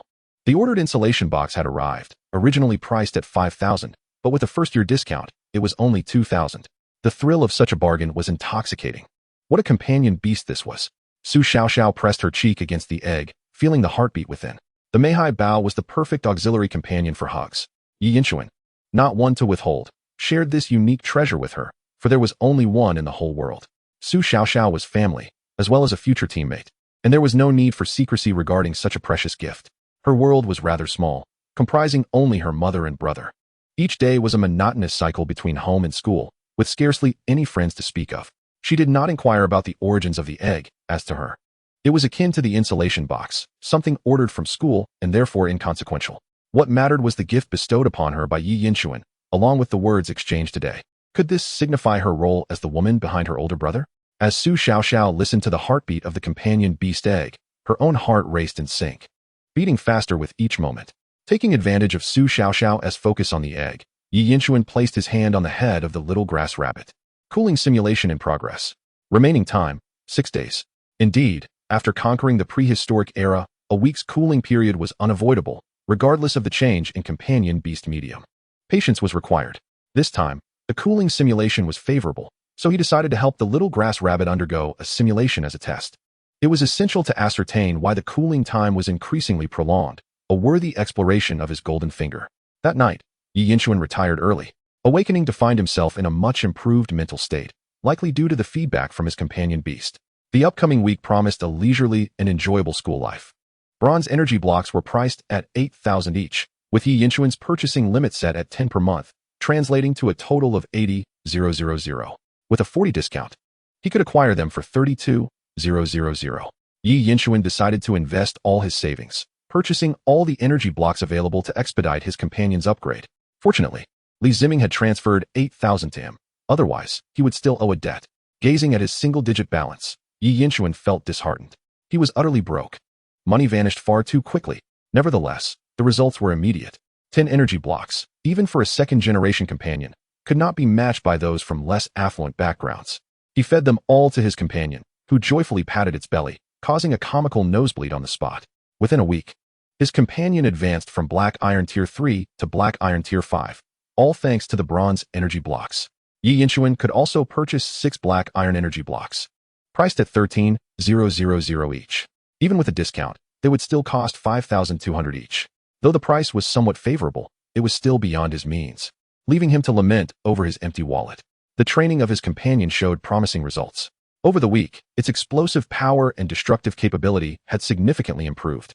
Other training aspects also progressed similarly, attributed to both diligent training and the efficacy of the energy blocks. Meanwhile, Yi Yinchuan's soul strength steadily rose to 30 over the course of the week. He felt more invigorated, with clearer thoughts. This indicated that he was now ready to contract a second companion beast, but there was no rush. Simultaneously, the enhancement of his soul strength made his companion even more formidable. For instance, the innate strength of the bear had escalated from 2 bears to 3. This exemplified the influence of soul strength. Su Xiaoxiao's little grass rabbit also made remarkable strides, advancing from Bronze Tier 3 to Bronze Tier 5, and even mastering a new skill, Parasitic Seed. At last, it possessed some combat capability. Besides them, other classmates were not stagnant either, especially those from affluent families like Qin Shuer. The resources poured into their training were astonishing, and her diligent efforts were noteworthy. Rumor had it that her ice crystal flower had reached Bronze Tier 9, with all evolution materials prepared, merely awaiting the opportunity for evolution.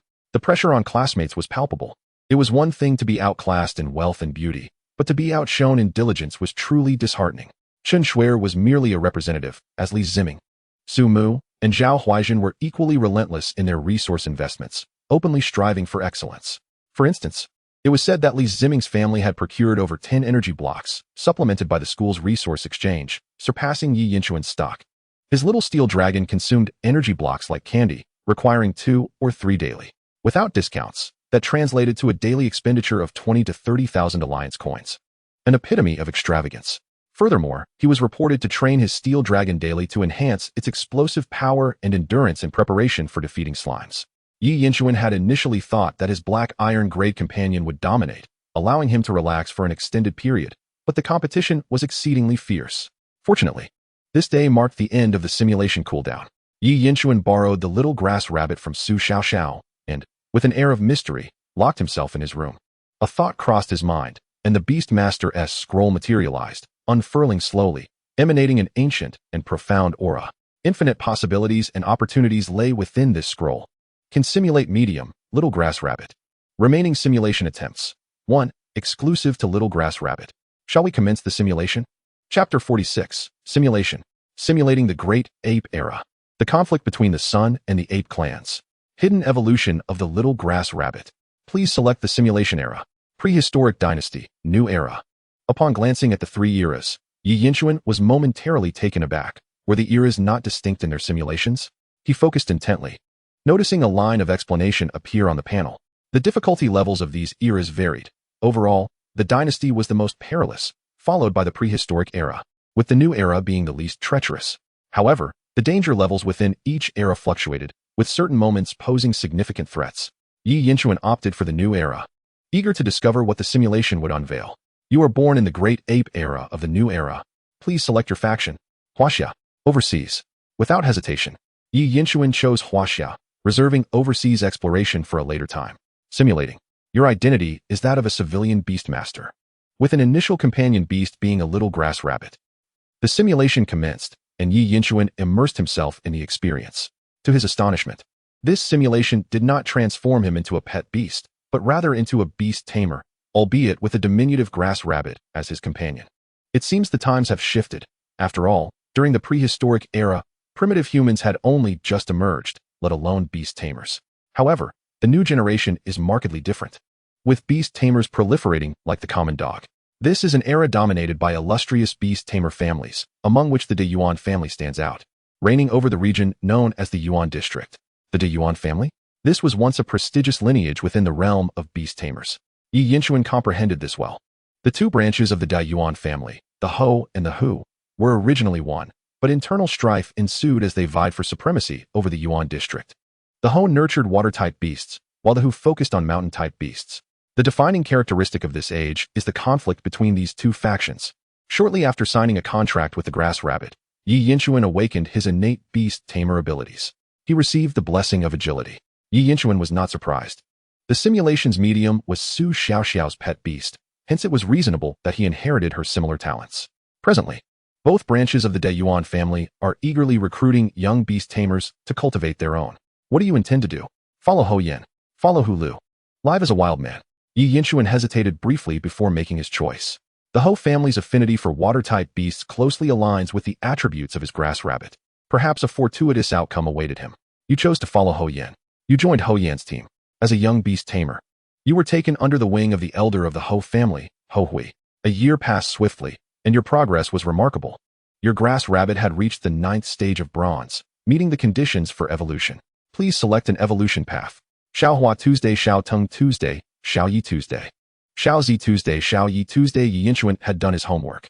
He learned from the simulation that the conventional evolution paths for the grass rabbit were the first 3, Xiaohua 2, Xiao Ting 2, and Xiao Yi Tuesday. Xiaohua 2 excels in fragrance-based attacks or support. Xiao Tung 2 specializes in mid-range vine attacks and entanglement, while Xiao Yi 2 is proficient in long-range leaf slashing attacks.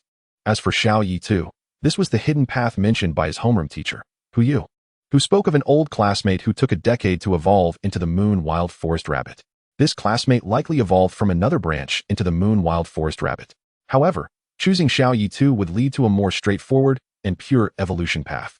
The remaining hidden evolution path is Xiao Zi 2, adept at utilizing seeds in combat, possessing various effects that can attack, assist, or restrict, showcasing a remarkable balance and versatility. To overlook a hidden path would be foolish. Su Xiaoxiao's grass rabbit had already grasped the skill of parasitic seeds, making the Xiao Z2 path exceedingly fitting. With the guidance of his mentor, Ho Hui, Yi Yinchuan easily gathered the materials required for evolution. His grass rabbit evolved into Xiao Z Tuesday. Its level increased to black iron. After evolving into Xiao Z2, notable changes occurred. Its physique grew larger, and the grass-like ears and tail transformed into more unique plant forms, resembling a trumpet flower and a cannon, capable of nurturing and launching various seed forms. Its attributes and qualifications saw a significant enhancement. More importantly, it gained 2 new seed-related skills, the slowing seed, which hinders enemy movement speed, and the confusion seed, which induces chaos among foes. The chaos observed during the simulation revealed that confused pets would attack indiscriminately, oblivious to friend or foe, sometimes even turning against themselves. This skill is extraordinarily powerful, functioning not merely as a restriction, but as a form of control. In contrast, the slowing seed, while more mundane, can be quite vexing in combat, as even the slightest speed differential can determine victory or defeat. As for its talent, the original herbivore ability now features an additional effect, accelerating stamina and energy recovery while hastening seed maturation. Furthermore, it can consume its seeds, mitigating environmental influences, thus retaining utility even in barren conditions. Post-evolution, it acquired a talent called seed control, which enables manipulation of seed effects, akin to the toxin control exhibited by Hu Huanjing. However, seeds are regarded as living entities, allowing this talent to facilitate their movement. Although the mobility is slow, with strategic application in battle, it can yield astonishing results. Yi Yinchuan envisioned countless devious strategies, eagerly awaiting an opportunity to implement them. Your tranquil days did not persist for long. The family assembly of the De Yuan clan was imminent, with significant figures from the Ho family, including your mentor Ho Hui, attending.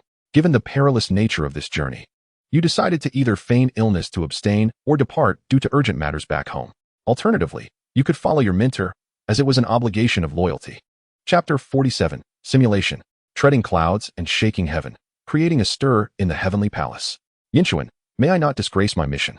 Wait, I recall that the conflicts between the Ho and Hu families during the De Yuan era were exceedingly intense, although it is not yet a time for open hostility. It must be approaching.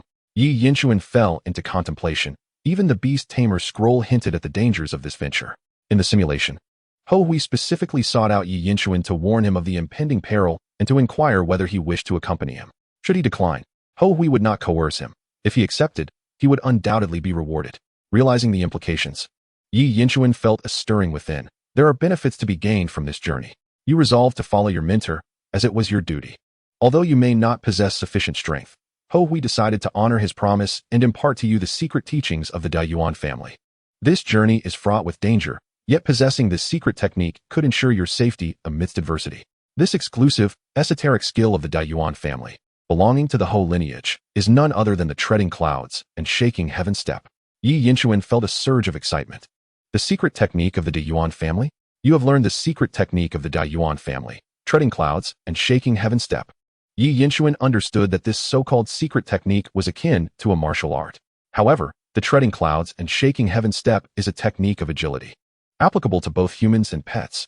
If he could carry it out of the simulation, it would be an unforeseen boon. You accompanied your mentor Ho Hui, and in the blink of an eye, you arrived at the Hu family estate, where you took a moment to rest after your watch. That night was destined to be sleepless. You decided to protect Ho Hui without leaving his side, to explore the surroundings and assess the situation, to lie in bed and meditate, or to secretly practice the treading clouds and shaking heaven step. After some hesitation, Yi Yinshuan resolved to choose one. Merely following along had already led to the teaching of the treading clouds and shaking heaven step. If he were to achieve merit later, what acclaim would he gain? You found sleep elusive, thinking of the potential danger facing Ho Hui, and ultimately resolved to remain near his quarters for protection. Not long after you arrived nearby, assassins struck. These assassins were formidable, with at least platinum-level beast tamers among their ranks. You decided to observe the situation without revealing yourself, to rush into the room to protect your mentor, or to flee without hesitation. Platinum. How could one contend with that? Yi Yinshuan felt a chill run down his spine. But he quickly made his choice. The enemy proved to be overwhelmingly powerful, compelling you to conceal yourself and observe the unfolding situation, awaiting an opportunity to lend your assistance. After all, charging recklessly into battle would serve no purpose if it only led to your demise. The Ho family's forces were also well guarded, engaging in fierce combat against the assassins. The scene was chaotic, with relentless waves of attacks directed at Ho Hui. As a platinum beastmaster, Ho Hui summoned his beasts to defend against the onslaught, employing the TYNFNTN step to evade harm. Your strategic choice was astute. Now was indeed your moment to shine. You resolved to assist, selecting the spells, Slowing Seed, Confusion Seed, Parasite Seed, Impact, and Light Blessing. Yi Yinshuan's mind raced. The Parasite Seed and Impact would effectively hinder the foes, while the Slowing Seed and Confusion Seed could prove advantageous. However, this was a trap. The enemies were formidable beastmasters, likely to evade or negate your spells.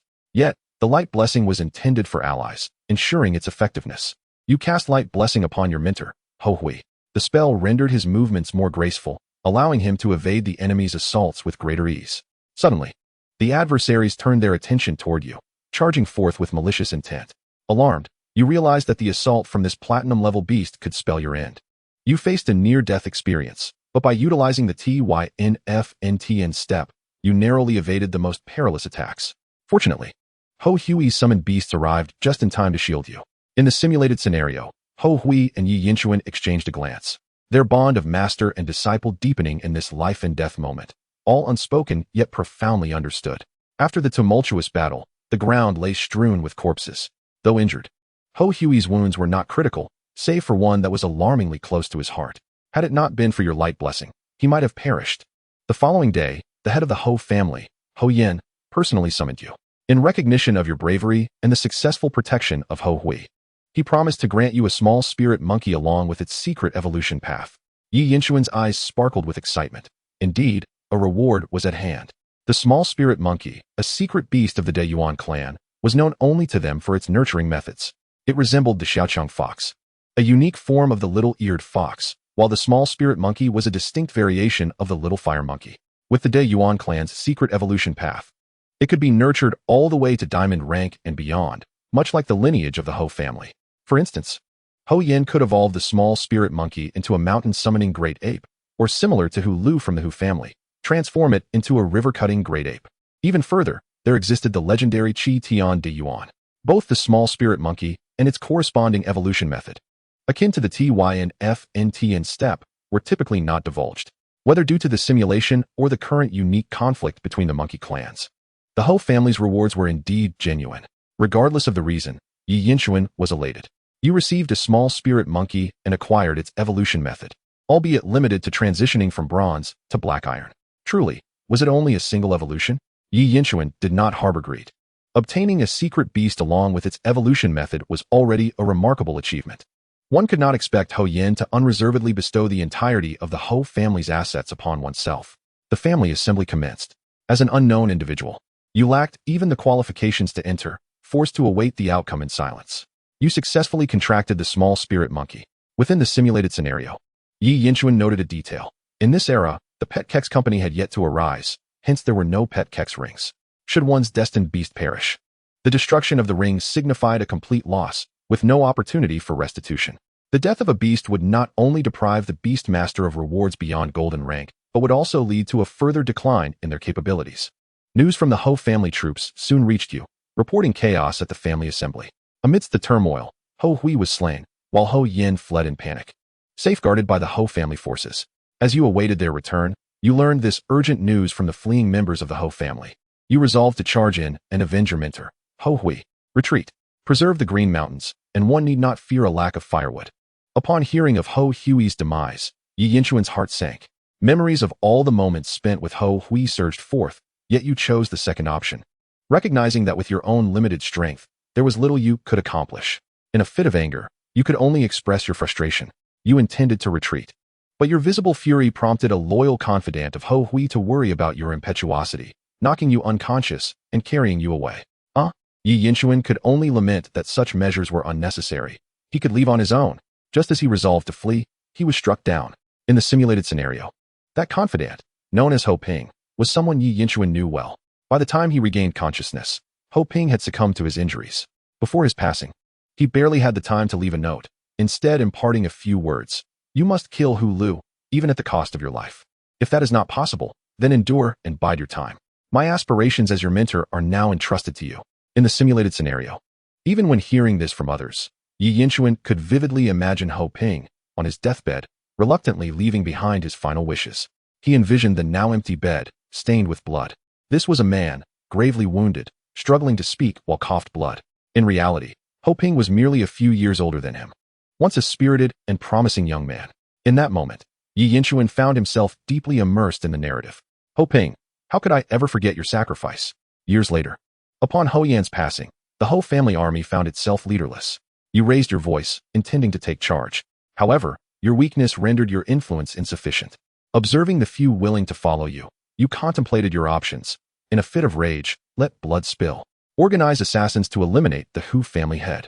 Or lay down your hatred and retreat into the mountains. Disband everyone and depart. Yi Yinchuan looked at the two choices before him, sighing. He seemed far from being the protagonist. Even after years of enduring, the choices left to him were painfully limited. You resolved to assassinate Hu Lu, avenging your mentor and the Ho family. You led your loyal followers, prepared to face death head-on. Under the cover of night, you launched a surprise attack on Hu Lu. Hu Lu was exceptionally powerful, but in recent years, he had lost several of his master rings, suffering greatly from backlash, which afforded even someone as weak as you a chance to strike. Hu Lu's guards were formidable, their defenses rigorous, yet there would always be moments of laxity. Seizing the opportune moment, you infiltrated their ranks. Chaos ensued. Your Lingshan monkey and Xiaozi rabbit fell one after the other. The loss of your longtime companions tore at your heart, yet you pressed on without hesitation or regret. Xiaozi rabbit and Lingshan monkey. Did they not yearn for vengeance as well? You were death warriors, and so were they. You cast light blessing upon yourself, fighting valiantly until you stood before the Hu family head, plunging your blade into his heart as if to force the hilt in deeper, compressing all the hatred accumulated over the years into that single strike. Everything culminated in that moment. You feared he might survive, gripping the handle tightly, twisting and turning, wishing to obliterate him entirely. Hu Lu's eyes widened in terror as he met his demise. Witnessing Hu Lu's fear and unwillingness, you felt a sense of disdain. The guards who rushed to the scene surrounded you, bloodied yet unperturbed. With nothing left to lose, you harbored no fear. The long-standing feud of your family had been avenged, and you laughed heartily. The enemy's attack struck you, but all you felt was exhilaration. With a single leap, you soared through the clouds, causing chaos in the heavenly realm. To your teacher, Ho Ping, and to every fallen brother of the Ho family, you silently vowed, "In Chuan, I have not disgraced your name." The simulation concluded, and the rewards were being calculated. Yi In Chuan lay with his eyes closed, a smile gracing his lips as he murmured, "In Chuan, I have not failed." Note: in the world of beast masters, assassination is a tactic that transcends the beasts, directly threatening the life of the beast master. It is a common occurrence and an excellent choice for revenge. Please refrain from any unfounded assumptions. Chapter 48 confirmed the hidden evolutionary technique, and the names of the second beast had already been decided. Apologies for becoming too immersed in the role. Yi In Chuan extracted himself from the simulation, astonished that he had successfully assassinated Hu Lu. He pondered whether the Beast Master scroll had been lenient with him. However, the pressing matter now was to verify the rewards. The conclusion was triumphant. Achievement unlocked. Cloud treading. Heaven turning step. A common man's fury. Blood spilled in 5 steps. The Ho family's assassins. The initial achievement unlocked corresponding rewards. Cloud treading. Heaven turning step. Beginner. Beast talent. Common man's fury. Beast egg. Little spirit monkey. Evolution plan. Reward 1. Evolution plan for a little grass rabbit. Reward 2. Little Grass Rabbit's level increased to Bronze level 9. Reward 3. Universal Simulation Attempts increased by 1. Upon seeing these rewards, Yi Chuan was momentarily stunned, feeling an abundance of rewards. Could it be that helping others with fewer simulation attempts resulted in slightly greater rewards? Moreover, he had indeed acquired a universal simulation attempt, which granted him a chance for error. After all, with so many choices in the simulation, there would inevitably be mistakes or unexpected developments. This universal simulation attempt would make passing through the challenges considerably easier. Furthermore, assisting others in simulations and occupying a bit of cool-down time was entirely worth it.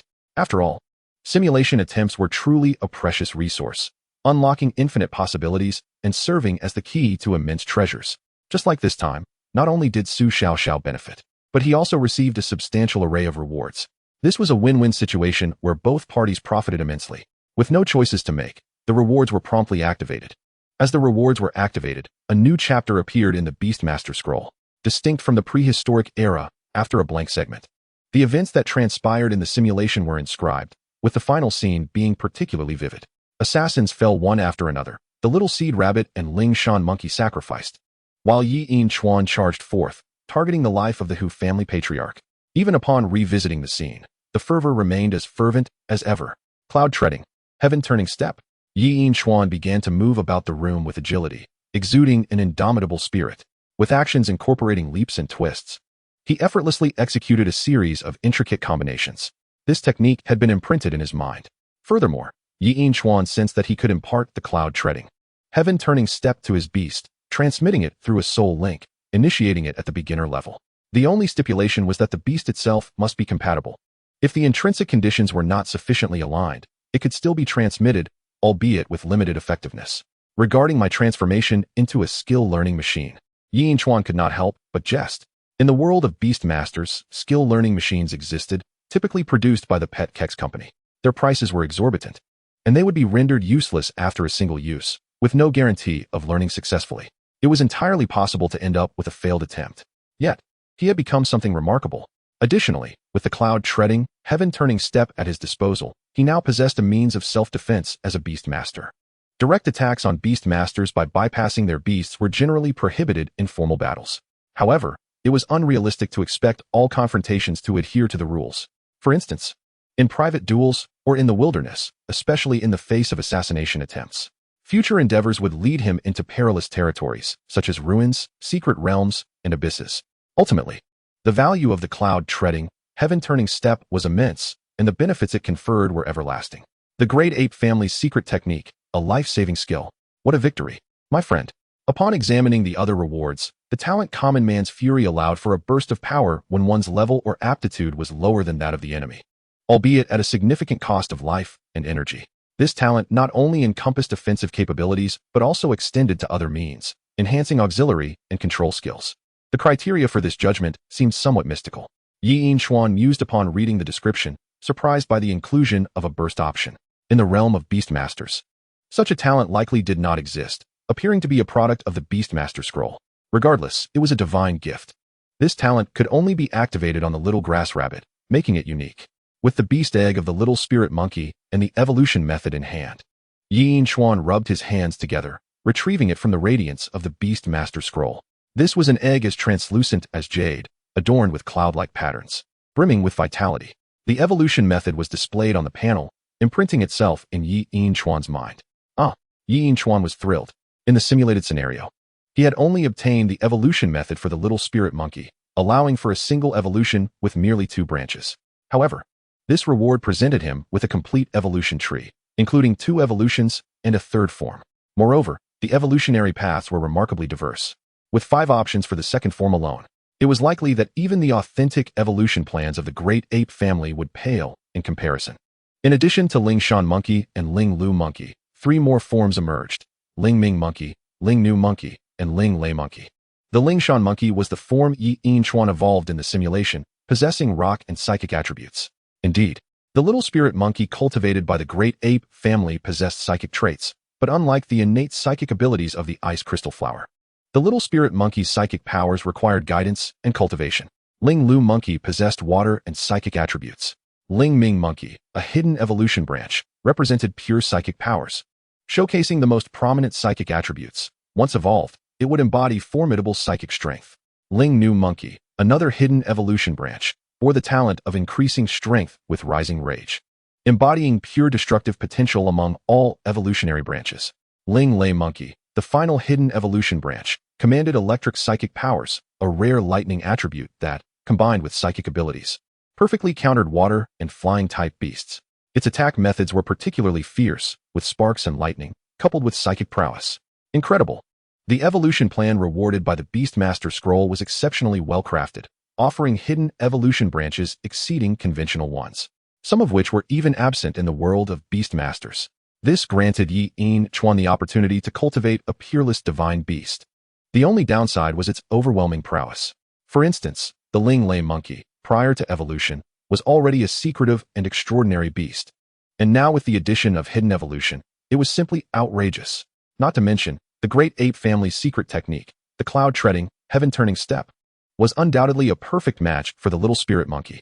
Yi Yin Chuan could already envision how extraordinary the little spirit monkey would be upon hatching.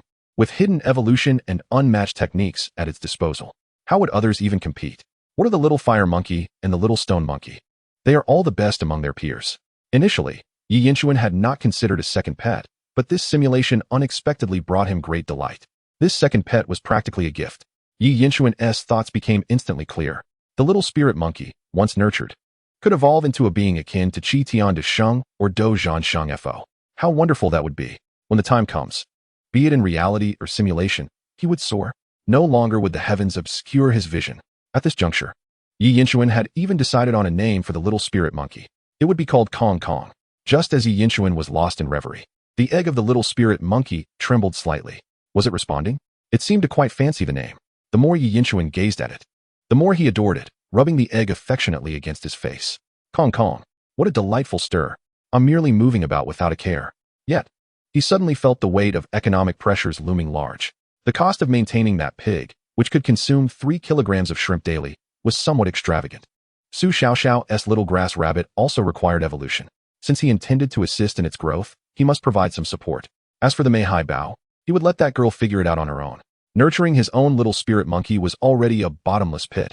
Secret pets inherently consumed vast resources, especially with the added requirement for evolution. He had refrained from examining the hidden evolution paths of the little spirit monkey too closely earlier. But the materials required were indeed precious. For instance, it requested a rare medicinal herb, the price of which was currently unimaginable.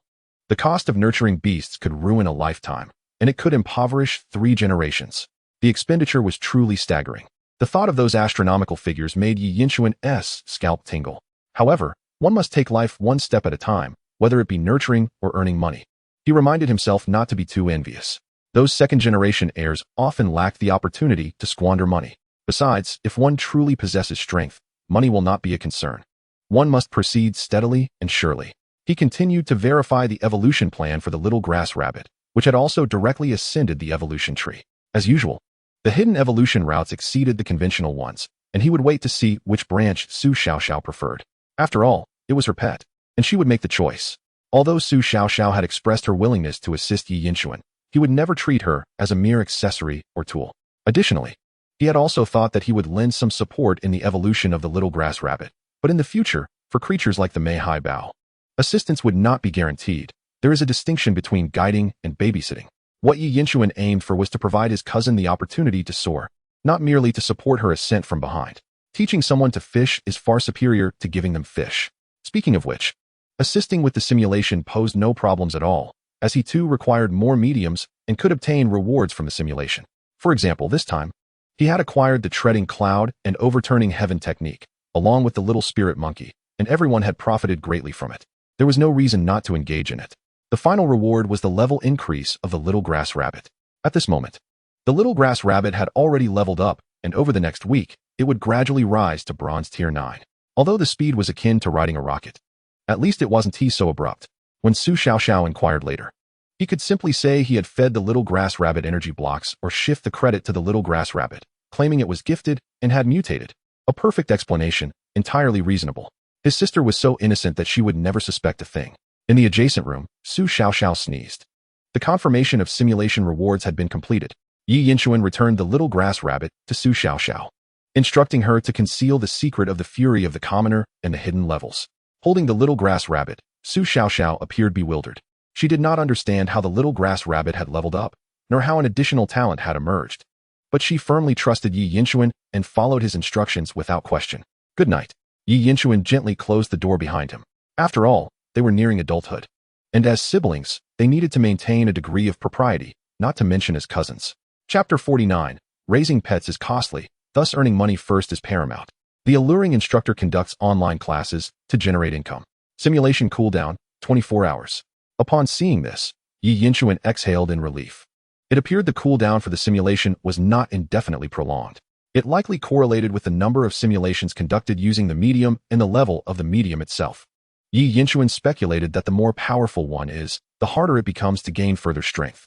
How scientific and rational. Even when utilizing cheats, one must adhere to fundamental principles. Do you think it is unscientific to raise beasts? Tomorrow, there are 2 tasks. First, to attend class diligently. Second, to secure the incubator for the little spirit monkey. The discounted price is 2,000. Compared to the 10,000 earned from winning a battle, it is truly not much. Yet, money possesses an inherent peculiarity. It vanishes all too quickly. Sometimes it feels as though little has been spent, yet every little expenditure adds up. The act of earning is almost mystical. At times, one may earn a substantial amount, but when truly in need, even a single penny can seem unattainable. Nonetheless, Yi Yinchuan had faith in his abilities. Could he not earn a mere 2,000?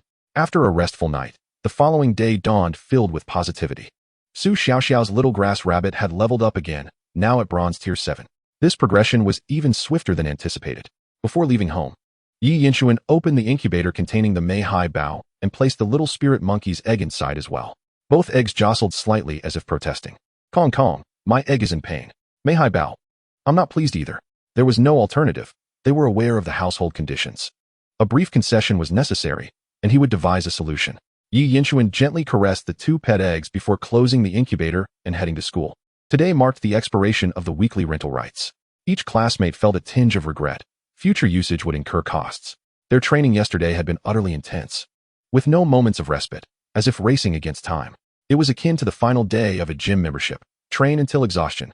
Nevertheless, it must be said that each individual's training yielded significant results. The average level of their pets had increased by 1. The activation of potential and aptitude had also seen improvement. Everyone performed admirably. Over the next 2 days, we would ease the pace. Huyu donned a pair of light pink yoga pants today, accentuating her contours like a succulent peach, highlighting her graceful waistline. Maintaining such a figure typically required an hour of training daily, without fail. Everyone knew that nurturing pets could be financially draining. So your first official lesson would be focused on teaching you how to earn money. Upon hearing the phrase earn money, all eyes in the classroom sparkled. Except for those second-generation heirs who were unfazed. Huyu remained calm, smiling slightly. Even if your family is financially stable and can provide you with resources, there are often various limitations. No one wishes to rely on their family for a lifetime or be controlled.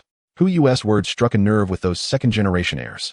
For instance, Li Ziming slammed his thigh in epiphany. The teacher is absolutely right. I'm nearly driven mad by my mother's demands. Even choosing what pet to raise requires her approval. Once I start earning my own money, I won't have to endure this. What? Your mother is pressuring you? Yi Yinchuan caught the key information. He chuckled, stroking the head of the leopard, intrigued. Earning money is indeed something I relish. Let us begin with the first method, completing tasks. You can access the campus task wall, regardless of whether they are teachers or classmates. Tasks will be posted on the platform, and upon completion, one can earn rewards.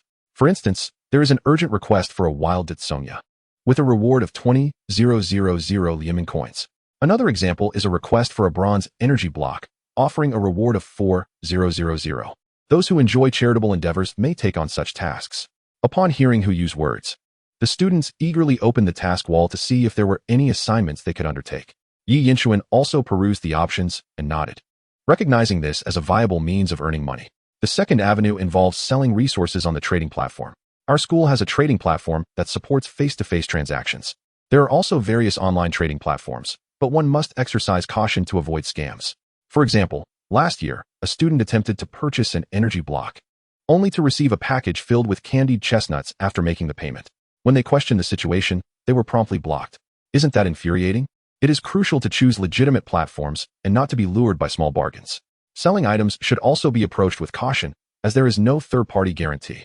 It is best to conduct transactions in person, exchanging payment and goods simultaneously. The students were captivated by such anecdotes, sitting up attentively. Teacher, we are students. Where would we find resources to sell? Zhao Mingquan raised his hand and asked, scratching his armpit and glancing around, almost branding himself as a slacker. Indeed, resources for freshmen are relatively scarce. Generally, we recommend selling resources that can be produced by your pets. For example, the saliva of a small water frog or the tail fur of a small fire monkey. Additionally, you can sell any surplus resources you have, such as extra rations, evolution materials, or energy blocks. Of course, you may not have many of these at present. The primary resources are still obtained through hunting. Hunting. Upon hearing these words, no student lost focus, for hunting is a vital activity for beast tamers. As the term implies, it involves venturing into the wilderness to capture or hunt wild pets, as well as gathering various resources from nature. However, hunting carries inherent dangers, as wild pets often gather in packs, and there may also be rogue beast tamers in the vicinity. Currently, the suitable location for you is Donbai Mountain. We will organize a collective hunt, which will also allow us to familiarize ourselves with the terrain and devise strategies for the upcoming pet battle royale at the end of the month. Upon hearing that you would organize a hunt, many students were eager and excited. However, some timid students seemed less enthusiastic. Does hunting involve bloodshed? They wondered. Sensing their apprehension, Hu smiled and reassured them. If you are not fond of violence, you need not hunt. Farming is also an option. The school has designated planting and breeding areas where you can sow seeds and gather crop resources. You can also raise pets specifically to collect resources from them, or grow them to sell directly. For planting, small tree fruits are a good choice, while for breeding, you might consider silkworms or ditsonia, or even small spicy chickens. Farming, planting, and breeding? Some students expressed keen interest, and Yi Yinshuan was intrigued as well. Given that his ancestors had been farmers for 3 generations, the allure of farming resonates deeply with every Huaxia person. However, the returns from planting and breeding are rather slow, and it seems they are not cultivating their own land, so it is not a priority for now. In addition to these options, you can also take up part-time work, which is quite similar to undertaking tasks. Some teachers and senior students may require assistance, or the school might hire extra hands. Engaging in planting and breeding requires experience, so starting with part-time work is a wise choice. As Hu spoke, she wrote on the blackboard. There is also a clever method, selling knowledge, insights into skills and talents, methods of pet cultivation, and even evolution techniques can be sold on trading platforms. Alternatively, you can publish on free websites. When someone sees your article, they may click on advertisements or send small gifts as tips, which can result in considerable earnings. There was a senior last year who published a record of pet cultivation and evolution. The article became popular, earning her over 1,000 coins daily. And even now she occasionally receives dozens of coins. Upon hearing this, many students displayed expressions of envy. The mention of a senior implies that she was once a freshman like them. If she could achieve such success, surely they could too. It is indeed a promising avenue. However, it is essential that your content holds genuine value and appeal. Otherwise, others will be disinterested or unwilling to engage. That would be quite unfortunate. Hu Huanjing adjusted her glasses and remarked, I have some analyses I have written. Surely I can sell those as well. Listening to this, Yi Yinshuan also pondered. He possessed a perfect evolution plan. Whether for a small seal, a small spirit monkey, or a small grass rabbit, any one of these could create quite a stir. Monetizing such knowledge would undoubtedly not pose a problem. Yi Yinshuan committed this avenue to memory and planned to take action after class. Of course, he would not be foolish enough to reveal the entire evolution tree. Rather, he could fragment it and sell it piece by piece. For example, the conventional route of a small seal evolving into a large seal. There are numerous evolution methods online, some good and some bad. But Yi Yinshuan was confident that his methods were the most flawless, without exception. Hu continued the lesson, nearly covering all possible methods of earning money, which greatly inspired Yi Yinshuan. For instance, becoming a breeder and assisting others in cultivating their pets. With his talent for creating beast tamer scrolls, if he dedicated himself to breeding, he could significantly impact the breeding industry. After all, a single simulation could dramatically enhance another's pet, and he could also reap some benefits. However, this approach carries the risk of exposing his unique abilities, requiring careful consideration. Not only Yi Yinshuan, but all the students reaped immense benefits from Hu's teachings. Every point she made was practical and insightful. In summary, there are numerous ways to earn money. You must identify your areas of advantage. Once you earn money once, your confidence will grow, and your earnings will increase over time. Unbeknownst to them, the morning class flew by. Lastly, I must emphasize, engaging in gambling, drug-related activities, or any actions violating Huaxia laws and school regulations is absolutely prohibited. I trust one need not elaborate further, especially for young women. It is crucial to learn to resist temptation. Remember, every gift along the path of life comes with an unspoken price tag. As she spoke, Puyu provided an example. There was once a female student who, in her quest to cultivate pets, was exploited by malicious individuals. Not only was she lured into borrowing money at exorbitant interest rates, but she was also coerced into selling her body. Eventually, when the truth came to light, she succumbed to depression and took her own life. In her final moments, she worried about how to care for her pets, truly a kind-hearted child. As Puyu recounted this, she seemed melancholic. As a fellow woman, she empathized with the tragedy and felt a sense of disappointment. But at this point, can one blame the victim? It can only be said that Puyu absolutely would not allow such tragedies to befall her students. The classmates listened with solemn expressions. Even the most mischievous Zhao Mingquan remained silent, only expressing his outrage. It is truly outrageous. Those who deceived her are worse than dogs. Even dogs are more lovable than they are. As he spoke, Zhao Mingquan affectionately stroked the chin of his small round dog, saying, "Little Bai, don't you agree? The more people I meet, the more I love dogs. In the eyes of a well-trained pet, there exists only the master." Thus, Puyu concluded the morning class, stretching her body and revealing her impressive abdominal muscles. Her flat belly bore no excess fat. However, only Yi Yinchuan managed to steal a few glances. The other classmates were too busy cheering. "Oh yeah, the Beastmaster class is simply delightful. My cousin is studying culture. They have 3 subjects to test this afternoon." Ha ha ha. Chun Ye's laughter echoed, revealing his simian nature. His pet, a small stone monkey, scratched its nose, as if to convey, "Look at your paltry achievements." The joys and sorrows of apes and monkeys are seldom shared. Do not rejoice too soon. There is still homework, Puyu admonished, her gesture silencing the class's laughter. "Teacher, can you please finish your thoughts in one go? You understand the pain of receiving 21 test papers after a 3-day break, right? It truly is excruciating," Yi Yinchuan recalled, haunted by the terror of being overwhelmed by assignments. "This afternoon, each of you must find a way to earn your first pot of gold. If you earn nothing, do not blame the teacher for the consequences. The top performer will receive a special reward." Upon completing her instructions, Puyu realized that her tone had been overly playful due to the relaxation that came with the class ending. Turning away to avoid notice, she made a comical face, disliking her own expression, which was starkly different from her usual cool demeanor. When she turned back, she adopted a serious countenance. "Is that understood?" "Yes, teacher." The students replied cheerfully. "Teacher, the blackboard is so clean it reflects light. Do you truly think we cannot see?" Naturally, there was another reason for their laughter. It turned out that the homework was a means to earn money. Earning money is not shameful. It merely requires writing assignments or memorizing texts. Amidst the sounds of joy and laughter, the students of Class 2 welcomed their midday break. Over at Yi Yinchuan's side, he and Su Xiaoxiao enjoyed a meal of yellow braised chicken with rice. The food was delicious and spicy. Yi Yinchuan savored the tender chicken, sipping the rich broth. Warm rice paired with chicken soup. Ah, such a delightful life. After finishing their meal, they leisurely sat together, pondering how to earn money in the afternoon.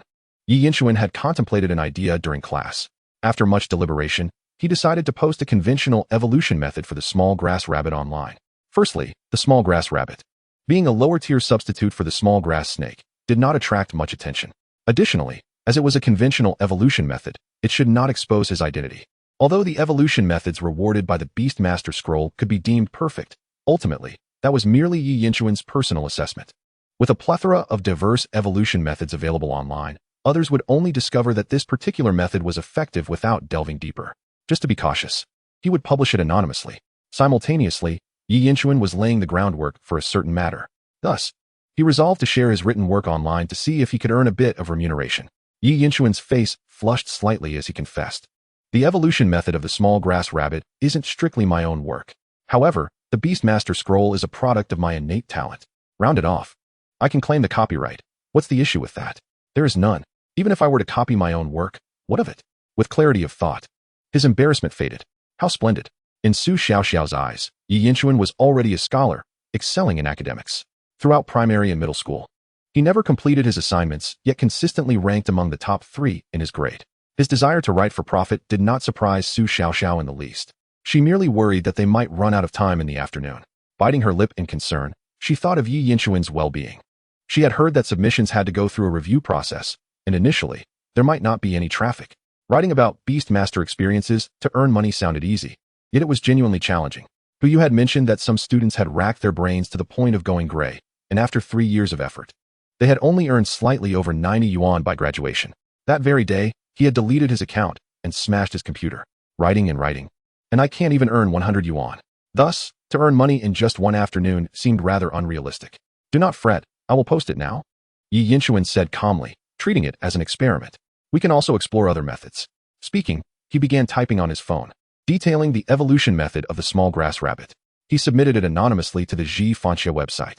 Yi Yinshuan casually registered an account and uploaded the content. Zhifanxia is the largest platform in Huaxia for exchanging Beastmaster insights. It is entirely free and primarily funded by advertising revenue. Su Xiaoxiao glanced curiously at the screen. Huh, is this about the small grass rabbit? She exclaimed, eager to take a look. Wow, this is wonderfully written. Su Xiaoxiao quickly skimmed through a few lines. Astonished by the evolution method. It was difficult to articulate, but it conveyed a sense of precision and thoroughness. As her own pet was a small grass rabbit, she had diligently studied its evolution. Thus, she could fully appreciate the method's value. I must give it a thumbs up and send a free gift to show my support. After hastily finishing her initial read, Su Xiaoxiao hurried to log into the Zhifanxia website. She searched for the article, savoring it again before sending a free gift, which was a form of reward and part of the author's earnings. To her surprise, Su Xiaoxiao discovered that she was not the first to like Yi Yinshuan's work or to send him a gift. The author is amazing. My small grass rabbit is about to take flight. Are there other branches of the evolution method? I earnestly seek them. Why anonymous? Could this be some renowned breeder? There were already several interactive comments below. Su Xiaoxiao quickly added her own. As a mere passerby, I stumbled upon this article and found it truly impressive. Everyone, please support the author. Upon seeing Su Xiaoxiao's comment, Yi Yinshuan couldn't help but smirk. Sister, you truly lack the art of deception. What passerby would comment like that? Setting that aside, he turned his attention to other money-making methods. Regarding the article, Yi Yinshuan was quite surprised to see it garnering attention right from the start. While unexpected, it also wasn't entirely surprising. He had underestimated the Beastmaster scroll. Even a mere hint of its evolution methods could yield such impressive results. If he were to reveal truly remarkable insights, it would likely create a sensation across the internet and astonish the academic community of Beastmaster studies for a century. Oh, this task is feasible. Su Xiaoxiao was the first to discover a way to earn money. It was posted by a second-year senior under the name Su Mu. Brother, the senior is quite beautiful. Su Xiaoxiao gazed at the identification photo, her eyes sparkling. Beautiful? How beautiful could she be? Yi Yinshuan questioned. However, upon closer inspection, he found himself somewhat smitten. Though it was merely an identification photo, it did not detract from her beauty. With bright eyes and white teeth, her long hair flowed like a waterfall. Her features were sweet and pure, resembling a model's face. Yet, in her gaze, there was a hint of an alluring maturity, complemented by a striking contrast. The title of goddess was certainly well-deserved. What enchanting beauty! Yi Yinshuan considered himself quite worldly. He had encountered many youthful beauties such as Chun Shuer and Yuning, each with their distinct styles, but this identification photo had captivated him entirely. This Su Mu was a first. Oh no, now that I close my eyes, her image fills my mind. Impossible, absolutely impossible, Yi Yinshuan shook his head. Women will only complicate the breeding of pets, especially one so beautiful. To be rashly infatuated would likely lead to dire consequences. If not death, he would surely suffer a gradual decline. This is perilous, exceedingly perilous. In pursuit of a small fortune, one must inevitably make some sacrifices. Ahem. The task issued by Su Mu is rather straightforward. This afternoon, I am to assist in caring for the pet beast known as Sanchi Lu. The task explicitly notes that Sanchi Lu possesses certain behavioral issues, exhibiting tendencies towards both irritability and melancholy. Its periods of good temperament are notably brief. It is particularly noted that only those who can accept this should proceed. The reward for this endeavor is 13,000 alliance coins, which, when divided, amounts to a commendable sum of 6,500 per individual. With determination in his gaze, Yi Yinshuan exudes a sense of righteousness. The winds howl, and the chill of the Yishui River envelopes him. A true warrior sets forth, never to return. For the happiness of his two beloved companions, Kong Kong and Mei Haibao, he resolves to face whatever challenges await him with Su Mu, the senior. Su Xiaoxiao, his sister, displays a hint of concern. The senior is strikingly beautiful, evoking an inexplicable sense of crisis within her. Yi Yinshuan offers her a reassuring glance. Fear not. Today, even if it means facing peril, I, Yi Yinshuan, shall remain steadfast and unmoved. Upon catching sight of the lovely senior, he cannot help but chuckle softly. She is truly like a starlet, her skin radiant in the sunlight, flawless and luminescent. Her long, raven-black hair cascades like a waterfall, healthy and silky. Her captivating gaze draws the attention of passers-by. Greetings, I am Yi Yinshuan, and this is my sister, Su Xiaoxiao. Senior, "We have accepted your task," he announces, leading Su Xiaoxiao forward. After a brief introduction, they shake hands as a gesture of respect. Sumu blinks in surprise, her long, fluttering eyelashes momentarily hesitating as she contemplates extending her hand. "Perhaps there has been a misunderstanding. I am not a senior. I am a senior male." "What? That is impossible." Yi Yinchuan is taken aback, frozen in his gesture, stumbling back as if struck by lightning. His movements become stiff, resembling a marionette. Su Xiaoxiao's mouth drops open, her delicate brows arching in innocent surprise. "I am indeed male. It should be noted in the records," Su Mu replies with a rueful smile. He has encountered such situations multiple times and has grown accustomed to it. Although a simple haircut could alleviate many misunderstandings, he is reluctant to alter himself due to others' perceptions. After all, who decrees that a man cannot be beautiful? True worth should not be measured by outward appearance, but by one's character and inner self.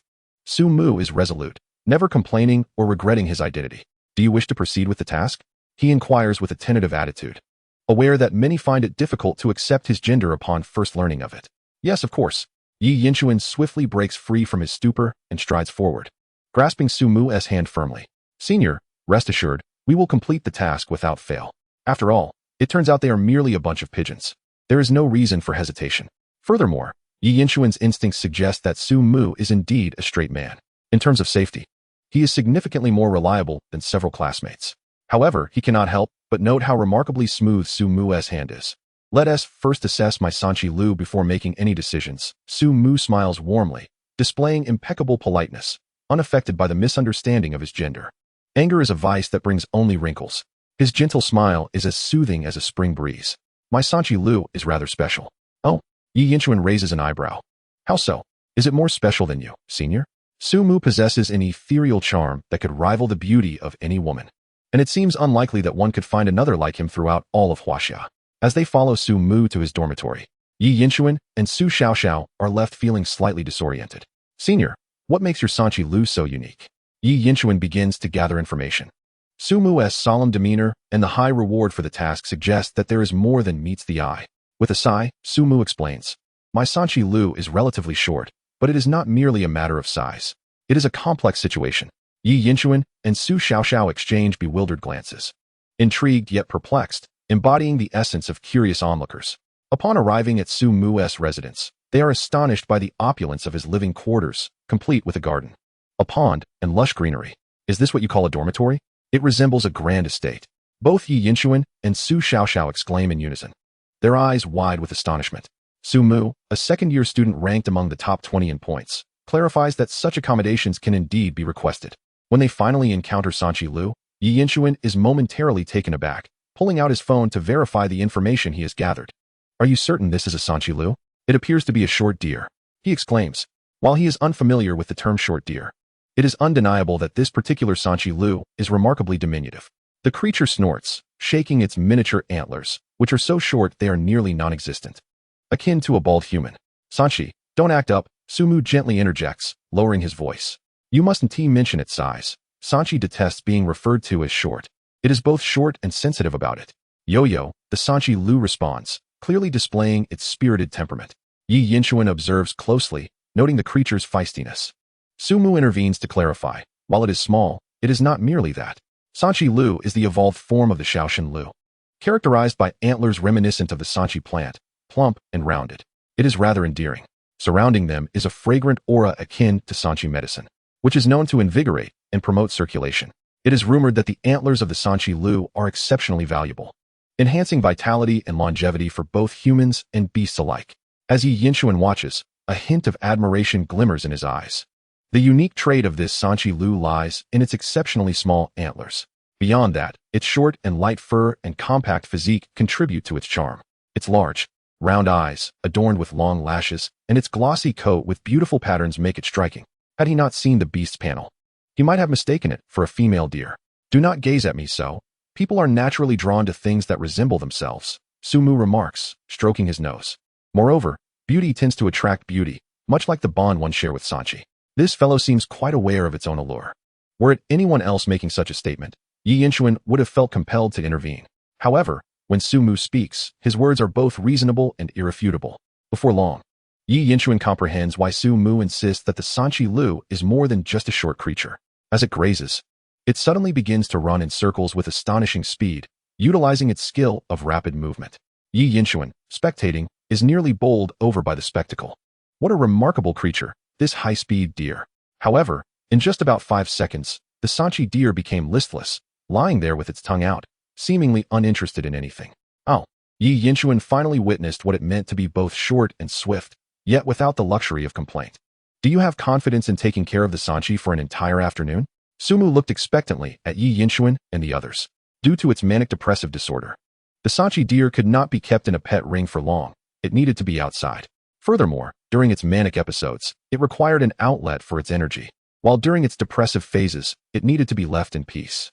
This task demanded immense patience and meticulousness, along with the acceptance of potential injury risks.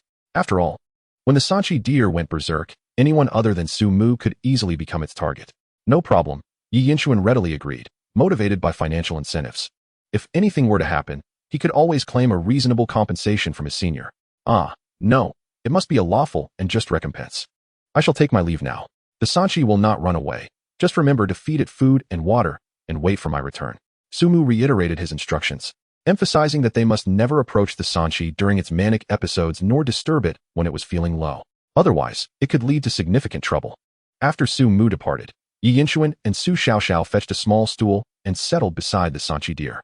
The fragrance of the medicinal herbs was still quite pleasant, imparting a sensation of invigorating blood flow. Yi Yinchuan decided to summon Bao Bao as well. Bao Bao immediately understood the situation, sniffing eagerly. They were taking advantage of the Sanchi deer without any cost, while others were reaping benefits elsewhere. Yi Yinchuan and Bao Bao were fervently absorbing the essence of the Sanchi deer. Their determination suggested they would not relent until they had completely drained it. Suddenly, the Sanchi deer let out a foul-smelling fart, shifting the atmosphere dramatically. Yi Yinchuan and Bao Bao were left coughing and blushing, nearly overwhelmed. What on earth? The Sanchi deer's body odor was quite fragrant, but it turned out that the unpleasantness was all contained in that flatulence. It was pungent, foul, and fishy, far worse than stinky tofu mixed with herring. The Sanchi deer exclaimed, "Yo, what's happening?" One fart had left Yi Yinchuan and Bao Bao too intimidated to continue their eager inhalation. Su Xiaoxiao also recoiled to a distance. After a moment, did they genuinely require 2 people? It seemed managing it wasn't too challenging. Before Yi Yinchuan could finish his thought, the Sanchi deer suddenly stood up, its nostrils flaring like an engine. Yo, it began to whirl around Yi Yinchuan and the others at high speed. This Sanchi deer possessed the strength of a black iron tier 9. If they were struck, they would likely find themselves in the hospital for a couple of days. Brother, what should we do? Su Xiaoxiao asked nervously, sweating. Its stamina seemed almost endless. Yi Yinchuan was perplexed, 3 question marks hovering above his head. What made it seem so enduring? It had surpassed 5 seconds, which indeed was quite a feat before Yi Yinchuan could utter the words "do not panic." The Sanchi deer abruptly halted. Yet, rather than returning to its listless state, it excitedly began to prance in place, raising its head and snorting. It continued to call out, Yo. Yi Yinchuan was left in a state of confusion.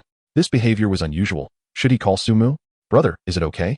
Su Xiaoxiao was somewhat alarmed, but soon noticed the Sanchi deer nudging its head against her clothing, seeking comfort. Gradually, the Sanchi deer lay down, preparing to rest.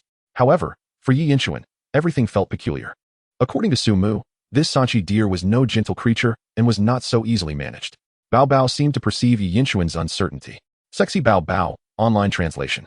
It said, Yi Yinchuan understood the seal's language, and as a pet, Bao Bao could better interpret the Sanchi deer's behavior. Through their interactions, the situation became clearer. So that was it. Bao Bao, you have discovered a blind spot. Yi Yinchuan exclaimed with excitement. If what Bao Bao said was true, then not only could they effortlessly care for the Sanchi deer, but there was also a chance to receive additional rewards from Sumu. After all, if they could genuinely aid in resolving the Sanchi deer's manic-depressive issues, that would be invaluable. Yet, all this was thanks to his cousin, Su Xiaoxiao. However, this was merely Bao Bao's perspective, and he had his own conjectures. Whether this was indeed the case would require experimentation. Sanchi deer, what experiment? What are you doing? Don't come near me. Chapter 52. The outsider is actually myself? I should be under the car, not inside it. Bao Bao, with a mischievous expression, approached the Sanchi deer, crossing its front paws as if to say, I understand. In a playful manner, it patted the Sanchi deer's rear. The Sanchi deer, in turn, raised its hindquarters and deliberately released a puff of gas, startling Bao Bao into hiding behind Yi Yinchuan, scrambling away, its tail fanning out like a wide brush. Haha. Farting is useless, Yi Yinchuan boasted. This was his strategy to protect Bao Bao from the Sanchi deer's smelly attacks. Yo-yo cough, the foul air wafted back, causing the Sanchi deer to cough in response. So you know it stinks. Yi Yinchuan and Bao Bao reveled in their triumph.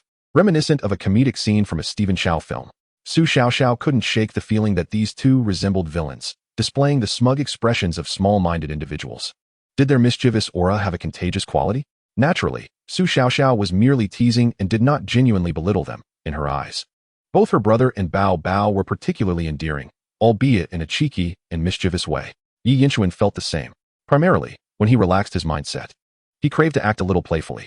Being overly serious was rather dull. Occasionally indulging in some antics or fooling around with Bao Bao was beneficial for one's mental and physical health, as long as it wasn't during critical moments. Bao Bao, huh? I consider you a brother, and you only want to play tricks on me? Come on, let us have fun. I'm sorry, I misspoke. Cough cough, Sanchi, don't rush. Hear me out. You truly have remarkable stamina. Did you know that? Yi Yinchuan extended both hands in a soothing gesture. The Sanchi deer appeared wary, but its ears perked up, catching the key phrase. Indeed, it had stamina. You don't realize how impressive it is to see such sustained high-speed movement. Others can only manage 3 seconds at most, but you exceeded 5 seconds. Truly a magnificent stag. Yi Yinchuan passionately conveyed his admiration, complimenting it with animated gestures as he gradually approached. The wariness in the Sanchi deer's eyes began to fade. Its mouth slightly parted as this subtle interaction unfolded. You have stamina, truly impressive stamina, and such a remarkable stag. Yi Yinchuan's words flowed like a rapid-fire barrage as he reached the Sanchi deer's side. One hand reached out, and the Sanchi deer sniffed at it, seemingly contemplating. Do you take me for just any ordinary creature? However, seeing Yi Yinchuan's earnest demeanor, it reluctantly decided to cooperate. The Sanchi deer leaned in to sniff Yi Yinchuan's hand. Joy surged within him. Animals often utilize scent to recognize one another. Much like how cats and dogs first greet each other by allowing their noses to meet, it resembled the exchange of business cards. If the other party was willing to approach to sniff or even rub against you, it indicated acceptance. After the Sanchi deer had sniffed him, Yi Yinchuan cautiously inched closer, eventually resting his hand atop the deer's head. Our Sanchi deer is the most magnificent and resilient stag in the world, the absolute best. You are the longest deer I have ever encountered, he exclaimed. Such an extraordinary stag as you. Those outside will be envious and petty. They may claim you lack endurance, but that is merely a reflection of their own ignorance. Unlike them, we genuinely appreciate you. And it is only because we recognize your true prowess that we dare to speak honestly. Yi Yinchuan engaged in a playful banter, while Sanchi Lu's ears were nearly bent back, swaying its head in delight. Only when it heard the remark about lacking endurance did it let out a slight grunt. As Yi Yinchuan spoke, Bao Bao chimed in, playfully tapping with its tail. In this peculiar scene, a person and a leopard were extolling the virtues of a deer, or more accurately, flattering its hindquarters. Such antics left Su Xiaoxiao utterly astonished. Brother, is this really possible? However, Yi Yinchuan, caught up in the moment, had no time to respond to Su Xiaoxiao. Come on, Sanchi Lu, it's time for another lap. You've only done 2 rounds. And even the production team's donkey wouldn't dare to rest as much as you. Yi Yinchuan said with great anticipation. It's all an act. Sanchi Lu hesitated. After its previous vigorous display, it was somewhat fatigued. To expect it to run another lap was no small feat. But Sanchi Lu, you are different. I have seen some young deer manage only 2 laps a day, and you surpassed them, despite the sweat beading on its brow. Sanchi Lu felt a strange sense of enjoyment. Fine, since I have encountered such a kindred spirit, I shall give it my all this time. The term give it my all referred to the deer's hooves being pushed to their limits. Determined, Sanchi Lu gathered its strength, and with a burst of energy, it transformed into a high-speed deer. 1 second, 2 seconds, 3 seconds, an impressive 8 seconds. Such endurance, truly remarkable. Breaking records. You are quite the wild one, Yi Yinchuan exclaimed, astonished by Sanchi Lu's performance. After running for 7 seconds, Sanchi Lu collapsed heavily, lying still. For a moment, Yi Yinchuan feared it might be lifeless. Are you all right? He hurriedly brought water, with Su Xiaoxiao assisting to cool Sanchi Lu down. Su Mu had entrusted them with its care, and any mishap would be a considerable trouble. Sanchi Lu appeared satisfied, feeling as though it had reached the pinnacle of its deer existence, its belly exposed. Yi Yinchuan silently prayed, Ba. He had not expected Sanchi Lu to be genuinely extraordinary. In this manner, Yi Yinchuan uncovered the secret to taming Sanchi Lu, even discovering a remedy for its manic-depressive tendencies. Ultimately, such conditions are psychological symptoms. Not only animals, but humans can also experience them. Symptoms invariably have their roots. Clearly, Sanchi Lu's issue lay in its perceived lack of endurance and excessive speed. Its aversion to criticism hinted at the underlying problem. Hence, having identified the root cause, a targeted approach could be employed. By excessively praising its capabilities and endurance, one could effectively counter the negativity. People enjoy flattery because it signifies recognition. Pets, possessing a semblance of human nature, share the same sentiment. The more one feels insecure, the more they seek affirmation. Ironically, if it weren't for Su Xiaoxiao's innocent remark about endurance, Yi Yinchuan might not have made such connections so swiftly. After all, the lack of endurance is often met with a mere chuckle. Who would consciously flatter a deer for it? As for Su Xiaoxiao's comment, it stemmed from her naive nature, coupled with the realization that Sanqi Lu did possess a modicum of endurance. Soon enough, Yi Yinchuan and Sanqi Lu were inseparable companions. Despite its shortcomings in endurance, they were all having fun together. Both the human and the leopard climbed onto Sanqi Lu's back. Sanqi Lu gasped for breath, overwhelmed by the praise. Sanqi is truly amazing. Sanqi has great endurance. In the chorus of adulation, it lost itself in the moment. Bao Bao joyfully tapped its belly, thoroughly enjoying the experience. Having made a new friend, riding on Sanqi Lu reminded Bao Bao of its glorious days simulating the subjugation of the white bear tribe.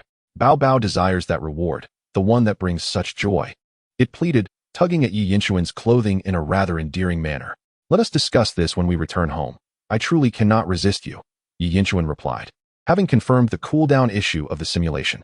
Moreover, evolution could grant additional simulation opportunities. Thus, Bao Bao's 3 upcoming simulation chances could be fully utilized.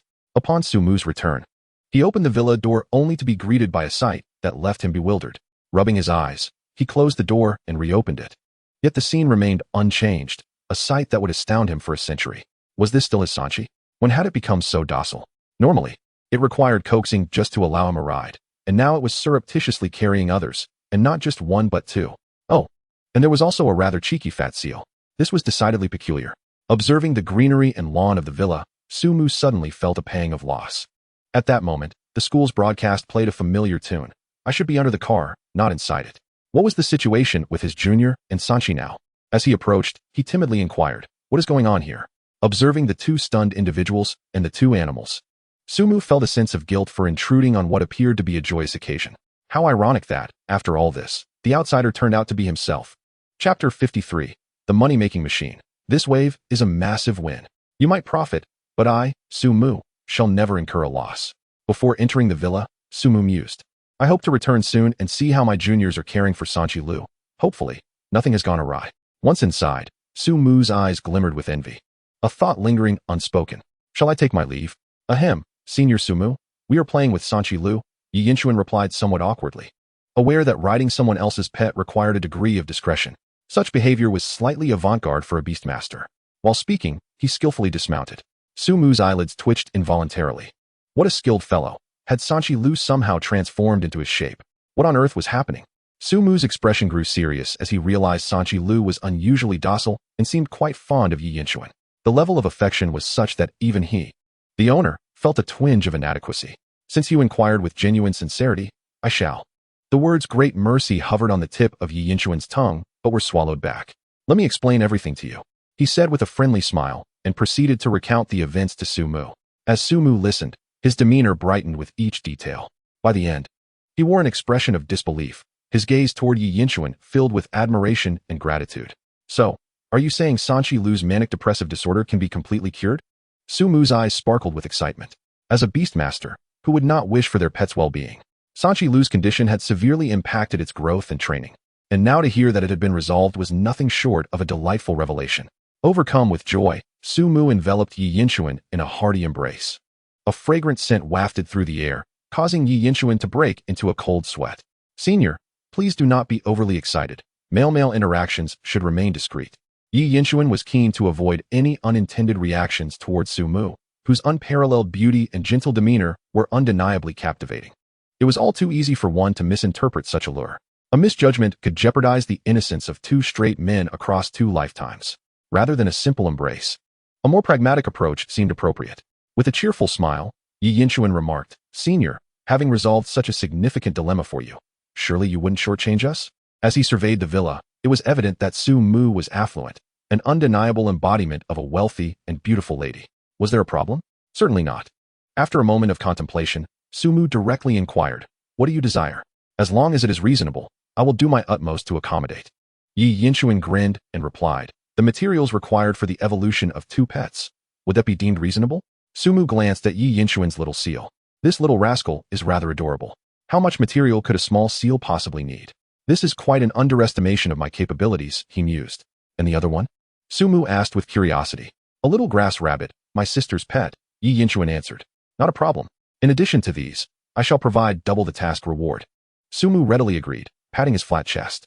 Just provide me with the list of evolution materials when the time comes. Yi Yinchuan felt satisfied. The plan was a success.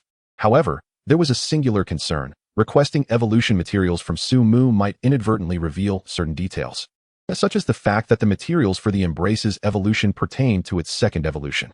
Disclosing the method of evolution was not a significant issue, especially since the fact that the Embrace had already undergone its first evolution was not something he intended to conceal for long. Moreover, Chen Shuer and Li Ziming would soon catch up, diminishing any standout factors. As for the evolution method, deducing it from the materials would yield only an incomplete understanding. Besides, both the little seal and the grass rabbit were relatively obscure. To take a step back, Sumu had willingly offered a reward, indicating a trustworthy character. In a further hypothetical scenario, if he were to request slightly less or more material, those inclined to deduce could simply exert themselves in their attempts. This endeavor was undoubtedly lucrative. At that moment, Sumu wore a radiant smile. First-year students were relatively easy to manipulate. How much value could the evolution materials for a little seal and a grass rabbit possibly hold? It was not as if they were exceptionally rare or of high difficulty. Observing their delight, it was clear they were still naive. A little extra cash could resolve the manic depression of the Chi-Chi deer. This venture was a resounding success. You may stand to gain, but I, Sumu, shall never incur a loss. So, who truly stands to lose? The evolution materials were not urgent, yet the task reward could be dispensed immediately. Ding! Your account has received 13,000 yuan. The notifications chimed in succession. Yi Yinchuan exchanged a glance with Su Xiaoxiao, whose cheeks flushed with excitement. She had an abundance of words to express, but with Su Mu, an outsider present, she found herself at a loss. Yi Yinchuan, on the other hand, maintained a calm demeanor, yet he too felt a sense of satisfaction. The earnings from the afternoon far exceeded expectations. The materials for the Embrace's evolution were not inexpensive, nor were those for the grass rabbit. There was no need to devise a plan. Sumu had taken it upon himself. Calculating the figures, the evolution materials for both pets could easily amount to over 200,000 yuan. Seeing Su Mu's beaming smile, Yi Yinchuan decided to withhold this information for the time being, allowing his senior to bask in happiness a little longer, which was his greatest concession. Not long after, Sumu remarked with a chuckle, "You sly one." Soon, Su Mu and the Chi-Chi deer watched as Yi Yinchuan departed.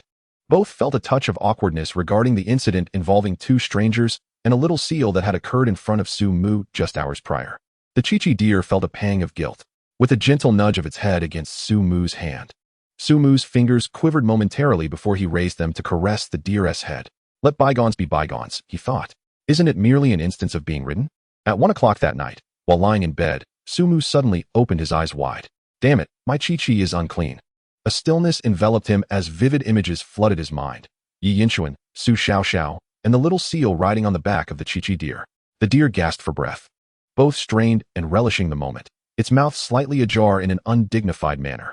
It was an unsightly scene, indeed. This is where the story continues. After Yi Yinchuan and Su Xiaoxiao exited, Su Xiaoxiao excitedly exclaimed, "Brother, can I keep this much?" This marked Su Xiaoxiao's first earnings, a sum that felt astronomical to her. Of course, the task was assigned to you, and you played an indispensable role in the Chi-Chi deer affair, Yi Yinchuan sincerely acknowledged. Without Su Xiaoxiao, he would not have earned such a sum that afternoon. Su Xiaoxiao nodded, her heart brimming with joy at her brother's recognition of her contributions. Determined to continue striving and not lag behind, she aimed to be her brother's ally. Curious about the earnings from the tomato cultivation, Yi Yinchuan opened his phone to check. He was taken aback. The comments had skyrocketed to 999. His article had been prominently featured on the website's homepage, gaining significant traction. Typically, such prime spots were reserved for popular pets from renowned creators. Yet, here he was, with a piece on the evolution of a grass rabbit, earning a place among them. One could only imagine the astonishing data behind it. The article garnered 50,000 reads, 40,000 likes, and 39,000 bookmarks, yielding a profit of 8,913 alliance coins. In just one afternoon, he had nearly earned half of the task reward. To clarify, if not for the Chi-Chi deer, the reward would have doubled. This profit had exceeded the task's earnings. Moreover, this was merely the beginning. Subsequent data would continue to rise. Seeing this, Su Xiaoxiao's mouth fell open, speechless in awe. This was no mere fortune. It felt as if the heavens themselves were showering rice in his mouth. A literary master resides beside me, she exclaimed. Brother, you are incredible. Su Xiaoxiao gazed at Yi Yinchuan with renewed admiration. The two returned to the classroom in a light-hearted manner, ready to report their afternoon earnings to Hu Yu. Upon hearing that both had earned over 10,000, with Yi Yinchuan amassing 20,000, Hu Yu was taken aback. Are today's children really this adept at making money? When I was a student, I toiled for ages, barely managing to scrape together 2,000 or 3,000. After confirming their report, Yi Yinchuan and Su Xiaoxiao returned to their seats to rest, awaiting the announcement of results and the end of class. Chapter 54. The reward for being the top earner could be traced back to the relics of pet beasts from the Ice Age. As the school day approached its conclusion, classmates gradually returned. Some entered looking disheveled, yet wearing smiles of achievement, claiming they had spent the afternoon farming. Others appeared dejected, sighing in disappointment, having earned nothing. Meanwhile, a few strolled in with pride, eagerly inquiring about their afternoon earnings. Those were the ones who had successfully made money. Impressive, glasses guy. You actually earned a writing fee. That's not my 50. At that moment, Hu Huanjing, Zhao Mingquan, Chen Yi, and Yi Yinchuan's #1 male fan formed a small group, surrounding Hu Huanjing as they entered the classroom. Brother Yinchuan, the #1 male fan spotted Yi Yinchuan through the crowd. Naturally, in this process, his gaze had swept over all the girls in the class, pausing for varying fractions of a second based on their beauty. Fair treatment for all. Only Yi Yinchuan was his true love. Yi Yinchuan, Hu Huanjing has earned money from the End website. He is about to become a master there. Isn't that impressive? Zhao Mingquan and others fervently applauded Hu Huanjing. Hu Huanjing, I didn't. Please don't spread rumors. Yi Yinchuan's expression shifted. Did he really earn money from the End website? It is known that although the End website is also a platform for sharing beast mastery insights, it operates on a subscription basis. To put it plainly, reading requires payment. It's common knowledge. Who would prefer to pay when there is free content available? Therefore, to earn money from the End website, one must create content that is utterly irresistible, compelling readers to part with their money. Hence, it is evident that Hu Huanjing possesses some talent. His analyses primarily focus on the 3 main families of beasts and guide novices on how to capture wild pets. Hu Huanjing explained, his tone slightly proud. How much did you earn? Someone inquired curiously. Not much, just 3,000. Hu Huanjing promptly replied, uncertain if it would increase in the future. He was evidently a bit exhilarated. In truth, he had been writing about beast mastery for a while, but the returns were mediocre. He did not expect that this time, right after publishing, he would achieve such a small success. It seems that Hu Huanjing can finally make a name for himself. All the late nights spent studying were not in vain. That is wonderful. What is it called? I'll go and give you a thumbs up. Yi Yinchuan couldn't help but praise him. Although he earned more, it was hardly comparable. He relied on beast illustrations, whereas Hu Huanjing genuinely wrote. Yi Yinchuan sincerely admired and respected him. However, for Su Xiaoxiao, the perspective was different. She only knew that her cousin, who was clearly more outstanding, did not boast about it and instead recognized the achievements of a classmate who was not as capable. Such humility is indeed rare in a proud youth. Meanwhile, Yi Yinchuan quietly left his seat and exchanged a few words with Hu Yu. Hu Yu nodded, her eyes full of approval. On his way back, Yi Yinchuan patted Hu Huanjing on the shoulder. To avoid hurting your confidence, brother, this is all I can do for you. Hu Huanjing was momentarily taken aback, feeling somewhat bewildered. However, the usually aloof Yi Yinchuan suddenly patted his shoulder. Could this be interpreted as a form of acknowledgement and goodwill? Contemplating this, Hu Huanjing couldn't help but smile, lowering his head slightly. Behind his thick lenses, a faint blush was visible. Yi Yinchuan, wow, don't mess with my mindset, brother. The speed at which his hand retreated suggested he was afraid of not being able to reclaim it. As everyone gathered, Hu Yu announced the scores for this assignment. The first place went to Li Ziming, who earned 21,000 in the afternoon. Upon hearing this, the entire class was astonished. Earned so much in one afternoon? Did he rob someone? Li Ziming was quite pleased. However, many sensed a hint of foul play. Yi Yinchuan and Su Xiaoxiao tied for second place, each earning 13,000. What is going on, brother? Su Xiaoxiao was momentarily stunned. Didn't her cousin have the fees from the tomato piece? If added, he would surpass Li Ziming. It's nothing, Yi Yinchuan replied nonchalantly. Li Ziming glanced at Yi Yinchuan, wearing a smug expression. You, last time in the competition, stole the spotlight. Now I, Li Ziming, will turn the tables and slightly overshadow you, right? Yi Yinchuan didn't even look at Li Ziming. He simply took out his phone and began ordering an empty thermal box. In a small room of less than 20 square meters in Danyang City, there stood an old wardrobe and a small bronze-level thermal box. 2 pet eggs were squeezed together. Kong Kong, it's so dark and cramped. Is this in the river? Am I trapped in a rock? Kong Kong, Wan, you must hold on.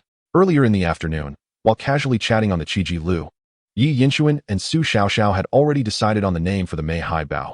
It would be Wan, allowing the embrace to continue their simulated romance. Soon, Hu Yu finished announcing everyone's scores. Teacher, what's the reward for the first place? Li Ziming rubbed his hands together, full of anticipation. As a second-generation student, he wasn't lacking in resources, but he relished the feeling of being in the spotlight. It's just for fun. Moreover, if the reward is something like energy blocks, he wouldn't complain about having too many. This, Hu Yu produced a scale, which was an artifact produced from the ruins. Known as a pet relic, it can be traced back to the Ice Age, and even the era of dragons. The students' eyes lit up. The teacher is seizing this opportunity to give them a lesson. If it were a cultural class, such behavior of starting to teach just before class ends and then dragging it on would be utterly outrageous. But the Beast Mastery class is different. The Ice Age, the era of dragons, and the pet relics are all topics of great interest to the students, especially the pet relics, which are said to possess miraculous powers and are incredibly rare treasures, seldom available on the market. Only through special channels can one obtain them. For first-year students, this item is undoubtedly invaluable. Li Ziming's eyes even showed interest. Thank you, teacher. Those 4 words were almost on the tip of his tongue. Other students also displayed envious expressions. Su Xiaoxiao was getting anxious. Would her brother really let such a precious item slip away? She glanced at Yi Yinchuan, only to see him appearing genuinely interested in the relic. Yet his face bore no signs of disappointment at the potential loss. Instead, he revealed a slight smile. The reward is quite good. The relic in my hand is unnamed, also referred to as the mysterious scale. Its evaluation is approximately at the entry level, belonging to the category of beginner relics. The power preserved on it is nearly dissipated, likely lasting no more than a month. Hu Yu's words dimmed Li Ziming's expression. I thought as much. Such a precious relic, even if it is entry level, wouldn't be so easily given away. It turns out it's about to expire. Nonetheless, it is still a commendable reward. Class is about to end. We will delve deeper into relics in tomorrow's lesson. Hu Yu's remark elicited mixed reactions from the class. Those eager to learn more about relics were fidgeting, wishing Hu Yu would voluntarily extend the class. Those wanting to leave on time were grinning broadly. A teacher who never drags on class. Perfect. Hu Yu, we truly adore you. Thus, this mysterious scale shall be entrusted to our Yi Yinchuan and Su Xiaoxiao. Su Xiaoxiao was taken aback. The other students were equally stunned. Li Ziming, even more so, was dumbfounded. What is going on? Wasn't the reward supposed to go to the first place? Teacher, isn't this bullying the honest? I, Li Ziming, am the first. Hu Yu regarded him with disdain, saying, Li Ziming, while you may deceive the teacher and classmates, do not deceive yourself. Your mother came to school this afternoon specifically to deliver a bottle of Wangzai milk, which you then sold to a senior. Did you think I wouldn't know? Li Ziming's face paled slightly, and he retorted, the Wangzai milk was a supplement from my mother. I didn't want to drink it, so I sold it. That should qualify as selling idle resources, right? Upon hearing this, Li Ziming appeared somewhat guilty. The students' gazes were tinged with contempt. Wasn't the competition supposed to be about earning money? Especially Qin Shui, who, as the class monitor, had the lowest earnings. How embarrassing. If she could earn like Li Ziming, would she still be in this situation? Li Ziming, you have truly disappointed me. Hu Yu shook her head, expressing that if it were merely that, she could turn a blind eye. However, the fact that you do not even bother to engage in reselling is quite telling. Even the senior you claim to have sold was merely an actor hired by your mother. Therefore, your first place qualification is revoked, and the reward will be passed on to the second place. Upon hearing this, Li Ziming turned ashen. His cleverness had ultimately backfired on him. Had he known, he would have exerted a little more effort. The classmates applauded, finding such cheating and opportunism utterly detestable. Chapter 55. The effect of the mysterious scale cooldown ends. New simulation medium. Choose left or right. Li Ziming, how could you, with so many resources at home, resort to such underhanded tactics? Are you not afraid of being lampooned? This is the essence of capitalism, is it not? The students were quite dissatisfied with Li Ziming's actions. Please, don't get riled up. I want to do it again. He conceded meekly. After all, he still needed to navigate life at school. Being a second-generation wealthy individual did not grant him the license to act with impunity. He was a second generation, but so were others. Perhaps some were even pretending to be less than they were. Incurring the wrath of the masses was simply out of the question, not in this lifetime. Witnessing Li Ziming's downfall brought a sense of relief to the class. I've heard you all are family. You can distribute this mysterious scale among yourselves. Hu Yu extended the mysterious scale. Su Xiaoxiao, curious and obedient, observed intently. Brother, you take it. Su Xiaoxiao had long been clear about her own understanding and positioning, which was to be an excellent support for her brother, enjoying the finer things in life alongside him. Yi Yinchuan was also straightforward. He accepted the mysterious scale with a thank you. The notion of 2 peaches slaying 3 warriors was feasible, but one scale affecting the bond between siblings was out of the question, absolutely impossible. Yi Yinchuan held the mysterious scale, feeling a sensation within. The interface displayed. Detected simulatable medium, mysterious scale. Remaining simulation attempts. 1. Goodness, Yi Yinchuan exclaimed, astonished.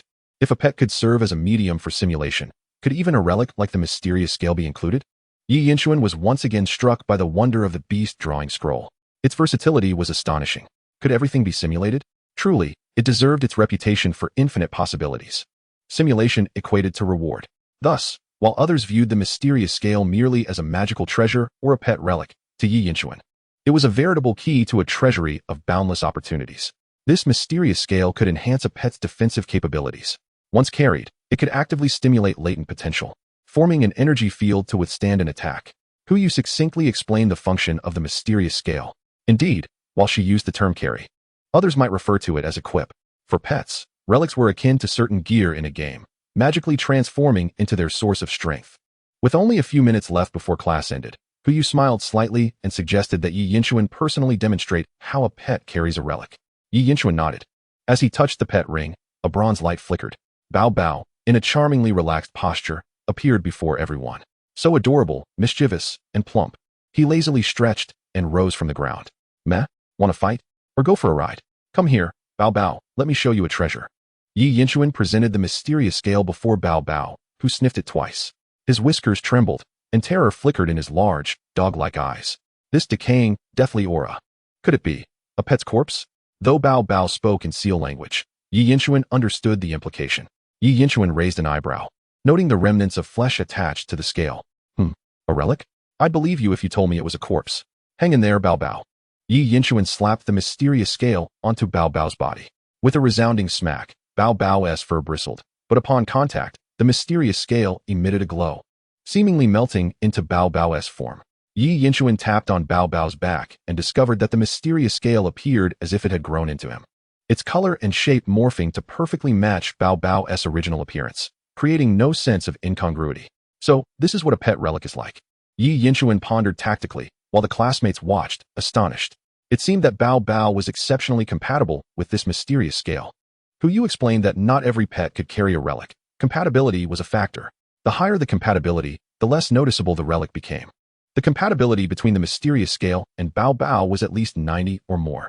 Unable to resist, Huyu reached out to pat Bao Bao's round head. Oh wow, am I really that amazing? Bao Bao exclaimed. Yi Yinchuan, although this is your first time carrying a relic, you may not fully harness its power. But give it a try and let Bao Bao activate it. Everyone, pay attention. This is a living learning material. When you obtain relics in the future, you will understand how challenging they can be to master. When Huyu suggested trying it, Yi Yinchuan gently stroked Bao Bao's back. How does it feel? Should be manageable, right? He lowered his voice. Just control this thing on your back well. If you do a good job, I'll reward you tonight. Reward? Bao Bao's eyes sparkled with excitement, his nostrils flaring. Is it just this thing on my back? I think I can sense it. Bao Bao mustered all his strength, his expression resembling that of a month-starved creature, as if something was stuck at the door. Just as Huyu finished speaking, a glow emanated from Bao Bao. It began at his back, enveloping him in a slowly inflating energy membrane, akin to an energy cloak, providing a protective effect similar to Zhao Huai's blood armor. Huyu opened her mouth, then closed it again. Could she not give the teacher some face? Was the face slapping to be so swift? Yi Yinchuan reached out to press against the energy cloak enveloping Bao Bao, feeling as though he were touching layers of cold scales, resilient yet hard. Huyu's eyes sparkled. She had anticipated that the first attempt at carrying would successfully activate the scale cloak. She explained that the scale cloak refers to the energy defense effect formed after activating scale-type relics, colloquially known as relic special effects. The scale cloak is a general term. Only some particularly unique relics earn special names and effects. For instance, among scale-type relics, the Nightblade scale has its scale cloak effect referred to as the Blade of Night, possessing formidable effects that allow a pet to evade a lethal blow and enter a state of concealment, gaining a speed blessing. Possessing a relic like the Nightblade scale grants a pet nearly 2 lives and the potential to reverse a situation at a critical moment, overcoming stronger foes or even challenging beyond their level. However, for first-year students like Yi Yinchuan, encountering pet relics was still premature. Generally, one would need to reach the gold level and obtain qualifications for exploring ruins to have opportunities to acquire relics. marking the true beginning of their journey. Ahem. Class is dismissed. Just as Yu felt she had been swiftly struck in the face, the class bell rang timely, serving as her saving grace. She dashed away, her fitness regime and yoga pants allowing her to sprint with remarkable speed, leaving her classmates momentarily stunned. In a hurried glance, they caught sight of Yu's long, powerful legs and the alluring contours of her muscular physique, prompting Yi Yinchuan to plunge into philosophical contemplation. Such splendid legs should not be wasted on trifling endeavors like pedaling a tricycle. It is a pity they are not utilized for teaching beast mastery. As class concluded, a voice called out, urging everyone to flee. In an instant, Yu dashed back, exclaiming that she had forgotten her phone, exchanging glances with the entire class. Their eyes met in a silent stare. She snatched her phone and vanished like the wind, leaving her classmates in a state of disarray. Teacher, you run faster than we do. Is that truly acceptable? Yu declared, after school, I shall lead the charge. That evening, Yi Yinchuan locked himself inside his room. The empty thermos had already been set up, now placed alongside the soft thermos. 2 beast eggs, one belonging to a little monkey and the other to a charming seal, were gradually hatching. Before Yi Yinchuan lay a peculiar seal's head in his left hand and a mysterious scale acquired that day in his right. The simulated cooling time had elapsed. In this simulation, should he choose left or right? Chapter 56, The Simulation of the Early Ice Age. A perilous journey filled with dangers and traps. Gazing into the eyes of the cuddly creature, Yi Yinchuan tucked the mysterious scale away and returned it to the creature's back. He cradled its chubby face, reminiscent of a meat bun, saying, My dear child, tonight we shall experience the Ice Age. The creature replied, Meh? Ice Age? Are we going to the river? I love the river. Seeing the eager expression on its face, Yi Yinchuan felt a paternal affection swelling within him. Ah, my dear. The Ice Age was a time when the dragons faced extinction. As a mere little seal, what will you do? His paternal affection was present, though not abundant. The talent activated. The Beast Mastery Scroll, containing the epics of the prehistoric and new generations, unfurled slowly, exuding a mysterious and formidable power. Current simulation medium, tail seal, bow bow. Simulation background, Ice Age. Simulation begins. Remaining simulation attempts, 2. A terrifying asteroid from beyond the heavens abruptly ended the prosperous era of dragons. The vast majority of dragons became extinct during the cataclysm that lasted 5 million years, halting their evolutionary progress. During the asteroid's cataclysm, a period of intense heat was followed by a prolonged extreme cold. The longest ice age on Blue Star has arrived. The surviving dragons either fell into slumber, awaiting the return of their epoch, or adapted to the environment, sacrificing part of their abilities, leading to the loss and degradation of their lineage. As the reign of dragons came to an end, other creatures emerged. Various beings, either evolving or naturally suited to the extreme cold, became increasingly active during the Ice Age. At this moment, it is the early stage of the Ice Age. The Great Snowball Era. Yi Yinchuan's pupils constricted, revealing a look of astonishment. In the simulated scene, the asteroid fell, dragons perished, magma erupted, and dust billowed, leading to snow falling globally. Though it was but a fleeting glance, the entire cataclysm and the Great Snowball Era were etched into Yi Yinchuan's mind. The global upheaval, the indiscriminate extinction of species, and the drastic environmental changes sent tremors through every fiber of his being. Snowflakes danced through the air, the world cold and frozen. All was white. You, as a tail seal, have been born. You possess the strength of black iron rank. Your talent for ice affinity has activated, allowing you not only to adapt to the cold, but to thrive. Upon opening your eyes, you seek your mother, but only find shattered eggshells surrounding you. Within this simulated perspective, Yi Yinchuan felt an overwhelming sense of solitude.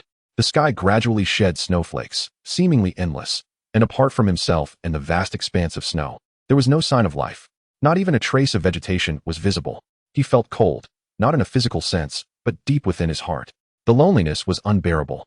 Is this what the Ice Age truly is? Yi Yinchuan was deeply shaken. This was quite the harsh beginning. He missed his seal mother. In this world, only a mother is truly cherished, and a child without a mother is akin to a blade of grass. His mother considered him a treasure. But what of being a mama's boy?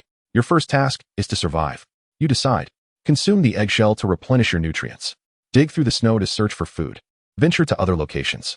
After a moment of contemplation, Yi Yinchuan opted for caution in this first simulation. Animals typically consume their shells after hatching or molting, which served as a reference, so he chose option 1.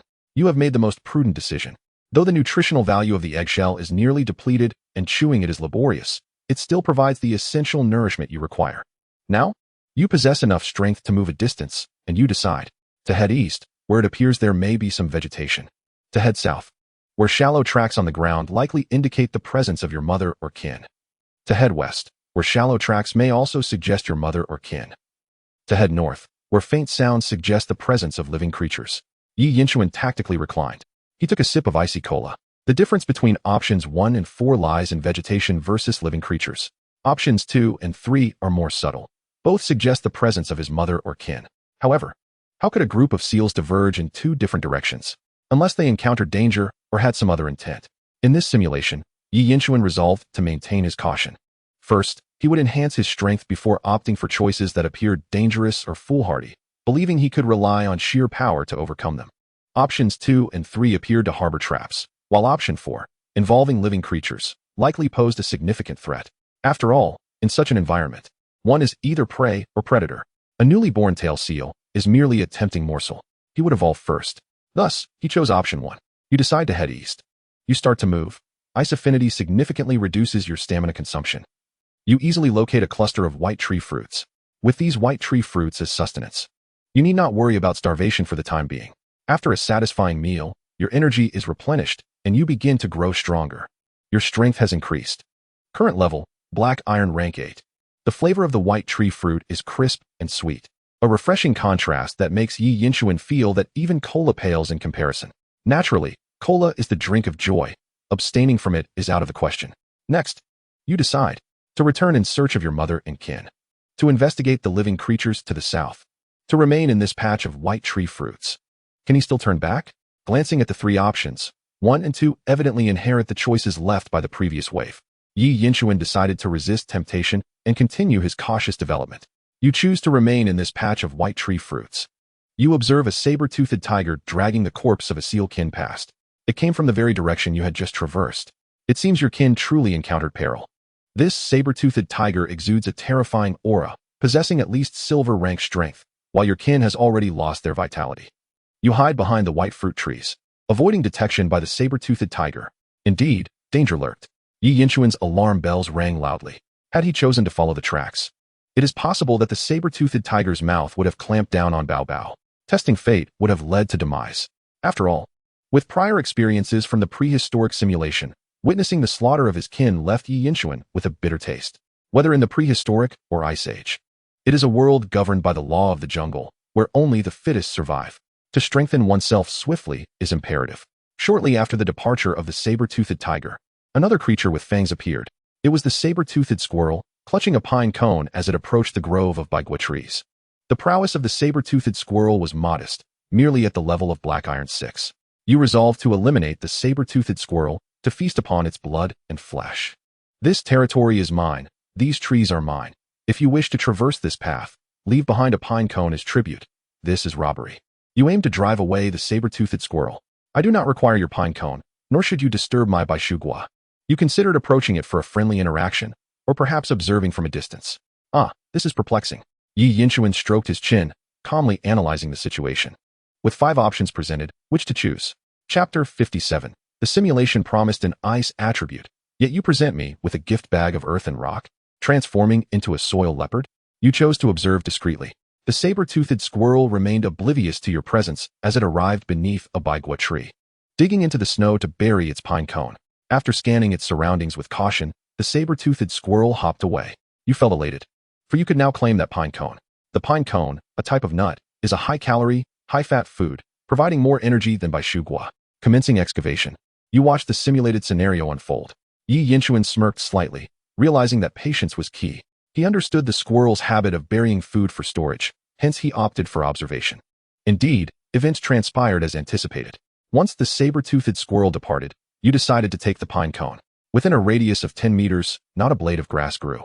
I shall excavate 3 feet deep, claiming all that I find. Yi Yinchuan narrowed his eyes. His principle had always been, endure and do not jest with rewards. Endurance was for the sake of simulation rewards. Now, with benefits in sight, it was prudent to seize them without delay. You acquired a frost pine cone. You resolved to thoroughly scour the saber-toothed squirrel's cache, excavating the vicinity to unearth any additional treasures. You unearthed a piece of animal bone, a pet beast crystal core, a stone, and a pet beast crystal stone. Both the pet beast crystal stone and crystal core were genuine treasures. Observing the bounty in the simulation, Yi Yinchuan felt a surge of joy.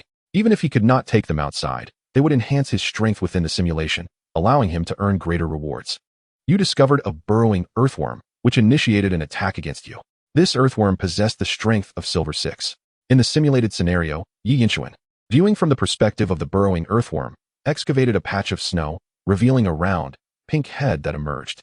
Upon closer inspection, it was an earthworm with discernible features, and quite large.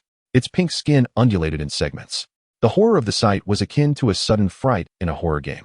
The most terrifying aspect was that this seemingly repulsive, slippery creature wielded the power of Silver 6. Faced with the earthworm's assault, you opted to flee or retaliate. Yi Yinchuan had never engaged in battles without preparation. He chose to run. However, could he truly escape from a being of superior strength? Strangely, the earthworm's attack missed. Upon turning, you found the earthworm covered in snow, its movements sluggish, retreating after a failed strike. It turned out that the earthworm could not endure the cold.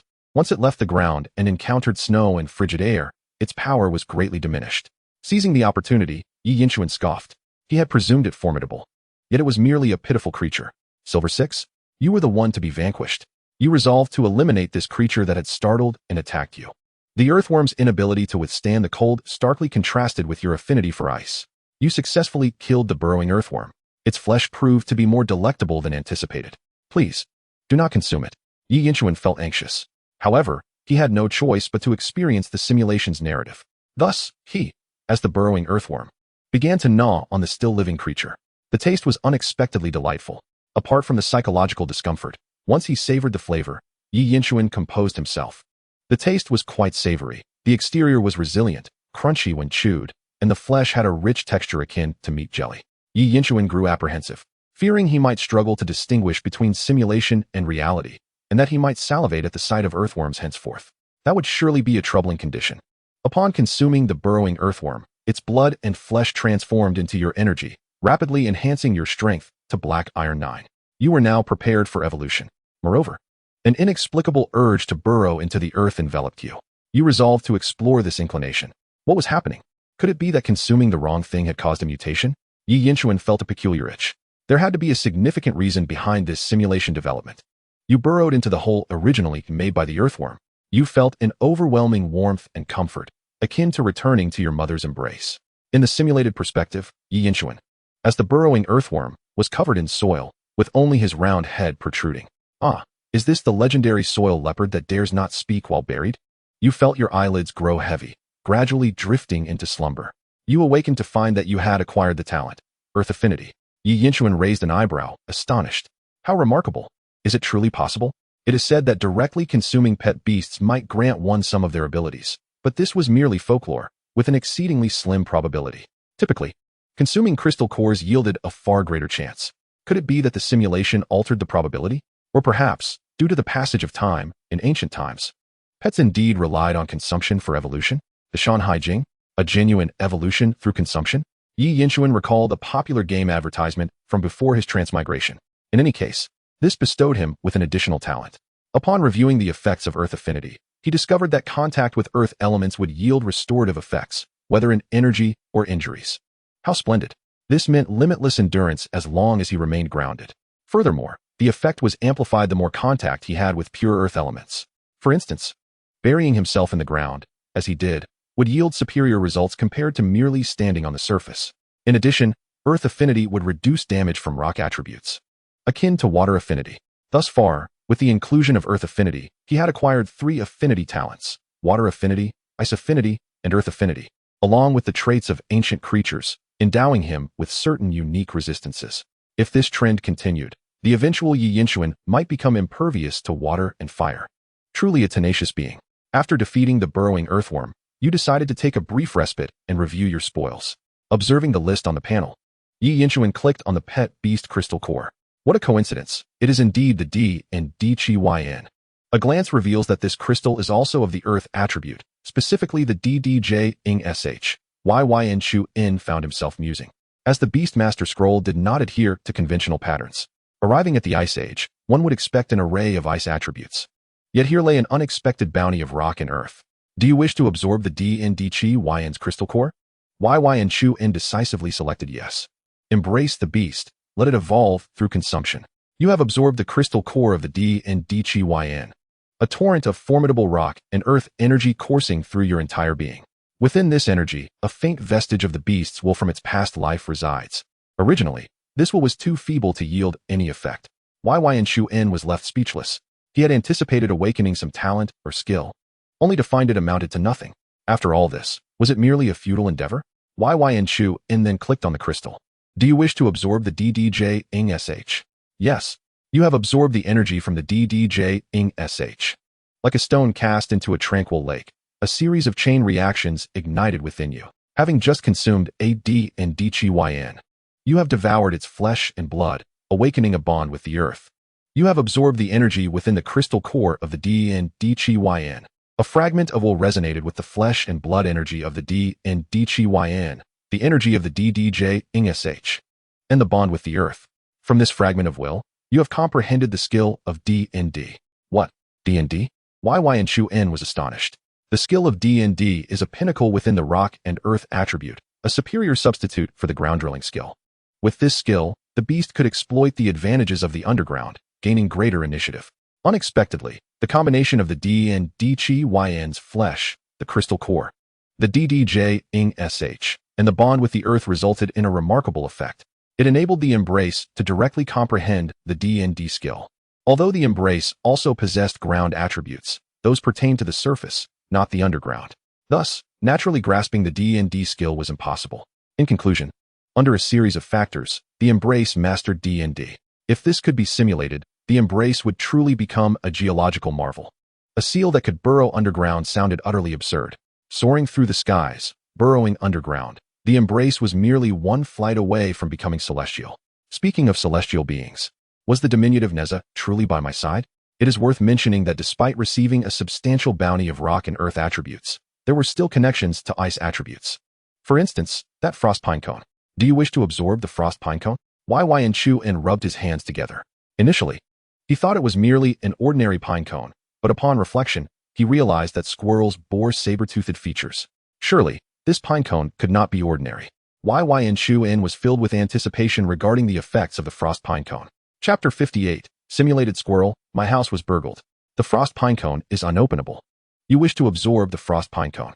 However, you find the shell difficult to open, rendering the essence of its flesh inedible. Currently, you possess no means to open the frost pine cone. In the simulated scenario, Yn Shu En transformed into the embrace, striking and gnawing at the frost pine cone. He even employed the power of the tail seal, unleashing various skills.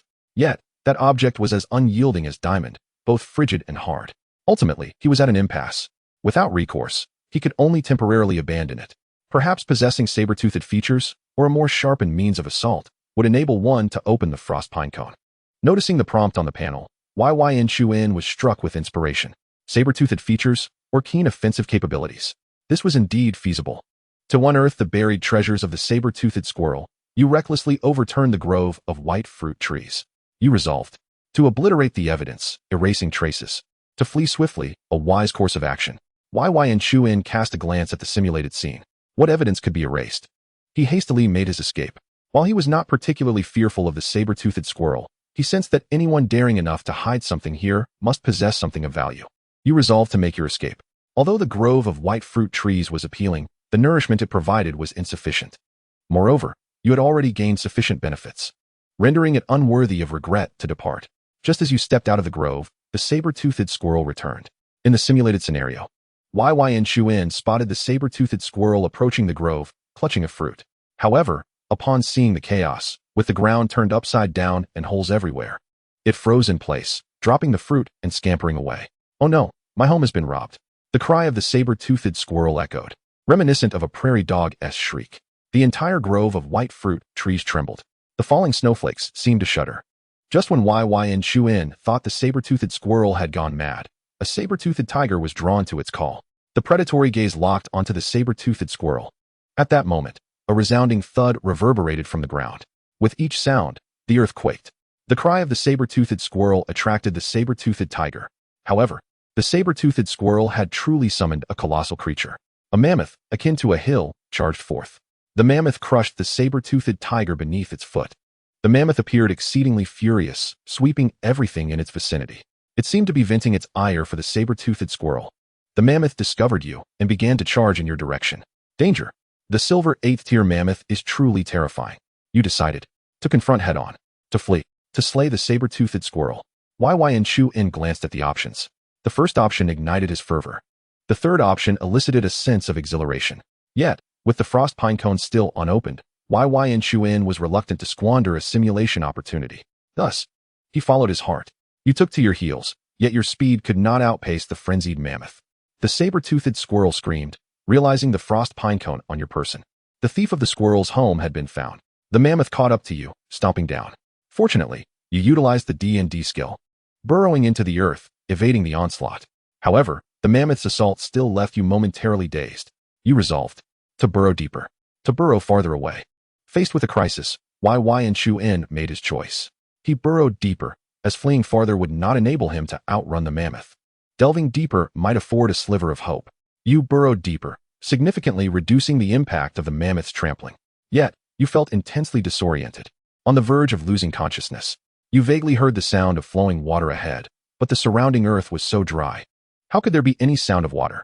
You resolved to be unyielding, to press onward. This situation is too peculiar to halt here. Flowing water? Yn Chu-in paused momentarily, but soon formed a conjecture. He resolved to delve deeper. In the simulated scenario, the surrounding soil grew increasingly moist, shrouded in darkness, forcing him to rely solely on his instincts to navigate through the earth. The sound of water grew clearer. Yn Chu-in's heart raced. He sensed an impending, unknown danger ahead. Ultimately, it felt as though he had breached a barrier, a membrane. Water burst forth, surrounding the embrace completely. Splash. Yn Chu-in felt as though he had plunged into water. Who am I? Where am I? Is this the river? It must be the river. In this simulation, as a seal, falling into the water felt akin to returning home. Moreover, the water was not cold. It was exceptionally warm. Is this an underground river? And it is warm. You have discovered an underground river. No wonder, amidst the biting cold, a grove of white fruit trees thrives so splendidly. It turns out there is an underground river below.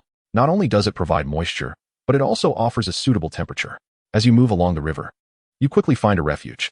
You are delighted to discover that there are fish and shrimp here, providing you with ample sustenance. This place is truly your paradise. Feeling comfortable, Yn Chu-in pondered whether this could be considered a blessing in disguise. The thought of the saber-toothed squirrel and mammoth that had pursued him in a frenzy brought him a certain satisfaction. Why don't you come down and confront me? If it were not for the simulation, where options are beyond control, Yn Chu-in would have wanted to return to the surface to take on his enemies. Cough, cough. Although he had initially stolen the saber-toothed squirrel's home and had dealt a sneak attack, your strength and level are now sufficient. It is time to consider evolution. You intend to evolve. Scaled-tail seal, double-tailed seal, water-blade seal, poison scorpion seal, heavy hammer seal. Has the time finally arrived? Perhaps because the foundation is more solid. This simulation progresses much more swiftly. It is worth noting that Bao Bao has only existed for a little over half a day. Yn Chu-in's previous choice was the scaled-tail seal.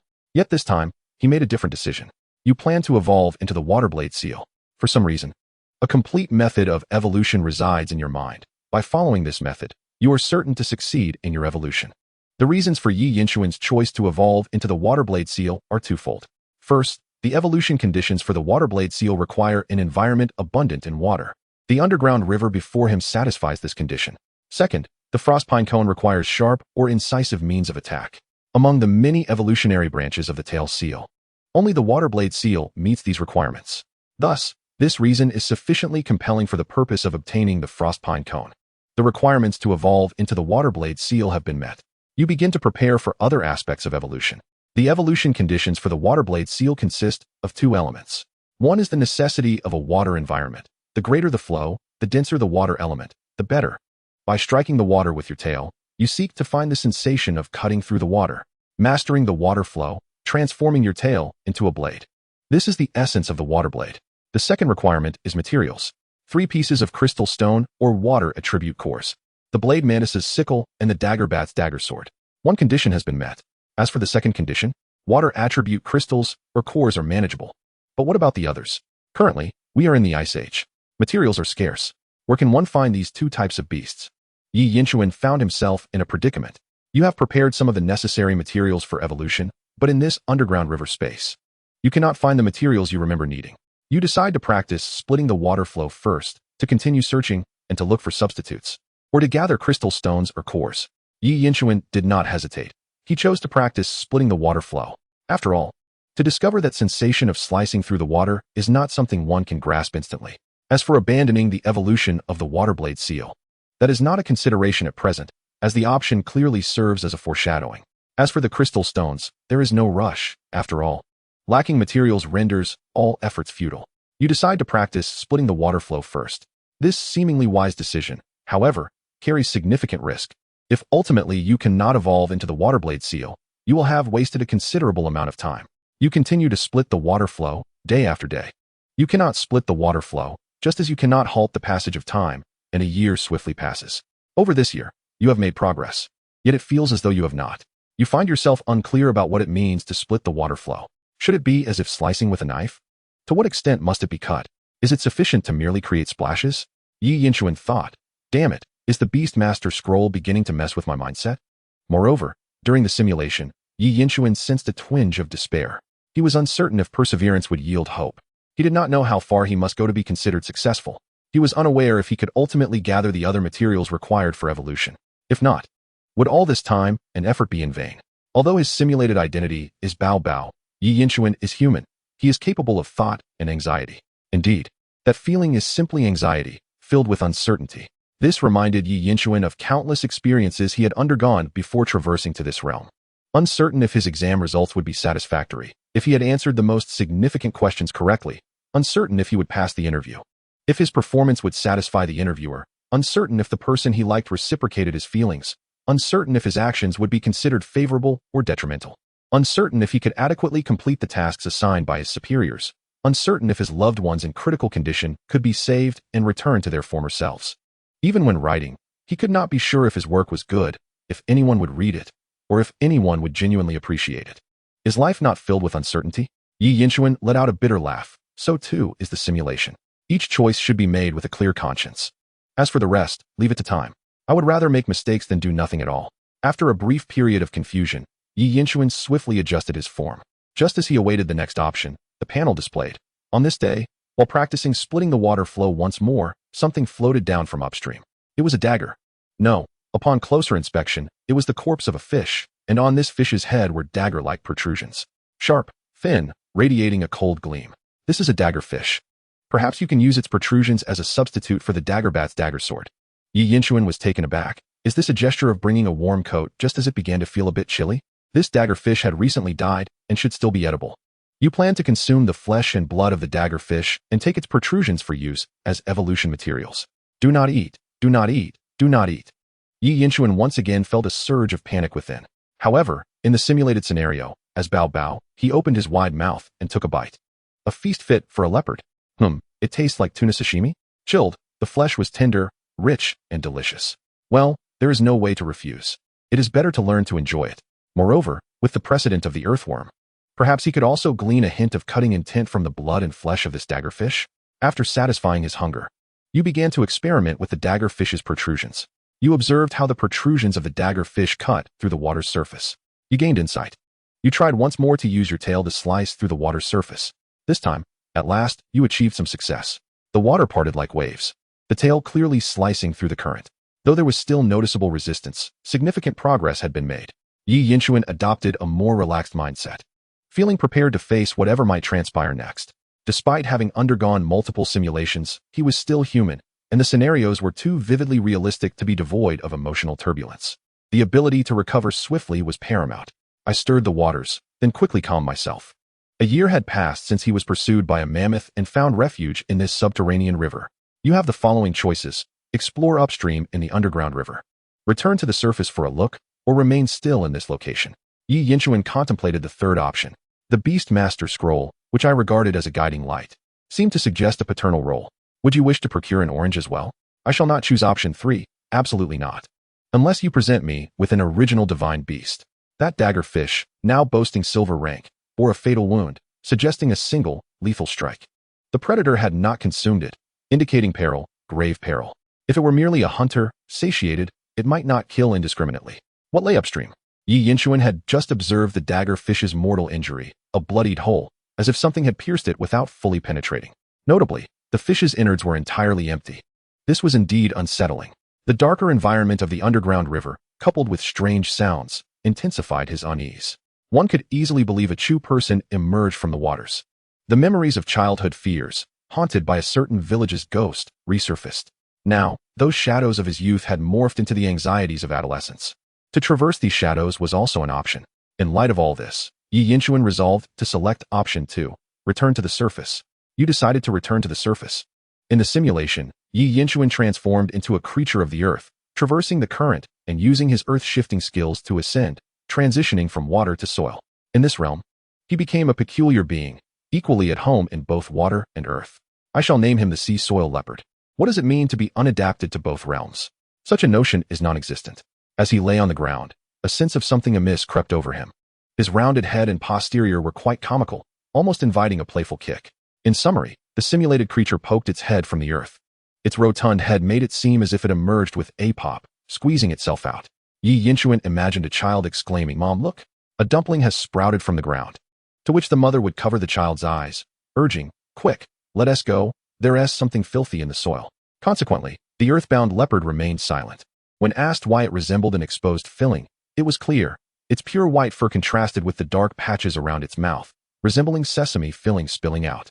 You surveyed your surroundings and noticed the ginkgo trees had vanished. Was this not the original location? Maintaining this posture, you continued shifting through the earth. It was utterly adorable. Yi Yinchuan observed in the simulation, feeling a surge of affection. The creature resembled a submarine or a dumpling, just its head moving slowly through the soil. As if on patrol, there was wisdom in its gaze, albeit limited. Suddenly, a pair of sharp saber-toothed fangs appeared as the earth was unearthed by the creature's probing. What was it? Yi Yinchuan was startled, a chill racing down his spine. Upon closer inspection, it was merely the skeletal remains of a saber-toothed tiger, buried under snow and now overgrown with a type of grass known as jihan grass, capable of growing up to 2.5 meters, with an annual growth of 1 meter. This patch of jihan grass was about a year old. Yi Yinchuan recalled that this was the saber-toothed tiger felled by the mammoth. Thankfully, the creature was robust. Otherwise, such an encounter could have been catastrophic. "Tiger, it's been a year, and the grass on your grave has grown 1 meter tall. Too bad you are not the one who hunted my kin." Yi Yinchuan sighed inwardly. Upon discovering the saber-toothed tiger's remains, he gazed at its sharp fangs and then at the dagger-fish's spines in his hand. "Congratulations, you have uncovered a blind spot." You resolved to use the saber-toothed tiger's fangs as a substitute for the mantis's scythe, albeit requiring time for refinement. This was indeed a novel approach. Yi Yinchuan observed in the simulation as the creature struck the saber-toothed bones with its tail, shattering them, and retrieving the fangs to toy with. The dual-bladed warrior was akin to a child receiving a new toy, wielding the fangs as a sword and slicing through the jihan grass. Jihan grass, first and foremost. I have not wronged any of you. Though you are not the one who hunted my kin, you are nonetheless of the same lineage, and thus share in the blame. Yi Yinchuan became deeply engrossed in the scenario, reflecting that had he possessed such a weapon in his youth, the village would have been devoid of flora, with even passing dogs pricked by the blade. You acquired the saber-toothed tiger's fangs. You attempted to use the fangs to open a frost pine cone, but after several attempts, you were met with failure. After all, inanimate objects could not compare to the living, absent the requisite talents and skills, while the saber-toothed tiger's fangs were sharp. They could not unleash their true potential. You decided to continue exploring the surface or return to the underground river. Yi Yinchuan opted for the latter. With the materials gathered, preparations for evolution were in order. Only through enhancing his strength could he advance further in the simulation. The materials required for evolution were still lacking 3 water attribute crystal cores or stones. You planned to hunt in one of the following areas: deep within the underground river, upstream of the underground river, or remain in your current location. The upstream area had previously been identified as potentially perilous, and thus was not under consideration. Therefore, only options 1 and 3 remained. In the previous simulation, this area was inhabited by water attribute beasts, their strengths ranging from bronze to black iron, making it relatively safe. Yet, a full year had passed without any significant findings. The depths sounded rather dangerous. Caution was warranted. Do not forget that the guiding principle this time is survival. You chose to remain in your current location. 2.5 years swiftly elapsed. You hunted 563 Taming fish and 369 genie jellyfish, acquiring 5 bronze crystal cores and 1 black iron core. Indeed, focused hunting yields rewards. Taming fish are a species of beast, characterized by differing male and female forms, the male resembling a simple shape, while the female takes on a shape with denser fins.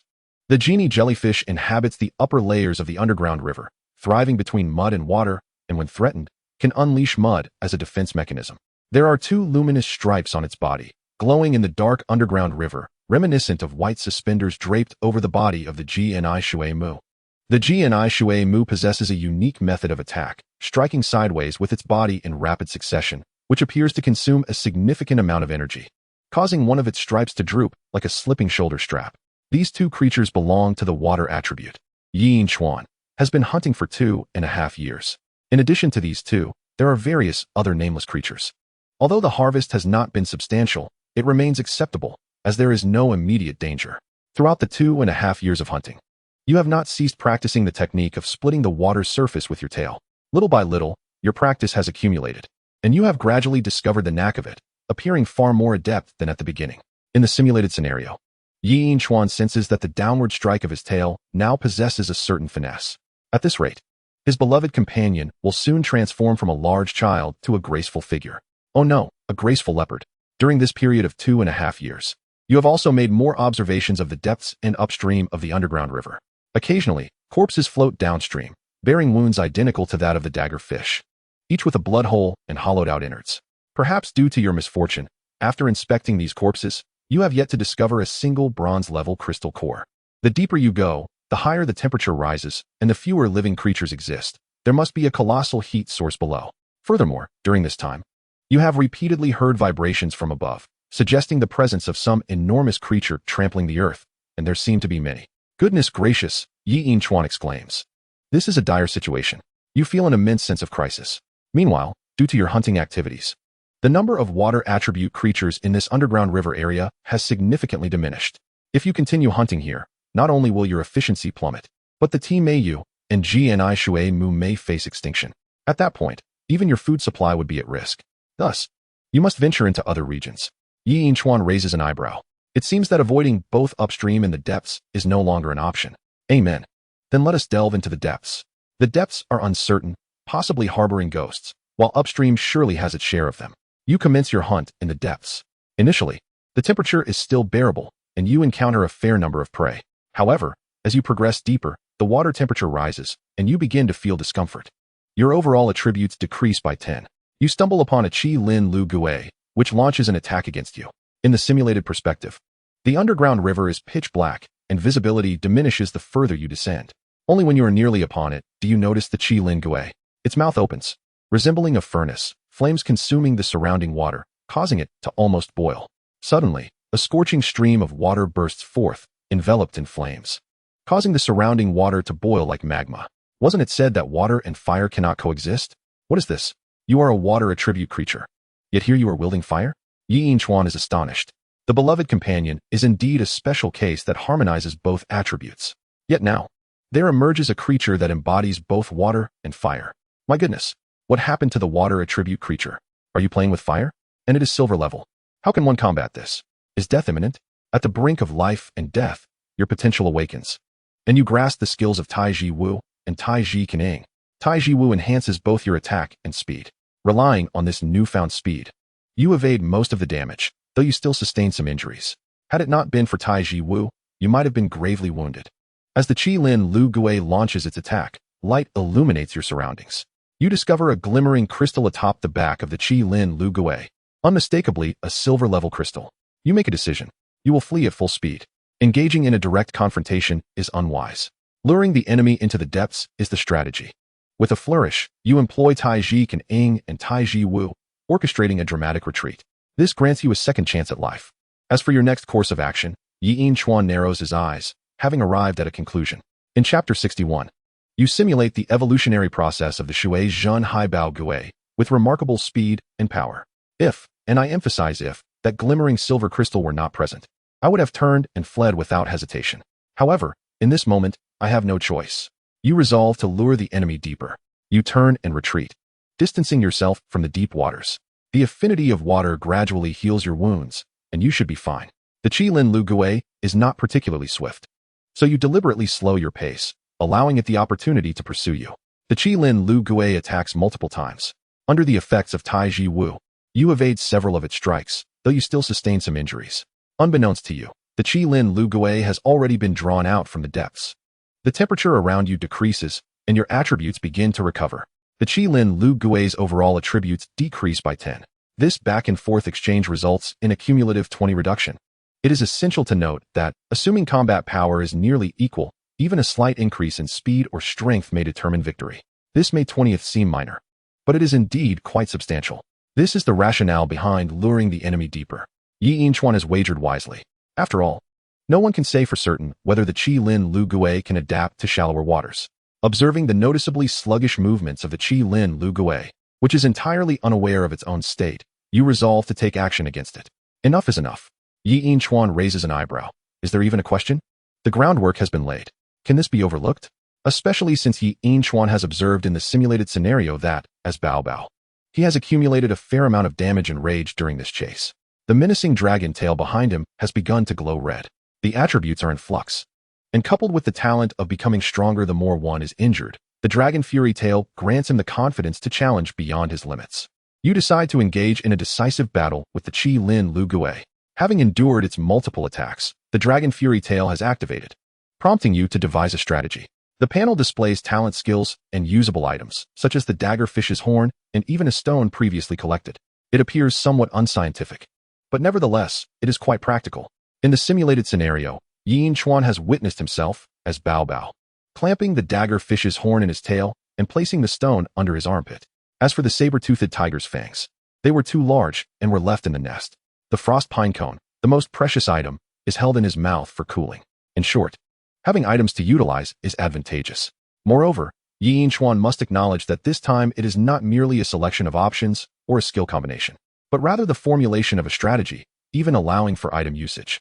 The options on the panel are also remarkably detailed. Skills can be combined, such as launching a full assault or engaging in a war of attrition. You could even throw a stone or stab it with the daggerfish's horn from behind.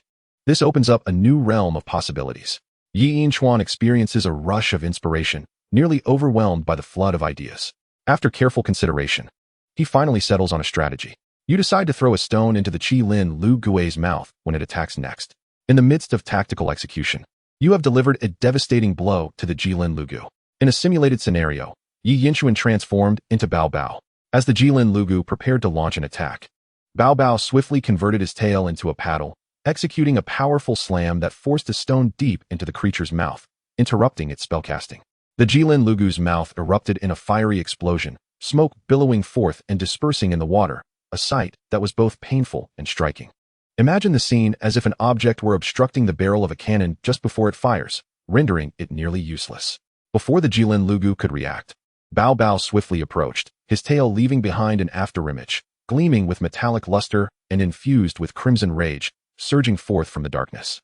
The addition of this ferocious dragon tail made him appear particularly fearsome.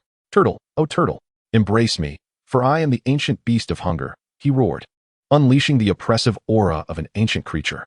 The Qilin Lu Gui's eyes widened in terror as it realized the impending doom. The sound of slashing and whipping echoed through the water. Each strike was more powerful than the last, delivering a relentless barrage. The head of the Qilin Lu Gui was battered and distorted, its once formidable jaw rendered incapable of closing, as if it had been disassembled. The Qilin Lu Gui was rendered incapacitated. You have slain the Qilin Lu Gui and acquired a water attribute crystal, silver grade, and a water attribute core, black iron grade. A few lines of text brought immense satisfaction, as you had successfully gathered the evolution materials for the waterblade seal.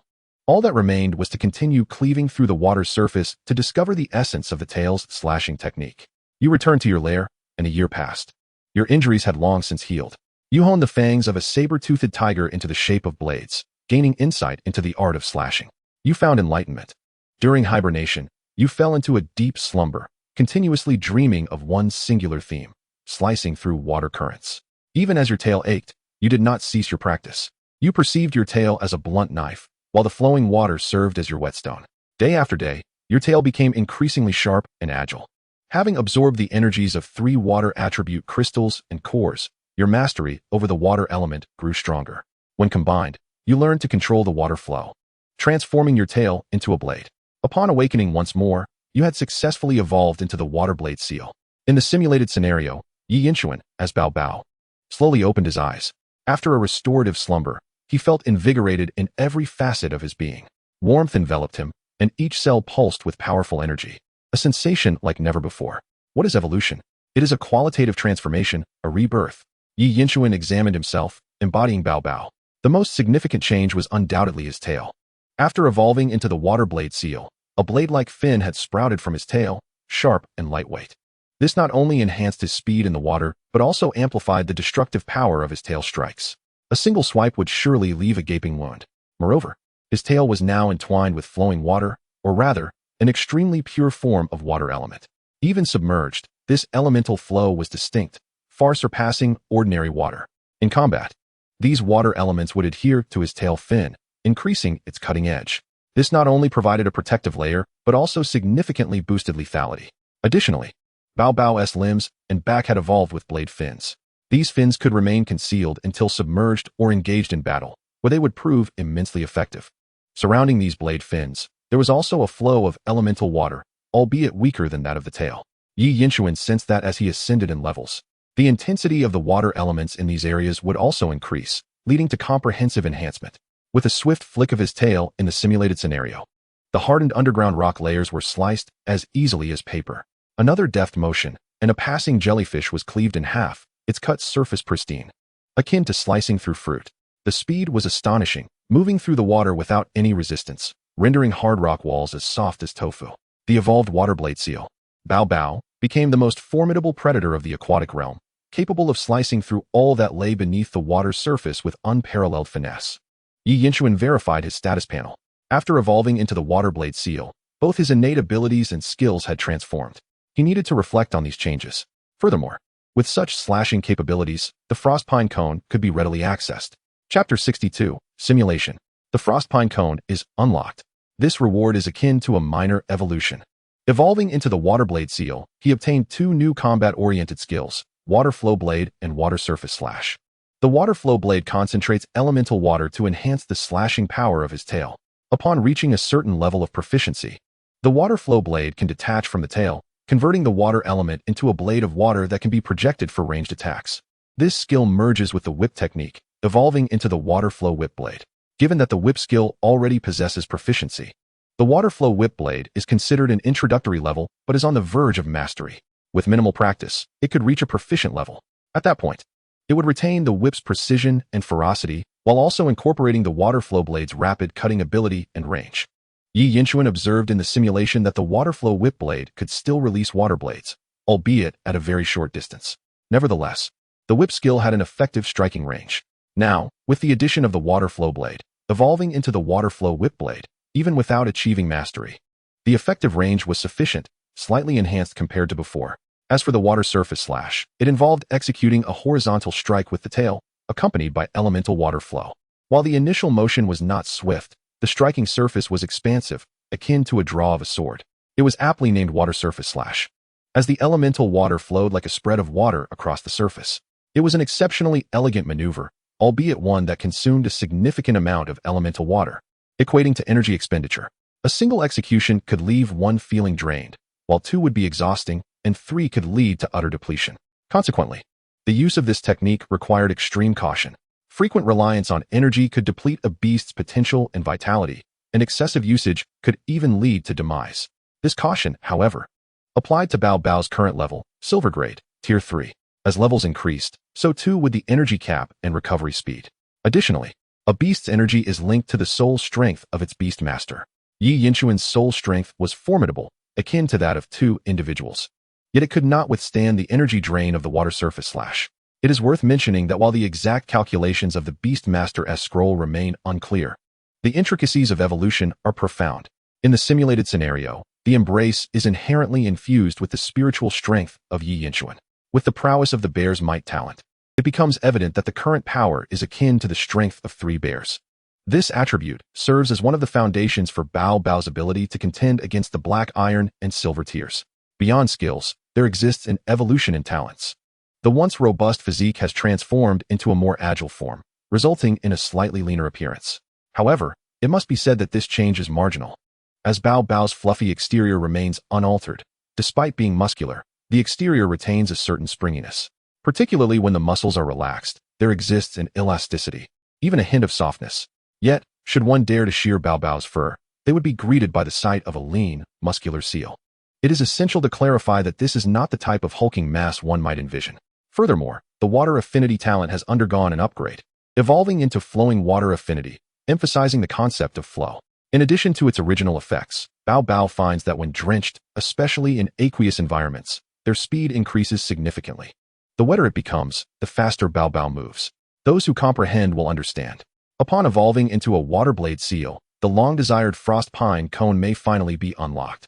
In the simulated scenario, Yi Yinchuan transforms into Bao Bao, and the tail morphs into a whip-like appendage, a flowing waterblade. The previously impenetrable shell of the frost pine cone is effortlessly cleaved open. This is no ordinary tail. It is akin to an exquisite line from a Wang Wei poem. A delightful mistake in the wrong scene. One might say, my whiptail is adorned with razor-sharp edges. Bao Bao declares, henceforth, I shall serve as the blade-bearing guardian of my master. Anyone daring to threaten my master shall face my wrath. With the frost pine cone now opened, a burst of icy light erupts, freezing the surrounding waters and producing a cracking sound. Amidst this cold light, a pine nut hovers. Bao Bao's eyes widen, whiskers twitching, revealing a mixture of shock and longing. The tail pierces through the icy glow, extracting the pine nut. With a hearty mouthful, the nut disappears, melting instantly. A rush of cold energy swiftly envelopes every cell within Bao Bao, as if plunged into an icy cavern. The chilling sensation is exhilarating. Bao Bao trembles with delight, yet experiences an inexplicable comfort. After a shiver, the energy within surges to a climax, and Bao Bao stands tall, the heart-shaped mark on their abdomen glowing with vitality. Whiskers quivering, the expression is one of pure ecstasy. This inexplicable DJVU evokes thoughts that one could believe a transformation into a beautiful maiden is imminent. You have unlocked the frost pine cone and consumed the frost pine nut. From the depths of the Ice Age, this miraculous treasure harbors extraordinary power. As the frost energy refines your being, due to your possession of the cold affinity talent, you absorb it flawlessly. A wondrous transformation occurs within you. The cold affinity talent has evolved into frost power. Your level has risen to silver rank 7. You have acquired a new skill, Frost Breath. At this moment, Yi Yinchuan can find no other words to express his excitement. Is the Frost Pine Cone truly this formidable? Not only has the level soared, but the talent has upgraded, along with a brand new skill. This is akin to a small evolution. Frost Power and Frost Breath sound exceptionally impressive. It has been well worth the effort in this simulation, finally reaping the rewards of labor. Within the simulation, as the cold affinity evolves into Frost Power, the elemental water flow enveloping Bao Bao's fin blades undergoes subtle changes. The color deepens, emanating a chilling aura. Frost Power allows the creature to wield some of the frost strength, enabling rapid temperature reduction. For instance, water can freeze almost instantaneously, coupled with Bao Bao's existing skills. It culminates in a combination attack. Frost Power Water Blade Frost Water Blade. Frost Power Surface / Frost Ice Surface / The specific effect manifests as the elemental water flow is unleashed, erupting with frost power, causing the water to freeze rapidly, resulting in astonishing frost effects. Clearly, Frost Power embodies an ice attribute talent, with extensive applicability. To put it in gaming terms, it allows Bao Bao's original water-based skills to incorporate ice attributes. This transformation results in a hybrid of water and ice, maximizing output while becoming difficult to counter. The thought alone evokes the sensation of a powerful explosion. Frost Breath also proves to be exceptionally sharp, releasing a gust of icy airflow that freezes everything in its path. Without elaboration, it is an exceedingly potent area effect skill. The higher the proficiency in energy, the broader the range. In simpler terms, the stronger Bao Bao becomes, the more audacious the breath. Yet, upon reflection, something feels amiss. However, upon further contemplation, there appears to be no inconsistency. With such formidable strength, a bit of bravado is wholly justified. Moreover, Yi Yinchuan has already envisioned the combination of the water storage skill with Frost Breath. What kind of effect would that produce? Just imagining it. During the later stages of training, when Bao Bao opens wide, it conjures torrents that freeze vast expanses. A flick of the tail would cleave through all, splitting the heavens and the earth. It is truly magnificent. The oppressive aura of a primordial beast envelopes all.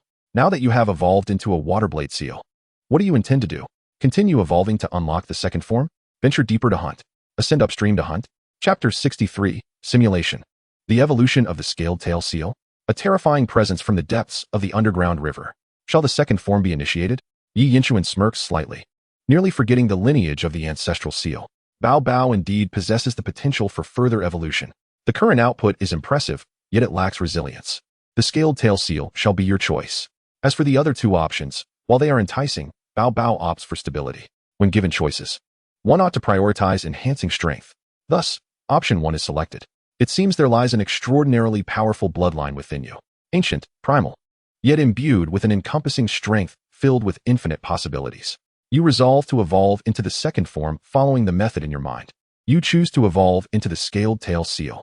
To evolve into the scaled tail seal, one must consume a significant quantity of silver-scaled fish scales and absorb 2 black iron or higher-grade scale beast cores. The scale beast cores are manageable, yet it seems no silver-scaled fish are found in this underground river. Yi Yinchuan frowns, realizing the Ice Age presents vast disparities, rendering evolution methods obsolete. Many materials are simply unattainable. However, this is not an insurmountable issue. The waterblade seal serves as a precedent. You decide to seek alternatives, pondering whether the scales of the red-scaled furnace turtle could serve as suitable evolution materials. Yes or no? Yi Yinchuan strokes his chin, feeling a twinge of suspicion. Reflecting on the recent encounter, the red-scaled furnace turtle's scales are both red and hard, with a flickering glow. It feels somewhat inedible. Thus, option 2 is chosen, no? You conclude that the scales of the red-scaled furnace turtle are not suitable as evolution materials. You plan to search for other alternatives. You decide to venture deeper, ascend upstream, or head to the surface. Option 2 is temporarily set aside. For quite some time now, a multitude of pet beast corpses has drifted downstream. Yet no signs of any Lin beasts have emerged. Thus, only options 1 and 3 warrant deliberation. Deep within lies the Qi Lin Lu Gui. Perhaps there are other scaly creatures as well. Whether they exist on the surface remains an enigma. Very well, I shall choose option 1 and see what unfolds. As for danger, if it is merely the Qi Lin Lu Gui, I harbor no fear. Little rascal, a few of them would be mere prey. I shall smash their heads to bits. You have resolved to venture deeper. Along the way, you encounter several Qi Lin Lu Gui, which attack you unprovoked, only to be easily dispatched by your blade. Within this simulated scenario, you grasp a water whip blade and ensnare the neck of a Qi Lin Lu Gui, gently pulling, causing its head to detach and sink into the depths. A clean decapitation. Hiss. Yi Yinchuan gasps in astonishment. Wow, what a swift blade you possess, he exclaims. A strange chill seems to linger beneath him. Could it be that my zipper is undone, allowing a draft? Upon glancing down, he discovers, to his shock, that there is no zipper. It appears that the sports pants he donned today lack a zipper entirely. The chill is merely a result of water droplets from brushing his teeth earlier, compounded by a psychological reaction. What a false alarm. However, it must be said that the flavor of the waterblade sea seal is indeed delightful. The Qi Lin Lu Gui, despite its scaly armor, possesses formidable resistance to physical slicing. Even now, while I can cut into its back, it lacks the exhilarating ease of a hot knife slicing through butter. Thankfully, its neck is unarmored. Thus, while slicing the back proves futile, decapitating the head is a different story. The thrill of the hunt is exhilarating. With one clean stroke, I can remove the head and prepare it for consumption. Yi Yinchuan discovers the joy akin to that of a grass-cutting game. However, the number of Qi Lin Lu Gui is rather sparse, leaving something to be desired. As you delve deeper, a notable discovery awaits you. A Qi Lin Lu Gui. In the process of shedding its skin, gazing upon the Qi Lin Lu Gui that has just poked its head out, saliva begins to pool in your mouth. In this simulated scenario, a Qi Lin Lu Gui is shedding its skin, much like a serpent. Indeed, it appears to shed its old skin and emerge anew. It seems there is no term for shedding scales. Perhaps it would be more apt to say it is shedding its shell, as it bears resemblance to a crab. The Qi Lin Lu Gui, with its head protruding, resembles a soft-shell crab. The coloration of its scales is pale, not the deep crimson one might expect, but rather a delicate pink, appearing soft and tender. After the shedding process is complete, it will gradually turn red and harden. Notably, the Qi Lin Lu Gui lacks a shell, or rather, its shell has been replaced by layers of crimson scales. You have made your decision. It shall be you. Qi Lin Lu Gui, you declare, seeking other evolutionary materials. Yi Yinchuan sighs. The freshly molted Qi Lin Lu Gui appears somewhat weak, pitiful, and helpless. Yet, it is edible. The Qi Lin Lu Gui seems to ponder, what exactly does this mean? Clearing his throat, Yi Yinchuan reflects, it may seem inhumane, but forgive me. I am merely a little seal. Moreover, when you Qi Lin Lu Gui attacked me, there was no hesitation. He selects the freshly molted Qi Lin Lu Gui, which gradually approaches him through the darkness, its round head looming closer, observing him with predatory intent. Suddenly, a flash of cold light strikes. The head of the Qi Lin Lu Gui separates from its body. The creature's head appears bewildered, as if it has just moved homes. Following this, it becomes a meal, just as Yi Yinchuan had envisioned. The flavor of the freshly molted Qi Lin Lu Gui is even more delectable and juicy. The scales are not rigid, possessing a slight crunch. Inside, a warm, sweet substance flows like molten gold. Delightful. Yi Yinshuan licks his lips. Previously, he had often encountered videos of live marinated dishes, soft-shell crabs, and butter crabs, yet due to concerns about parasites and financial constraints, he had never dared to indulge. Now, he experiences it within this simulation. This flavor must belong to soft-shell crab sashimi. A touch of wasabi and soy sauce would elevate it even further. You discover that while the scales of the Qilin Lu Gui may not serve as suitable evolutionary materials, those from freshly molted specimens or juvenile forms tell a different tale. You decide to use them as your primary sustenance. Simultaneously, you require their scale beast crystal cores. The hunt begins. What a surprise! Even the freshly molted ones and juvenile forms are not spared.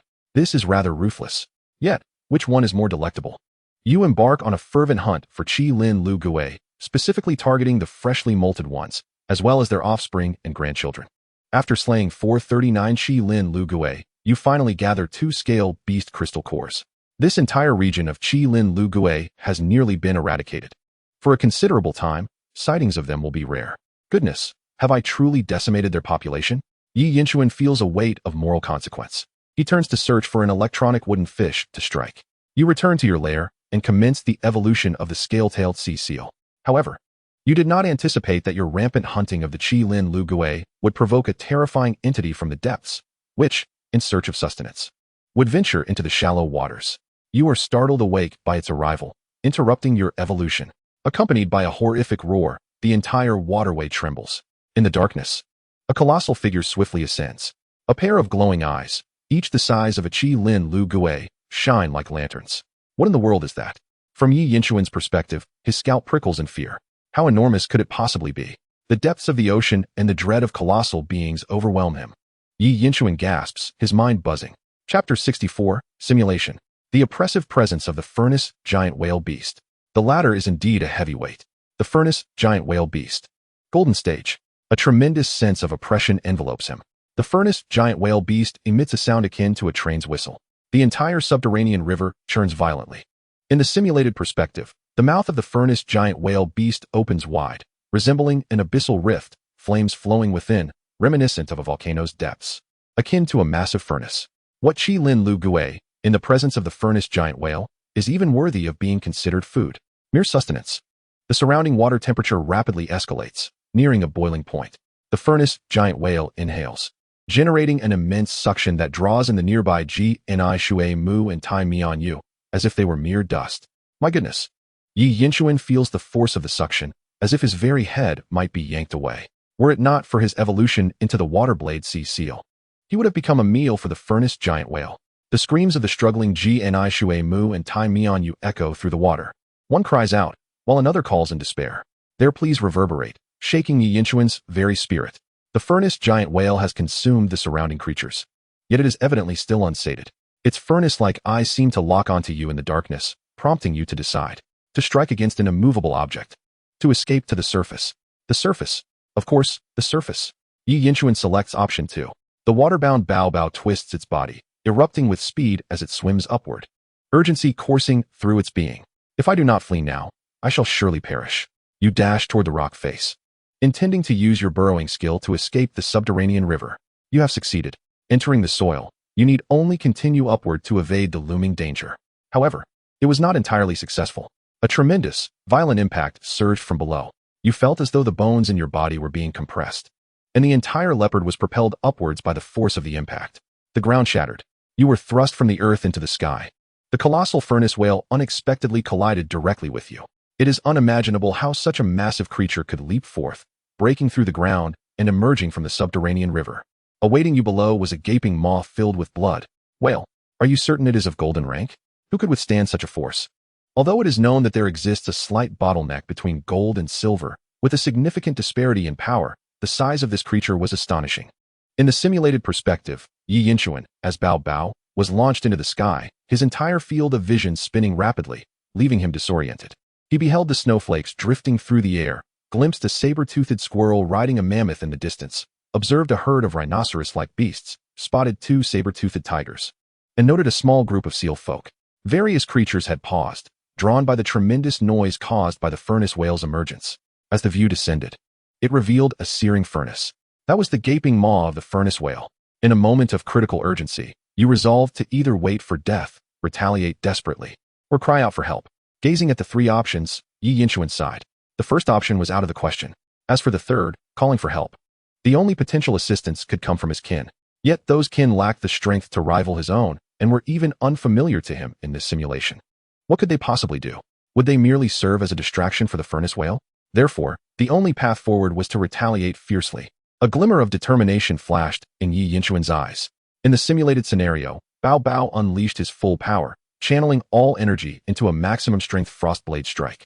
A silvery arc sliced through the air, crashing down upon the furnace whale's head, inflicting a deep wound. Blood sprayed forth like a high-pressure water jet. Simultaneously, the power of frost invaded the injury, encasing the surrounding area in ice. The furnace whale writhed in pain, its massive form twisting, and its mouth snapped shut. Bao Bao followed the whale as they both fell back into the subterranean river, sending up waves several meters high. The ferocity of the waves spoke volumes. Coughing. It was primarily the result of the furnace whale's plunge. With a resounding splash, Bao Bao landed in the river, where the terrifying water pressure felt as though countless hands were pushing and pulling him. The blood of the furnace whale stained the waters below. Your desperate counterattack had successfully extended your life. You nearly perished.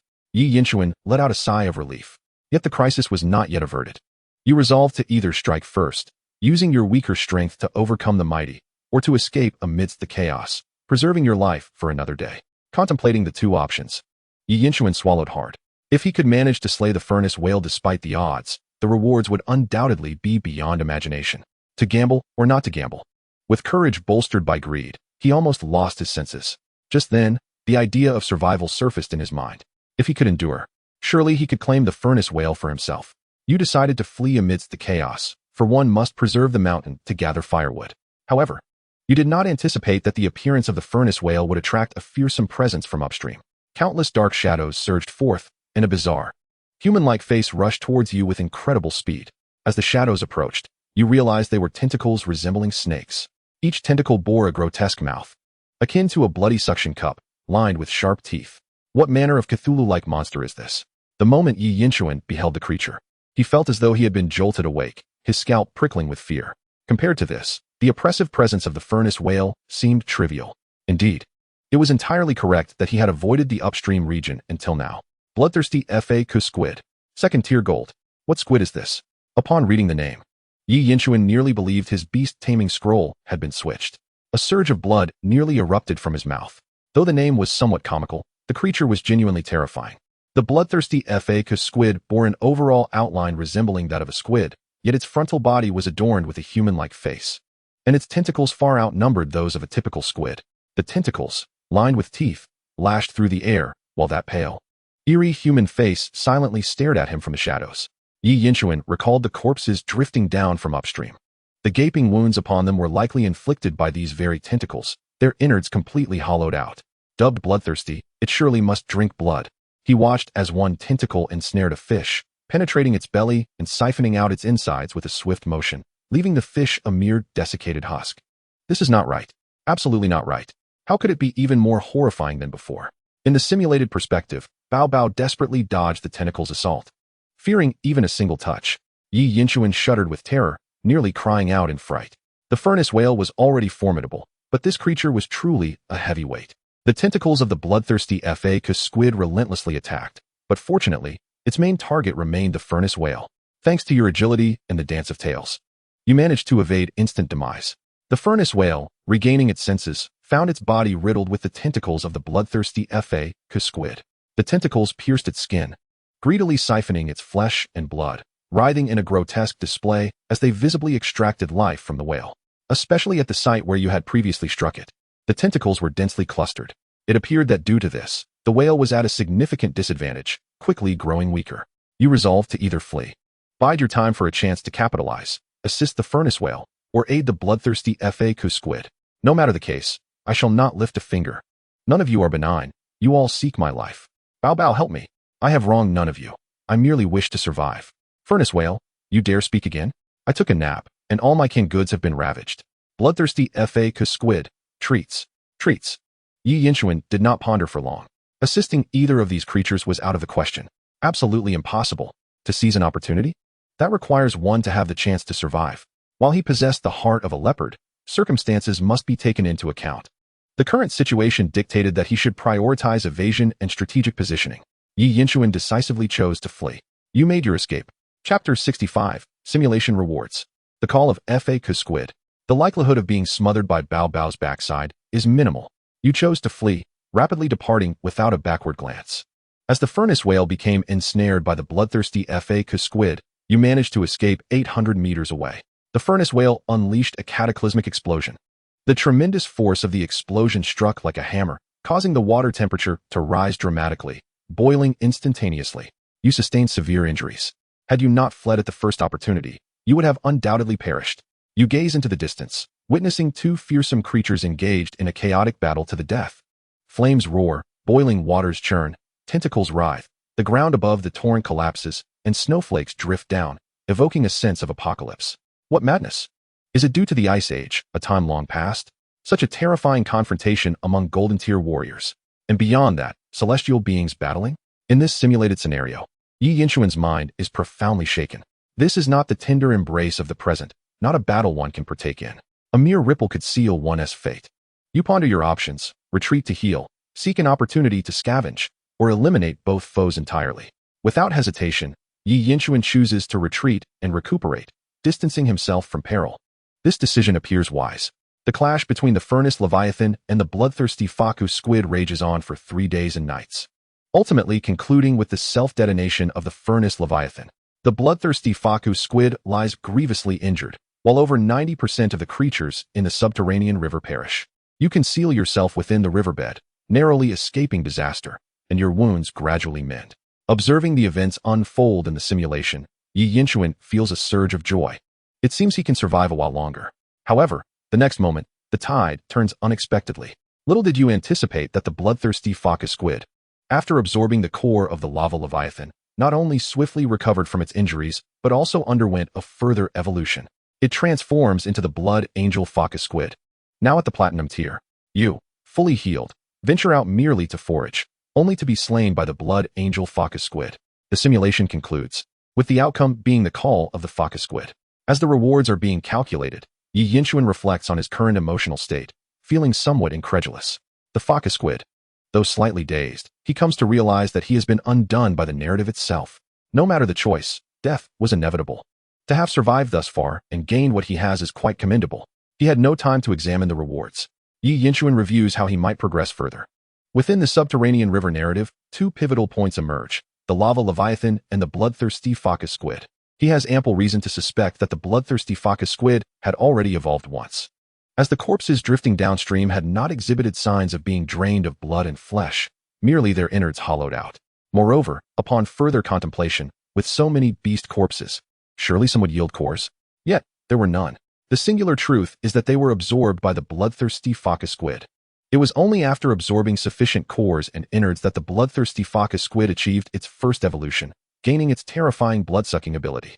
After vanquishing the furnace leviathan and devouring its core, it evolved yet again into the blood angel Fa Ku Squid, becoming an entity utterly beyond his capacity to defeat, one that could eliminate him with a mere glance.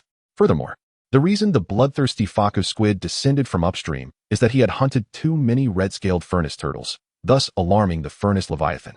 Yi Yinchuan even suspects that the ease with which the bloodthirsty Fa Ku Squid killed the furnace leviathan is significantly linked to the wound inflicted by his frostblade strike. Otherwise, the furnace leviathan could have at least fought to a stalemate, presenting him with an opportunity to scavenge. Was there a problem? None at all. Thus, reflecting from a divine perspective, everything unfolds as a chain reaction, akin to the butterfly effect, to advance further in the next simulation and secure better rewards. The strategy is clear. Eliminate the bloodthirsty Fa Ku Squid in its infancy. Additionally, it is essential to accelerate his growth. It is evident that creatures like the bloodthirsty Fa Ku Squid and others possess dynamic strengths that evolve over time. As long as he grows swiftly enough, no creature in this vast ice age will pose a challenge. The essence of invincibility lies in speed. Do you comprehend? Bao Bao interjects, querying whether this notion of speed is a mere explanation from Wasabi. Certainly, the Master's words hold true. The seal nods in agreement. Regarding the acceleration of strength, Yi Yinchuan harbors no concerns, for every simulation rewards and enhances, carrying over to subsequent attempts. In essence, each trial surpasses the last. Currently, Bao Bao possesses 2 more simulation opportunities, compounded by the universal simulation attempts obtained from assisting the little grass rabbit, totaling 3. After evolution, even more will be available. With such numerous simulation chances, what is there to fear? Yi Yinchuan glances at the cooldown period, precisely 1 week. Given the present circumstances, the cooldown for simulations appears to correlate with the strength of the beast. The stronger the beast, the longer the cooldown. At present, it stands at 1 week. It is uncertain how long it will be should Bao Bao evolve again. However, there is no doubt that each simulation yields tremendous rewards and enhancements. Thus, waiting is always worthwhile. After all, the benefits from simulations far exceed those from conventional training, an unparalleled advantage. As for exploration beyond the subterranean river, there is no urgency for now. Having pondered thoroughly, Yi Yinchuan contentedly examines the rewards. Surely, one cannot allow a disrupted simulation to dampen one's spirits. Apart from completing the challenges, one cannot perpetually simulate. And the Ice Age has only just commenced in this great epic of snow. What a long way remains. Patience is key. What is meant to come will surely arrive. We cannot possess everything, nor can we be devoid of all. Achievement unlocked. The Call of the Focus Squid. Initial rewards unlocked. First, talent. Earth affinity, skill, earth burrow. Second, talent. Frost power, skill, frost breath. Third, resistance enhancements against fear curses. Simulation rewards are being calculated. Reward 1, 1 black iron tier beast core. Reward 2, skill, tail dance. Reward 3, skill, tail shadow. Reward 4, choose one of the following. 1, 1 black iron tier beast core. 2, level up to black iron level 7. The rewards are exceedingly generous. Yi Yinchuan cannot help but channel his inner major to exclaim, Beastmaster Scroll, yes indeed, splendid. He is now well aware of these rewards. Notably, the tail dance and tail shadow skills that Bao Bao learned in the previous simulation are finally being granted as rewards, signifying they can be activated immediately. Furthermore, regarding the final reward selection, whether to choose the black iron tier beast core or the level enhancement, Yi Yinchuan hesitates briefly before opting for the core. With 1 black iron tier beast core already in hand, this additional core will complete the essential materials for the evolution of the tail seal. Moreover, the energy contained within the core can also elevate levels, and even offers a chance to comprehend talents or skills. In every aspect, the core proves to be more valuable. As for levels, the current state suffices, and training and battles will facilitate improvements. After confirming the rewards, the talents and skills, along with the memories from the simulation, will be activated in a bundle within Bao Bao. That night, Bao Bao struggles and kicks in its sleep. The chubby little legs kicked wildly, nearly knocking the old father unconscious. Fortunately, the little rascal did not exert full strength, and the soul contract provided a degree of protection. The power of the 3 bears, indeed. Meanwhile, it shouted, hug, hug, hug. Clearly, it was having a nightmare. Yi Yinchuan translated the words, which roughly conveyed, what is this? The leopard's courage has been utterly shattered. Hugging is going to lead to death. Oh dear, the terrifying FAQ, save me. Hearing the cries for a hug, Yi Yinchuan recalled the dread he experienced from the bloodthirsty FAQ, especially the terror of the blood angel FAQ in its final moments. Gazing into the dark room, he felt as though a face was watching him from a shadowy corner, ready to extend tentacles lined with suckers and teeth, to drain him and the little one of their essence. He silently withdrew his hands and feet under the covers. This feels much safer. If the FAQ truly exists, let it feast on the little one instead. They are more delectable. The little one, Bao Bao, seemed to be in a state of confusion. The probability of being suffocated by Bao Bao's ample posterior was not high, but it was certainly not 0. Chapter 66, Beast Masterclass. Ice Crystal Flower has evolved. Types of pet relics. Key points for the exam. The next day, upon awakening, Yi Yinchuan found Bao Bao sitting at the bedside, its round head turned away, emitting a sound akin to candy being unwrapped. Goodness, it couldn't have been reset, could it? Bao Bao, wake up, Yi Yinchuan exclaimed, giving it a gentle shake. Bao Bao slowly turned its head, asking, what is it, master? Is this a Barbie? Yi Yinchuan shook Bao Bao again, saying, come back to your senses quickly. What am I to do without you? A minute later, observing Bao Bao happily munching on a large shrimp while sporting a few bumps on its head from the earlier encounter, Yi Yinchuan sighed in relief. The little creature had been frightened by the bloodthirsty FAQ in the simulated memory and had a night filled with nightmares. However, a good meal was all it took to remedy the situation. Just look at its little eyes. How astute they appear. Yi Yinchuan checked Bao Bao's status panel. Its talents and skills had been fully realized. Externally, there were no significant changes, but its power had indeed increased considerably. Incidentally, the attribute labels on the panel had not changed. Frost power, earth affinity, and burrowing. Although these attributes pertain to ice and earth, they did not compromise Bao Bao's essence. It would not be restrained by these properties, but rather benefit from their advantages. Moreover, Bao Bao's personality had undergone a slight transformation. Once characterized by a lazy disposition, it had now evolved into a blend of laziness and steadiness. Quite remarkable indeed. The little one had nearly reached 100 pounds, which added to its stability. After all it had been through in simulations, its character was bound to be influenced. Despite its stubbornness, Bao Bao had proven to be significantly more reliable in critical moments, as evidenced during the previous battle against Su Longlong's little water frog, where Bao Bao displayed an ironclad fighting spirit. After breakfast, Yi Yinchuan went to school as usual, accompanied by his cousin Su Xiaoxiao. Su Xiaoxiao's little grass rabbit was leveling up rapidly, and it would not be long before it reached bronze level 9. Her cheeks were flushed with excitement, her eyes sparkling more than usual. Though she was unsure of what kind of magic her brother had cast on the little grass rabbit, she speculated that he might have fed it energy blocks.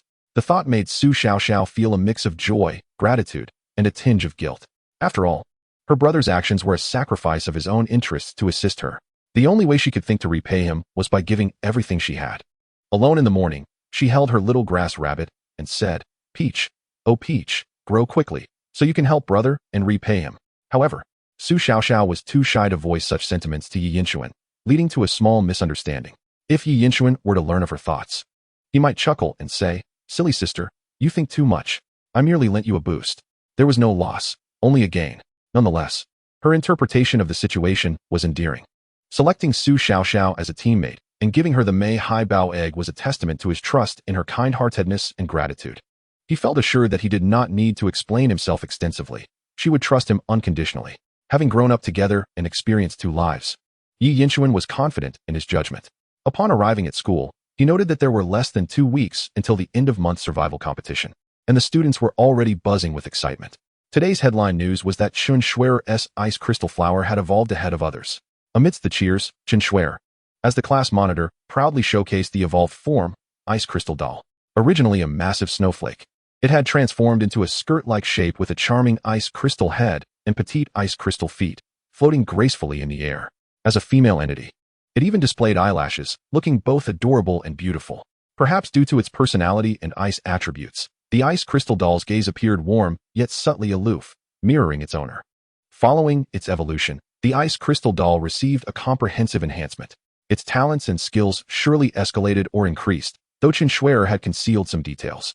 The skill impact had transformed into sacrificial charge, inflicting 1,000 points of damage to the enemy while sacrificing 800 points of its own. However, as an elemental life form, the ice crystal doll would sustain less damage and could recover swiftly. If paired with acceleration techniques, the combination would yield tremendous power. Yi Yinchuan nodded in approval. The evolution of Chen Shuer's ice crystal flower was favorable news for him. Firstly, it strengthened the overall class capabilities, allowing them to support one another in the survival competition.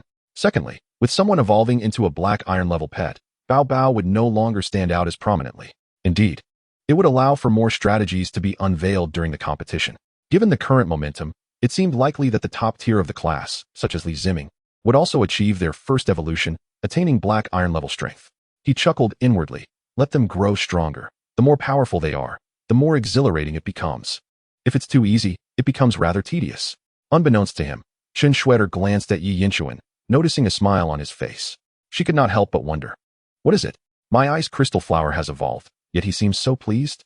Yi Yinchuan responded with an encouraging look, silently urging her on. Go for it, class monitor. Your ice crystal doll is formidable. My Bao Bao might need 2 skills to defeat it. Chen Shuer was momentarily taken aback.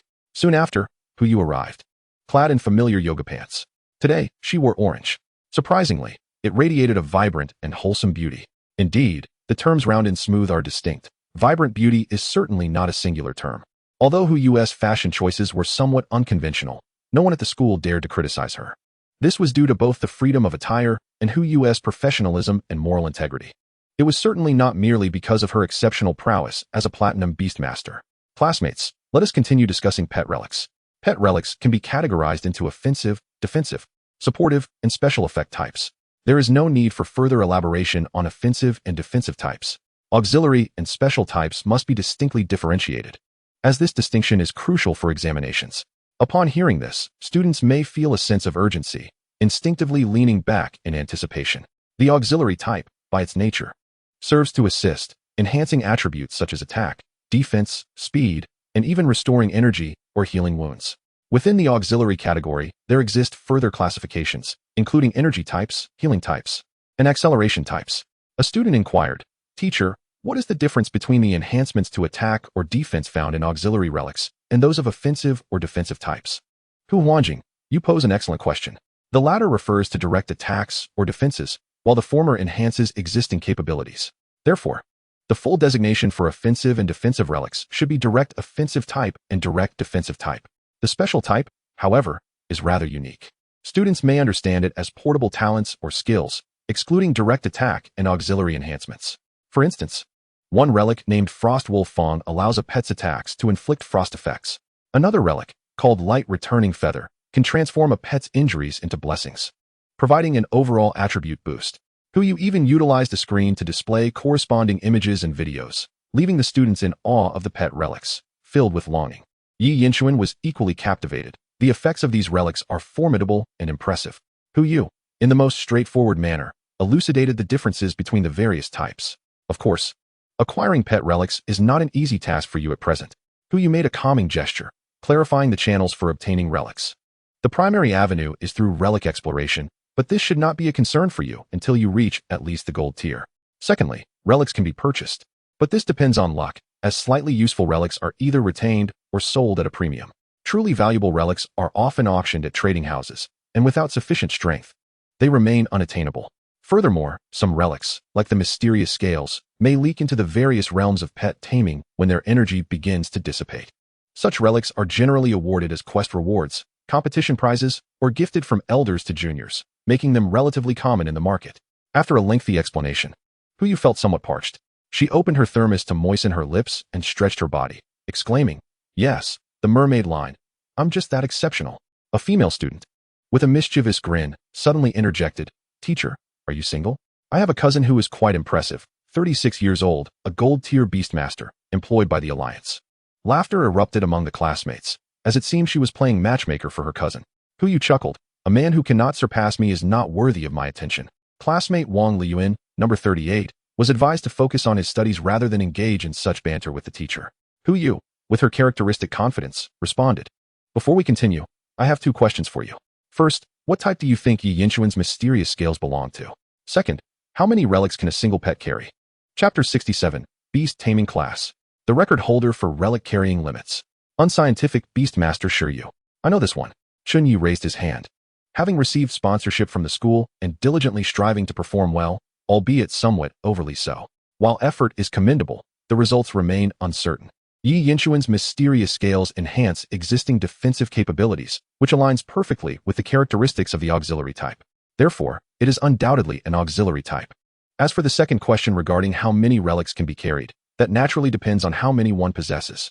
If I have 10, I would have them all equipped on my little stone monkey.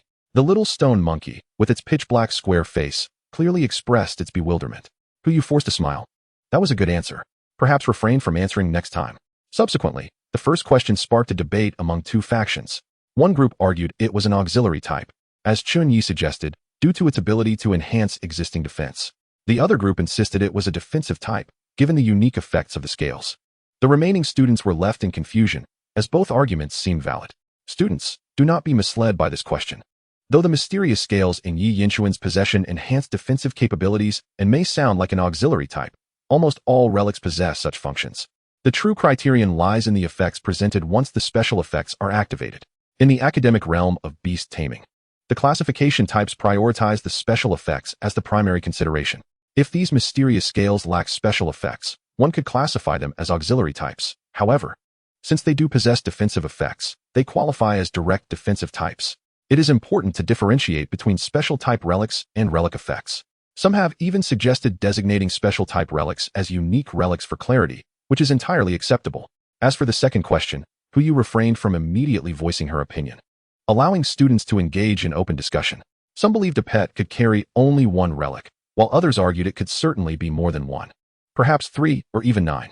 However, 9 would be the absolute limit, as it represents a maximum number. Information available online is also quite complex and varied, making it difficult to ascertain. The concept of relics in beast taming is akin to advanced mathematics, possessing a certain depth. Once the students had discussed sufficiently, Huyu clapped her hands. All right, some of you have made valid points. Currently, the consensus in the academic community of beast taming is that a single pet can theoretically carry around 16 types of relics. 16? That is quite a lot. Wait, why types and not pieces? The students were taken aback. Huyu nodded. Remember, there is a principle regarding relic carrying. Only one relic of the same category can be equipped. For example, the mysterious scales belong to the scale category. Once equipped with the mysterious scales, no other scale type relic should be carried, as this would likely result in rejection. If forced, the relic may be damaged, or worse, the pet may perish. Upon hearing this, the students held their breath. Pets are companions to beast tamers, and many treat their pets as their own children. Any conscientious beast tamer would not wish to see their pet suffer unjustly, let alone die. Currently, there are 16 known basic categories of relics, and I invite everyone to memorize the mnemonic: scales, feathers, shells, hides, claws, fangs, limbs, bones, hearts, eyes, ears, mouths, tongues, noses. Teacher, that only adds up to 15. What is the 16th? Upon hearing the students' queries, Huyu smiled gently. I ask you, is the knowledge of relics in beast taming difficult? After a moment of hesitation, the students replied, difficult. Correct. The final type is the pouch. Venom pouches, silk pouches, ink pouches all belong to the pouch category. This is the 16th type of relic. Wow, we can remember it this way. The students were astonished, caught between amusement and bewilderment. As for why it is categorized as 16 types instead of 16 pieces, it is because certain categories are more specialized, such as eyes and limbs. Eyes are divided into left and right, and limbs into 4 appendages, including additional limbs like tails and tentacles. Thus, the left and right eyes have a significant possibility of carrying 2 different relics, while limbs could theoretically carry up to 4 or more, depending on the species. Therefore, the theoretical number of relics a pet can carry is undoubtedly greater than 16. However, theory remains theory. Why do you find claims of 1, 3, or even 9 relics online? Because the carrying of relics is an exceptionally complex matter, requiring consideration not only of compatibility, but also of the pet's capacity to bear them. In a scenario where the compatibility of pet beasts reaches a staggering 100%, it is conceivable to have over 16 types. Nonetheless, in reality, achieving an 80% compatibility with most pet beasts and relics is already commendable. A compatibility exceeding 90% is rather rare, while a perfect 100 is almost unattainable. However, it is not to say that there are no methods to improve this situation. The academic community has proposed a notion known as Yunyang relics, which suggests that a pet-beast compatibility with a relic enhances over prolonged periods of time. This necessitates years of accumulation. Hence, when individuals acquire an exceptional relic, they often allow their pet beasts to carry it continuously, refraining from frequent changes, all in hopes of elevating compatibility to eventually carry more relics. As Huyu spoke, she noticed her classmates appeared bewildered. This did not surprise her, as she had experienced the same confusion during her own studies. The sheer volume of information was overwhelming.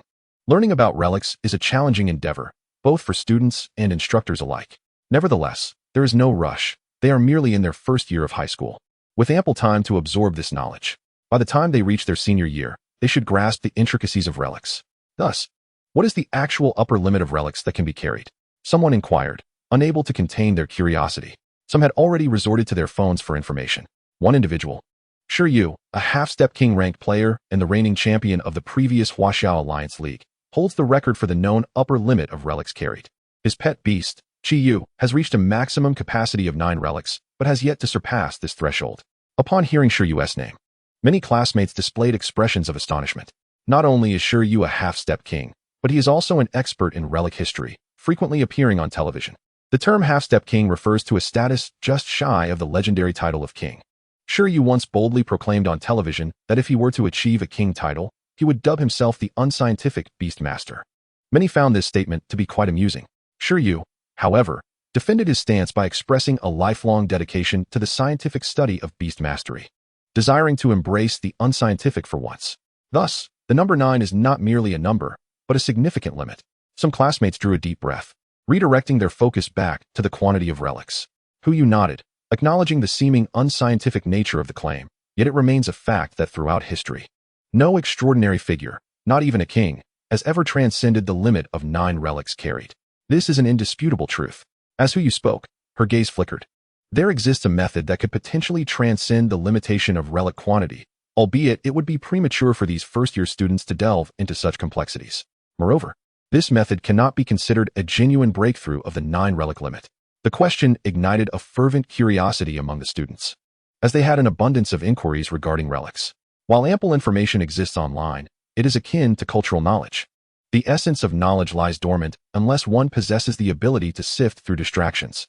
For these students, Hu Yu embodies authority and serves as their teacher. Class, I have a slight headache. We shall conclude our discussion on relics for today, Hu Yu remarked, massaging her temples. After all these years of teaching, she has realized that the subject of relics is the most challenging to impart. Even the brightest student, Hu Huanjing, appeared to be pulling at their hair in confusion. Yi Yinchuan, too, seemed overwhelmed, though he swiftly extricated himself from the haze of information. Inspired by Hu Yu's teachings, he grew increasingly eager about the simulation involving mysterious scales. The upper limit of relics carried, even eluding the kings, prompted him to ponder the potential of his own beast-drawing scroll. Can we round off in such a manner? He mused. Speaking of Shiyu, Yi Yinchuan often saw him on television, previously unaware of the intricacies of relics, merely recognizing him as the world record holder and champion of the Huaxia League. Impressive titles indeed. Shiryu's Qiyu, having evolved from the national treasure, the panda, embodies a distinctive aspect of Huaxia culture. The Huaxia League Championship represents the pinnacle of aspiration for all Huaxia beast masters, necessitating a rigorous selection process from municipal to provincial leagues. It is said that the minimum requirement for entry at the municipal level is being a platinum summoner. This is merely the entry threshold to qualify for the Huaxia League. One must typically be a master, and even that feels like a mere formality. For Yi Yinchuan, this prospect seems distant. Yet he envisions a future where he will simulate and infinitely enhance his prowess, ultimately competing in the Huaxia League. Moreover, he aspires to represent Huaxia in the World Pet Master League, striving to bring glory to his nation. It is rumored that this path is essential for those wishing to become kings. As for the specifics of achieving kinghood, it is not something that a mere novice like him could ascertain. Yi Yinchuan contemplated the possibility of one day becoming a king. What title would his beast carry? Would it be the Scroll King, the Simulation King, or perhaps the Infinite King? Each title seemed lacking in appeal. Perhaps he could consider the Eternal King or the Sea King. No, that felt wrong. The Leopard King? It all seemed a bit too pedestrian. Regardless, he decided to take his time in deliberation. Currently, the most immediate goal seems to be excelling in the high school league. Performing well could open doors for early admissions to prestigious beast mastery institutions. The high school league is divided into 3 segments based on grade levels, with only the senior year typically garnering attention. The first and second years are primarily for honing skills. After all, only those who endure until the end can truly be considered kings. This notion is easily understood, akin to how one's academic performance can fluctuate dramatically from freshman to senior year. As the morning passed, before the class concluded, Hu Yu assigned a task for the students to familiarize themselves with simulation battles. Simulation? Yi Yinchuan's first thought was of this very concept. His second realization was that the simulation battles referred to training scenarios. The reason Hu Yu had not introduced it during the last training session was that simulation battles are part of the curriculum and have already been approved for free use during class. Thus, utilizing it during a rental period would be an inefficient use of resources. As an exemplary homeroom teacher, one must fully utilize available resources to maximize benefits for both the class and the students. Consequently, Yi Yinchuan and Su Xiaoxiao enjoyed a lunch of spicy hot pot, sharing a pot and a bowl of white rice, relishing the meal despite the beads of sweat forming on their foreheads. Following their meal, the two decided to delve into the intricacies of simulation battles. According to Hu Yu, this aspect would feature in upcoming classes, and simulation battles carry credits. Completing associated assignments would yield rewards. Additionally, simulation battles have their own specialized currency known as simulation coins, which can be redeemed for various items in the simulation marketplace, including pet beast eggs. This is due to the collaborative effort between the Huaxiao Alliance and the Pet Kings Company to launch an official virtual battle mode. With a robust backend system applicable nationwide, the simulated currency derived from mock battles undoubtedly possesses value. The types of simulated battles are diverse and can be broadly categorized into single pet battles, individual battles, multi-pet battles, and team battles. Among these, single pet battles and team battles are the most prevalent. However, is the notion of team battles truly legitimate? Is it so wild? Yi Yinchuan has an uneasy feeling about it. Single pet battles can simply be matched directly. In contrast, team battles allow for the choice of solo or grouped play. According to Hu Yu, they will inevitably encounter simulated battles. After all, the realism of these simulations is quite high, enabling pets to gain substantial battle experience without suffering damage or injuries. Some pets can even level up directly through this method. Yes, you heard correctly, level up. It bears resemblance to a game, doesn't it? Yet, This phenomenon is rooted in scientific principles. Research in the field of beast mastery indicates that simulated battles can effectively activate the combat instincts within a pet's brain, stimulating every cell. If we were to draw a parallel, it resembles the subjective initiative of humans in transforming the real world. Of course, it does not align perfectly, and the effects are often exaggerated. As for the impending end-of-month pet survival competition, it is certainly not a distraction to study simulated battles. Firstly, simulated battles can rapidly accumulate combat experience, particularly in chaotic team fights. Moreover, they can set up intricate battle backgrounds, such as mountains, jungles, deserts, and so forth, which are beneficial for adapting to the wilderness combat of pet survival competitions. It is noteworthy that there exists a mode within team battles called Battlefield Mode. It is said that there are pet soldiers and wild monsters. By defeating them during matches, players can earn crystal coins to purchase relics that enhance their combat capabilities. Oh, and one can revive infinitely. Only by destroying the opponent's crystal can victory be claimed, making the battle more complex. Rumor has it that this mode is designed to cultivate beast soldiers. Recent news suggests that virtual battles may also introduce a survival mode. But that is a topic for another time. Beyond accumulating combat experience and aiding in leveling up, it was previously mentioned that virtual currency can be exchanged for resources. Depending on your rank, various resources can be purchased, such as P.E.K.K.A energy blocks and evolution materials. Upon reaching the gold rank, one can even exchange for relics, albeit the most basic and quite expensive. By afternoon, you had assigned homework on the blackboard, forcefully breaking a piece of chalk with a loud snap, causing the male students in the class to instinctively display expressions of reverence, leaning back in their seats, fearful.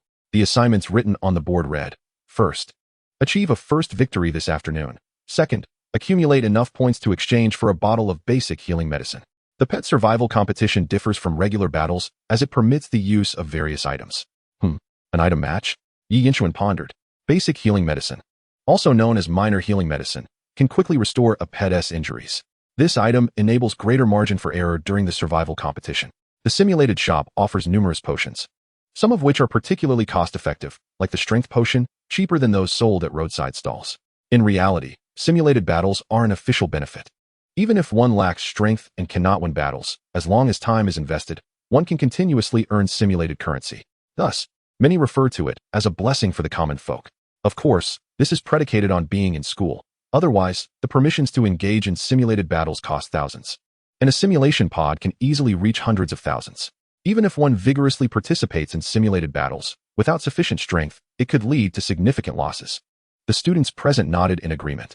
This explains why, whenever an opportunity arises, everyone scrambles to enroll in the Beastmaster class. The rewards they offer are simply too generous. Therefore, do not be reluctant, understood? Furthermore, simulated battles are quite enjoyable. There's a wide variety of experiences. I once had a classmate who found their partner through simulated battles, and they have been happily married for several years now. Observing the knowing smiles of her classmates, you tapped the blackboard. Ahem, let me add, children are not allowed to date, especially online. Beware of online dating scams. Teacher, we are turning 18 soon. We are not children. A female student raised her hand. You chuckled and placed her hand on her waist, her impressive curves unmistakable. Children do not have waists. And neither do you. So rounding up, you are indeed a child, understood? Sit down. The female student felt embarrassed, silently vowing to find a way to develop her waist. You? Hee. If anyone is to date, it shall be me first. What are you little rascals scheming about? Yi Yinchuan raised an eyebrow. Teacher, can it really be rounded off like that? Subsequently, you led everyone to the training ground. The training facilities were quite limited due to scarce resources. But the simulation battle rooms were plentiful, with 3 available to accommodate an entire grade simultaneously. At this moment, classes 1 and 3 had also arrived. The 3 classes merely exchanged glances, some familiar faces waving hello. Under Yu's guidance, Class 2 entered the best first simulation room. The teachers of the other 2 classes sighed slightly. After all, Class 2 had performed remarkably well in the last competition, so the school's resources tilted in their favor, even reflected in the arrangement of teaching equipment. As for what makes the first simulation room superior, it is newer, operates faster, experiences no lag, and offers slightly better graphics. The least favorable third simulation room has machines that have been in use for 2.5 years, nearly covered in dust, and on the brink of obsolescence. To initiate the simulation, one simply needs to retrieve their pet into their ring and lie down in the simulation pod. You briefly explained.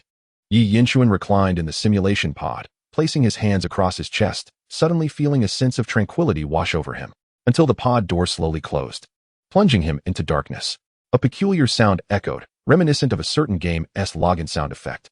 Soon enough, an interface began to materialize before Yi Yinchuan, akin to a game lobby, offering options for battles, access to the simulated shop, and a view of the friend list.